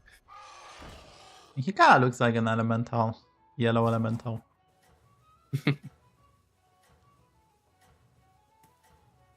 Do you only do lower? I mean, it's random. Whoever wins then gets it. It's random. You can sign up on Discord. You can sign up on Discord. It's free, and I will do 3 more coachings like this. Maybe for if we get downloads enough Opera GX. Let's go. This is the last day of the sponsorship from this, so you can download, install PC only. We get to 120. We get even more. It's random. Today we had a wide range of players. But obviously ixxdeee not gonna sign up for a coaching. He should, but he's just not gonna sign up. Tumer should sign up, but yeah. So anyone can sign up. You go on Discord, there's a sub channel. You can still make some stuff. And yeah, I think I have the wheel saved, and I'm gonna do more rolling once I figure out the dates. I'm gonna announce them, and yeah. Ready your hammer.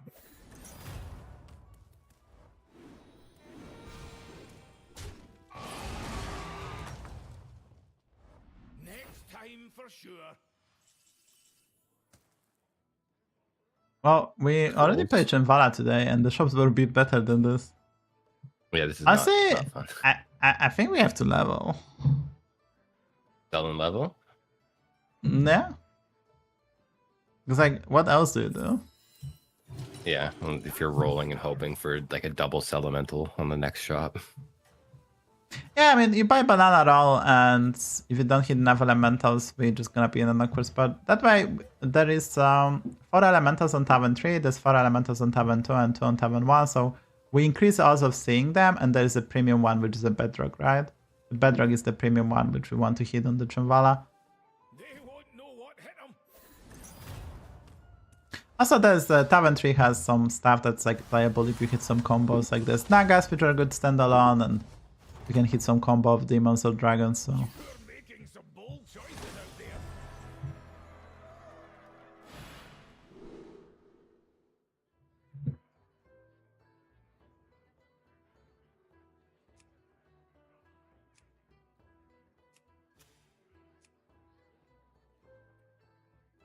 I think it's actually spend 50 and we roll. I mean, if we go for a lesser trinket, I don't think it's gonna be that beneficial. I think it's a spend 50. Destroying gonna be quite difficult. Then you probably buy the chef choice and you roll, try to hit an elemental, right? Just demons. Oh, so you probably just play this and try to get the demon, and you play this on the satyr, and you try to get the soul juggler. Which now is a demon. Yeah, that's a good one, by the way, don't. Then just take Surprisingly good. This card is surprisingly good, and we just by the way, don't.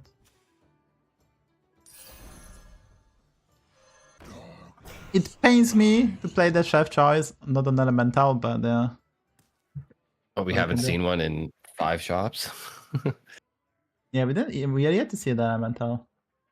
We had like it's actually funny. The previous participant, Fred, had insane elemental games. Like he couldn't literally spend. Like he had like 10 gold at the end of the turn. He couldn't spend it while playing elementals. I wish I had such misfortune. Yet to come. Yet to come.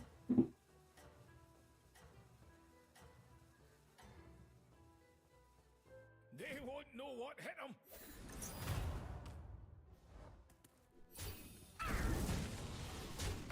Never lucky.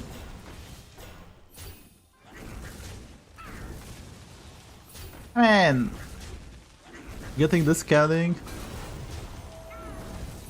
Bro is so happy to face this Void Lord. He get half the quest done in 1 turn. He's just so happy. Go out and make me proud. Yeah, when I saw he was demons, I thought about taking the... Oh my goodness. Void Lord is surprisingly Right. good, I think, for our purposes, and then we all try to hit something. Because now the math is in our favor, right? I like the supper. I like the supper. Oh, so Yeah, the cast is not great now, but it's really good on Tavern 4. like having it in general. 2 spellcrafts a turn is pretty nice. So I think we do buy the spell, and the only question is whatever we freeze the Pick Eater. Because I think we do, actually. It's gonna be a significant unit. I think next time okay. Next time we probably have to... yeah, because like, I'm thinking we buy the spell, it doesn't really change the map on our hero power. And next time we can just level by the Pick Eater, because we can also get some... because we're gonna get the 2 proc, so it's like a significant Pick Eater. You get 3 procs, right? Why is the pen so strong? Oh, a bunch of fire. I mean, he stayed on Tavern too. I don't know what this guy is doing. He buying some random... He bought balls to buff... now I know what happened. He just bought some balls.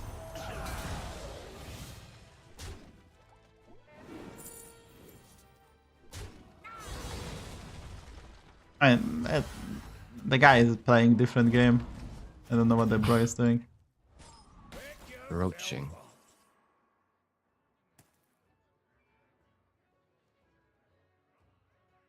Honestly, no, wait, play. Like, the shop was so good, we could have triple buy, right? Like, elemental, Pick Eater, and then we could have played that spellcraft into the shop and guarantee them to make the stats permanent, right?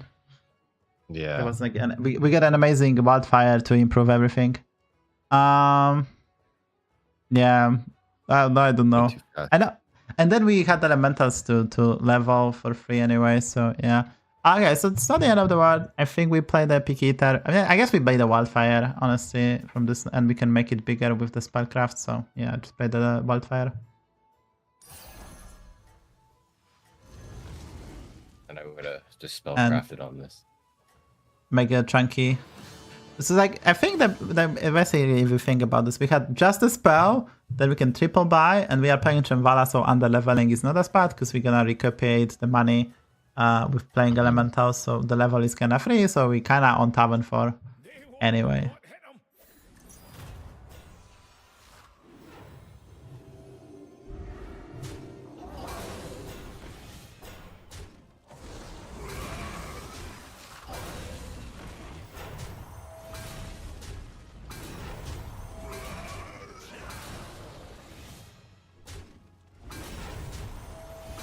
Did we lost? Hey, that's a disaster. Yeah, this game's not friendly.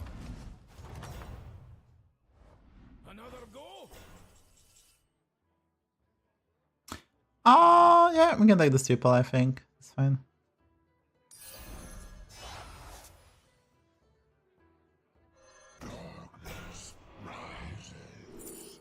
Well, that's good at least.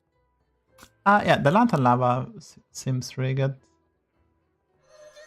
Yeah, we buy the ball, right? Buy the ball, and then we can roll, I think. Because we still can get the Tavern Tempest. Wait, no, we get a Elemental, right? It's fine, you can still use the Hasty Excavation and play this Elemental, right?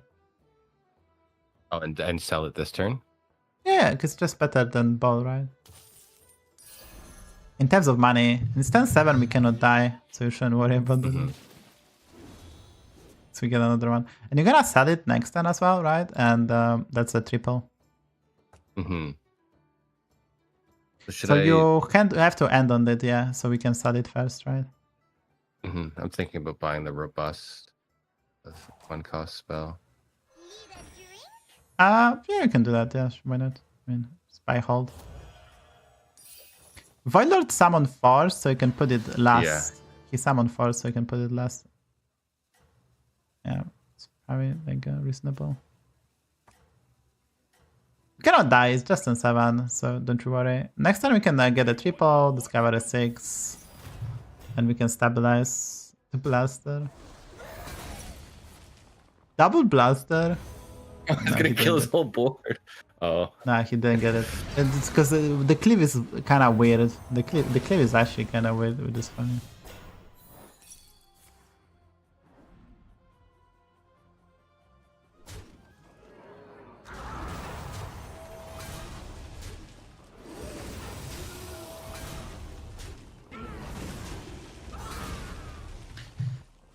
Okay, so the ordering, we just start with selling the Elemental, and then we have to do stuff here.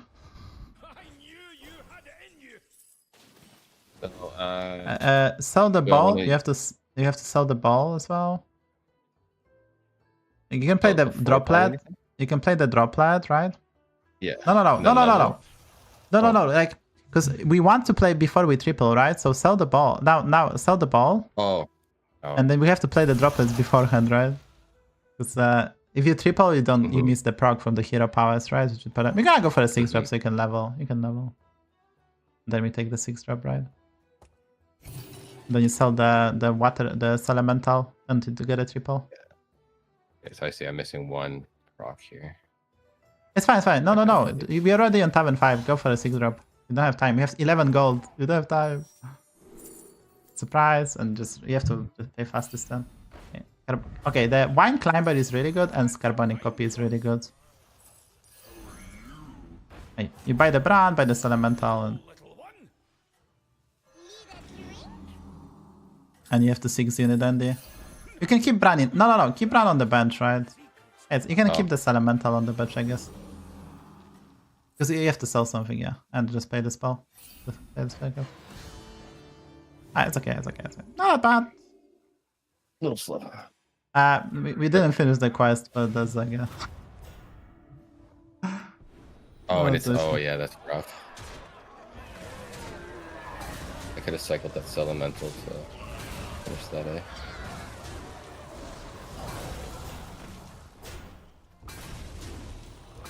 It's okay. It's because of I'm talking to you and stuff like that. That's not something you would do. That's not something you would do. Okay, you can sell the elemental first and play the surprise and take the triple.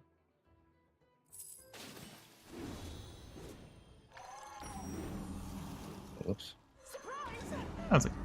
It's kind of order because we can get Ultraviolet Ascendant, so we're supposed to take the triple first. I discover because we'll see what we get. If we get the Ultraviolet Ascendant, we're gonna focus on elementals. Right, we take the party and we have free level to Tavern 6 once we play elemental.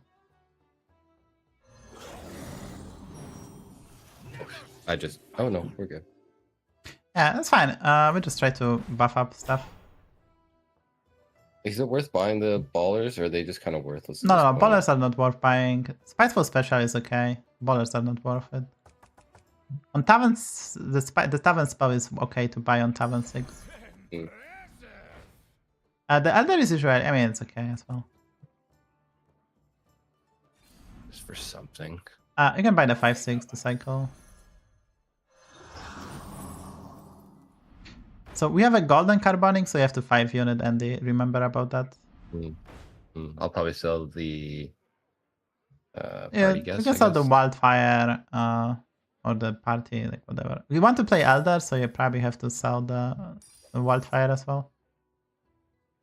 You can also evolve into shop for random 6 as well. Oh, that's a good one. Pretty good So random stick. yeah.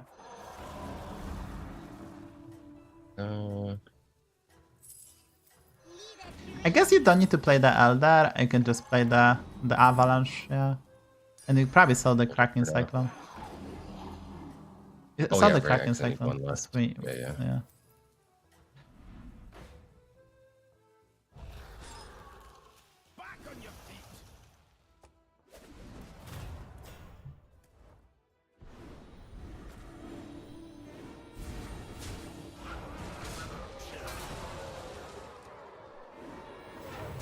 Like this Okay, Carbonic is one of the so- strongest builds. Yeah, the Carbonic Copy is really strong. So we're gonna get a greater trinket for elementals. So maybe we get the surprise elemental trinket. That's a really good one. There's also the one that gives you free rolls. So if you see one of them, we're just gonna snap pick it. We're also getting 4 gold, which is nice. Yeah, you can pick the Nomi. Nomi is actually quite good. Because we have the Avalanche and we can Carbonic, so we can just Nomi our way. And you don't buy the Bran actually. I think it's too greedy. Because we are at 13 and we face really strong opponent, right? So I don't want to die. Okay. Am I just looking for any elemental at this point? We Like, look is for a this premium elemental for Lantern Lava, so we don't buy the Bowler. We look for like a refreshing anomaly. We look for a... Yeah, you can buy the Nomi actually. I mean, That makes sense.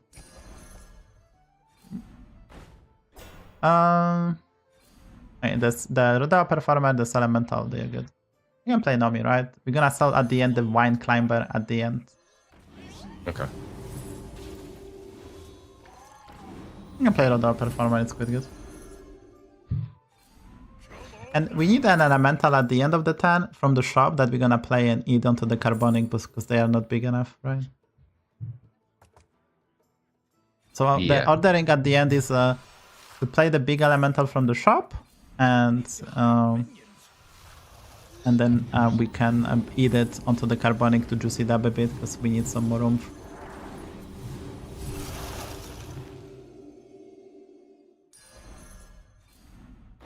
You can eat this Elemental actually. Just play the Water Droplet, then Elemental. And eat it, right? Because the spell is actually... just play this Elemental and play the Mounting Avalanche, right? Do I go for the Fireball? Well, you can eat the Droplet. Eat the Droplet. Okay. Because you cannot sell it, right? Then you can... play the Droplet. And we have to sell the Wine Climber as well, right? Yeah. Actually, sell the Wine Climber, just buy the ball and hold in hand, right?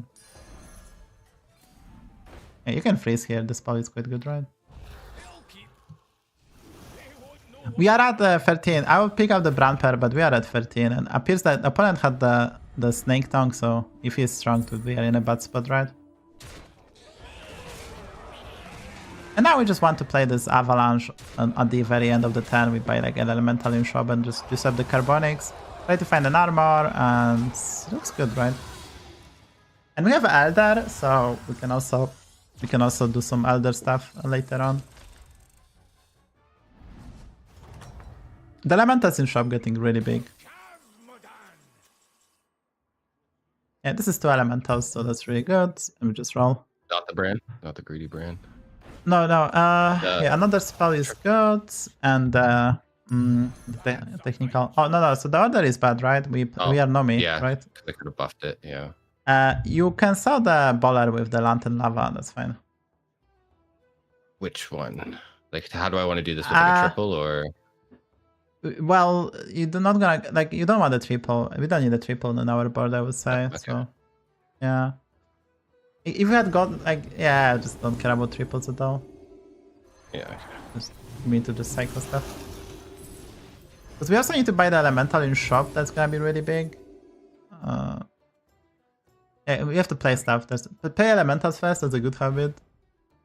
Yeah. We can play play Elementals and then we can buy that Nightmare and just eat it and make really juicy Carbonic. Yeah, but yeah, play for Elementals first.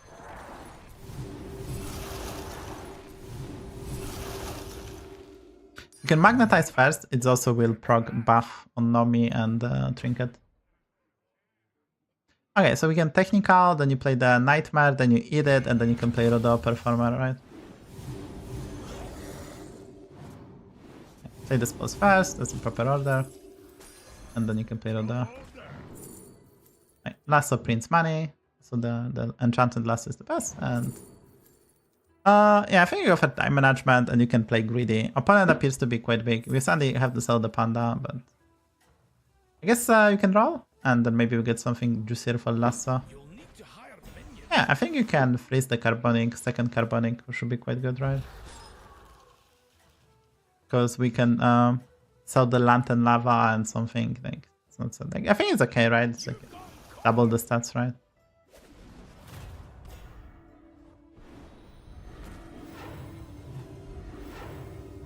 Yeah, so this strategy, if you have a golden, Carbonic and you can accumulate the stats, you just improve, but you can greed, right? We can afford to have a lot of tech cards, right? We have a lot of units that do nothing because we have the Carbonic to hard carry because it's a Divine Shield and plenty of stats. But yeah, opponents looked weak, so we can make this greedy play. Sucks that we don't have 3 HP more because we could have tried to triple the brand. But we didn't see a single Tempest anyway, so... The elemental has not been... You can try to steal this because there's 2 elementals, right? So you can use the last one maybe.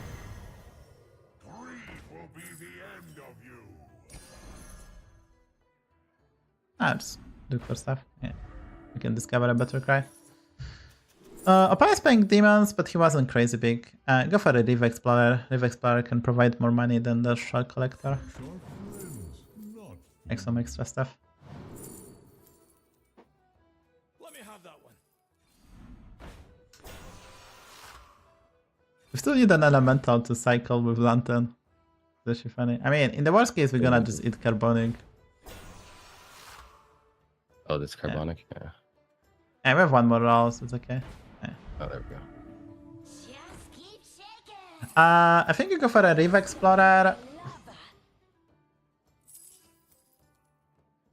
What it gives me here.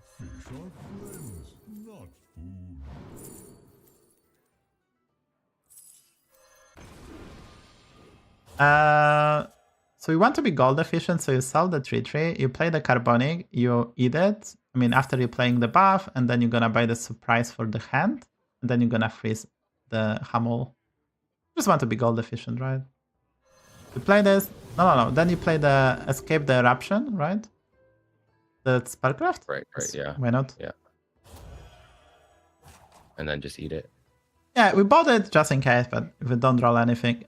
Because we're gonna get it back to hand, it's just regular version, right? Then you buy the this, and then you freeze the Hamel spell, because that way maybe we can triple the Lantern Lava, or we can triple the Collar, so there's like some ways we can do, right? So, kind of bad that we didn't find the better elemental to cycle, but... So at this stage, we are supposed to scout the lobby, see what the opponents play. If everyone's going for a stats, we're supposed to try to maybe pick up the scam units in a perfect world. But we will just try to outstat everyone.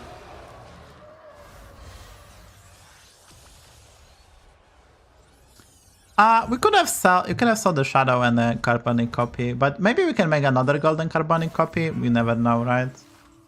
I think you do buy the Silivas as well, and the Hamel. The Silivas is probably good. You play the Hamel and then the Silivas. I think that's better order. Nothing. Right, Mutanus is really good, right? Because you can buy the Water Droplet to sell, and we can just Mutanus and Avalanche, right? So I think you sell the Water Droplet. I think you Mutanus it. You can drop it, Mutanus it. We'll see where it lands, and then we can, if it lands on Nomi, we can get rid of Nomi, right? We can get rid of Bran as well, so Bran is no longer needed, the lobby is ending. Okay. Do I just want to cycle a couple of these, or? I think, well, honestly, let's scout the opponent. He appears to be really strong, so maybe we'll just buy the Cracking Cyclones, and we're gonna sell the Nomi and the Lantern Lava, right? And eat the Bran, so we... Yeah, exactly. And we can play Elder. We can also play Elder, right? So. Oh, I messed up. It's okay. You can actually eat that. You can, yeah. I just see what's in the box, right? Forgot I had that.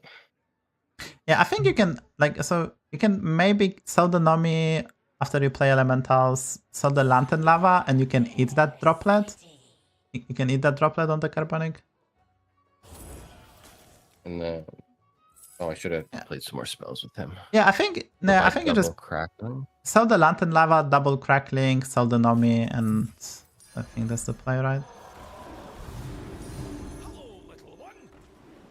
And then, it's just whatever. Yeah, we want to keep the Avalanche Collar. It's more important, so we can get rid of stuff. That's just more important. Again, the Polars are... I mean, we still have build Nomi, right? We saw Nomi, but still have build Nomi, right? So, it's still fine.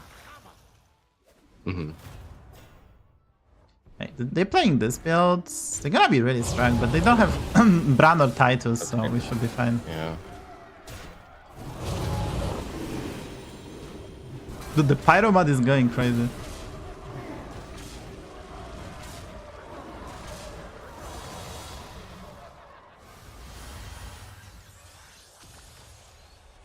Okay, so the reason we pick up the Cracking Cyclone pair, because maybe we can triple it and eat it afterwards. That'll be kind of sweet. Okay, you can buy the Shadybunny because we can get an Avalanche spell or Mutanus. You're gonna play the Elder as well, so that's our finishing touch, and we'll see. Discover an Elemental is the best. That's whatever. I mean, probably pick the Icaro just in case. And so what am I looking for again, sorry? We're looking for the eat spells, right? And we want to triple the Kraken Cyclone so we can eat it into Carbonic copy. We're looking for a Mutanus, Avalanche, and that's pretty much it. Golden Elder, right? Golden Elder, right? That's pretty much it.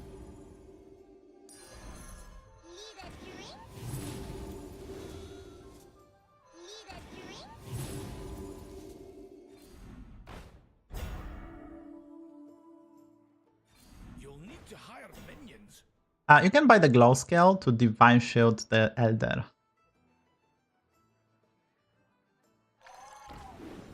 So like you can sell the, this is the last fight, so you can sell the Avalanche Collar, you can eat Brand or Lantern, and you can Divine Shield the Elder, and that's pretty much it. Then you can play the 20/20 spell onto the Elder as well, because it's a 1/1. Do I ever want to do something to put like the second card? No. I'm playing the Elder. I'll eat the Brand.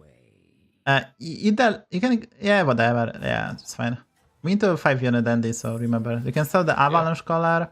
You can play the Glow Scale, and you have to position for the Elder. I think you position attack first. No, attack is more important. That's why we Divine Shield the Elder, and you have to put the HP last, right? So the big unit with HP last.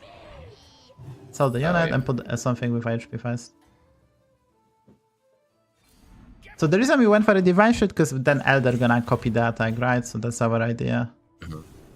I could have had Divine Shield on that Lantern too.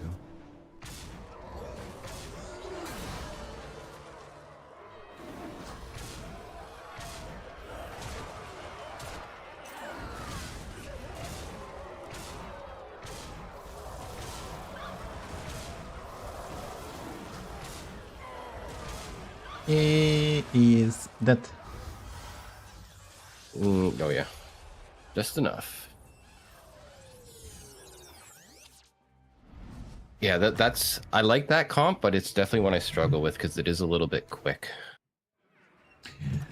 I mean, Honestly, it is, yeah. But Nomi, we had like double Nomi because we had like Trinket, double Nomi Brand.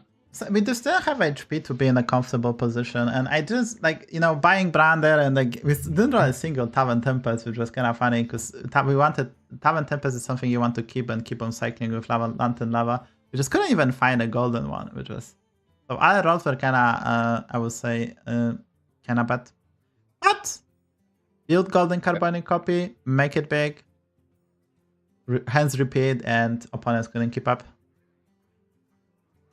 Okay, I think this game, there's not much to review. I think we played this, we leveled 110 too fast, and then we lost the 50-50, and we were in a bad spot. But yeah, sometimes before, like even if you plan something, it's good to pause yourself, because we get this juicy Wildfire Elemental, and the triple buy was probably a good thing to do. But other than that, this was fine. Obviously, the APM turns weren't perfect, but let's not expect perfection. Exactly. It's a good practice, because now once you play this and practice, like next time gonna be a bit faster, because you will not need to think about what to buy, how to approach stuff, and yeah. Because obviously we are supposed to have only Carbonic copy, like double taunted Leroy, Golden Elder and stuff. Like we're not buying a scam units because we didn't have enough Avalanche Collars. That was an issue, right? Normally you have Golden Lantern Lava, and you can make Golden Avalanche Collar that way, using that way. And then you will pick up the Dracari, and then you don't have a problems, but we were not able to do so. Maybe we could have considered Dracari, which I think we skipped once or twice. Okay, I think you can look for another game, and after that we're gonna play one more game, and then we can either review that or review the one more game on YouTube that you posted, whatever you choose, and we're gonna wrap things up. So you can queue another game if you want to. That's good.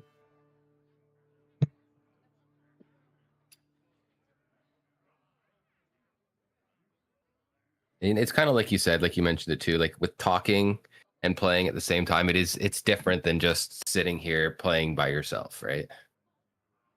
Yeah, Passive. like it's you know, like Battlegrounds is actually quite taxing game. Like you have to think on so many stuff, and you don't think like you do most stuff subconsciously, but what I wanted to say. But yeah, if you have to talk and bring those thoughts out loud, is actually kind of difficult because then you, like it's like yeah, what they actually want to do, what they do, like yeah. Sometimes it's better not to be aware of what you're doing. It's easier. Hey, you can pick any hero you want. We're gonna do our best. It's an undead lobby, so Sneed is totally playable. George is always playable because 20 armor is kinda sweet. Nosdormu is kinda boring and Drektar is kinda mech. But you can pick whatever you want to. No more Chinvala, I guess. Already practiced No, that. I don't want to do the same thing. Yeah. Haven't played much Sneed, but I guess yeah, he probably is decent with undeads, right? Go for George. I like George and the Divine Shields.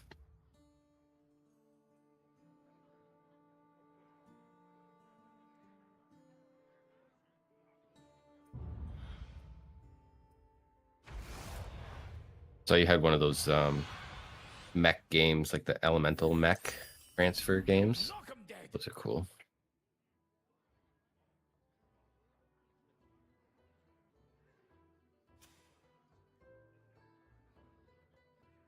I think the dragon is actually fine. Because then we can go for a paper drag and hero power on turn 3. It's not disaster. It's quite unlikely we're gonna push 3 on 3. I mean, it's not impossible, but quite unlikely. So I kind of like the dragon because then we have actually an out on turn 3 if the shrub is really bad. They won't know what hit them.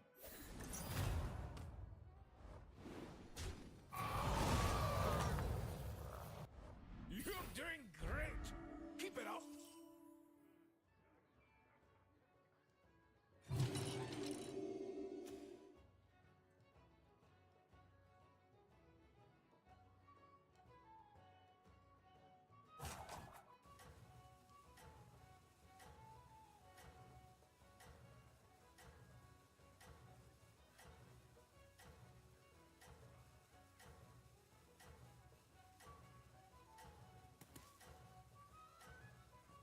Okay, doesn't look that bad.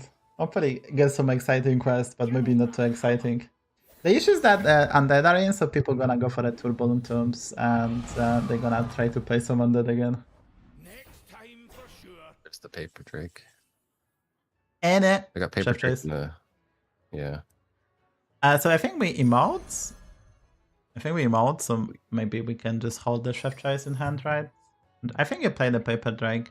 I mean, you should wait until, like, so obviously the best is to wait because they can go 3 on 3. And there's some people actually that gonna emote and rope level so you play your stuff because they don't like you.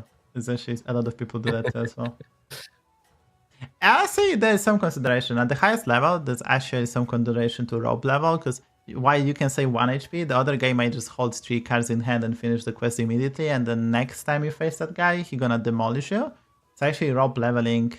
If you plan 3 and 3, it's not that bad. And not emoting is like a next level play, which actually is quite a solid. It's like 1 HP might not matter, and if someone finished the quest way sooner, that's actually relevant. Yeah, he's holding everything. He's probably very happy.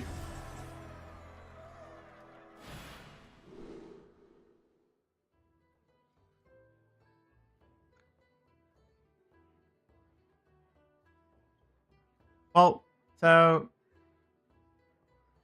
yeah, the quests are very bad. I don't think in Undead lobby we want to play the cookbook because staying on Tavern 3 and playing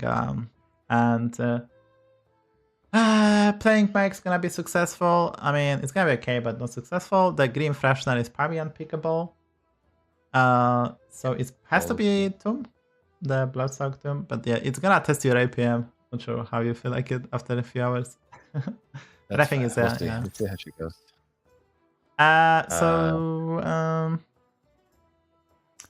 We like Dragon Hero Pack.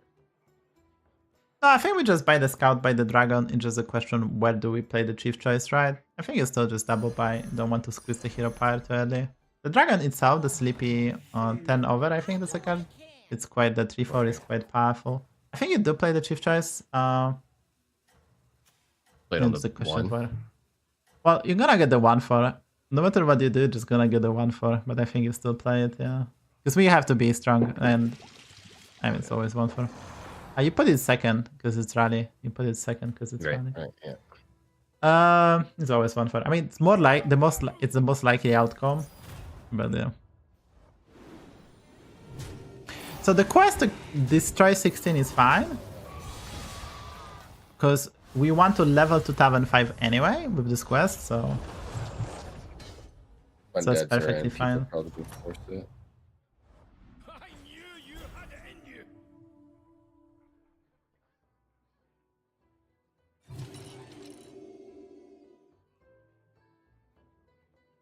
Yeah, I think it's elemental, so we have access to more money, so next turn we can level by. I think you also buy the spell, we are at 47, that's fine, so I think you buy the spell as well, buy the elemental, and next turn we can improve our board.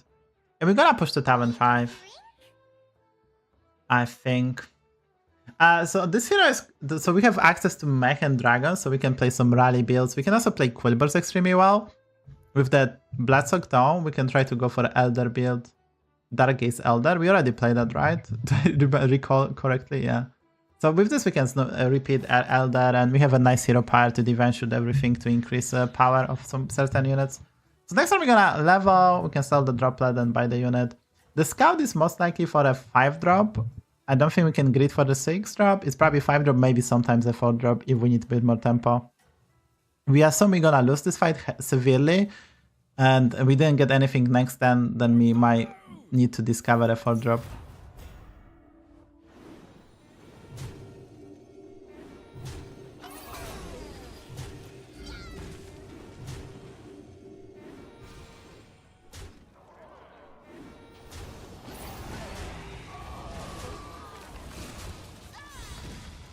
Taking 7 is kind of unfortunate.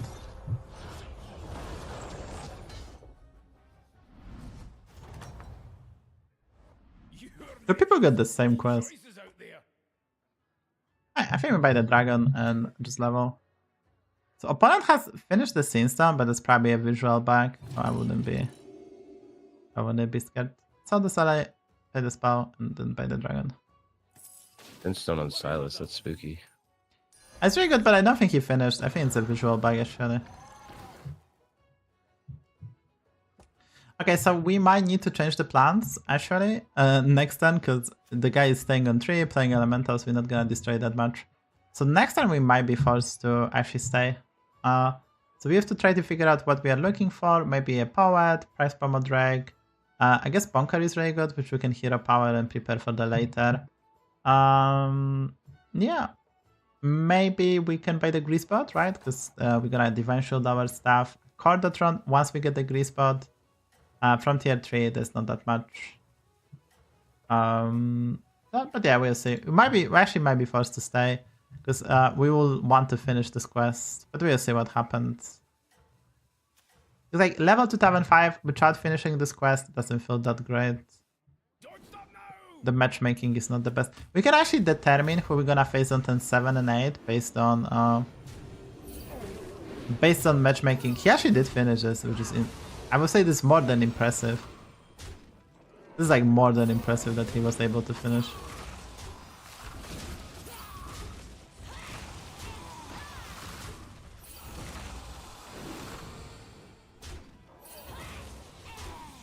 Alright, we got lucky. We finished the quest. We finished the quest on 1FI. That's illegal. The guy gonna cry. I guess we tied. He's in a fine position.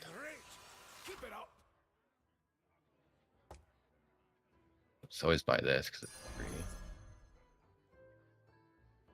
Yeah, we have to just level. I kind of want this card for a 5-drop because then we can get the key units. I think you sell the Guardian, the 1-4, and just level.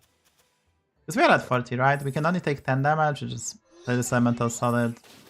Now we take it 10, and now we have to discuss what we are planning. So with this, we can pick up the Nomi, I think. We can pick up the Brand. We can pick up the Dark Gaze Elder. We can pick up the Bunker already mentioned. We can pick up the Monstrosity, Vengeful Protector. There's plenty of good units to pick up, right? Beacon of Hope is free. Bran already mentioned. Rodeo Performer is free. The tokens. You'll have to play swift and fast, but we're gonna be at 30 HP. So assuming we're gonna get stronger next, then we should have some time to work with stuff. Not that many people decided to do Undead strategy. No one get the Turbulent Tombs. A lot of people get the Rallying Cry. There's one cookbook actually, which guys is staying on Tavern 3. So lobby doesn't appear like lobby that appears normal. Basically, no one really high roll. The rally guy is gonna be quite strong if they hit stuff. Yeah. So I'm kind of. It's just depending on what the shop offers me. We'll kind of yeah, we start with the plan. scout, right? We start with the scout. Okay. Get the 5. And that's gonna be a direction. That's why we kept for a 5, because we want the direction. Smacked.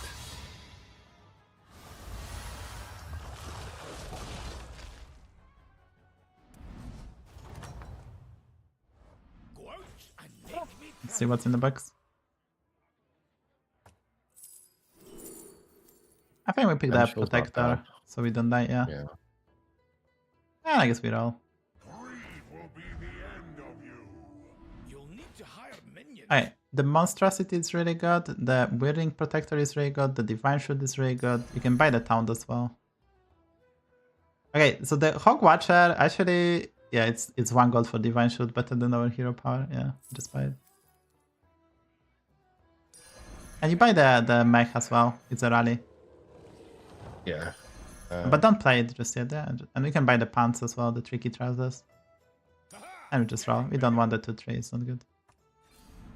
Okay, we lost the fight, and there's the Bunker, which we can also Divine Shield with a Hero Power, So I what guess. am I selling here? It's Elementals, just sell Elementals, don't think. And play the Beacon of Hope to discover a 5. Just a Gem Smuggler. Play the Bunker, Divine Shield, the Bunker using Hero Power. Actually, With the hero power or the card? we can roll one more time, yeah. Right, second Vengeful Protector is really good. Yeah, should I use the Hog Watcher on the bunker? Instead of the hero power? We're gonna use the Hero Power. I mean, I guess, yeah, just Divine Shield the Bunker, that's a high priority, yeah.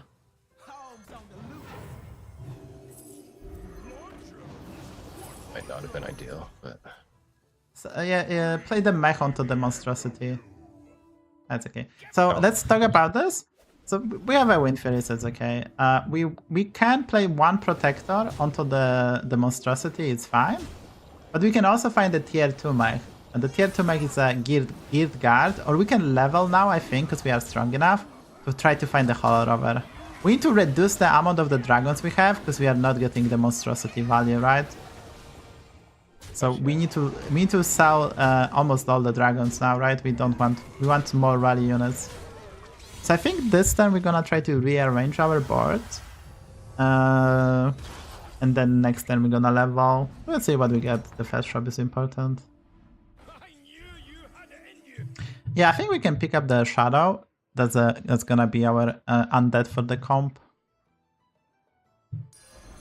And I think we do skip the Charina. No, wait. We can buy the Charina. We have the rally. We can buy the Charina as our mech, yeah. Because we are George, right? Then we roll. Do I ever want the T set? No, not worth it. No. It's we're gonna buy the spell if they're good, but we're not gonna force stuff. I like the Menace. 1 Menace is fine, and we roll. Menace, we're gonna put the Menace onto the Monstrosity at the end. It's for tiebreaker purpose, right? So once the Monstrosity die, and we roll again. Okay, you can cycle the Tempest.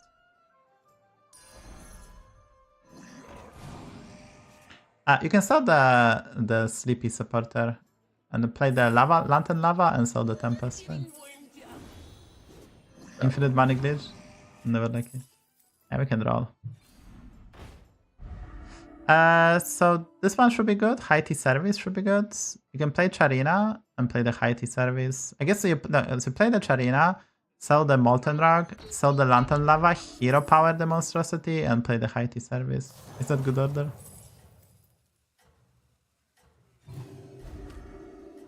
Yeah, just play it. Okay, I guess you don't need to play it. Just play the Weirdling Protector onto the Charina and play Pants onto the whatever. Too many rally units. Who is attacking first? Yeah. That should be funny.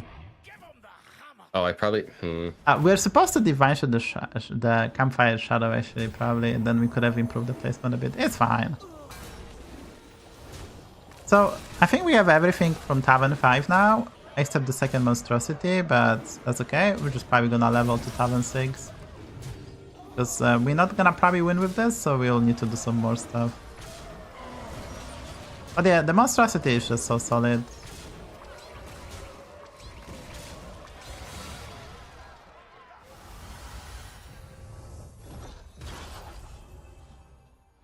Especially that our hero power is just so good at making divine shots.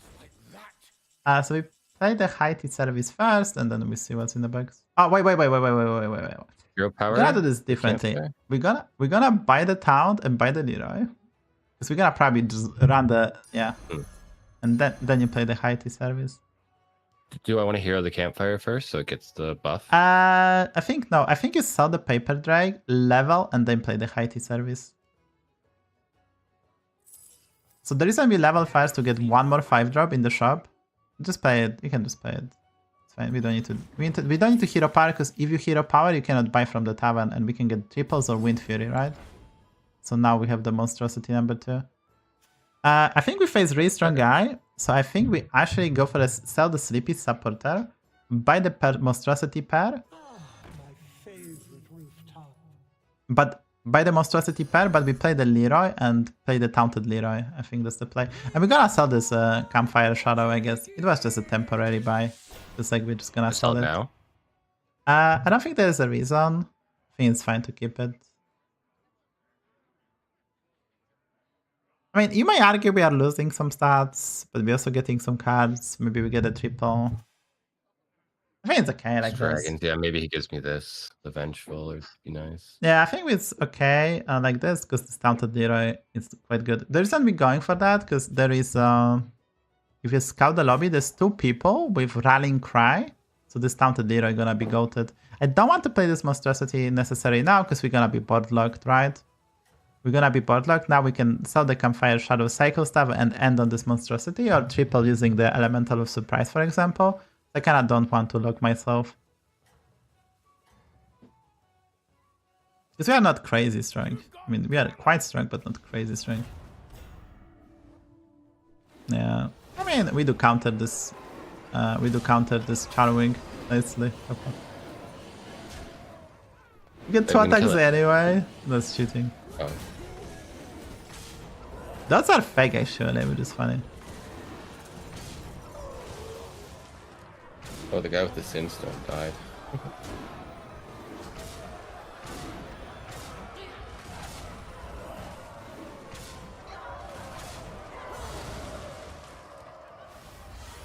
He's making the biggest Sarsagosa ever.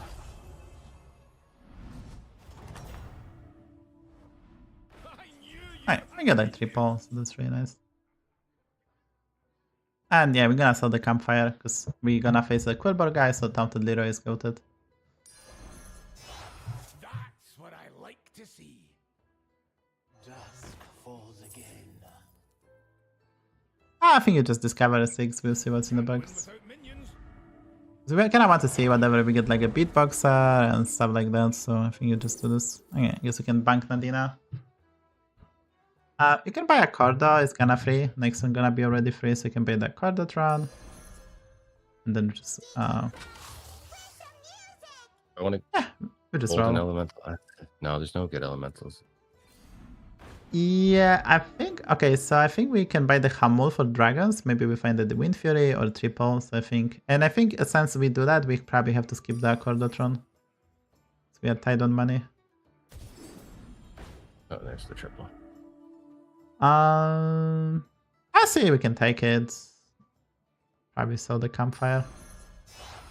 I mean, we don't need to sell because we save some money because we are smart.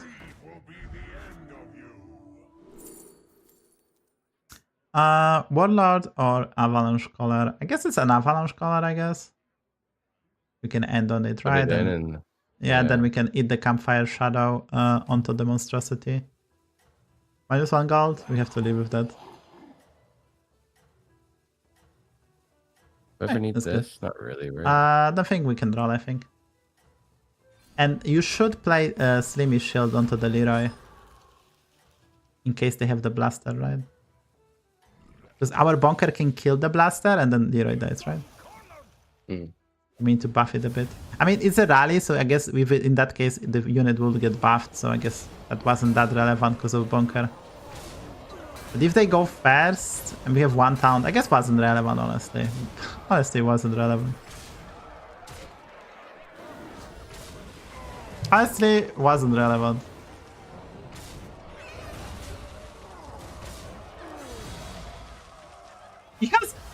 He has a pet? Bro has a pet? Bro has a pet and he's not a streamer? That's a fair. Dude, NA is so rich, guys. Like $158 for the pet. Dude, NA is just rich. Maybe he got it on the first roll. He could have got only real you. lucky. I didn't see a single. I mean, it could be one. It was 1 in 1,000, I think. Okay, we get a Wind Fury. Yeah, you can eat the. You can avalanche the shadow. So. But I won't. Yeah, buff the monstrosity. Yeah, the avalanche card is so good, right? It's such a good one, and you can play you can cycle the hatchling and play the elder because we have, and so you can actually play the 2/5, cycle the 2/5. No, Before cycle the elder, right? Yeah, buy the Moonbacon first, then play the elder, and you can buy the Whirling Protector. It's quite good, and you can put this Whirling Protector onto the monstrosity actually. Oh, okay, yeah. Because then when we take some value trades and we're gonna attack, it's gonna be a rally unit additional one, so that's good. Nothing in here. I don't think go for second elder. It's way too late for that approach. Yeah, I think we can go for. We face on that. I guess the guy was kind of crazy strong. We're not super crazy strong, so maybe no overconfidence. I think we just roll and try to get some stuff. Yeah, you can cycle the Tempest. Wind Fury this one. Oh. Wind Fury on probably that thing too, right? The monstrosity. Yeah, that's smart. I guess that's it. That's our build, I guess. I guess you want to sell the Elder because we don't want to buff it. Then Bunker gonna lose the stats. You can Divine Shield the Avalanche Collar, right? Because why not? Oh, this is a rally unit, so you can play it. I mean, if it that, but don't put it to. Yeah, I think that's like perfect. It's a demon as well, so we're not gonna lose the stats. The Whirling Protector, the Copter is really good, yeah. Yeah, probably it's really strong, huh?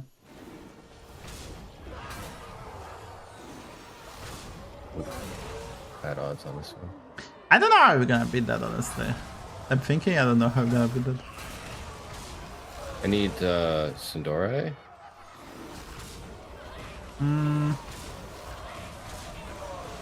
We probably need, I don't know, Carbonic Copy maybe, multiplying the stats.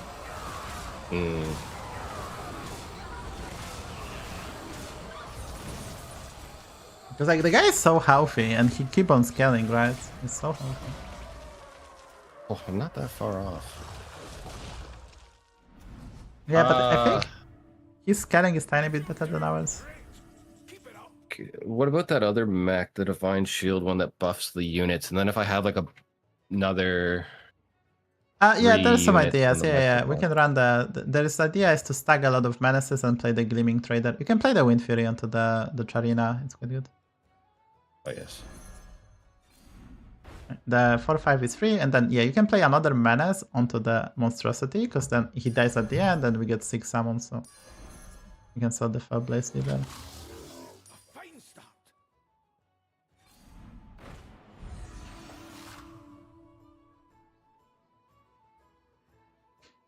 So we're gonna Wind Fury the Charina. You can sell the 22-23 and play the Anomaly, right? You can eat it as well if you want to. That's not a problem. All right. And play which Maybe side? we're supposed to keep the ease, because if we find carbonic copy, we will pivot. You play the anomaly, right, and roll. Nothing in the true. shop. Nothing in the store. And go for the spell. It's 1-cost spell. Okay. So we you can buy the Menace, but don't play it just yet, because we didn't find. So you can sell the 4/5, play the Performer. Okay, discover stacks the best.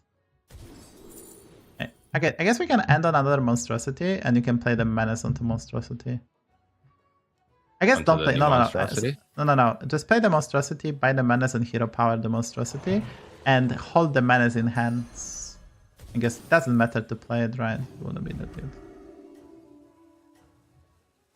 So the Undead guy gonna beat the Quilboar guy, I think. And then we're gonna face the Quilboar guy next turn, so Leroy is staying. I think we have to keep them avalanches now, not to use them on the small units, because we try to accumulate the stats versus the Undead guy. We can try to Wildfire, actually. I think the Wildfire is the reasonable approach. For the big cleave. Yeah, exactly.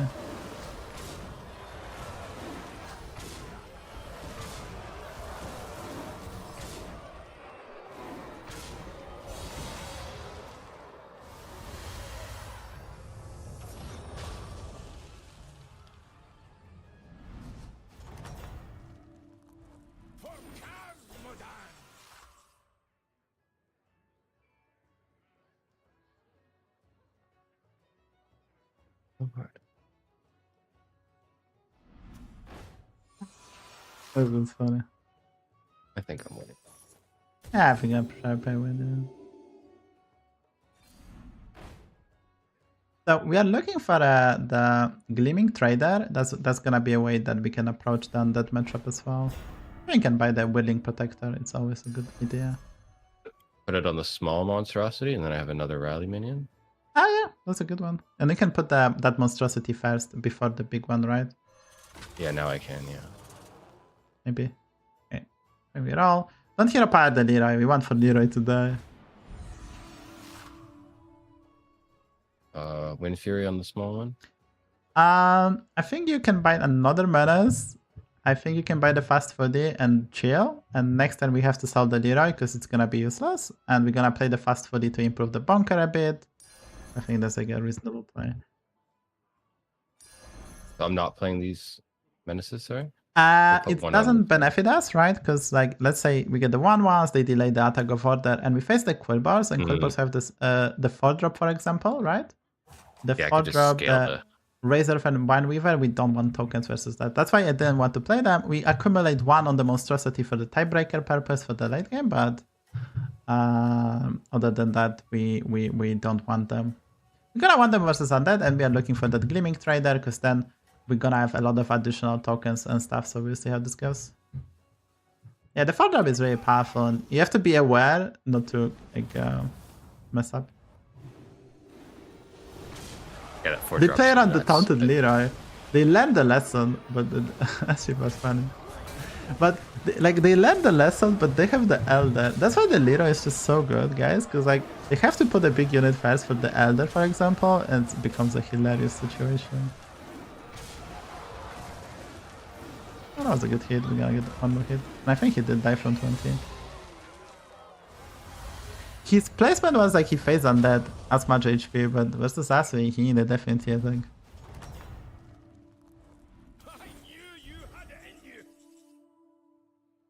There's a Gleaming Trader. Yeah, we send the Leroy, that's our flag spot. I think we're gonna Avalanche the Collar to accumulate more stats and maybe find like more summons, and we also need the... You can sell the Leroy, it's useless. You can play the Fast 4D as well, and we can roll. We can meet something, maybe like a Mecha Horse, maybe? So we'll see whatever we can do. I can roll. Okay, okay, second Gleaming Trader is good, and you can also play the Hummel spell, and we play them for the Mechs.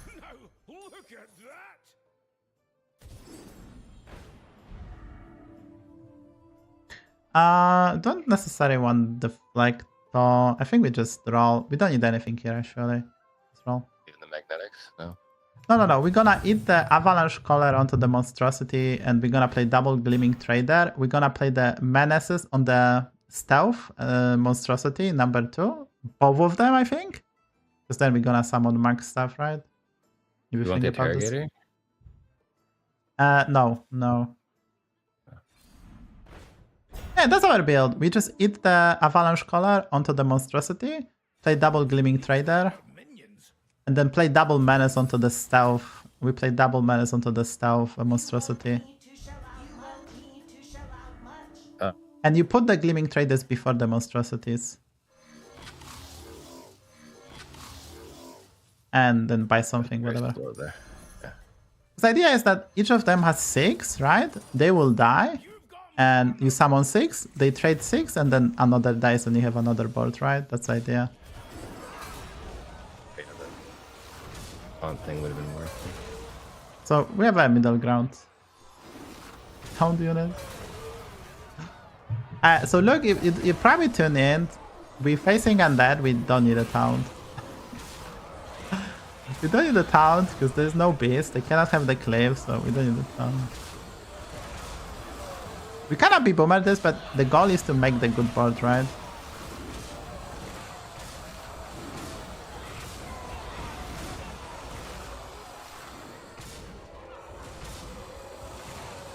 Yeah, the opponent is crazy strong, but we play the Gleam Traders, we have the Monstrosities, the armies, and there's no Nagas or Murlocs to buff the spells from his side, so our token is always gonna be big enough. So this is kind of checkmate. I mean, he did scale a bit now. I think we're gonna get him eventually. Just got enough small units with enough attack to... Yeah, to the handle chicken it. looks tempting, but I don't think we want it. I think we just roll. We can also Avalanche again and play like a token-based unit. Like a Mecha Horse would be quite good. We don't need a Taunt as well, by the way. So he didn't have a horse, so I don't think we need the White Mane. I think we just roll for some summons. We should also do the math. So he's gonna go to like 250 attack. We're gonna eat 1 unit. I think just roll. I think the Mecha Horse is what we are looking for, and then we can hero power that. I think you just buy the armor just in case, because honestly, what other improvements we have?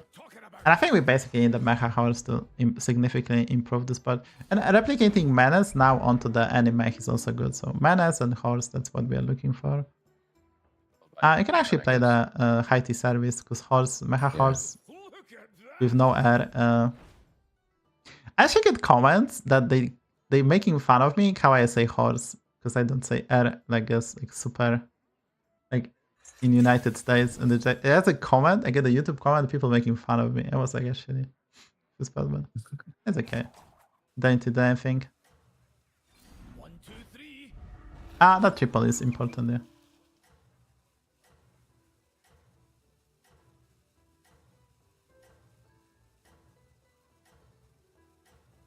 It's for him to improve. We are improving a bit, and we are heavy favorite, but obviously we can still improve the spot with more Menaces and Horse, and triple, and maybe Carbonic Copy and such, so there's a way for us as well to improve. He didn't have Titus, so he didn't go super crazy.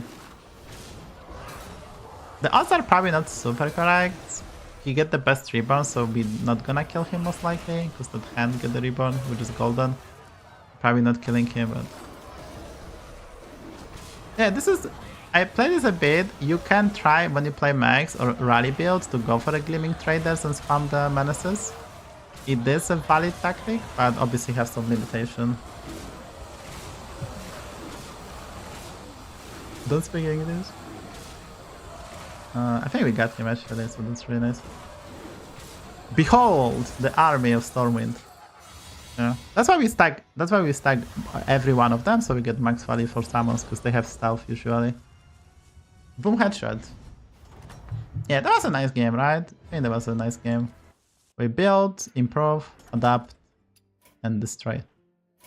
Good progression over the course of the game. Yeah, and we climbed. Not a single bad game. Yeah, not a single bad game. Okay, if you want, we can review one more YouTube game if you have something, or if you want to have any questions you can ask. Like I have like 10 to 15 minutes and we're gonna wrap it up. Yeah, sure. I got a bad one here. Like I was a top 4, and I struggle with pirates, so I wouldn't mind going through like what I'm doing wrong on that game. If you have it, I can check the early game, so what went wrong, and then we can check out the APM pirates. So pirates are very difficult because depending on the tribes, you have to approach this a bit differently, right? Or just send you a link on Discord again. Yeah, because if like let's say Murlocs are in, you don't need the Fellfire Conjurer, the tier 6 Dragon Demon. But if there's no Murlocs and no Nagas, it's kind of more like difficult to play them. Okay, I'm gonna share the screen so I can see live. There we go. Are you saying on Discord? I just see your picture right now. Can you ask why I didn't buy the horse? Well, we didn't have the 6-drop, the Mech 6-drop, right?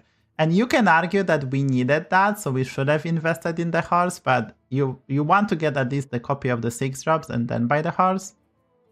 And we didn't know what we're gonna face. The Quilboar guy could go crazy, but yeah.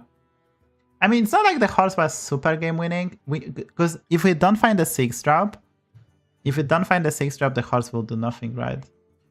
But yeah, we could have considered buying it. That's a valid point. That we could have considered we cannot win the game unless we find the Gleam Trader, and then we will need a horse. But that's kind of far-fetched, right? But yeah, that's a good point. Because it only costed 1 gold in the end, so it was probably correct to buy it preemptively. Alright, so we pick the hero, we pick Isharash. Okay. Yeah, Hogar is really bad. Alright, so we get cucked here. Okay, so the two gold hero pairs get bit worse because they added this 3 mana spell. But yeah, what do we do here? Well, I guess you just buy the 3-1, right? That's the best unit available, so we solved that puzzle.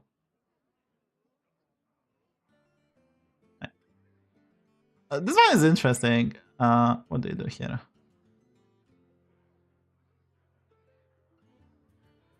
Okay, so I can see what we are trying to show. So that we play the 3-1, next turn we have 6 gold, we can hero power, buy the 3-1 and buy the coin. We can hold the 3-1 and then next turn we can level, use the coin hero power, and then we have a 3-1 for the quest purpose. That's kind of smart, right? So I think I don't mind this because you've seen that we have the coin. The other play was probably to level. Then we can use some work with this, but this is not that bad, right? Yeah, and you held the 3-1 for the quest purpose, right? So the math worked out. We're losing this. Did you emote? We get a pirate, which can be good if we get the quest. Did emote? You have to make the. Very rarely. You have to get the. You have to get the thingy. Okay. So here we have 1 Battle Cry in hand. I don't know the tribes actually. I think there's a problem, but I don't know the tribes. So there's no demons, I assume. We have Undead. We have 1 Battle Cries in shop. There's a spell. Yeah, I think what did you pick? Yeah, 3 Battle Cries, right? Yeah.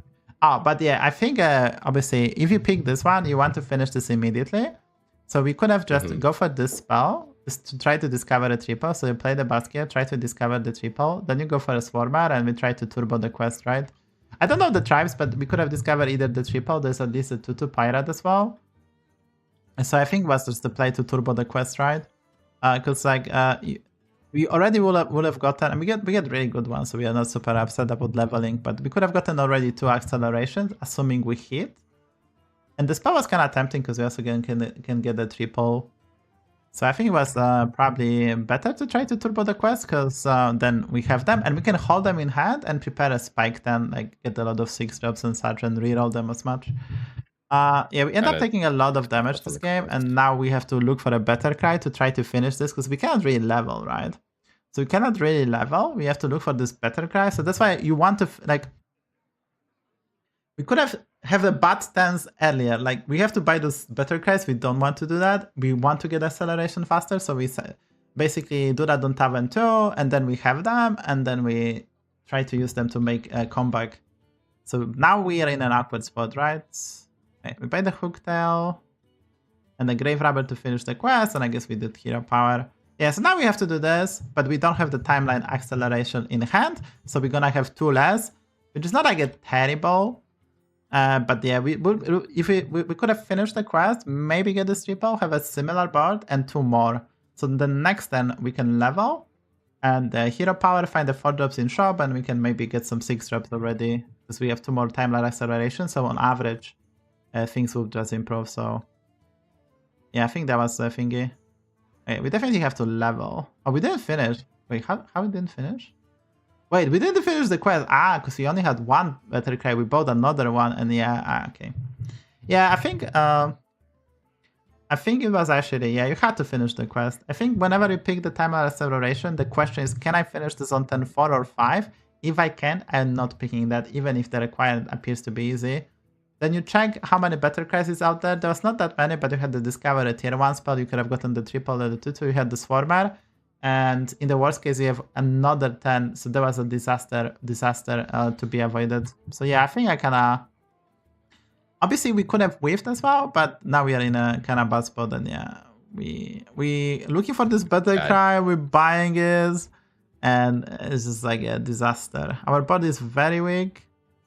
But then finally we finish this, and the bot, I mean, it's gonna get stronger next turn, but we already used so much HP, right? So depending on matchmaking, with our Pyro was quite good, and we didn't lose the fight. So now we can make a comeback. We can try to make a comeback, right? Okay. We bought this Naga, right? Yeah. Bought the Naga, the proper order. Hey, so... Oh, why are we selling the dragon? So, Relying on the Naga at that point. Yeah, but why are we saying the blow up? Like to hero power, right? Yeah. Like this buffs the spells. We have the spell generation and this, and there's not a single 4-drop that's probably better than the pair, and we saw the money to get it. This lottery ticket not worth buying, right? What do you think about this? Because it's a random 4-drop. It's not a 5-drop that we can give you something extremely impactful. It's a 4-drop, right? So yeah, we get garbage, and we just threw the gold grabber out there. Oh, we have to roach, so we do roach. Yeah,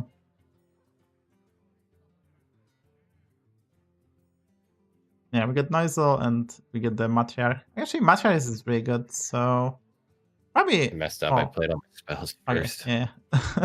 We didn't play... Yeah, just so log into the... Hey, we hero power, right? Yeah, obviously. That was one guys, thing, too. I forgot I could get the minion in my hand. Like, I was thinking, like, old Yashards where you had to have space. Yeah, it's a copy, yeah. But honestly, like, hero power is just not important. I think that was... This game, you can see the small details, like... First of all, we picked the quest but finished it too late, and after that, the hero power, you have to like know when to not press it. Like, even when I play ETC, I don't always hero power. When I have a good game, I can buy good stuff. Why would I hero power? There's some high rolls, there's some low rolls, I would just do something else. So sometimes I have to just not hero power. Obviously, we get significantly weaker. We missed a lot of HP because the golden Sundered Matriarch, according to HSBG replay, is best 6 drops you can get on turn 7 and even on turn 8. So you actually get the best possible 6 drops stat-wise, like in terms of average win rate. And it's great in this Undead lobby because you can actually get a lot of HP. And you just didn't play it. But like, we actually missed like 6 HP times 7. It's like 40 HP. That's like quite a lot. Look at the amount of HP total on your board, right? Yeah, obviously, I'm just saying. Alright, so now we're gonna collecting stuff, we evolving. We correct the mistake, we actually found the triple. So this is not really what I would call the AP Empiras. This is like more of like a menagerie, like, because you don't have Rogers, don't have Buccaneers, so it's hard to improve this. We are roaching. I think honestly, this turn we are strong enough, so next turn we're probably gonna push level, right? We get a lot of spells and resources. And this is important, like we are quite strong this turn, so we're gonna get those accelerators. So sometimes you can hold them. Obviously, we are at 9 HP, so holding is kind of tough, but sometimes you can hold them to play them directly on the 5 drops to make a 6 drops, right? So that's something if you are in a good spot.